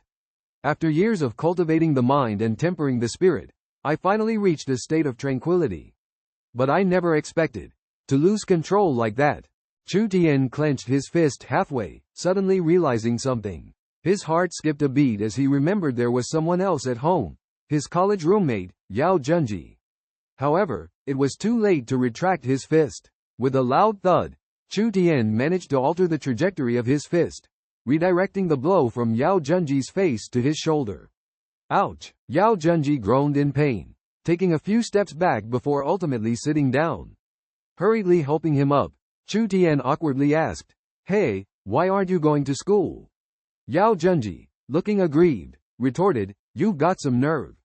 Your door won't even open, and the fridge is empty. I'm starving and in pain." Confirming the bare fridge, Chu Tian handed Yao Junji a note. "Bro, I've cleared out the fridge. Let's order takeout for now, and I'll restock it tomorrow." Feeling embarrassed for forgetting about Yao Junji's presence at home, Chu Tian realized the villa's advanced security system required authentication to open the door, making it impossible to enter without it. He had informed Yao Junji about the food in the fridge last night, but Luo Luo had already cleared it out before leaving, concerned that he might eat expired food. Despite planning to cook upon his return, Chu Tian now had to rely on takeout. Reading the note left by Luo Luo in the fridge, expressing concern about the food going bad, Chu Tian felt touched. He knew she had cleaned out the fridge to prevent him from eating expired food. After a quick bite, Chu Tian hurried into the Tien Dao world. When Yao Junji asked for Chu Tian's game ID to play together, Chu Tian politely declined, citing time constraints as he needed to use teleportation skills to reach the Dream Forest. With no time to admire the beautiful surroundings, Chu Tian followed the mission prompt to a plant, or more accurately, a basketball-sized seed. After a brief conversation with the seed, Chu Tian handed over 3 colorful stones and 4 artifacts that could only be looked at, not taken. The seed began to shimmer with a dazzling array of colors, emitting a radiant light that flowed in a mesmerizing cycle. Chu Tian, this guy, is really a narcissist, and a bit shameless. Having such a powerful weapon, yet being so picky and demanding. If he wasn't the protagonist, he would probably have died countless times already. Once he gets new equipment, the first thing he does is to enhance it. Returning to the main city of Shengjing, he goes to the warehouse and takes out 100 enhancement stones. Last time, to enhance Luo's legendary weapon, he needed to use 50 enhancement stones in one go. So he was mentally prepared this time. But unexpectedly, his exclusive legendary weapon actually requires 100 enhancement stones for each enhancement. Investing 2,000 enhancement stones, obviously, is not enough, so he scavenges another 2,000 at the auction. Finally, that super artifact legendary weapon is enhanced to level 30. Chu Tian opens the attribute panel with satisfaction, and the values he sees fill him with joy. Due to the system evenly distributing attribute points, although he can allocate 15 points per level, each attribute can only gain 3 points. Each time he levels up, all attributes also increase by 2 points. Now that he is level 35, all attributes have reached 175 points. Chu Tian has only 2 pieces of equipment that increase attribute points. The Burning Ring, level 20, a gold equipment that adds 20 points to strength, agility, and intelligence respectively.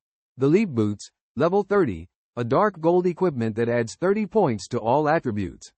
So before equipping the weapon, his attributes are Strength 225 points, Agility 225 points, Intelligence 225 points, Stamina 205 points, Endurance 205 points. Chu Tian's attribute growth is rated 22 stars, with each attribute having a different final conversion value, but the formula is the same for each profession. Strength converts to physical attack, with 225 multiplied by 2.2 resulting in a base physical attack of 495 points. Only in cheetah form and bear form will there be additional attack bonuses from strength conversion. Agility converts to attack speed, movement speed, and energy recovery speed, with 225 multiplied by 0.22 resulting in 49.5, rounded to 50 points. This means his attack speed, movement speed, and energy recovery speed increase by 50% under normal circumstances, reaching a final value of 150%. Energy recovery speed only takes effect in cheetah form. Intelligence converts to spell attack and healing effects, with 225 multiplied by 2.2 resulting in a base spell attack and healing effect of 495 points. Chu Tian held 1,000 magical inscriptions shimmering with light firmly in his hand, and resolutely walked towards the teleportation array. Upon entering the Four Seasons city, he immediately contacted Qi Shi, asking for her help in finding a point of sale for skill books. Qi Shi quickly responded, so Chu Tian transformed into travel form and hurried towards the east of Four Seasons city. The speed of the travel form increased as he ran, but once he stopped, it immediately returned to normal speed. Soon, he crossed a canyon and arrived at a valley surrounded by mountains. The climate here was pleasant, thanks to the barrier of the mountains, creating a greenhouse effect with comfortable temperatures that nurtured life. Suddenly, the system prompted, new map discovered, life greenhouse, experience plus 500. Just as he entered the valley, Chu Tian did not sneak, and thus attracted the attention of a patrol of monsters. The leader of this group was a peculiar large flower, accompanied by a group of smaller flowers. Astonishingly, their roots could detach from the soil and run swiftly on the ground. This strange group of plant monsters was rapidly approaching the entrance, and Chu Tian quickly rushed into their alert range. Although there were only 7 or 8 monsters, it seemed wasteful to use magical inscriptions. Since they had already been attracted, he decided to lure more. Without hesitation, he charged into the battle as travel form. The speed of movement made it impossible for these melee monsters to catch up. After circling around, Chu Tian did not know how many monsters he had attracted, and then released a magical inscription, Flame Storm. Using this skill, he was forced to transform back into human form from travel form. This is the nature of a druid. Sometimes using items will force a transformation back into human form, or prompt a message that the current form cannot cast spells. This aspect makes the druid profession quite challenging. As a flaming tornado rose, the plant monsters suffered -3,600, -3,600, -3,600 damage. These monsters were just ordinary mobs, with a health pool of 40,000 points, level multiplied by 1,000. Due to the 20% bonus damage to plant-type monsters, a skill that would originally deal 3,000 damage now reached 3,600 points. In this area, Chu Tian encountered a wave of monsters without life guardians, which made him feel relieved. These monsters patrol and move on the map, and when Chu Tian lures them, he will try to avoid this type of monster as much as possible. This time, he used 7 magic runes to defeat this wave of monsters. Compared to the previous level 40 monsters, he had to use 2 more runes, but the experience reward increased more than 3 times. Once he starts luring monsters, it takes about 1 minute to clear them. However, luring this wave of monsters takes 2 to 3 minutes or even longer. During this time, he needs to constantly adjust his position, change direction, and gather the monsters together because the attack range of the fire tornado is only 5 by 5 meters. To save magic runes, Chu Tian can only spend more effort in commanding the monsters to queue up. He focuses on luring monsters, casting runes, and then repeating this process until all the monsters are cleared. As the time to close the Tien Dao approaches, he has less than 3 magic runes left in his hand. Chu Tian's level has reached 37 with 45% experience. When he leveled up to 36, he entered the area of level 51 monsters. He has always maintained a 15-level difference with the monsters to ensure a 1500% experience bonus. Although he wanted to challenge higher-level monsters, he remembered that in the area above level 55, there are monsters that are half human and half deer, with ranged attacks and spinning blade throws. These monsters are not suitable for his current way of fighting monsters, so he has to give up. Overnight, he leveled up by more than 2 levels. Chu Tian is confident that he can reach level 45 before heading to Taihong Mountain, meeting the standard of Yeguan Shentai. He doesn't know what special abilities he will gain after reaching this standard. But he found that with each level up, the small sapling in his body would grow a little taller. The seemingly fragile trunk also became much stronger, but the 2 small tender shoots still look the same, without any change. Overall, it looks like a bean sprout. Chu Tian looked puzzled and found that there were only 3 magic runes left in his bag, which was not enough to lure a wave of monsters. He decided to use the god-level teleportation to go to the location he had previously observed. There was a bet going on about whether the German god would be defeated, which caught the attention of many people. Even WCC Radio set up official odds for betting. However, that night, some people made a fortune, while others were left crying. Chu Tian knew nothing about these events. Otherwise, he would have wagered confidently on his own victory. 7 days passed, and Chu Tian's level kept rising, his physical fitness and combat skills rapidly improving. His miraculous recovery ability astonished Gao Kai and others. Whenever Chu Tian was beaten to a pulp and exhausted, within an hour, he would bounce back as good as new. He beckoned to Zhao Lei and Jing Kaiyu, shouting, "Come on, bring it on." At first, Chu Tian would be suppressed on the ground and rubbed continuously by anyone in battle without using his divine soul. Now, he could even hold his ground for half an hour against 2 opponents teaming up. He had been trying to contact Juchu for days, but to no avail. Even with Gao Kai's efforts to reach out to his former comrades, they couldn't find a way to contact Juchu. As time passed, Chu Tian's mood became restless. Eventually, he decided to head to Taihong Mountain early to search for clues. However, the vastness of Taihong Mountain left him unsure of where to look and whether he could find any traces of Juchu. Just as Chu Tian came down from the ring and sat down to rest, he picked up his phone and noticed a dozen missed calls, all from Yao Junji. The day before yesterday, Yao Junji had returned to school and changed dorms. Chu Tian called back, and Yao Junji choked up, saying, "Hurry to the hospital. Things are not looking good for our leader." After a brief pause upon hearing this, Chu Tian said, "How is that possible? They were fine the day before yesterday, right? They even went to the hospital together. Although the situation didn't improve, it didn't deteriorate either. Why has the situation taken a turn for the worse in just 2 days?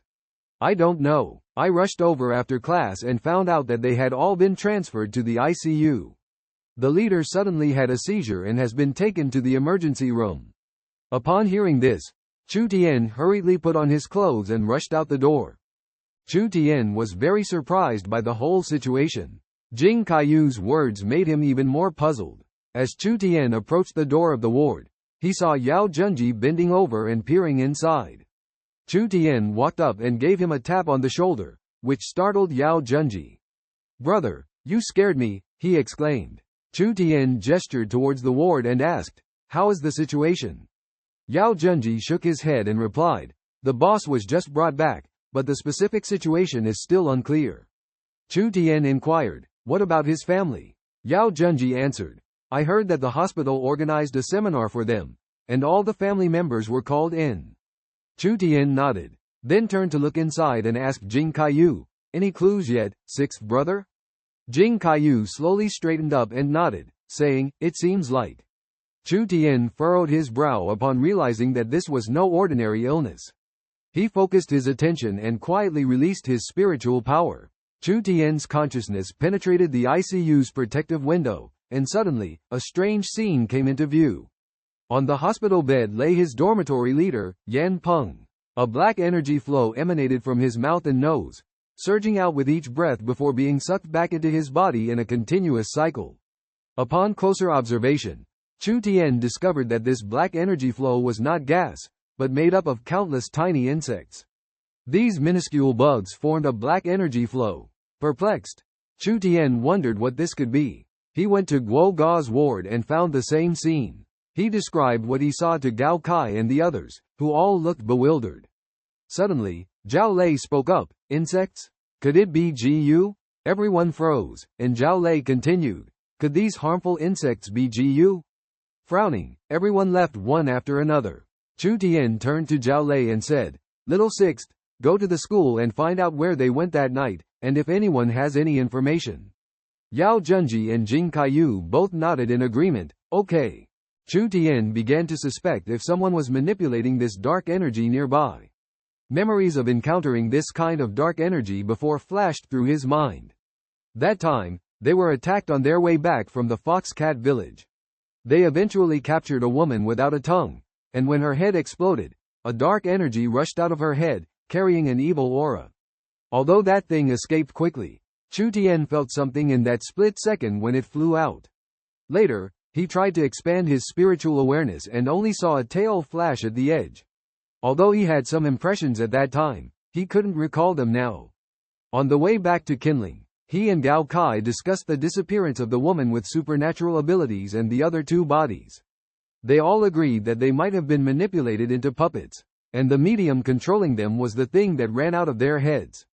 At this moment, Chu Tian suddenly expanded his spiritual awareness to the limit, and the next moment he almost fainted, clutching his head. Gao Kai quickly supported him and asked, "Xiao Tian, what's wrong?" Chu Tian shook his head, trying hard to stay alert. Releasing spiritual awareness in the city was completely different from doing so in the quiet forest. The city was bustling, especially near the hospital, with crowds and traffic flowing continuously.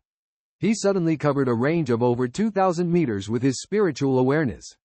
A burst of noisy information flooded his mind, like a heavy hammer striking his head. Chu Tian persisted for 2 minutes, finally adapting to the noise. However, he found nothing in his spiritual awareness, except for a cold and eerie presence behind the hospital. Upon careful inspection, he discovered it was the hospital's morgue. This place stood out from the rest of the city, feeling somewhat eerie. However, after a thorough observation, Chu Tian didn't find anything terrifying. As he disappointedly retracted his spiritual awareness, suddenly, he felt a colder and sharper presence beside him than the morgue. Chu Tian couldn't help but smile bitterly at the scene before him, shaking his head as he thought to himself, "So these three are all frauds." The old man slowly stood up, despite his hunched posture. He sighed and shook his head. Guo Ga's mother started to get anxious and hurriedly asked, "Master, what's the situation?" The old man didn't speak, just glanced at his two disciples. One of them quickly spoke up, "Ah, if you had found our master a few days earlier, perhaps the situation would be different. Now, we can only do our best, but this. He casually tapped his finger on the table as he spoke. Before he could finish his sentence, the old man interrupted him. The other young man quickly grabbed him, saying, "Master said there's no need for payment." The one being grabbed added with a regretful expression, "Master, you're already so old." Chu Tian watched them ramble on, almost unable to hold back his laughter. It was like they wanted to be good people while pretending to be righteous. The old man remained silent, while the two young men spouted insincere words. They only wanted to act after receiving payment, claiming to do their best if things went awry. This amateur performance would only fool fools. Just as Chu Tian was thinking this, what happened next left him dumbfounded. Guo Ga's mother quickly pulled out a stack of money from her pocket and forced it into the old man's hands. "Master, please do your best. If my son recovers, I will give you another 10,000. Initially, the old man tried to refuse, but he was eventually moved by Guo Ga's mother's pleading and reluctantly accepted the money. After handing the money to his disciples, the old man's eyes became determined. He nodded at Guo Ga's mother and patted her hand, trying to reassure her.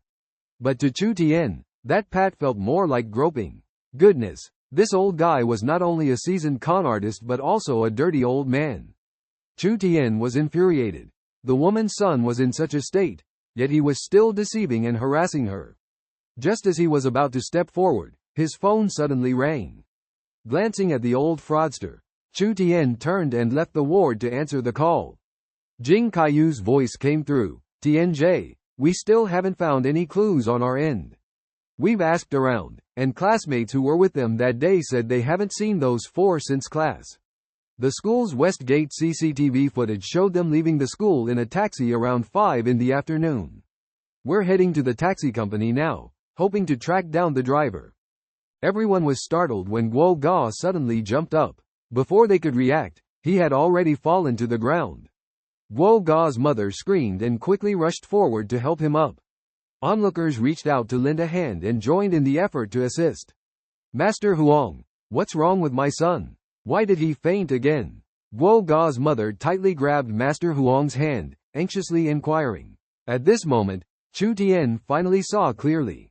Master Huang lightly patted Guo Ga's mother's hand back, realizing she was a woman, and the gesture seemed natural.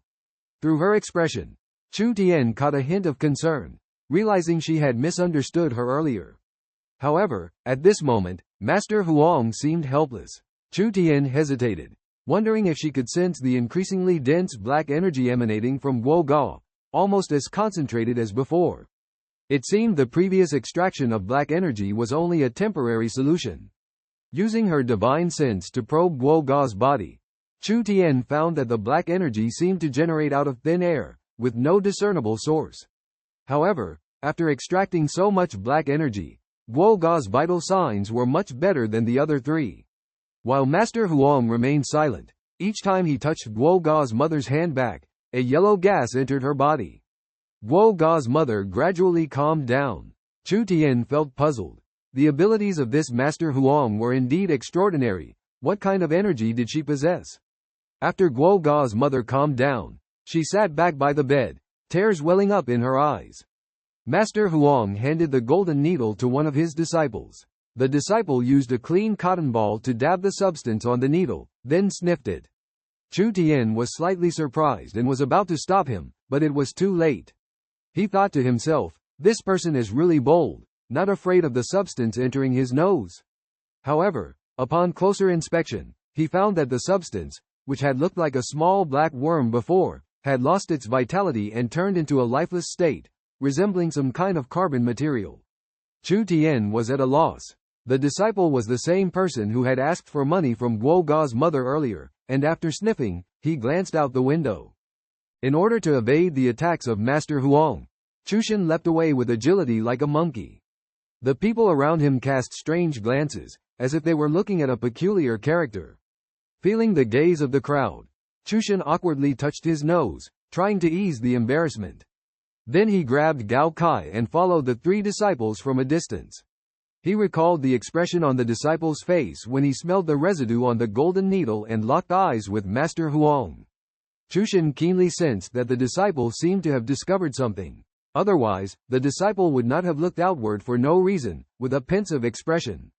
He also nodded to Master Huang, conveying a positive message. Chu Tian grew suspicious. Does that disciple possess abilities beyond ordinary people?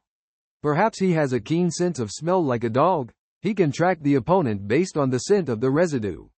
So, the two of them kept a street's distance following each other.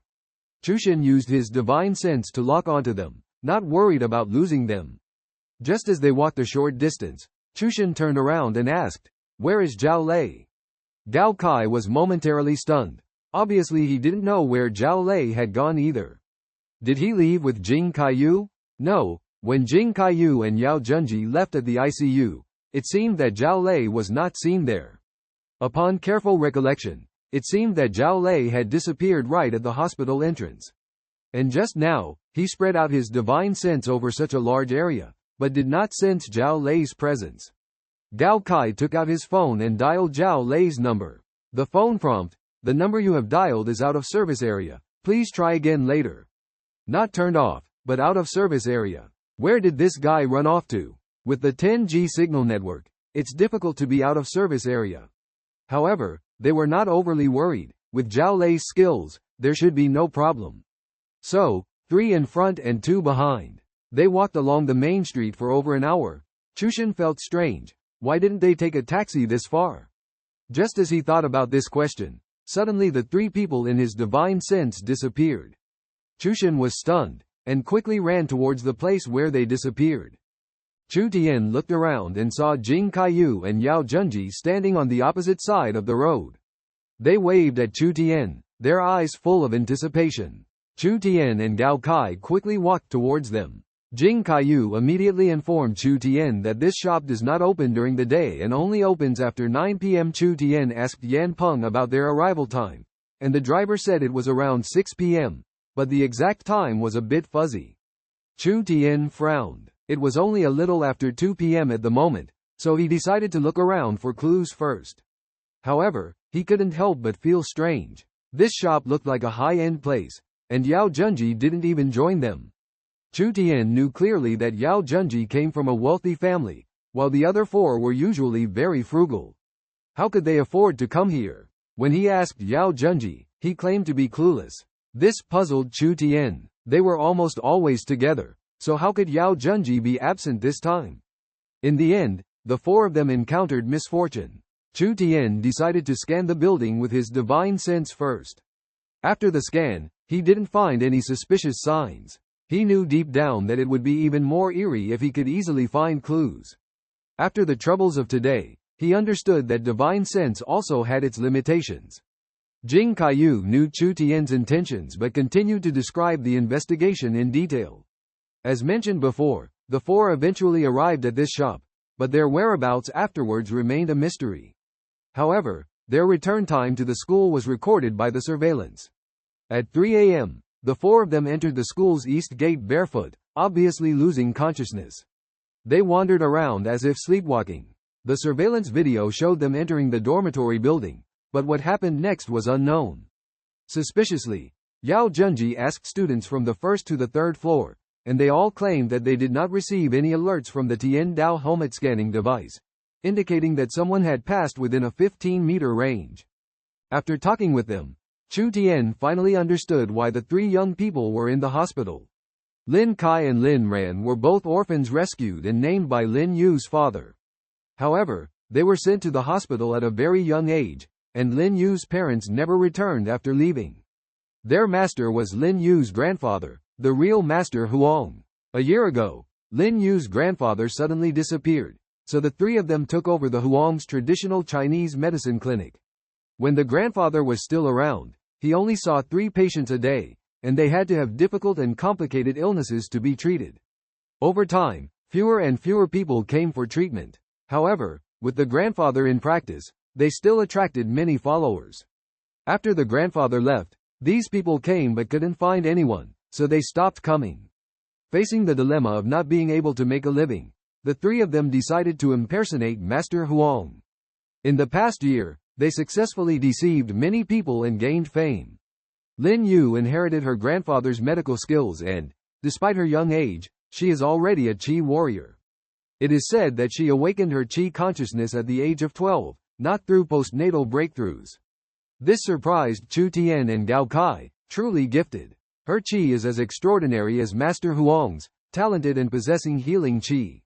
She is particularly skilled in using the Huang's 13 needles and is adept at dealing with difficult and complicated illnesses. The eldest brother, Lin Kai, possesses extraordinary abilities, and Chu Tian's speculation about his dog-like sense of smell is just one of his abilities. He also received the true teachings from Master Huang and is the most skilled in martial arts among the three. The second brother, Lin Ran, excels in Taoist magic. He can even escape Chu Tian's mental lock and play with Chu Tian using a small paper man for over an hour. This makes Chu Tian very curious about Lin Ran, how an ordinary person can achieve extraordinary things through Taoist cultivation. Chu Tian, Gao Kai, and Jing Kaiyu walked out of the small restaurant with Yao Junji. Without hesitation, Chu Tian hailed a taxi. "Xiao Lu, you go back first. Call if there's anything." He pushed Yao Junji into the taxi before it started moving. In that instant, Lin Yu rushed out of the restaurant, followed closely by Lin Kai and Lin Ran. They tried to grab Lin Yu but failed. Chu Tian furrowed his brow slightly and shook his head gently at Lin Yu, who was running towards them. Lin Yu stopped in her tracks, looking displeased, and said, "You haven't paid yet, and you want to leave?" Lin Kai and Lin Ran heard this and stopped behind her, nervously watching Chu Tian and his group. Gao Kai and Jing Kaiyu stood there dumbfounded, watching the scene unfold. Chu Tian lowered his voice, with a hint of mystery, and said, "No time to waste. Let's get started." The statement was full of determination, delivered with a fierce momentum, as if a wild beast had been unleashed. Behind him, a faint shadow of a black panther emerged, and he moved swiftly, closing the distance to them in less than 4 meters. A well-dressed college student stood by the roadside, holding a phone. Chu Tian quickly transformed into a cheetah form, appearing behind the person and delivering a fierce blow to the top of his head. The skull shattered instantly, blood and flesh splattering. Gao Kai and Jing Kaiyu were shocked, looking at Chu Tian in disbelief, wondering, what's wrong with Xiaoshan? Why is he hurting people at will? Before the body hit the ground, blood had already stained the surroundings. Chu Tian moved again, this time targeting a little girl on the opposite side of the road, who looked to be only 7 or 8 years old. "Xiaoshan, Tien." Jing Kaiyu and Gao Kai's shouts hadn't reached Chu Tian yet, as he had already crossed the road, grabbing the little girl by the neck in an instant, lifting her up. The force of Chu Tian almost suffocated the little girl, her face turning purple. At that moment, a man and a woman rushed out of the restaurant where they had just eaten. Although her spirit was transparent and hazy, Chu Tian still recognized her figure. Because of her, Chu Tian, in anger, acquired the gem and fired Dao Jiayu. However, Chu Tian never expected that they would meet again in this way 2 months later. By then, she was no longer a living person but a ghost. In other words, she had passed away. How did she die? She was murdered, and those 4 individuals were also implicated as a result.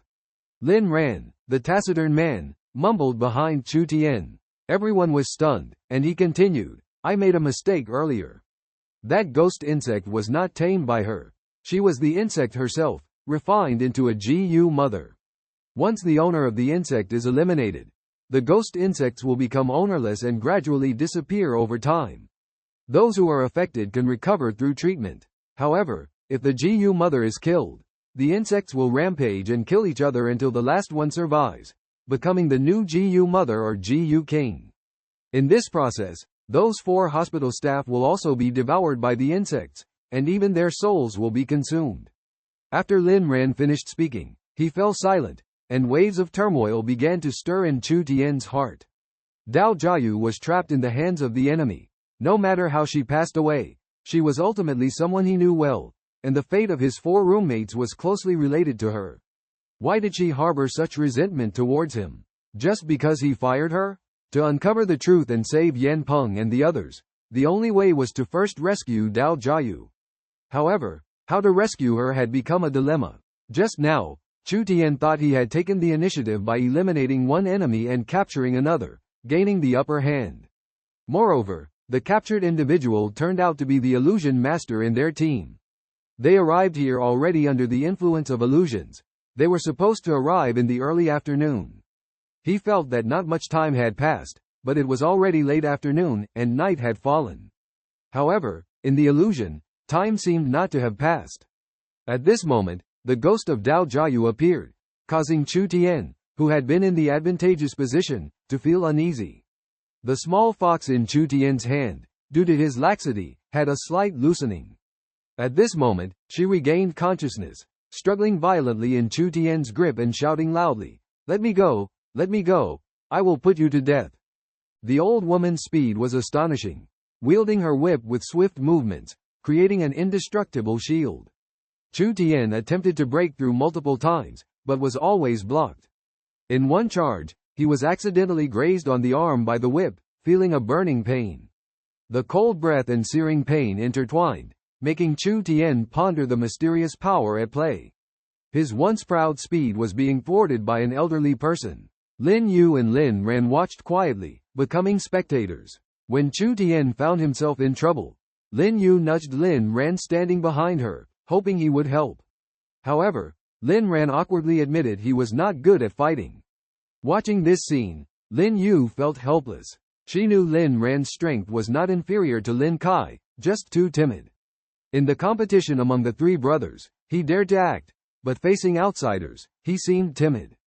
Despite his timidity, he was fascinated by some chilling and bizarre things, but always needed someone to accompany him. Lin Ran looked at the battle and felt there was no need for him to intervene. Among the four opponents, the old woman seemed to be the leader, the strongest. Chu Tian was temporarily unable to resist her attacks. The slipper-wearing man appeared to be on par with the old woman, tormenting Lin Kai. His hands and feet moved effortlessly, baffling observers. Lin Kai was kicked and slammed into the wall by him. However, after transforming, Lin Kai seemed to lose his sense of pain, becoming more resilient with each blow, charging at the slipper-wearing man like a mad dog. On the other side, the mute man and Jing Kaiyu were in a confrontation, with Jing Kaiyu surprisingly being subdued. The person facing Gao Kai, who was originally the weakest in the three brothers of the War King in combat, displayed extraordinary strength today, rendering his opponent helpless. These two individuals seemed to be holding back their abilities, waiting for the right moment. Perhaps they believed that Gao Kai and Jing Kaiyu had not yet gone all out and remained vigilant. After Lin Ran finished speaking, Lin Yu glanced at him and said, "Brother, don't you understand that we are at a disadvantage? If you don't go, then I will." With that, Lin Yu's hand trembled, and a golden needle appeared between her fingers. Lin Ran walked to the door, peeked inside, and turned to Lin Kai, saying, "Big brother, come with me. I'm really scared." Lin Kai rubbed his eyes helplessly and slowly walked towards him. Lin Yu pursed her lips, and when she looked at Jing Kaiyu, a glint of light flashed in her eyes. She ran over excitedly and said, 100,000, I'll cure you immediately. Pointing at Jing Kaiyu's hand. At this point, his hand was already purple from the cold, with the ice pick still stuck in it. 10,000. Jing Kaiyu extended a finger. Just 100,000. After considering for a moment, Jing Kaiyu extended 5 fingers. Lin Yu's eyes lit up, about to accept it. But then Jing Kaiyu calmly said, 5,000. Lin Yu's hand was already reaching out, but upon hearing this number, she froze. How much? She looked at Jing Kaiyu eagerly. 500. Jing Kaiyu repeated. 100. Lin Yu looked aggrieved and said no more.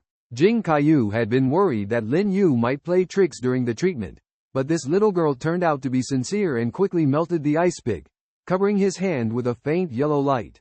Soon, the pain disappeared without a trace. She took out gauze from her bag and handed it to Jing Kaiyu. Bandage it yourself.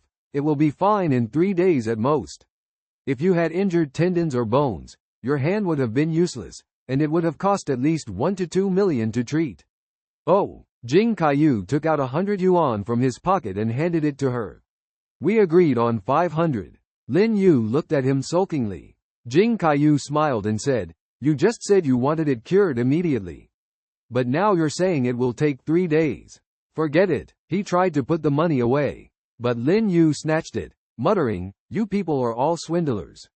We promised to give you the information in exchange for money. Now that the money hasn't been given, we've even provoked the ninth office. Stop babbling. I was just teasing you. I really don't have money. When Tien comes back, he won't miss your money. Jing Kaiyu used his mouth to hold the gauze and started bandaging. Really? A glimmer of hope flashed in Lin Yu's eyes. When the subordinates told Gaokai to go ahead because they understood, he told them to take care of the rest. Gaokai was anxious and told Chu that they were going to the Huang's traditional Chinese medicine clinic. He asked Chu to come over and look at the address on the business card. Because Lin Ran said he could only make the Jiyu mother obedient there. Chu suddenly realized that Lin Ran had succeeded and captured Dao Jiayu. In that case, they needed to hurry over, hoping to persuade her to voluntarily remove the ghost Jiyu from Yan Peng. More importantly, to investigate the cause of her death and her hatred towards himself. He hurried into the city and hailed a taxi. After telling the driver the destination, he closed his eyes and rested in the back seat. The moonlight technique had drained most of his spiritual power. Even the water in the spiritual platform was decreasing. As the car started, he fell into a deep sleep. When the driver woke him up, he had arrived at the destination. Getting off the car, he saw that the Huang's traditional Chinese medicine clinic was closed. He was about to call Gaokai when he suddenly heard someone calling his name. Looking up, he saw Lin Yu waving at him at the street corner. Chu Tian hurried towards her, and she cautiously inquired about the situation. Chu Tian answered blankly, shocking Lin Yu. She then reproached him angrily, asking why he let that rubber man escape. Chu Tian replied calmly, causing Lin Yu great distress. With tears in her eyes, Lin Yu worried that they were in trouble because he would report to the ninth office after escaping, and they would all be implicated.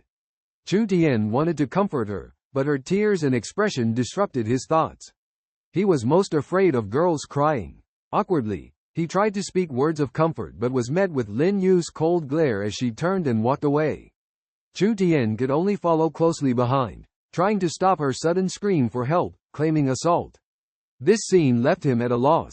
Lin Yuling led Chu Tian forward, without saying a word, which brought a sense of peace to Chu Tian but also piqued his curiosity about what she would do next.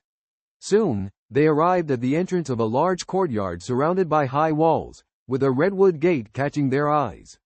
Such a unique courtyard was rare on this street, even in the entire city of Xinjiang. A plaque hung on the gate, with the words, Huang Mansion, inscribed on it. Chu Tian thought to himself, this must be the rich neighborhood. In the city of steel and concrete, it was surprising to find such an independent courtyard that had not been demolished. Seeing the historical plaque next to the gate, Chu Tian suddenly realized. Following Lin Yuling, he pushed open the redwood gate and walked in. As soon as they entered the courtyard, they saw Gao Kai and Jing Kaiyu sitting at a stone table.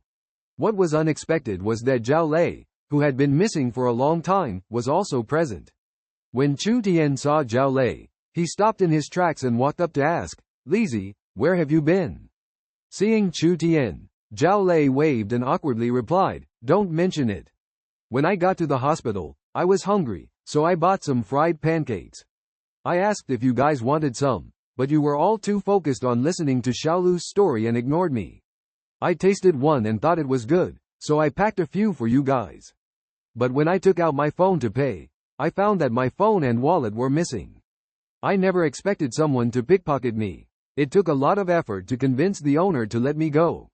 I couldn't reach you guys, so I went to the ICU directly, only to find you were not there, so I went back to the gym to look for Shishi's sister-in-law. I couldn't reach you by phone until just now, so I grabbed sister-in-law's phone and hurried over. Zhao Lei explained, and Chu Tian furrowed his brows as he listened intently. He took out his phone, opened Zhao Lei's contact, and played a 59-second audio clip filled with static noise, asking, did you send this? Jing Kaiyu and Gao Kai also waited curiously for Zhao Lei's response. It's late at night, and Lin Ran has long been awake. Chu Tian asked about Dao Jiayu's situation and whether he could talk to her. This question caught everyone's attention. Chu Tian explained that Dao Jiayu was his high school classmate who has now become a spirit. Chu Tian's explanation raised more questions, and Jing Kaiyu, usually quiet, interjected strangely, Tien, are you responsible for her? This remark made everyone present show a strange expression, especially Lin Yu, who looked disgusted. Zhao Lei, sitting next to Chu Tian, asked in confusion, who is Dao Jiayu? What does it mean to be a spirit? What is your relationship with her? Does Luo know? Feeling a bit embarrassed, Chu Tian quickly explained, we are just classmates, don't jump to conclusions. He then recounted the encounter with Dao Jiayu, buying the gem, and eventually firing her. After hearing Chu Tian's account, everyone present finally understood. However, they were still puzzled as to why Dao Jiayu hated Chu Tian so much, even willing to lash out at him. Was it just because she was fired and held a grudge against him? Chu Tian himself was confused by this, so he asked Lin Ran if he could talk to Dao Jiayu to find out the cause of her death and the reason for her hatred towards him.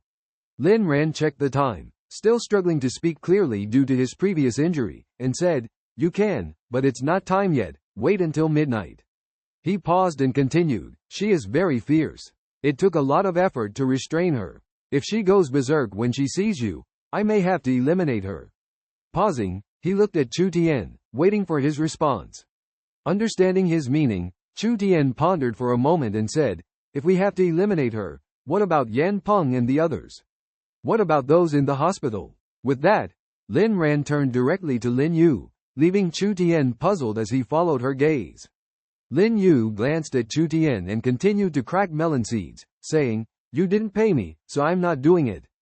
Everyone quieted down as Lin Yu and Lin Ran looked at Chu Tian and his companions, sensing their unease. Despite still wanting to ask for more money, the two sisters wisely chose to remain silent. The entire courtyard fell into a hush. After a moment of silence, Chu Tian finally broke the quietude. He asked, why are you so afraid of the ninth office? The three siblings from the Lin family all looked at Chu Tian in surprise, and finally Lin Ran shook his head and left the room. Lin Yu pursed her lips and stopped looking at him. Lin Kai hesitated for a moment and cautiously asked, are you just joined the ninth office?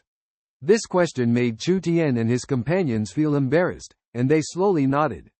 Lin Kai showed a hint of unease, wanting to speak but holding back. Chu Tian and the others were all waiting for him to speak. Finally, Lin Yu took over the conversation and said, the ninth office is divided into 3 factions, don't you know? Chu Tian was even more curious after hearing this, as they indeed did not know about this. He teased, girl, tell us about it. Do we need to pay for this information? Lin Yu took a deep breath, about to speak, but suddenly felt powerless, sighed, forget it. No matter how much money, it's useless. It seems we can't stay here anymore. We'll leave sooner or later, but when Grandpa comes back, he won't find us. As she spoke, tears welled up in her eyes, and her voice choked up. Lin Yu's crying made Chu Tian and his companions feel helpless. Lin Kai quickly comforted her. From his words, Chu Tian understood the reason. This courtyard was about to be reclaimed. Master Huang had gifted this property to the country, as it was a historically protected building, previously owned by Master Huang, who had been missing for over a year. Although his fate was still unconfirmed, based on the timeline, in a few months, after being missing for 24 months, Lin Yu and her family would lose their right to reside here. Moving out was just a matter of time. Now, with this happening, Lin Yu found it difficult to bear. She had been holding on to hope that Grandpa would come back. Therefore, she had to persist in running the Huang's traditional Chinese medicine clinic. It took a lot of effort for Lin Ran to finally comfort Lin Yu. Lin Ran took the jar, broke the seal, and said indifferently, feel free to ask any questions. Once it's resolved, handle it yourself. With that, he walked away, leaving Chu Tian and the others puzzled. Chu Tian hesitantly asked, how should we handle this? Destroy it? What about the people in the hospital? Lin Ran remained silent, and Lin Kai interjected, before you arrived, Xiao Yu had already visited the hospital. Everything there is now safe and sound.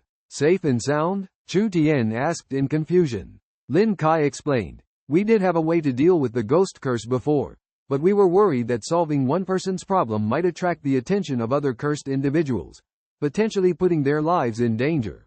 We wanted to find the root cause and report to Ju Chu for a possible reward, but we didn't expect to get into so much trouble. If you hadn't arrived in time, the 3 of us would probably not have made it. Lin Kai shook his head, looking troubled. Chu Tian was touched to realize that these seemingly money-grabbing siblings were actually kind-hearted. Otherwise, they wouldn't have rushed to the hospital to help Yan Peng and the others at this critical moment. Holding the jar in his hand, Chu Tian pondered whether to open it. Lin Ran warned that if Dao Jiayu's spirit lost control, it must be destroyed. Regardless of past grievances, they were once old classmates, and their enmity didn't warrant death.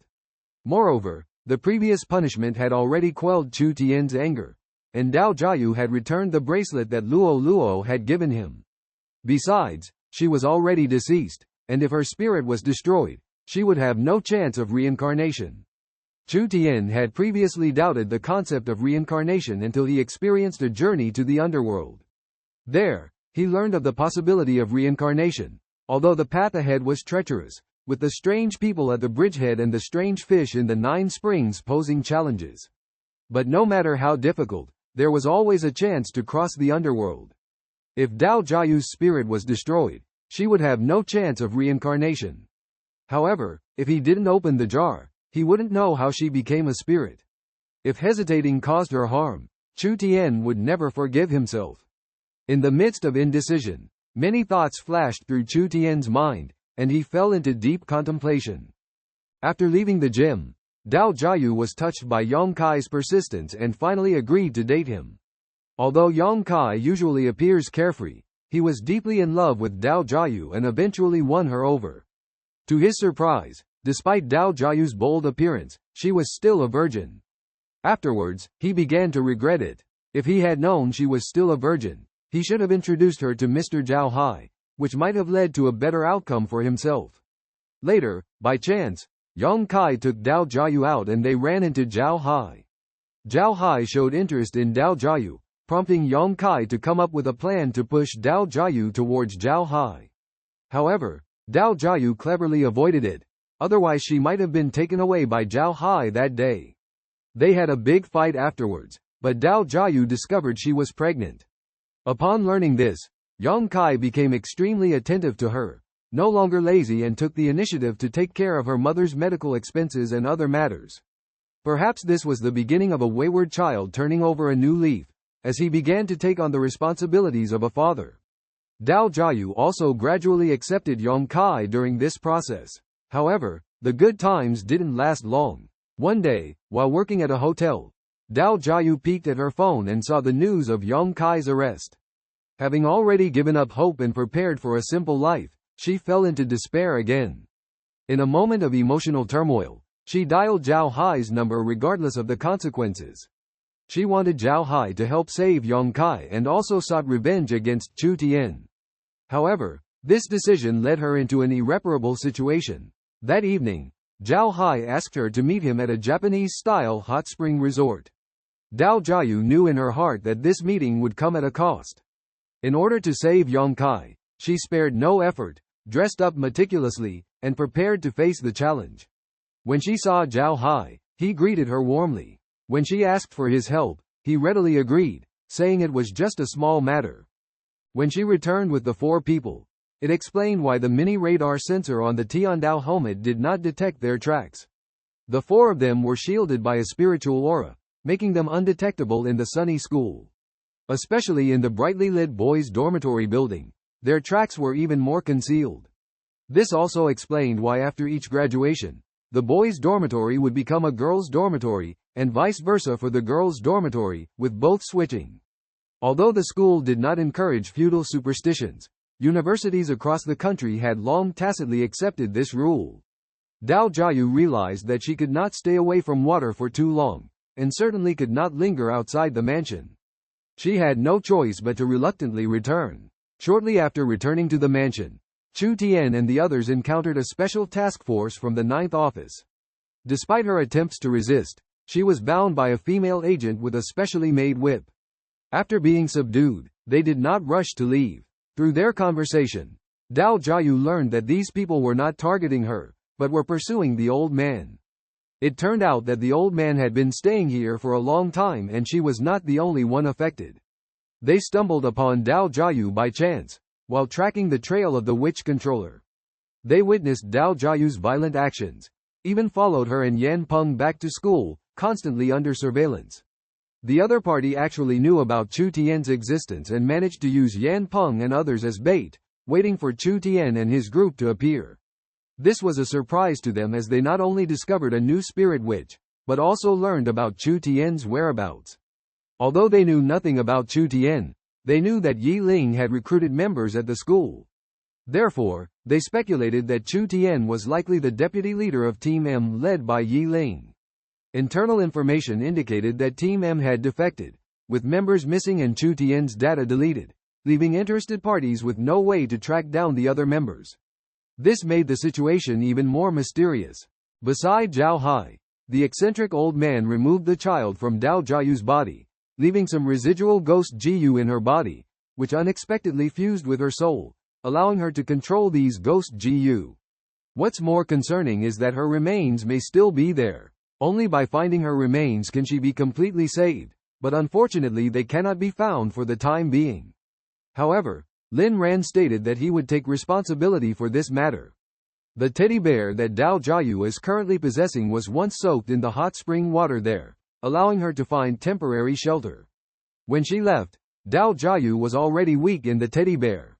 This also explains why she didn't want Chu Tian to leave, because she knew her time was running out. To slow down her disappearance, Lin Ran used the ancient altar that turned pitch black to seal her inside. He told Chu Tian that if her soul dissipates before burying her remains, she will not be able to reach the legendary world. This was also Lin Ran's first attempt, but he believed in Master Huang's teachings. Although Lin Ran's abilities were extraordinary, they had unwavering faith in Master Huang's exceptional medical skills. After returning to the villa, Chu Tian immediately contacted Lin Ran, instructing him to deal with Dao Jiayu's affairs as soon as possible. At the same time, he transferred 2 million to Lin Yu and instructed them to leave Xingjing as soon as they were done and find a safe place to hide. After making arrangements, Chu Tian lay exhausted in the warehouse of the Tien Dao game. Although it was already 3 a.m., and despite wasting a lot of time, he had to go online quickly and continue leveling up. Luo was still waiting for his rescue. Chu Tian silently vowed in his heart that even though he might not be able to use the guest quota from the 9th office again, he was willing to do everything to rescue Luo. Ding! Welcome to the Tien Dao world. As soon as he entered the game, Chu Tian habitually opened the guild chat. Suddenly, he felt that the atmosphere was a bit off. Just as he was about to check the chat history, Qi Shi sent a message saying that some players from the Reverse God Alliance wanted to leave the guild. Chu Tian told Qi Shi that he would arrive soon. He had already arrived at the Life Greenhouse yesterday, ready to immerse himself in the busy monster hunting after going online today. However, an unexpected event occurred. Dao Jiayu's matter delayed him, and he was only able to return now. Originally, he just wanted to go online as soon as possible and start his adventure. But unexpectedly, when he was just talking to Qi Shi, she told him some surprising news. 5 people immediately applied to leave the guild after she entered the game, and then more people joined this trend. Knowing that Chu Tian and Gao Kai had important matters to attend to, Qi Shi had been waiting. Now, Chu Tian finally returned, and Qi Shi breathed a sigh of relief.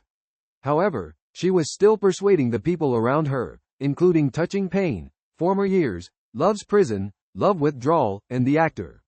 Soon, Chu Tian arrived at the entrance of the guild headquarters. Stepping through the guild gates, a spacious area opened before him. Although it didn't look spacious from the outside, it could accommodate thousands of people inside. The martial arts field was a unique facility for level 6 guilds, while level 5 guilds went straight to the guild hall. As soon as Chu Tian entered, he saw thousands of players from the Anti-God Alliance gathered in the square, with over 100 people standing behind Qi Shi. Beside her stood Sword Pointing to the Sky, Crossblade, Holy Light Deceiver, and a few others, all familiar faces. On the opposite side of Qi Shi stood Touching Pain, Former Years, Love's Prison, Love Withdrawal, the actor, and 5 others, leading 600 to 700 people behind them. Clearly, these were the members who had applied to leave the guild. Sword Pointing to the Sky spoke up, Touching Pain. Every time the team distributes equipment since you joined the Anti-God Alliance, I have always prioritized you. Do you appreciate this? Touching Pain was also a shield warrior who had been holding the second tank position before the team was divided. Whenever shield warrior equipment appeared, sword pointing to the sky always gave it to Touching Pain first because of his higher strength and less urgent need for low-level equipment attributes. Then, sword pointing to the sky turned to former years and said, "Last time, you requested an advance on your salary, claiming to have difficulties in real life, and I vouched for you. That's a fact, right?" After the video finished playing, the actor stared angrily at Touch. Touch looked terrified, and the actor couldn't wait to ask, "What did they all say?" Chu Tian squinted his eyes, smiled, and said, "Tell me, actor." The actor looked up, full of regret, and answered, "Boss, I'm sorry." Then he continued, "In the video just now, Touch and the Huang group were discussing how to bribe the Legion commander of the Anti-God Alliance to get a hefty kickback. They even mentioned that if they could pressure the God of Virtue to sign and let them leave, Touch could get double the bonus." The actor went on to explain, "Touch said we could get generous benefits, but in reality, he embezzled twice the bonus we deserved." After hearing the actor's words, everyone was shocked. A hot-tempered team member rushed out of the crowd, grabbed Touch by the collar, and angrily scolded, "Touch, you sold us out and made us help you count the money." Touch struggled, claiming, "Don't listen to his nonsense, this must be their conspiracy. The actor must have been bribed." The crowd began to hesitate, unsure of whom to believe. At this moment, Chu Tian smiled, replayed the video, this time with sound. Even the actor was stunned, as everything was in Chu Tian's hands. He deliberately made Touch contradict himself, and now with the audio in the video, the truth was even more indisputable. After the video finished playing, the anger of the crowd was even greater than before. Standing behind Qi Shi, a member of the Anti-God Alliance suddenly shouted loudly. Chu Tian turned around and was surprised to find that there were thousands of people gathered here. Soon, more voices rang out, "Brothers, please stay." The people across the way deeply felt the brotherhood of the Anti-God Alliance, but they had already made an irreversible wrong choice. Many people had regret in their eyes and fell into silence. After a while, a brave member stepped forward, walked up to Chu Tian, took off the Anti-God Alliance badge, bowed deeply to Chu Tian, and placed the badge at Chu Tian's feet. He said, "Boss, please forgive me. I, Pai San, swear that even if I leave the Anti-God Alliance, I will never involve myself in slaughter. I am willing to bear my mistakes alone." Before Chu Tian could respond, he turned to the other members and shouted, "Brothers, I'm sorry." Then, the system prompted, "Pai San has been forcibly kicked out of the guild." This action moved more than 1,000 people behind him, especially many female players with tears in their eyes. Inspired by Pai San, the second, third, and subsequent members followed suit, with 689 people walking up to Chu Tian, putting down their badges, and choosing to leave the guild. Although Chu Tian gave them a chance, no one chose to stay because they understood that the brothers of the Anti-God Alliance could no longer treat them as before. They had no face to stay in the Anti-God Alliance, once greedy and easily deceived, betrayed and treated like fools, each worth 10,000. If it weren't for the video evidence provided by Chu Tian, they would still foolishly count money for others, feeling grateful. They mistook pain for their benefactor, only to find it was a road of no return. Of course, some still chose to follow the path of pain, as not everyone values their own dignity. Wealth can blind the eyes, that's an undeniable fact. When the last person left, Chu Tian suppressed his sadness, turned around, and sent a private message to Qi Shi. Upon receiving the message, Qi's eyes brightened momentarily, nodding slightly in acknowledgement to Chu Tian. Leaving the guild headquarters, Chu Tian strolled through the streets of Shengjing City. Although this day seemed ordinary, it held extraordinary significance for him, as it was already 5 o'clock in the evening. Despite the limited time, Chu Tian wasted no time and headed straight to the teleportation array, ready to go to the life greenhouse to pursue a higher level. Suddenly, the system prompt sounded, crisp and clear, conveying the adventure mission. The incubation of the Rainbow Stone. The second stage of feeding was completed, with progress reaching 100%. Chu Tian was slightly surprised, as he had actually forgotten about this task.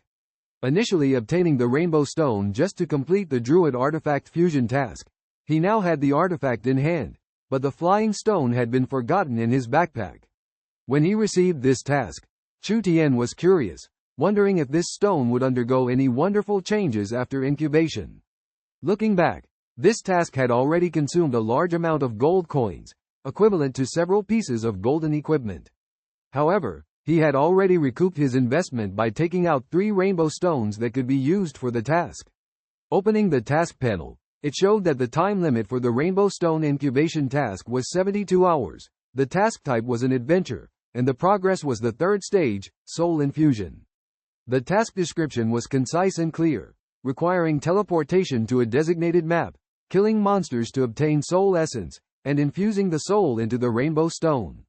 Although the task did not specify the number of souls to be infused or the number of monsters to be killed, it added a time limit. What's even more peculiar was that a dynamic button appeared at the end of the task, looking like a portal. Did he just need to click on this portal? Since he needed to go kill monsters, Chu Tian decided to stock up on some necessary items. He casually grabbed some intermediate potions from his home pharmacy and then went to the neighboring shop. Carefully browsing the shelves, he was surprised to find that the shop had started producing universal keys. These keys were priced extremely high in the shop, making people hesitate. Chu Tian remembered that the system shop sold bronze keys for 1 silver coin, platinum keys for 1 gold coin, gold keys for 100 gold coins, and dark gold keys for 10,000 gold coins. Buying keys to open treasure chests was like gambling, especially the dark gold chest keys, which felt like a robbery by the system. In this situation, the sorcerer might feel a bit down if he were to appear among engineers who rely heavily on manufacturing for a living. Chu Tian gently patted his shoulder and comforted him, saying, "It's okay. It's not a big deal to lack key manufacturing skills. Your skills in sorcery have proven successful this time and have been a great help to me. Besides, you don't need to rely on manufacturing to make money. Just make good use of your magic skills and create some great things for me. You are also a shareholder in the company now, so think long-term. I have high hopes for your sorcerer engineering skills." The sorcerer, originally feeling dejected, brightened up at Chu Tian's affirmation. Chu Tian continued, "I'm serious. Your sorcerer engineering skills will definitely shine." The sorcerer, after hearing this, was momentarily stunned, then excitedly declared, "I will work hard." With that, he immediately sprang into action, eagerly disappearing into his studio filled with a mysterious aura and shutting the door behind him. Chu Tian felt a bit surprised but also very happy, grabbing his keys and rushing out of the engineering shop. In his mind, he envisioned a plethora of golden treasure chests, preparing to test his skills. Suddenly, a system notification sounded. Adventure mission. The birth of the Rainbow Stone, Phase 3, Soul Infusion Countdown. 71 hours and 30 minutes remaining. Chu Tian was taken aback. He had almost forgotten about this mission, meaning the treasure chest plan would have to be postponed. He double-checked to ensure he hadn't missed anything to purchase, making sure all kinds of engineering items, rope launchers, potions, and buffs from the store were ready. He opened the taskbar, clicked on the teleport icon, and felt a suction force pulling him into the dynamic teleportation door. It was like being sucked into a magic gourd. Chu Tian's vision darkened, and he lost consciousness. After a while, he woke up with a start, realizing he was in a soul state. He quickly opened his backpack and found the wishing treasure box still there, breathing a sigh of relief. The system notification sounded again. You have discovered a new map, the soul-devouring abyss. Chu Tian felt the incoming damage and couldn't help but shudder. He quickly activated the skill of his boots and swiftly turned to escape. In his cheetah form, his health dropped to only 8,470 points, almost hitting rock bottom. Luckily, the opponent's sweeping skill did not have any extra damage bonus, otherwise, he might have been defeated. Even luckier, this time it was just the crushing damage from the higher level, not a critical hit. If it had been a critical hit, the consequences could have been unimaginable. He didn't know what would happen if he died on this map, but he was not willing to take the risk for the wishing treasure chest. However, he had not yet found the right person to transfer the treasure chest to. Unlike other items, the wishing treasure chest could not be lent to others through a contract. The only way to transfer the treasure chest was to let someone kill him, causing the chest to pop out. This person had to be someone he trusted the most and a casual player who rarely left the city. Currently, Only Mo Shi and Qi Shi met the criteria, and Chu Tian was considering who to entrust the treasure chest to. As Chu Tian ran away, distancing himself from the scorch-marked behemoth, he transformed into the form of an ancient tree. He used skills like rejuvenation, healing, and life blossom to fully restore his health. Now that he knew the opponent's movements before using the sweeping skill, he no longer felt fear. It was too late to run, so he transformed into his bear form to withstand the opponent's attacks. His bear form had a defense of up to 5,295 points, making it hard to break through, but even so, he still lost about 3,000 points of health from resisting the sweeping skill. However, with a whopping 29,645 points of health in his bear form, he remained fearless. With the combination of skills like slanting swipe, laceration, and occasional physical attacks, after a fierce battle lasting over 10 minutes, he finally succeeded in defeating the scorch-marked behemoth. The system notification sounded. You have killed the scorch-marked behemoth, gaining a 2700% experience bonus for killing monsters above your level, receiving 308,000 base experience plus 5,500, a bonus of 148,000 experience for killing monsters above your level, and an increase of 154,000 experience for divine talent growth. Another notification displayed. The incubation of the Rainbow Stone, Phase 3, Progress 1, killing the scorch-marked behemoth, 1/5. This kill of the scorch-marked behemoth went smoothly, granting him 308,000 experience points. After the battle, Chu Tian quietly circled around behind the enemies and was surprised to find that they did not immediately return to their original positions. Instead, they stopped and began to roam within a certain range. This meant that Chu Tian had a new opportunity. He decided to patiently spend more time to kill these enemies one by one. Suddenly, a system prompt sounded, indicating that Tien Dao would enter a rest period in 5 minutes, and players needed to prepare to log off. Chu Tian decided to find a safe place to prepare to log off. After all, there was no point in fighting again. However, just as Chu Tian was preparing to log off, a global notification came that players such as Sha Sha in the southern war zone of the Dragon Country in Asia had obtained a mysterious and deadly divine-level talent scroll at a certain coordinate.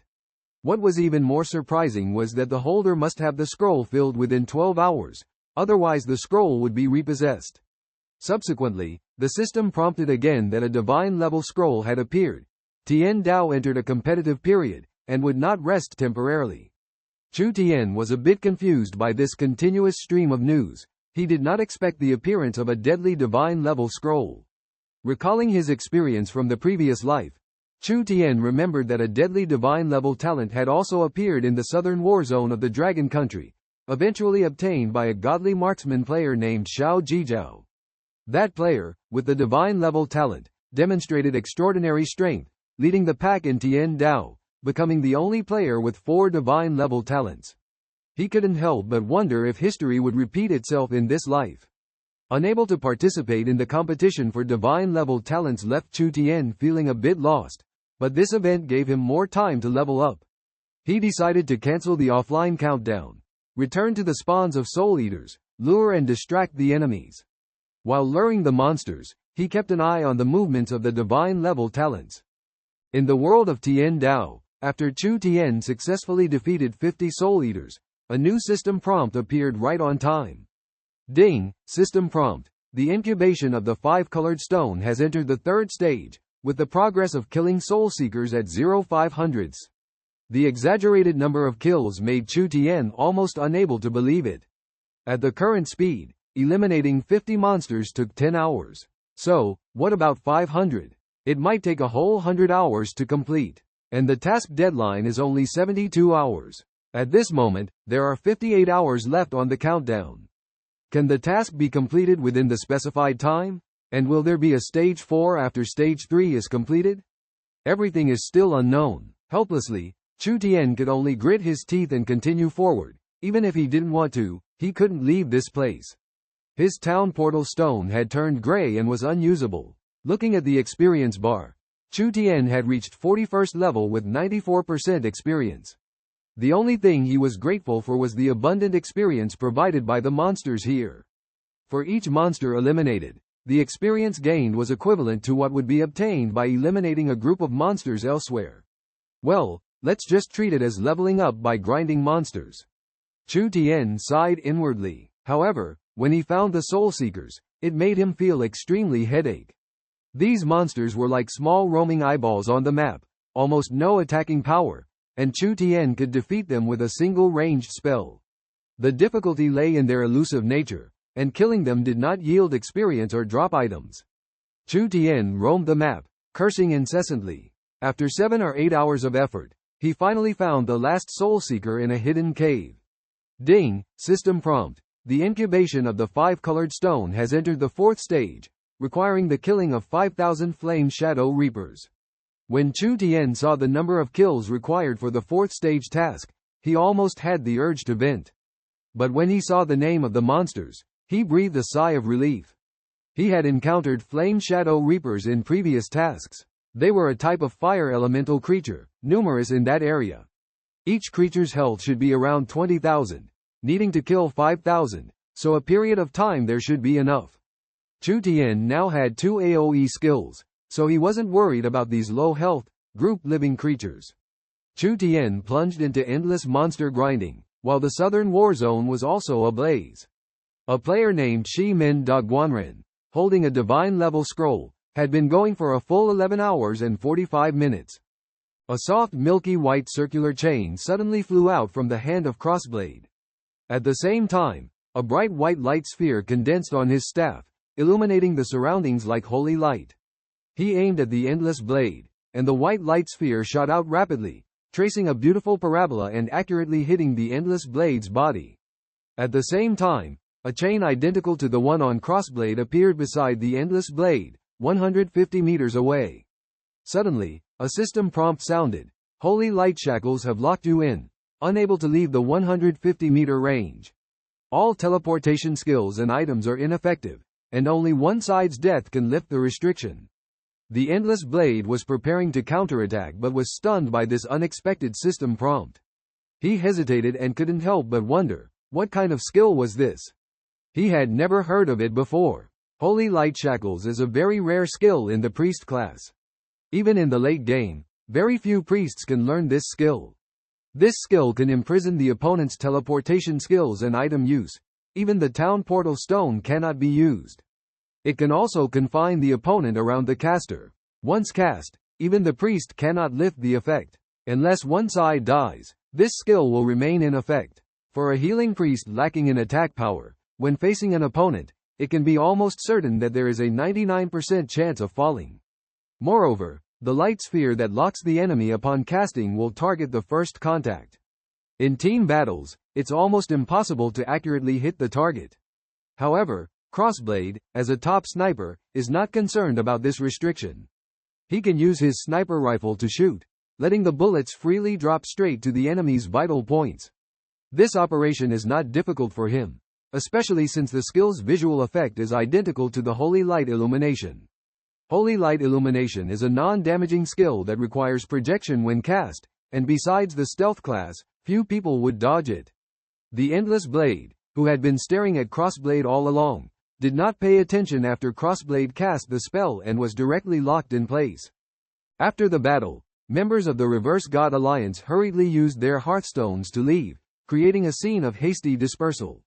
The tank in the team was asked about the situation, and he smirked and said, Tianya Kwangdao is in bad luck this time. He's been hit by 2 curses. What are the properties of these curses? Asked GNG Kongtian. The tank proudly replied, all attributes are reduced by 80%, and profits are also reduced by 80%. And this time, the duration is very long, lasting the full number of days. He continued to explain, the randomness of this skill is too strong. The number and properties of each curse are uncertain, and even the duration is random. What's even scarier is that even if you die and resurrect, the curse won't disappear and can't be removed. 15 days. Someone joked, meat, your hidden class skill is really unbearable. Not only is the skill unbearable, but his skull is also disgusting enough to make people nauseous. The others followed suit with jokes. Meat was teased into silence, only able to smirk. GNG Kongtian and Hengdao exchanged smiles, releasing their pent-up frustration through this banter. Why has the boss been offline all this time? What is he busy with? Tian asked. I tried ringing the doorbell, but no one answered. Hangdao added. The three looked at each other, exchanging doubtful glances. They began to worry that Chu Tian had already left to find Luo. This subtle worry spread in their hearts. In fact, Chu Tian's game status showed as offline after he entered the abyss of soul devouring. While he was busy killing monsters in the game, calls from the outside world couldn't get through, and the game system malfunctioned. At this moment, Chu Tian was completely unaware of the situation outside. He had spent 2 days in the game, only eating 1 instant noodle and drinking 2 sips of water, immersing himself in the game the rest of the time. His level had reached 42, and he had completed 3/4 of the quest progress, only needing to kill a few more waves of monsters to complete progress 4. The long hours of monster grinding had made Chu Tian a bit lost in himself. Ever since starting the task of killing 500 eyes, monsters had stopped dropping items. Fortunately, the Flame Abyssal Wraiths provided experience points and dropped a material called fire particles. Chu Tian carefully checked the new equipment attributes. After equipping the 7th attribute, the attack range of all skills extended by 1.5 meters. This change made him excited. Previously, his cheetah and bear forms could only launch close-range attacks, with a maximum distance of only 1 meter. Now, he could attack enemies from 2.5 meters away, increasing his combat flexibility. As the saying goes, every inch gained brings its own advantage. He could use the cheetah form's high-speed movement to launch long-range attacks, which felt incredibly comfortable. Even when facing ranged enemies, he could strike first from a distance to avoid getting too close and being detected by the enemy. Next, he checked the first dynamic attribute. After equipping it, he gained the skill, Spirit Possession, which allowed 16 druid spirits to possess him within 3 seconds and unleash various spells and skills. This skill could only be used once every 10 minutes, which Chu Tian found somewhat unfamiliar. The other 5 skills all had a 30-day cooldown, so he tried to avoid using them and saved them for critical moments, as they were his life-saving treasures for killing enemies and escaping. He had earned the resentment of too many people, and the entire guild in the Black Soil City had set their sights on him, especially Huang Shui in the Northern War Zone. A decisive battle was inevitable. Chu Tian had to keep his cards close at hand for when the need arose. It was impossible to engage in close combat with the commanding level monster's essence in front of him. The level difference was too great, and all melee attacks would be evaded. Suddenly, the system issued a global notification. Talent Scroll, Deadly Divine Holder. I am Xiao Jijiao. Current coordinates 19,875.56897.25985. Holding time 00 hours 00 minutes 00 seconds. Upon reaching 12 hours of possession, ownership of the scroll will be granted. Chu Tian glanced casually at the system prompt. Although he had been vying for the divine talent these days, when he saw the name, Xiao Jijiao, he understood. This battle for supremacy was about to end, and in the previous life, he was the one who obtained the deadly divine talent. The rainbow stone still lay in the backpack. Chu Tian originally thought that he would receive the mission reward and the stone would disappear, but to his surprise, when he carefully took it out to inspect, he found that the rainbow stone already had a name and special properties. It was called the Second Incarnation, and using it would grant him a clone. This rainbow stone had gone through countless years of vicissitudes, being the last one left. After being refined by the Dwarf King, with just the infusion of life and water, it could create an immortal clone. However, after the anomaly in the Black Iron Mountains, the Dwarf King was defeated by the Winter Queen, and the unfinished rainbow stone disappeared without a trace. Legend has it that whoever obtains this rainbow stone only needs to complete the final nurturing, acknowledge ownership, and infuse spirit to gain the ability of the Second Incarnation. Looking at the attributes and introduction on the rainbow stone, Chu Tian was at a loss. What is a clone? What is the Second Incarnation? He nervously sent a command to the system. The system's prompt sounded, informing him that the Second Incarnation had been successfully activated, and he needed to choose a profession. A light curtain suddenly appeared in front of Chu Tian, displaying the familiar character creation interface. Chu Tian was somewhat stunned because the light curtain was so large that he thought he had been transported into the game. He moved the light curtain aside, only to realize that he was still in place, while the character creation interface was clearly displayed on the light curtain. He picked up the shining item on the ground, which turned out to be a drop from the essence of death. However, at this moment, he had no time to pay attention to these, as all his focus was drawn to the character creation interface on the light curtain. Does the second incarnation mean having a second profession? If so, his druid profession already had perfect attack, defense, and speed. The only thing lacking was an escape skill, and his original profession, the thief, was undoubtedly the best choice. This was already the third time he had seen the character creation interface. The first time was in the previous life. The second time was when he was forcibly chosen as a druid after his rebirth by Tien. And this time, Chu Tian excitedly chose the thief without hesitation. The system's prompt sounded again, confirming the choice of the thief profession. Chu Tian quickly responded, fearing that Tien would appear to interfere again. After the system's confirmation, he was asked to input a character name. Could it be that this second profession is a separate character? Why would it need a name? Chu Tian pondered, his heart filled with surprise and anticipation. Chu Tian was overjoyed to have mastered the ability of creating avatars. With the avatars, he felt more powerful, but he was annoyed that the avatars couldn't share his bloodline attributes. Therefore, they could only be considered as regular player characters. However, Chu Tian could equip them with various gear, teach them skills, and even obtain duplicate divine-level talents in the future, all of which could be equipped on the avatars. When he checked the items in his backpack, he found that the town portal stone was already usable. However, Chu Tian decided to stay in this map for a while longer. The experience rewards here were too rich, and the chances of skill books dropping from the Scorching Scar Beast were extremely high. It would be a waste to leave without filling up his backpack. Coincidentally, he was still lacking a lot of skill books, which his avatar, the little thief, also needed. Considering his bad luck, he estimated that he might have to wait until Doomsday to have a chance to obtain skill books outside. Chu Tian took out the last 3 items he had picked up, one of which was Death Essence, dropped by the level 59 leader-level monster. As a leader-level monster, its drops shouldn't be too bad, right? In the game, the items dropped by monsters killed for the first time were excellent because they were considered as opening rewards, and from the second kill onwards, they became normal drops. He first looked at the first item, a green bead. This soul bead filled with malicious intent had the property that, when fed to a pet, it could either directly advance the pet or cause it to die, with a success rate of 50%. The description stated that it could be fed to pets below legendary level with any attribute. If successful, the pet's quality would increase by 1 level. If failed, the pet would die instantly. Chu Tian widened his eyes and carefully examined the words, below legendary level. In other words, this thing could upgrade a divine level pet to legendary level? This was simply incredible, but then he thought about the probability involved. He felt that if he had a divine level pet, he definitely wouldn't bear to let it consume this item.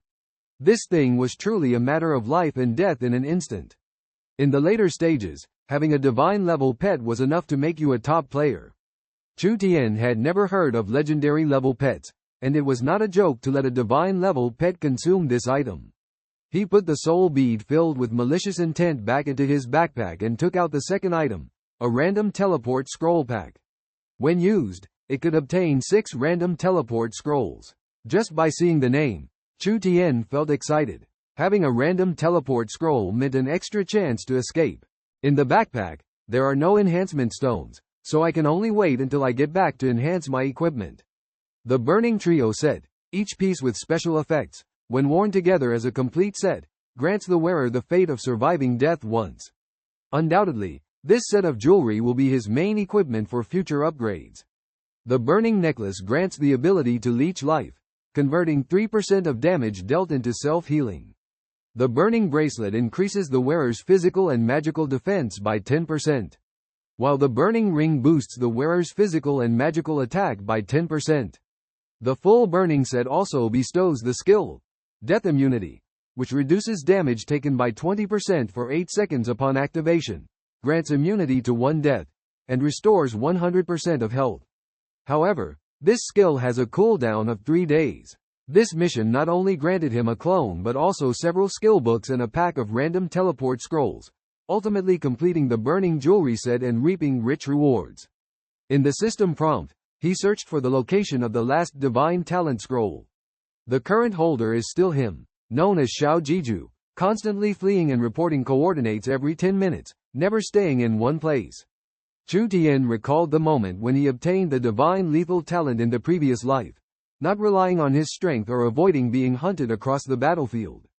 As a lone player who has not yet joined any guild, how could he have any backing? Even if he joined a guild as a regular member, faced with the temptation of divine talent, he would likely be ruthlessly expelled and hunted down. He remembered that the last time he persisted until the countdown ended was because he was forced into a narrow cave, where Xiao Jiju successfully gained ownership of the divine scroll. It is said that before Xiao Jiju established the right hand of God, he wandered among various guilds. However, his outspoken nature and intolerance for unfairness led to disagreements with many guild leaders. Consequently, he became a pure lone player without a guild, embodying the style of a Western cowboy with the profession of a gunslinger. Chu Tian still vividly remembers the first time he saw Xiao Jiju from afar, wearing a Mexican-style wide-brimmed high-crowned felt hat, resembling a lone hero. Opening his friend list, Chu Tian looked at the black avatars on the screen and furrowed his brows slightly. What's going on? Sword pointing to the sky, crossblade, holy light, none of his friends were online. He tried to add a friend and introduced himself. I am Xiao Jijao. Ding, system prompt. Location is a special map, system unavailable. Chu Tian then realized that the map was restricting his communication. No wonder no one had been messaging him these days. He tried to use an external communication, calling out to Gao Kai. However, ding, system prompt. Location is a special map, system unavailable. My goodness, even the external calling system couldn't be used. Forget it, let's go monster hunting. He brought his clone to the Jiaohan Beast spawn point and directed the clone to stand far away in a safe place. Chu Tian set the experience gained from killing monsters to be fully given to the clone. He debuffed in the form of an owl beast, then activated the Wuling possession, launching a continuous 16-hit combo like a Gatling gun shooting bullets. Swish, swish, swish. The Jiaohan beast's health plummeted rapidly. Soon, the first monster was killed, and the Wuling possession skill cooldown had not yet recovered. This time, the speed was much faster than before. Ding, Jiaohan beast killed. Overleveled monster kill experience bonus 1500%. Received 176,000 base experience and 5,500 experience reward, as well as 82,500 experience for overleveled monster kill, and 88,000 experience for divine level talent growth reward. Ding! 100% of the current monster kill experience is shared with the clone character, I am not a thief. Ding! Congratulations, your clone, I am not a thief, has leveled up to level 2. Ding! Congratulations, your clone, I am not a thief, has leveled up to level 3. On the clone side, golden light flickered, directly leveling up by 10 levels. Chu Tian watched with envy, as it took him a lot of effort to reach level 10 himself. Moreover, he found that the experience bonus from divine level talents could all be transferred to the clone. 1, 2, 3. Continuously killing Jiaohan beasts, the clone kept leveling up.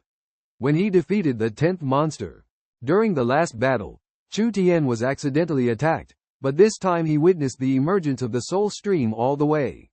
With a buzz, a light ball descended, and immediately he transformed into travel form.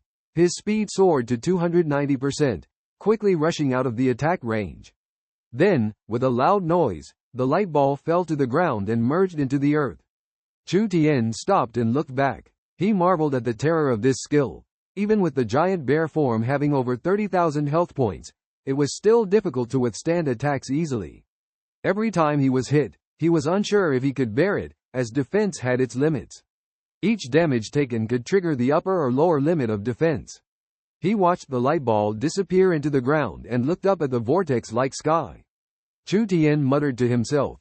Perhaps it was because he had hunted monsters here too many times, attracting unwanted attention? He realized he couldn't stay here any longer. The speed of this skill was too fast, and its range was too wide. It seemed that only the agility of the cheetah form or the high-speed movement in travel form could escape. Gritting his teeth, Chu Tian thought, Forget it.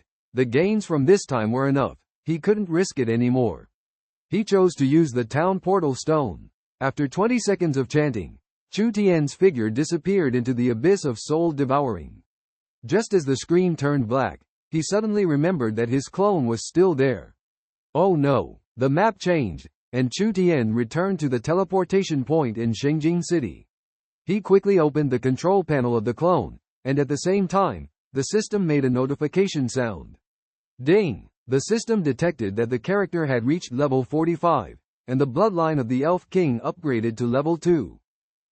Originally, there were only 3 buttons on the clone control panel, but now there was an option to summon the clone. It turned out that because the clone was too far from the main body, this button appeared. Without hesitation, Chu Tian pressed the button. Ding! The system prompted that your clone has been defeated. The summon clone button instantly turned into revive clone. Ding! The system prompted again. After reviving the clone will enter a weakened state for 3 hours. Are you sure? Chu Tian reluctantly replied, yes. He couldn't understand what defeated his clone, as there were clearly no monsters in the location where the clone was just now. Chu Tian vaguely remembered that at the moment he teleported out, in the sky of the abyss of soul devouring, the vortex-like scene suddenly revealed an immensely huge blood-red eye. Chu Tian was on his way to the auction house, preparing to buy some equipment for the little thief. Suddenly, he received a message from Jianji Kang Tien. Jianji Kang Tien excitedly asked, Tianj, you're finally online. Where are you now? Chu Tian replied, I'm at home, don't worry, I'm fine. I just entered a special map and got trapped inside. He realized that entering the special map had caused all systems to malfunction, and he couldn't be reached by external calls. Zhao Lei and the others might think he had left. Just as he teleported back, he received dozens of missed calls. Jianji Kang Tien exclaimed, oh, Tianj, you've been away for a few days, and we successfully defeated Tianya Quang Dao. Curious, Chu Tian inquired further, and Jianji Kang Tien enthusiastically recounted the whole story. Chu Tian also felt happy, but he was disgusted by the curse on that chubby creature. He suggested, you guys come to the guild headquarters later. I've collected many advanced skill books. Okay, they agreed. After ending the call, Chu Tian arrived at the auction house and purchased some equipment for the clone thief to use. Later, he withdrew the profits from the auction house over the past few days, totaling 900 gold coins, the sum of the income from 3 main city auction houses. The 3 auction houses officially began operating, allowing equipment from the 3 main cities to be exchanged through the auction houses. Items listed in any auction house can be purchased from the other 2 auction lists, and the system will send the purchased items to the buyer via mail. However, this exchange is limited to chain auction houses with the same name, and other shops cannot exchange goods. After establishing the chain, all shops can manage the money and funds earned at any operating desk in any shop. Currently, his shop had sufficient operating funds, and in the past 3 or 4 days, the net profit was over 3,000 gold coins. Employee wages are calculated and distributed by the system based on the contract signed during recruitment, and the share taken by Luo Chengju in Shengjing City does not require Chu Tian's personal attention. Compared to running a real store, this was much simpler. After finishing up, he took out the enhancement stones he had purchased at the auction house and successfully enhanced the fiery necklace to +30 in one go, further boosting Chu Tian's attributes. After careful consideration, he went back to the auction house and bought a bunch of enhancement stones, using them to enhance all the equipment purchased for the little thief to +30. Chu Tian looked at the remaining skill books and took out the books for the thief and archer professions. He carefully selected them and put back the duplicates. Then he told Hengdao to have Shishi put these skill books in the warehouse, which could be exchanged for contribution points when needed. Jianji Kongtian curiously asked, Tianji, when are we going to set off for Mount Taihong? After a moment of contemplation, Chu Tian slowly replied, perhaps in the next couple of days. All right, then let's start preparing. Just as Chu Tian finished speaking, Hengdao interjected. Chu Tian looked at them affectionately and smiled, saying, this time, I'll go alone. Hengdao and Jianji Kongtian immediately objected, no, we should go together. Moved by their concern, Chu Tian felt warm in his heart and patted Jianji Kongtian on the shoulder, saying, "How could I look down on you guys? Even if I go this time, I may not necessarily find the entrance. I'll go scout first, and if there are clues, I'll call you over." Knowing that they would follow him, the three of them prepared to go together. Even if they found the entrance, Chu Tian would not easily contact them. When it was break time, Chu Tian suggested, "Let's go out for a nice meal." Chu Tian, sensing the awkward atmosphere, suddenly made this proposal. Chu Tian jokingly remarked, "Okay? Are we going for skewers, hot pot, or barbecue?" Chu Tian scratched his head awkwardly and said, "Are those not good?" Everyone was speechless. It seemed that Zhao Lei's taste was just like that. After bidding farewell to them, Chu Tian left the guild headquarters. He sent a message to Hengdao and Chu Tian, containing 2 coordinates, NPC names, and how to activate the NPCs. These 2 places were the trigger points for the special profession of Shield Warrior, Steel Guardian, and the hidden profession of Holy Priest, Sanctifier. After instructing them, Chu Tian left with peace of mind, knowing that triggering encounter quests in the world of Tien Dao was not as simple as it seemed on the surface, requiring many prerequisites to be met or being selected by the system to receive the task. There was one more thing he had not done yet. He had reached level 45 and should try going to that place. Unfortunately, disciplined priests in the early stages of the game are not proficient in dealing damage and their healing effects are not as effective. The way to heal teammates is to first deal damage and then convert that damage into healing effects. Therefore, few teams are willing to bring a disciplined priest in the early stages. In the novice stage, players who have tried disciplined priests often choose holy priests or shadow priests for a more reliable healing option when receiving their first team task. This has resulted in a lack of increase in the number of disciplined priest players in the later stages. As the later battles unfold, many guilds are actively seeking disciplined priests, but finding suitable candidates is difficult, and retraining them is also a challenge. With the inability to delete characters and start over, as most players enter the path to heaven, the situation in reality becomes even more difficult. Chu Tian saw the 3 of them exhausted from the battle from a distance, so he transformed into an owl form and cast Moonfire and Sunfire. With the 2 debuff skills, they instantly defeated the monster that had just half of its health left. The 3 of them stood still until they saw Chu Tian slowly walk over after returning to human form. Lin Yanren said speechlessly, "I didn't expect you to be a druid." Lin Yu followed. "Chu Tian, what a surprise." Chu Tian awkwardly scratched his nose, at a loss for words. Nothing much today. I'll just level up with you guys." To ease the awkwardness, Chu Tian had to say that. Besides, his rogue alt also needed to level up. Lin Kai sent a team invitation, which Chu Tian accepted and couldn't help but laugh when he saw Lin Kai and Lin Ran's character names. Lin Chi's name was Charlatan, and Lin Ran's name was Puppy. Chu Tian found these names really interesting. He summoned his rogue alt, although he didn't let it join the team, but let it quietly follow behind him to share experience. Chu Tian asked, "Xiao Yu, where are you guys going? Why didn't you say on the phone?" Along the way, Chu Tian effortlessly used skills to knock down level 20 monsters, causing passing players to marvel. The 4 of them walked in the wilderness, with corpses scattered around, a scene that truly shocked people. Chu Tian gazed silently at Lin Kai, his mind filled with confusion. He whispered, "Shouldn't you have chosen the warrior class?" Lin Kai raised an eyebrow and explained bitterly, "When I created my character, I did choose the warrior class. I intended to play as a shield warrior, but when I entered the game, I found myself as a war stomper. I can only use 2-handed giant weapons, unable to equip any other gear, which made me feel very frustrated." Pointing helplessly at Lin Ran, he continued, "Same with the second bro. He chose the mage class and ended up as a flame soul reaver." Chu Tian was even more shocked after hearing this, his pupils trembling. He instinctively turned to Lin Yu and asked, "What class did you choose then?" Lin Yu replied, "I chose priest." Chu Tian breathed a sigh of relief, glad she wasn't a hidden class. Otherwise, the situation would have been much worse. However, as a peculiar priest who chose the discipline form, she was still 1 in a million, almost like a hidden class. Why are we so unlucky today? Running into 2 hidden classes, and one of them is a disciplined priest.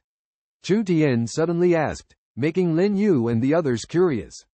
They were all newbies to the game, only entering the Tien Dao world out of curiosity.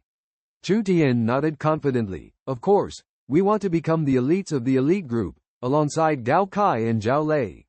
Just need to sign the agreement. In reality, the elite group Chu Tian mentioned was just his vision. Currently, there were only 6 members, including Sword Pointing to the Sky, Horizontal Blade, Holy Light Bluffer, and 1 Meatball, along with himself. If Luo returned, they could form a small team. They still had a long way to go to gather a full team of 30 people. If Sword Pointing to the Sky and Horizontal Blade could also switch to hidden classes, along with the Lin siblings joining, the team would start to take shape. With the addition of experienced players, they could start challenging dungeons or join PvP battles as a sharp strike team. However, gathering a whole team of hidden class players was unrealistic. The video was constantly interrupted by coughing, as if trying to cough out the lungs. Chu Tian felt a bit embarrassed as he forgot to remind the other party to wear an engineering gas mask. Cough ahem. The other person was trying hard to endure it, knowing that as long as they stayed inside, they would have god-level talents. Chu Tian couldn't help but start coughing too, trying to comfort the other person. The great god seemed to be enduring the treatment of Monkey King, as if being smoked in the alchemy furnace of Laozi, and would definitely be invincible after coming out. Chu Tian self-deprecatingly said, "I'm just a small corner, there are still 6 hours to go. I have something to do now." After saying that, Chu Tian found an excuse and directly ended the video call. After ending the call, he took the Lin siblings back to the city. Chu Tian paid the fee, used the team teleport mode, and arrived at Four Seasons City, then headed straight to the Life Greenhouse. At this moment, Chu Tian was in the level 45 monster area, completely not needing the help of magic runes. He attracted a group of monsters, using sweep and primitive fury skills, and wave after wave of monsters fell.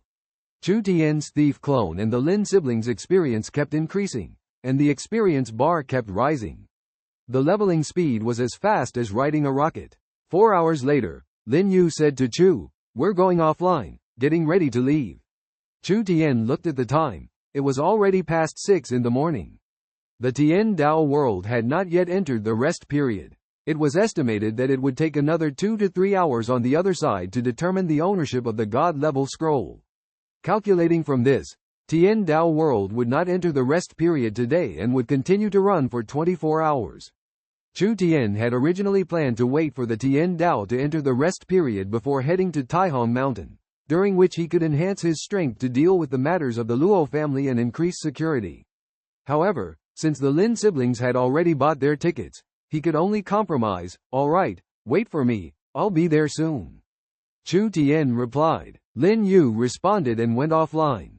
After Chu Tian finished explaining to Zhao Lei and the others, he also left the Tien Dao world. As he walked out of the game cabin, a wave of hunger hit him. The system in Tien Dao world had long ago issued a warning about the body's satiety level. However, in order to save time, Chu Tian had only eaten instant noodles for the past few days, ignoring the warning. Now that he had left the game, he felt dizzy and weak, grabbing the nearby nutritional liquid, biting open the cap, and gulping it down. Although this liquid could quickly satisfy the body's needs, Chu Tian really didn't want to try it. They swiftly sprang into action. Chu Tian smiled and without hesitation activated the travel mode, releasing his divine consciousness to tightly lock onto the trail of the Lin siblings. He hurriedly chased after them, almost crashing into a tree as he suddenly accelerated. Utilizing the travel mode in the real world this time, Chu Tian's speed was much faster than before, making it difficult to control at first. After a slight adjustment, he began to chase after Lin Ran, who was carrying Lin Yu. 30 seconds later, when Chu Tian saw the surprised expression on Lin Ran's face, he waved at him to continue forward, catching up to Lin Kai and running side by side. As the pace slowed down, Chu Tian ran alongside Lin Kai. Lin Kai tried to speak, but Chu Tian couldn't hear him over the loud wind. However, Chu Tian knew that they must be amazed by their speed. Even he was surprised by the incredible speed of the travel mode now. If he had this speed earlier, he could have easily knocked down the rubber man with a slap, and Yi Ling wouldn't have been able to save him in time. After running continuously in the mountain forest for 3 hours, it was almost 1 a.m. They were deep into the undeveloped Taihong Mountains.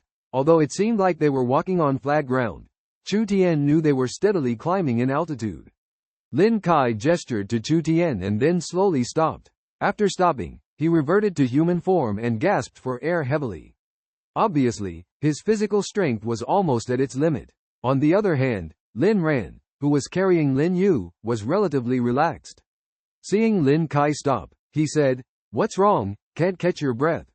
Lin Kai panted heavily. Lin Ran put down Lin Yu, looked at him disdainfully, and said, I'm not a quadruped. Why not use the teleportation charm?" Then he turned to look at Chu Tian curiously and continued, "Sigh, 4 legs can't beat 2 legs. Big brother is really useless." Suddenly, a pack of compressed biscuits flew directly at his head, and Lin Yu's voice came, "When you were outside, you couldn't even let out a fart, but now you dare to challenge Big Brother." Rubbing his head, Lin Ran laughed and said, "Oh, little you heartless girl, have you forgotten who has been carrying you all this way?" Chu Tian threw something to Lin Kai and said with firm determination, "I need you to guide the way so we can move forward faster."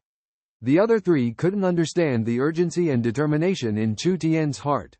When they learned they had the opportunity to go to the Luo family's territory, Chu Tian eagerly wanted to get there as soon as possible. He made up his mind to bring Luo out no matter the cost. Seeing Chu Tian's eagerness, the others silently cooperated. Although Lin Ran reluctantly pasted 2 yellow talismans, he still smiled. Chu Tian, puzzled, asked about his smile, and Lin Kai explained, "Second brother's teleportation talismans are extremely precious. He probably only has 10 of them, and now he's used up 2, it hurts him deeply." Chu Tian suddenly realized and immediately sped up, following the direction pointed out by Lin Kai. He noticed that this time Lin Ran's speed was more than 3 times faster than before.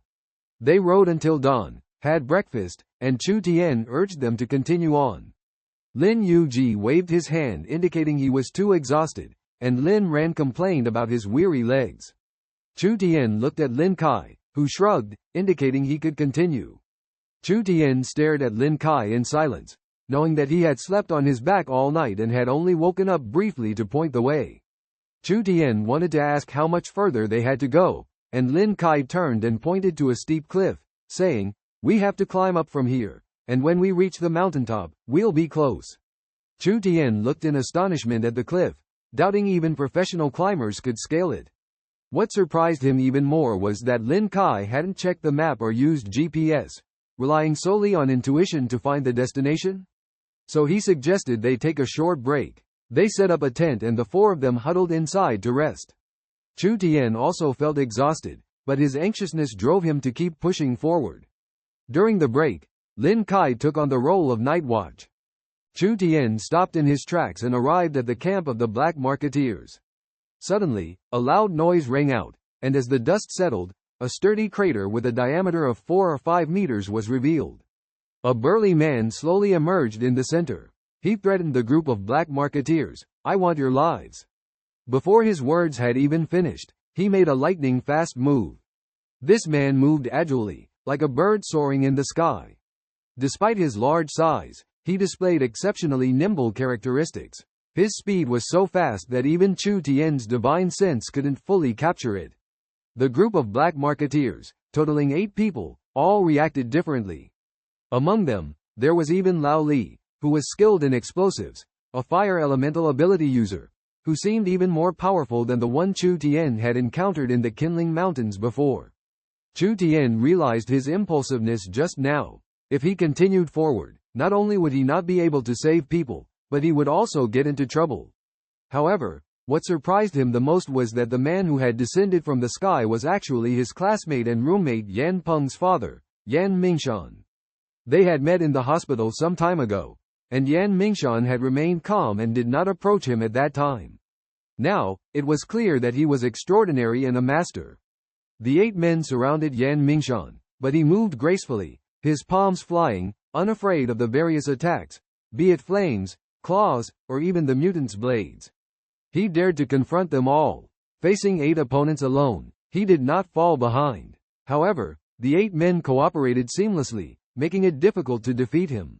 Lin Kai and the other 2 saw Chu Tian go out and return, asking what had happened. Chu Tian told them about the situation, and the three of them were quite familiar with Yan Mingshan, especially Lin Yu, who had treated Yan Peng and others before. Yan Mingshan thanked her and promised to help in times of difficulty in the future. At that time, no one noticed that Yan Mingshan was also one of their kind, disguising himself as an ordinary farmer. The appearance of Chu Tian made everyone present tremble with fear, especially those who had thought highly of themselves. They were uneasy, lacking any determination to fight. As usual, Lin Ran always avoided battles and retreated, but this time was different. He bravely joined the fight with his brother Lin Kai. Faced with Chu Tian, several people scattered and prepared to flee. Lin Kai and Lin Ran each stopped a fleeing person. Chu Tian knocked one person down with a meteor hammer strike, fracturing his bones on the spot. The remaining two people fled in different directions, but Chu Tian locked onto one of them, intercepting him with a swift movement. The person looked at Chu Tian in horror, begging, "Brother, please spare me. I can give you anything you want." Chu Tian sneered, "Spare you? When you captured those two children, did you ever think of sparing them?" With that, Chu Tian slapped the person. Unwilling to back down, the person instantly raised a wall of earth. It turned out he was an earth controller, skilled in earth-based abilities. The earth wall was shattered by Chu Tian, dust filling the air, but Chu Tian, relying on his divine sense, remained unaffected. Taking advantage of the chaos, the earth controller escaped. Chu Tian had initially planned to pursue but suddenly stopped, turning to chase another fleeing person. The earth controller seemed to have lost his way, fleeing towards Yanming Mountain with a person in his grasp.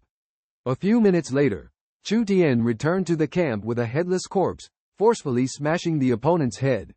At some point, Chu Tian had developed a liking for this method of attack, which, although less ferocious, was highly insulting. Lin Kai took the body, tossing it into the pile of corpses, ordering Lin Ran to set it on fire. Lin Ran waved his hand, and flames instantly rose, emitting a pungent smell that made everyone frown. He waved his hand again, and several yellow talismans shot into the ground, surrounding the burning corpse. Lin Ran paused, furrowing his brow and said, "I'm not sure about this." Lin Kai urged impatiently, "Come on, spit it out." Lin Ran retorted, "Hold your horses, man." Chu Tian couldn't help but laugh and teased, "Which one of you two stirred up trouble with the other?" After hesitating for a moment, Lin Ran continued, "It has a strange aura, a mix of ghostly and corpse-like smells. I really can't figure out what it is." Chu Tian was a bit speechless, thinking Lin Ran might be deliberately teasing them today. Just as he was about to urge him again, Lin Yu interjected, "Ghost? Corpse? Bro, what's going on today? Normally, you'd steer clear of such things." Lin Ran awkwardly scratched his head and explained, "I sense the aura of a king.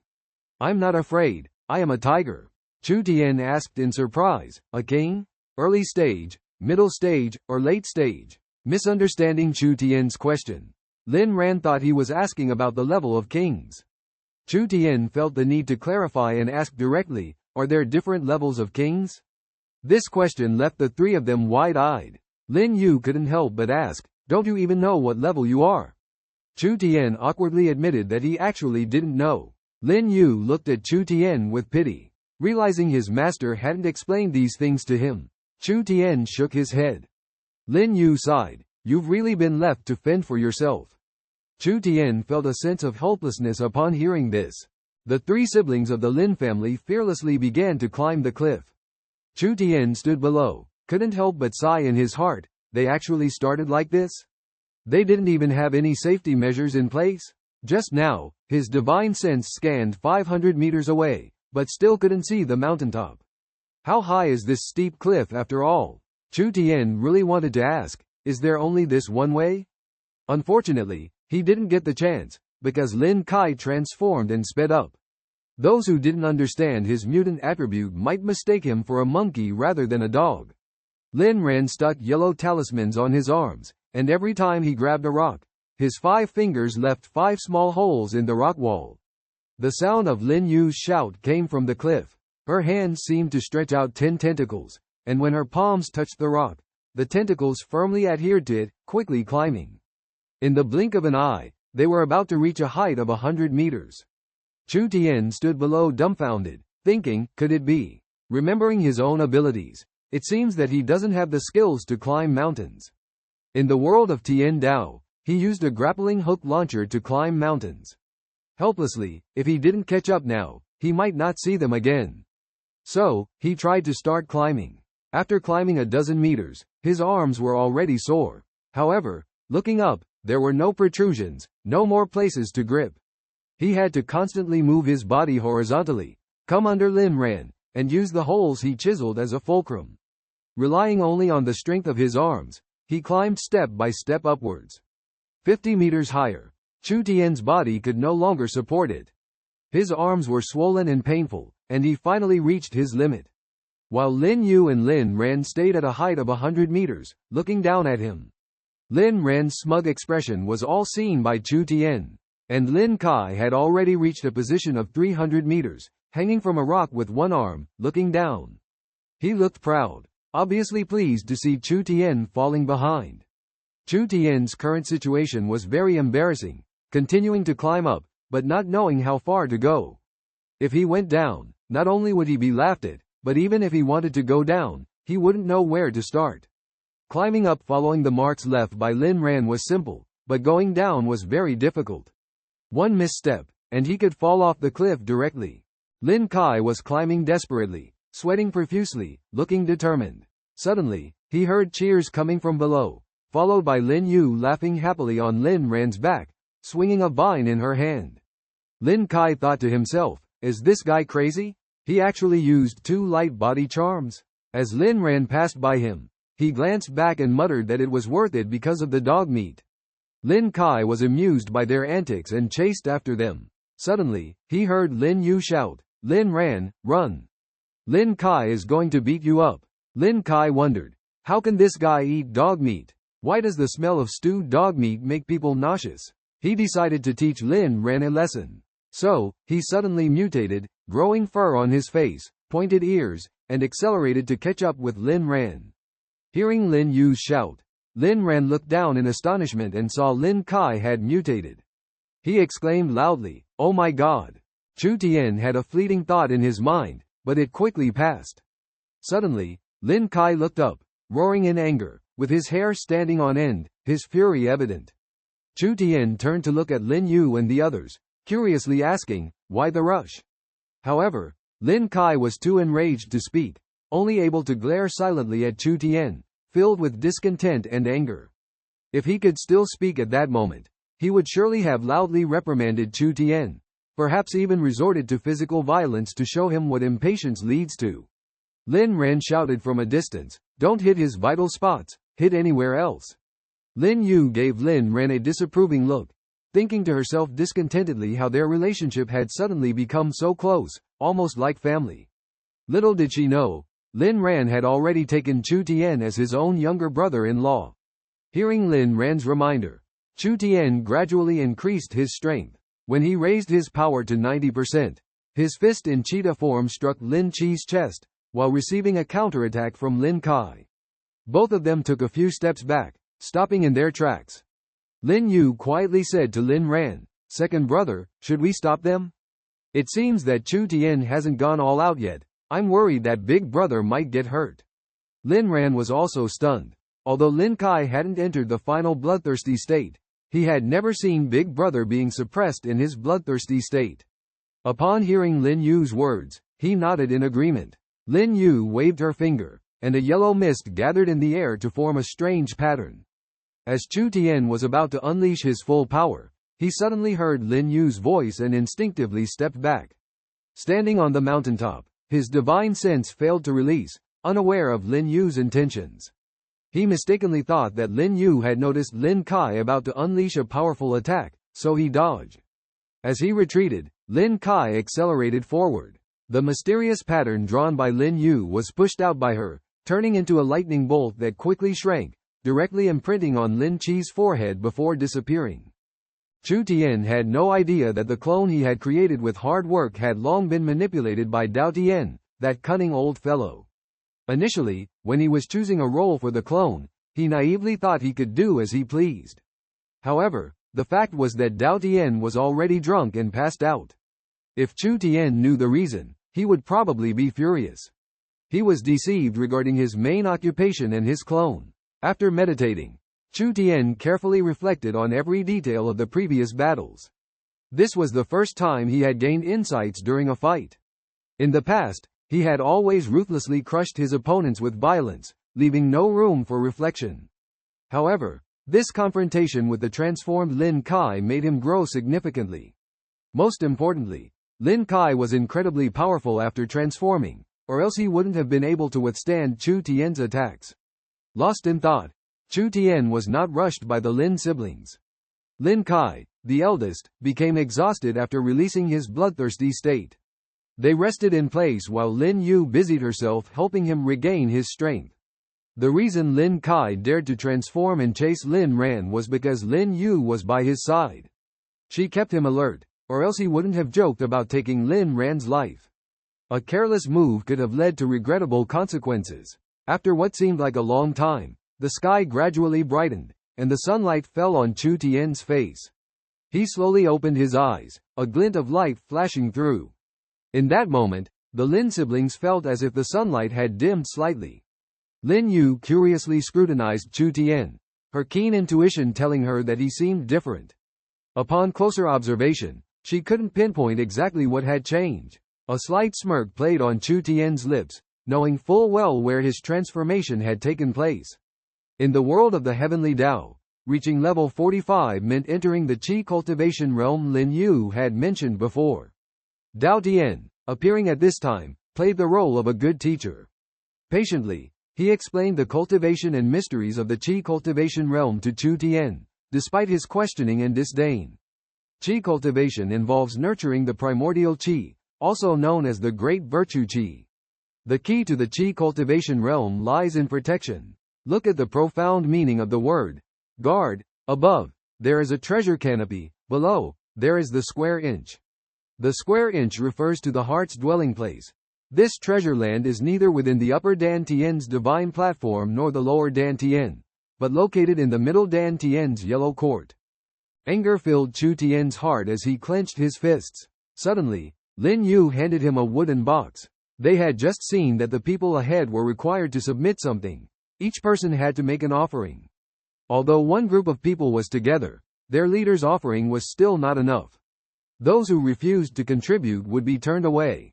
Lin Yu knew that apart from daily necessities, Chu Tian had nothing valuable in his backpack. However, the three of them had prepared in advance. Originally, these items were prepared to enter a family. Unexpectedly, before crossing the threshold, they had to present gifts to these ignorant people.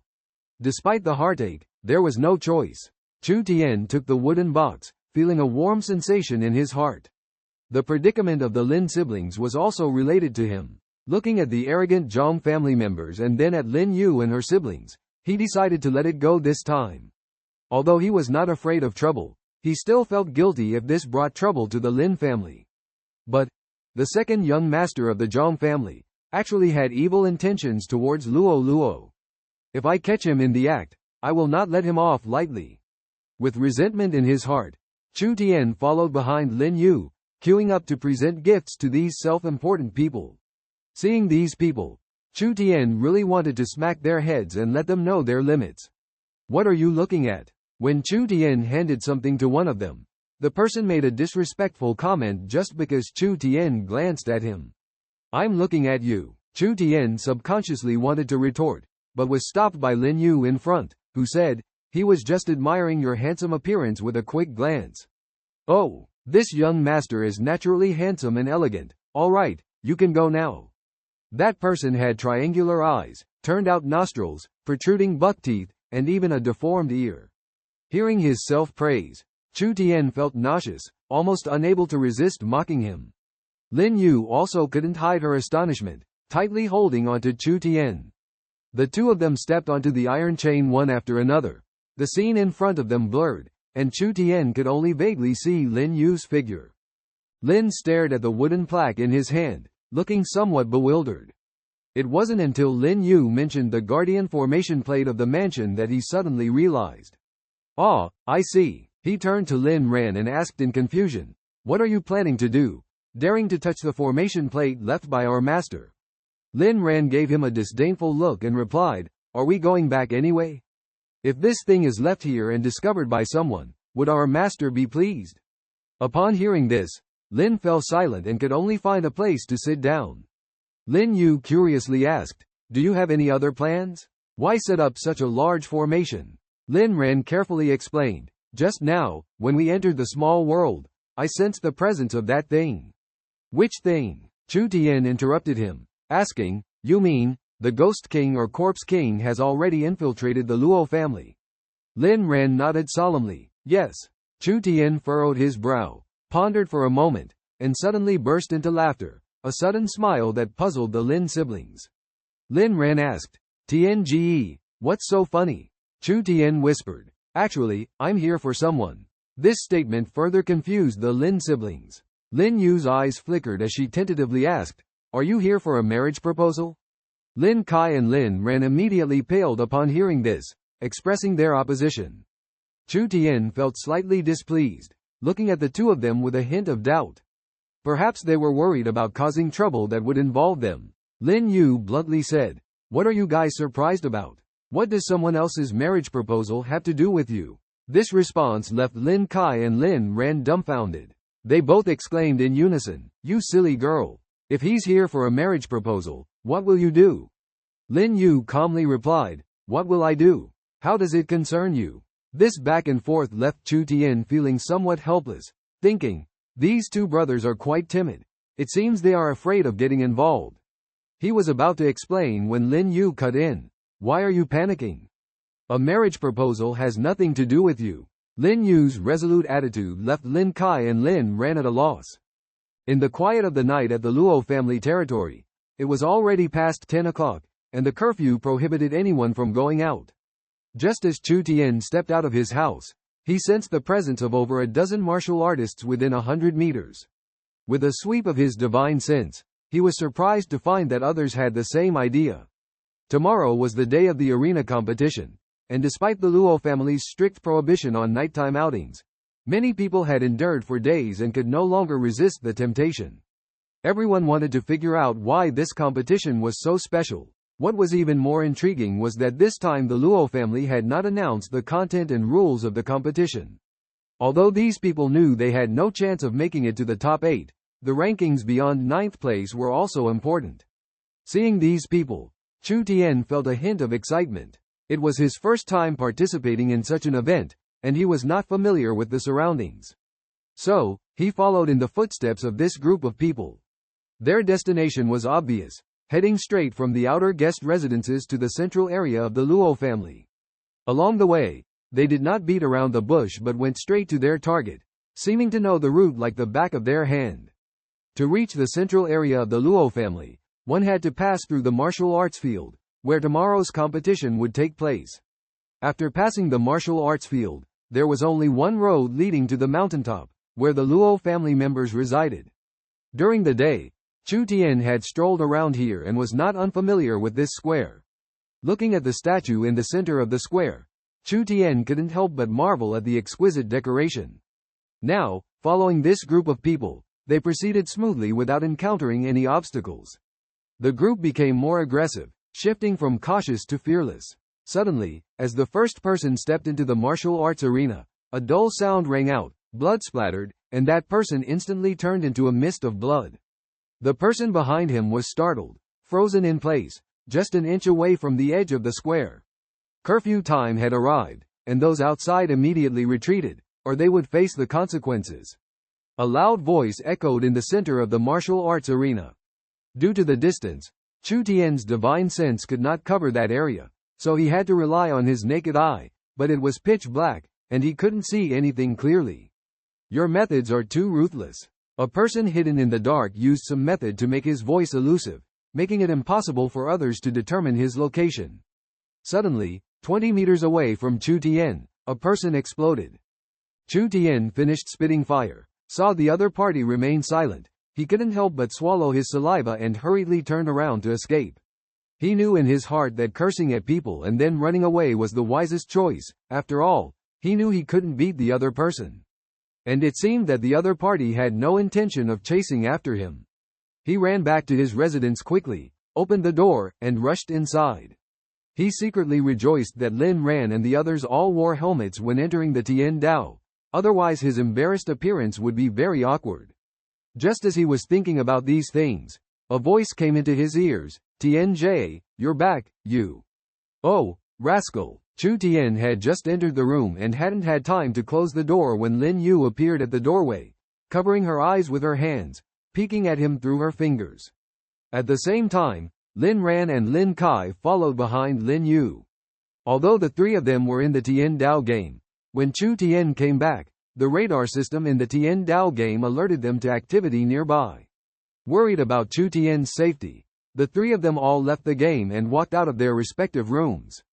They happened to see Chu Tian in a tattered state. Originally, Chu Tian's scapula was already injured, and the pain was unbearable at the moment. Hearing Lin Yu's voice suddenly, he turned his head and made a creaking sound, hurting his neck again. Beads of sweat the size of beans slid down his face. Seeing the situation, Lin Kai and Lin Ran knew that he was seriously injured, and quickly went forward to support him. Meanwhile, Lin Yu, calling him a rascal, looked him up and down with a hint of admiration in her smile. Xiao Yu, what are you looking at? Come and check on Chu Tian, Lin Kai called out. Blushing, Lin Yu walked into Chu Tian's room and gently touched his scapula. Chu Tian gasped in pain as the intense pain made his whole body tremble. Your scapula is fractured. Who did this to you? Lin Yu frowned and asked. As she spoke, a yellow true qi appeared on her palm, slowly seeping into Chu Tian's injured area, bringing a cool and tingling sensation. This true qi even had an analgesic effect, allowing Chu Tian to feel less pain as his scapula was being corrected and realigned. 10 minutes later, Lin Yu removed her palm, and when Chu Tian turned to look at her, sweat had already formed on her little nose. Lin Ran struggled for a while before Lin Kai finally spoke up. Recalling the scene from 10 years ago when the three siblings followed Master Huang to the Luo family for a gathering. At that time, Lin Ran witnessed others' incredible skills and was inspired to learn. So, he sneaked into a senior disciple's latrine in the middle of the night, planning to lurk there all night to peek the next morning during early class. However, he mistakenly entered the women's restroom. That morning, a lady rushed in due to accidental food poisoning, forgetting to bring tissue. Hearing movement next door, she asked Lin Kai for some paper. Lin Kai casually replied, I didn't bring any either. This innocent remark triggered a series of unexpected events. The lady panicked, unsure if she had cleaned up properly, and hurriedly left. Soon after, a group of girls rushed in, beat Lin Kai up, and escorted him to the schoolyard. Upon hearing the news, Master Huang rushed over, quietly admonishing Lin Kai to tell Lin Ran that under no circumstances should he use the excuse of learning from others. Even if mistaken for a pervert, he must endure it, as preserving his life is more important than anything else. From that day on, Lin Kai was jokingly called a pervert, a nickname that spread widely in the Luo family. But I was also there 10 years ago, why was I clueless? Lin Yu furrowed her brows and asked. Disdainfully, Lin Ran retorted, most of the time, you were either sleeping or daydreaming. How could you possibly know? After listening to Lin Qi's embarrassing experience, Lin Yu finally found a flaw in Lin Ran's story and bluntly refuted her. Lin Yu closed her mouth. Although she was indeed very tired at the time, she still angrily said, HMPH, it seems you have no intention of giving up eating dog meat. Lin Kai shook his head speechlessly. After hearing Lin Ran's past, Chu Tian pondered for a moment and couldn't sit idly by. Despite his injury today, he hadn't received any news from Luo, nor had he ventured into the depths of the Luo family. The thought of Luo made him extremely anxious, completely oblivious to joking with others, so he got up and walked towards the door. The three of them simultaneously asked, Where are you going? Chu Tian briefly replied, I'm going to check it out. With that, he walked out of the room. Along the way, he moved like the wind, familiar and comfortable. As he approached the martial arts arena, he transformed into a cheetah, releasing his most acute senses. The divine consciousness covered the past, but gained nothing, and Chu Tian's heart began to waver. At this moment, the silent old man spoke again, inviting him to come forward. Chu Tian could not sense any anger in his words. Even though he had been rude to him before, the old man did not seem to be upset. It was as if the old man had no perception ability, but when the topic of Luo Yi came up, he seemed to have some sort of realization. Chu Tian furrowed his brow and reluctantly approached the statue on the martial arts field. In his line of sight, there sat a person in plain clothes with white hair. However, his divine consciousness still yielded nothing. This situation made him feel uneasy. The old man seemed familiar, as if he had seen him somewhere before. As Chu Tian walked up to the old man, there were only 2 meters between them. The old man gazed at Chu Tian and asked him to describe the details of Luo Yi's situation. Chu Tian was momentarily stunned, and replied, "You have always been at the Luo family. How could you not know about this matter?"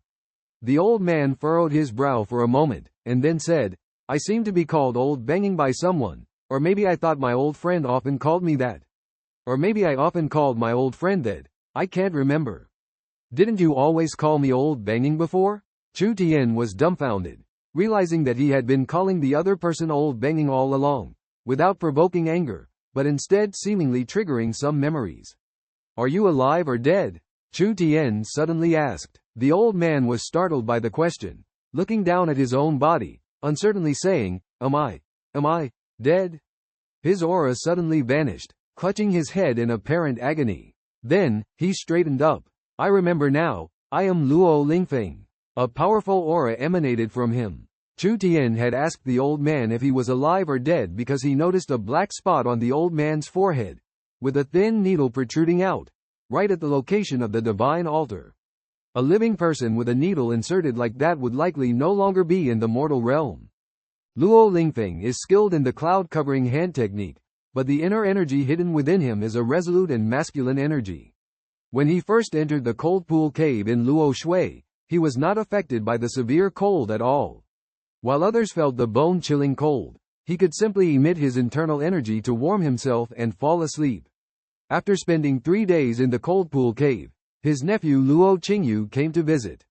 He brought fine wine and delicacies, inquiring about the movements of the 9th office and the other 7 major families. Worriedly, Luo Qingyu informed him that the other party had not yet withdrawn. Luo Lingfeng nodded silently, not paying much attention to it, knowing that this place was no different from the outside world. After the hospitality was over, he sent Luo Qingyu away. On the 7th day, Luo Qingyu came again with delicious food and wine. On the 10th day, the 15th day, 30 days passed, and Luo Qingyu regularly visited his dear 9th uncle. Until the last time, Luo Qingyu informed him that the 9th office and the 7 major families had withdrawn. Luo Lingfeng was overjoyed and left the cold pool cave with Luo Qingyu. As he stepped out of the cave entrance, he saw someone. Surprised, Luo Lingfeng asked, "Luo Qing, where did you come from? Who allowed you to trespass into this forbidden place?" Luo Qing is his junior, Luo's father's sister, the 3rd eldest, and also Luo's aunt. Luo Qing was already married and had no major issues on ordinary days. A married daughter should not enter the small world, let alone the forbidden place. Perplexed, Luo Lingfeng looked at her, hesitated, and prepared to leave when suddenly a strong wind attacked him. Instinctively, Luo Lingfeng dodged, and a steel needle flew past his nose, embedding itself into the mountain wall behind him. Seeing the steel needle fly by, he realized the identity of the attacker. He angrily said, "Lao Ba, what do you mean by this? Are you looking for trouble?" Luo Lingshan stepped out from around the corner, smiling. "Lao Ju, I am your elder brother, isn't this title a bit inappropriate? Lao Ba, stop the nonsense, get lost, or else don't blame me for being impolite." Looking back on this past event, Chu Tian finally understood the plight of Luo Lingfeng. It turns out that he was just a sacrificial lamb in the family feud. Surprisingly, Luo's own grandfather was also a victim. In this case, logically speaking, the position of the patriarch should belong to the eldest brother, Luo Lingshan, right? So why did Luo's father end up inheriting the position of patriarch in the end? Chu Tian expressed his inner doubts. Luo Lingfeng calmly explained that there was no rule in the Luo family that members of the same generation could inherit the position of patriarch. Chu Tian suddenly realized and asked, "Then shouldn't it be Luo Qingyu who inherits the position, since he once helped your brother?" Luo Lingfeng shook his head and denied, stating that Luo Qingyu was not the legitimate heir of the former patriarch, so he did not have the qualifications to inherit the position. Only the direct descendants of the former patriarch would have that opportunity after his passing. Chu Tian further inquired, since they could get rid of you and the former patriarch, couldn't they change the rules? Luo Liangfeng's gaze turned cold, a slight smile playing at the corner of his mouth, as he said, are you one of the, kids reincarnated? Some things are beyond human control. That's also why they imprisoned me. With that, he turned to look at the statue, suggesting that they might want to use his soul to bind its power. Chu Tian felt puzzled by this revelation, but Luo Lingfeng showed no intention of elaborating further. From his attitude just now, both the statue and the patriarchal inheritance might be secrets of the Luo family. Does your brother have any children? Chu Tian curiously asked. Luo Lingfeng shook his head, saying, like me, he is also alone. Chu Tian couldn't help but chuckle. Luo Lingfeng frowned and said, what's so funny, kid? But I have to thank you this time, otherwise I would still be trapped in the illusion. It should be time for the biennial gathering now, right? Find a formation master among the guests and have them check out this situation for me. I can only stand or sit here now, feeling like I'm restricted by some kind of formation. Luo Lingfeng stood up again, reaching out his hand. Indeed, his hand seemed to touch an invisible barrier, unable to move forward. Oh my, this is amazing. How did your stone fly over here? Chu Tian asked in astonishment. Luo Lingfeng waved his hand, and a stone passed through the barrier, flying into his hand. Then he waved his hand again, and the stone flew out, piercing through the barrier with a whoosh. Chu Tian, feeling a sudden tightness in his chest, turned to Luo Lingfeng and asked, Grandpa Nine, are you sure you have no descendants? Caught off guard by the question, Luo Lingfeng hesitated for a moment and retorted, I've never even been married, how could I have descendants? Annoyed, he scolded, kid, don't slander me. I'll beat you up if you don't watch your mouth. Perplexed, Chu Tian looked at the furious Luo Lingfeng, trying to speak in a more friendly tone. Not being married doesn't necessarily mean. Before he could finish, Luo Lingfeng angrily cut him off. Shut up, Chu. You're going too far. His eyes darted around wildly. Could this old man really have a secret child? Get ready, I'll make you come out, Lin Ran said, about to throw the wooden plaque into the formation. Suddenly, Luo Lingfeng shouted to stop, but it was too late. The wooden plaque flew into the formation, raising a cloud of blood mist that instantly filled the entire formation. Lin Ran froze, as the formation had already been halfway activated, yet the other party was calling for a stop. What should he do now? Holding another wooden plaque in his hand, he turned to Chu Tian, seeking advice. Can it be stopped? Chu Tian asked tentatively. He had already figured out that Lin Ran's formation was probably impossible to halt. Otherwise, the other party wouldn't be staring at him so anxiously. Sure enough, Lin Ran shook his head. Then let's continue. Chu Tian gritted his teeth. Lin Ran nodded, placed the formation plate on the ground, and began chanting hand gestures, without displaying any true energy or supernatural powers. He muttered words that Chu Tian couldn't understand, his hand movements changing constantly, strangely resembling the actions of a magician in the art of chanting in the heavens. This was the first time Chu Tian had seen Lin Ran display such mysterious Taoist skills. In his spiritual consciousness, he saw that with each change in hand gesture, an indescribable flow of energy appeared out of thin air at his fingertips. This energy did not originate from Lin Ran himself, as Chu Tian knew clearly that Lin Ran was just an ordinary person, without any true energy or supernatural abilities. The wonder of Taoist skills was truly puzzling. By mastering certain techniques and rules, one could empower an ordinary person to rival those with supernatural abilities. After a few minutes, Lin Ran's finger movements became faster and faster. Luo Lingfeng has been living in the place of Chu Tian, but he is completely clueless about it. He suspects that Bei may need the spirit bodies of the soul masters, and they have been taken away. Faced with Chu Tian's request, Luo Lingfeng remains silent. Chu Tian suggests going to the forbidden area, but Luo Lingfeng is unwilling as he has other matters to attend to. Chu Tian reminds him to find Yi Yi, and Luo Lingfeng agrees to help after Yi Yi retrieves the Qi and Blood Pearl. Chu Tian does not trust Luo Liangfeng's promise, considering that he first let Luo disappear and then put himself in danger. Chu Tian is skeptical of Luo Liangfeng's plan. Luo Lingfeng asks Chu Tian if he wants to go to the forbidden area together, but Chu Tian refuses. Luo Lingfeng warns Chu Tian that entering the forbidden area of the Luo family privately will incur severe punishment from the clan. Chu Tian insists on not going, and Luo Lingfeng decides to go alone. Chu Tian watches as Luo Lingfeng leaves, feeling uneasy. Chu Tian starts to worry about being discovered as a soul master by Luo Lingfeng, fearing that others will also find out. He regrets not going with Luo Lingfeng and hopes to build a better relationship. Returning to his room, Chu Tian realizes that Lin Ran already knows his secret. Chu Tian warns Lin Ran to keep it a secret, and Lin Ran agrees before leaving. Chu Tian realizes that Luo Lingfeng may know his true identity, causing him to feel anxious. After hearing his words, the audience below suddenly became noisy. Suddenly, a voice rang out, asking, "Why hasn't Chief Luo Qinghao of the Luo clan come out to preside over the meeting?" Although the voice was not loud, it seemed to have cast some kind of secret spell, making everyone hear it clearly.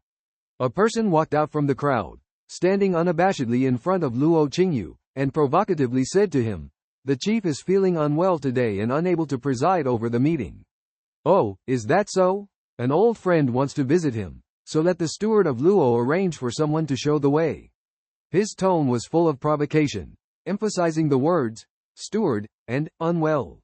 Luo Qingyu frowned, his eyes turning cold, but he restrained himself, glanced at the stage, and received silent consent.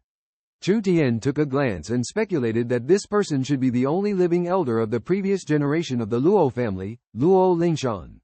Luo Lingshan's face was as pale as paper, looking extremely weak, in stark contrast to Luo Lingfeng.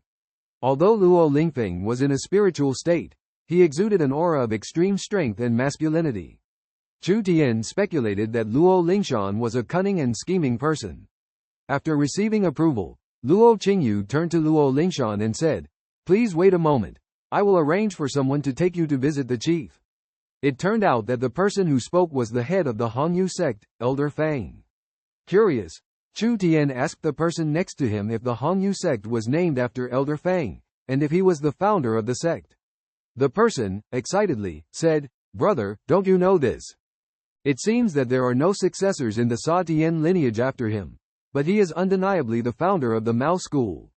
Even now, there are still 4 portraits enshrined in the Zhang family ancestral hall." Speaking of this, Chu Tian interrupted him and asked, "Ma Zhe, how do you know there are 4 portraits in the ancestral hall?" Caught off guard by this question, that guy glanced around and whispered something to Chu Tian. "Is it true?" Chu Tian was surprised, and then asked loudly, "Are you a descendant of the North Ma family?" Ma Deju was taken aback and asked, "How did you know?" I guessed it. You just said that the Zhang family invited your aunt to visit. I thought you should be a descendant of the Ma family. Otherwise, would a common person use the word, invite? It must be a descendant of the Ma family, who is on par with the famous Nan Mao family, right? Besides, their Zhang family is just a branch of the Nan Mao family. How can they be compared to the masters of the Northeast Ma family? For our old Ma family, of course, we have to use, invite. Right, Ma Zhe. Chu Tian's final flattery made Ma Deju feel comfortable. He patted Chu Tian's shoulder and smiled, hee. Tien Zhe is too kind. They complimented each other here. At this moment, the people around Chu Tian suddenly stood up. They rolled up their sleeves one by one, with excitement gleaming in their eyes. The older ones patted their shoulders, cheering them on. This made Chu Tian feel a little confused. My goodness, what are they going to do? Fight? Lin Yu looked at Ma Deju and Chu Tian. The two of them seemed to be silently discussing something. Lin Yu gave Chu Tian a glare and said, "You were told to talk, didn't you hear the rules?"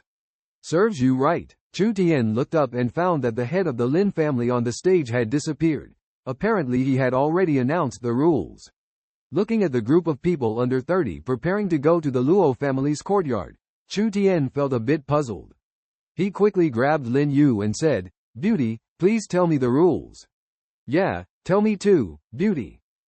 Lin Yu did not refuse either, smilingly snapped her fingers.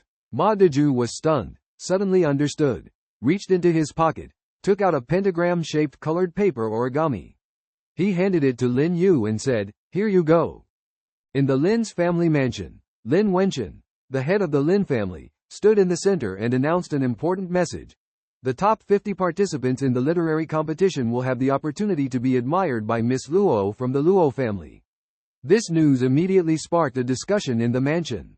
Chu Tian felt a wave of excitement in his heart, his long-lost feelings stirring. The appearance of Luo, long absent, made him determined to break into the top 50 this time. However, at this moment, he realized that he was unfamiliar with the four arts of Qin, chess, calligraphy, and painting. How could he achieve good results in the literary competition? Just then, Chu Tian turned to Lin Yu beside him and curiously asked, "Xiao Yu, what are you good at?" Lin Yu answered without hiding, "Me? I'm clueless about these things, just here for the fun." Chu Tian sighed helplessly, looking at the lively atmosphere in the mansion, wondering to himself, what is the purpose of this literary competition? Aren't we here to determine the winner? His words drew the attention of a dignified young man. Though of average stature, around 1.75 meters tall, he looked like a weak scholar but exuded a natural air of elegance. Chu Tian asked in surprise, "You are not from the Shaw family, are you?" The young man smiled calmly, "If I were from the Shaw family, why would I be talking to you here?" Suddenly, a scream echoed through the chess area. Chu Tian hurriedly looked towards the source of the sound, only to see a burly man lying on the ground, his life hanging in the balance, while a delicate-looking man next to him coldly stared, saying, "Insulting the chess player, deserves to die." The arbiter walked over and handed him 2 cards, confirming his victory in the chess game just now. Chu Tian was shaken. Could there be such a fierce scene in the literary competition? He thought, the Shaw family is indeed not just all talk. Perhaps, in these trivial literary activities, they have discovered some true essence. At that moment, Chu Tian understood that although the Shaw family excelled in literature and art, behind them hid endless wisdom and power. This literary competition was not just a simple contest, but a journey to explore the true strength deep within the heart. Chu Tian looked at Ma Deju's smile and understood his intention. Ma Deju spoke again, smiling, "Tienge, this price is definitely worth it. I guarantee you can get into the top 50, maybe even the top 10. Deal." Chu Tian gritted his teeth and firmly said, "As long as you can guarantee me a spot in the top 50, 5 million is not a problem." Ma Deju's eyes sparkled, retracting the 5 fingers he had extended, and solemnly said, "Tienge, I guarantee you as a man of the Ma family that you are a sure bet for the top 50. Chu Tian's heart skipped a beat, starting to doubt his decision. The 5 million may not be the real price. Perhaps it's 50,000, or even 5,000. But he didn't care, as long as he could see Luo. Even if he had to risk everything, he wouldn't hesitate. Ma Deju didn't sign any agreements and began to take action. He walked to the end of the chess area and with a wave of his hand, a long table appeared out of thin air. Chu Tian was amazed to discover the power of spatial storage, once again overturning his understanding of the martial world. Ma Deju's actions attracted the attention of onlookers, and curious people gathered around. He announced loudly, "Come on, don't miss out. Betting on go. Fair and square. High odds. Take a chance. Turn a bicycle into a motorcycle." His voice caught everyone's attention. Some were stunned, some eyes lit up, and others excitedly gathered around. The spectators were enthusiastic, the scene even more lively than a match venue. Ma Deju stood on the table, gesticulating wildly, full of passion, attracting everyone's gaze. The 2 closest players at the table sat down, closing their eyes to focus and meditate. Surprisingly, one of them was a master who had previously defeated his opponents. Chu Tian couldn't help but look forward to how this match would unfold. After Maju burst into laughter, he eagerly lifted the lid of the pot and with a wave of his hand, a tattered cloth bag suddenly appeared. He embraced the cards on the table and deftly slid them into the bag. The joy of victory was evident in his expression, his smile almost reaching his cheeks, while those who had placed bets were left utterly dejected, with pale faces and some even couldn't help but cry. What happened in this game that took over 2 hours to finish? Time had slipped away as they watched, not doing anything else. To make matters worse, after witnessing the entire match, they ended up in failure. They had been so absorbed in the game on the board that they hadn't even noticed the passing of time. Chu Tian and Lin Yu walked up to Ma Zhu. They watched in astonishment as he packed the cards into the bag. Ma Zhu looked up with a smile and asked, "How about it? Should have no problem making it to the top 50 this time, right?" Chu Tian, looking at the cards scattered around, also felt surprised, thinking, this should easily secure the first place, right? Suddenly, a deafening burst of fireworks sounded, signaling the end of this intense competition. Ma Zhu invited Chu Tian and Lin Yu to follow him towards a secluded corner next to the gate of the courtyard. As they turned the corner, Chu Tian noticed two people already there. He immediately recognized them as Chessbook, who had shown decisive tactics on the chessboard, and the mysterious unnamed chess player. The two of them were chatting happily. When they saw Ma Zhu approaching, Chu Tian was shocked by their behavior. Chessbook, who had confidently defeated a disgraced chess player before, rubbed his hands with a smile, gazing at Ma Zhu and praised, "Boss, how was our performance?" The cold and ruthless unnamed chess player also became respectful and humble, saying, "Boss, the layout of our game was like a dream. What do you think?" Ma Zhu chuckled mischievously and nodded, "Not bad, not bad. They are all captivated," thinking it only lasted a moment. "But, your performance was a bit stiff, especially you, little chess. After defeating the opponent, just do it cleanly without saying anything about the disgraced player. It seems a bit contrived." Ma Zhu started to evaluate the performances of the two. The unnamed chess player was instantly invigorated upon hearing these words. As Qi Shusheng looked at the scene before him, he was filled with disbelief and resentment. He wanted to speak up, but was glared at by an elder beside him, who sternly rebuked, "Shut up. Don't you feel ashamed? As a Qi player, cultivating moral character is of the utmost importance. Your temper doesn't quite conform to the family rules, does it? Go home and seclude yourself for 3 years." Due to a moment of impulsiveness, his elder brother was actually punished with 3 years of seclusion. The rules of the Qi family were strict, allowing no room for mistakes. Qi Shushu sat on the side, his lips trembling, feeling uneasy. It was his elder brother, who had bullied him since childhood, who had been punished. Despite being much better than his elder brother in understanding Qi, due to their mother not being from the main family, but rather their father's concubine, they had always been treated as inferiors. This background had weighed heavily on Qi Shushu, who harbored ambitions and yearned to earn enough money to take his mother out of the small world of the Qi family. In the center of the venue, Master Lin continued to announce the list. 10th place, Hua Zhishan, received a card. 9th place, Xu Xian, received a card. 8th place, Chen Yao, received a card. Suddenly, he paused, then announced, 2nd place, Qi Shushu, Ma Dezhu, Song Zijing, Lin Yu, Lin Ran, Lin Kai, each received 100 cards. The whole crowd erupted in excitement, never expecting that there would be 6 second-place winners, each receiving 100 cards.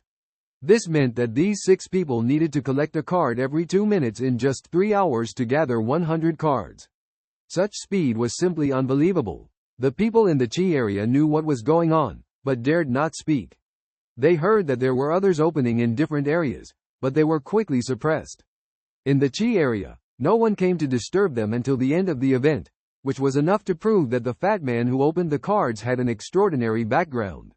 Offending him was not a wise move. Some young people and family elders who participated together began to discuss the matter, feeling indignant and puzzled. After hearing the Lin family head finish reading the list, Chu Tian shrugged in the audience, feeling that it was still not perfect. If it was 988, it would be even more perfect. Lin Yu and others beside him curiously asked, "Why 988?"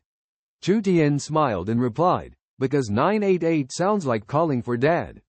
Lin Ran and the others were stunned after hearing this, realizing that this was the first time they had seen Chu Tian joke since they met him. It seemed that Chu Tian was in a good mood today. Indeed, Chu Tian was very pleased because he was about to see his long-awaited Luo. After the Lin family patriarch announced the list, he looked down at the crowd and said, "Today's literary competition ends here, and tomorrow's martial arts competition will start at 8 in the morning. The top 50 players in the literary competition can gather here at 6 in the evening. Someone will lead you to attend the Luo family's banquet, and Miss Luo from the Luo family will also be present. With a playful smile, he continued. As the competition ended today, members of the 8 major families gradually left, leaving only the foreign players, all excited. Especially the male players. They were discussing the rumored beauty of Miss Luo from the Luo family. It was rumored that this Miss Luo was as beautiful as a flower, with a stunning appearance. One player excitedly said, although I am sure I won't get first place, seeing Miss Luo from the Luo family is also a kind of enjoyment. Even Ma Deju excitedly said to Chu Dao next to him, I heard that Miss Luo is about to get married. Oh, I love married women the most. Before he could finish, Lin Ran poked him in the ribs. Lin Yu glanced at him disdainfully, and Ma Deju cried out in pain. Seeing his painful expression, Lin Yu couldn't help but chuckle. Chu Tian, hearing the conversation, looked coldly at Ma Deju. Lin Ran patted Ma Deju's shoulder and whispered a few words to him. Ma Deju's expression changed from surprise to excitement, and he grabbed Chu Tian and said, Brother Tien, such an interesting thing, you must take me with you. Chu Tian faced this sudden request with some helplessness.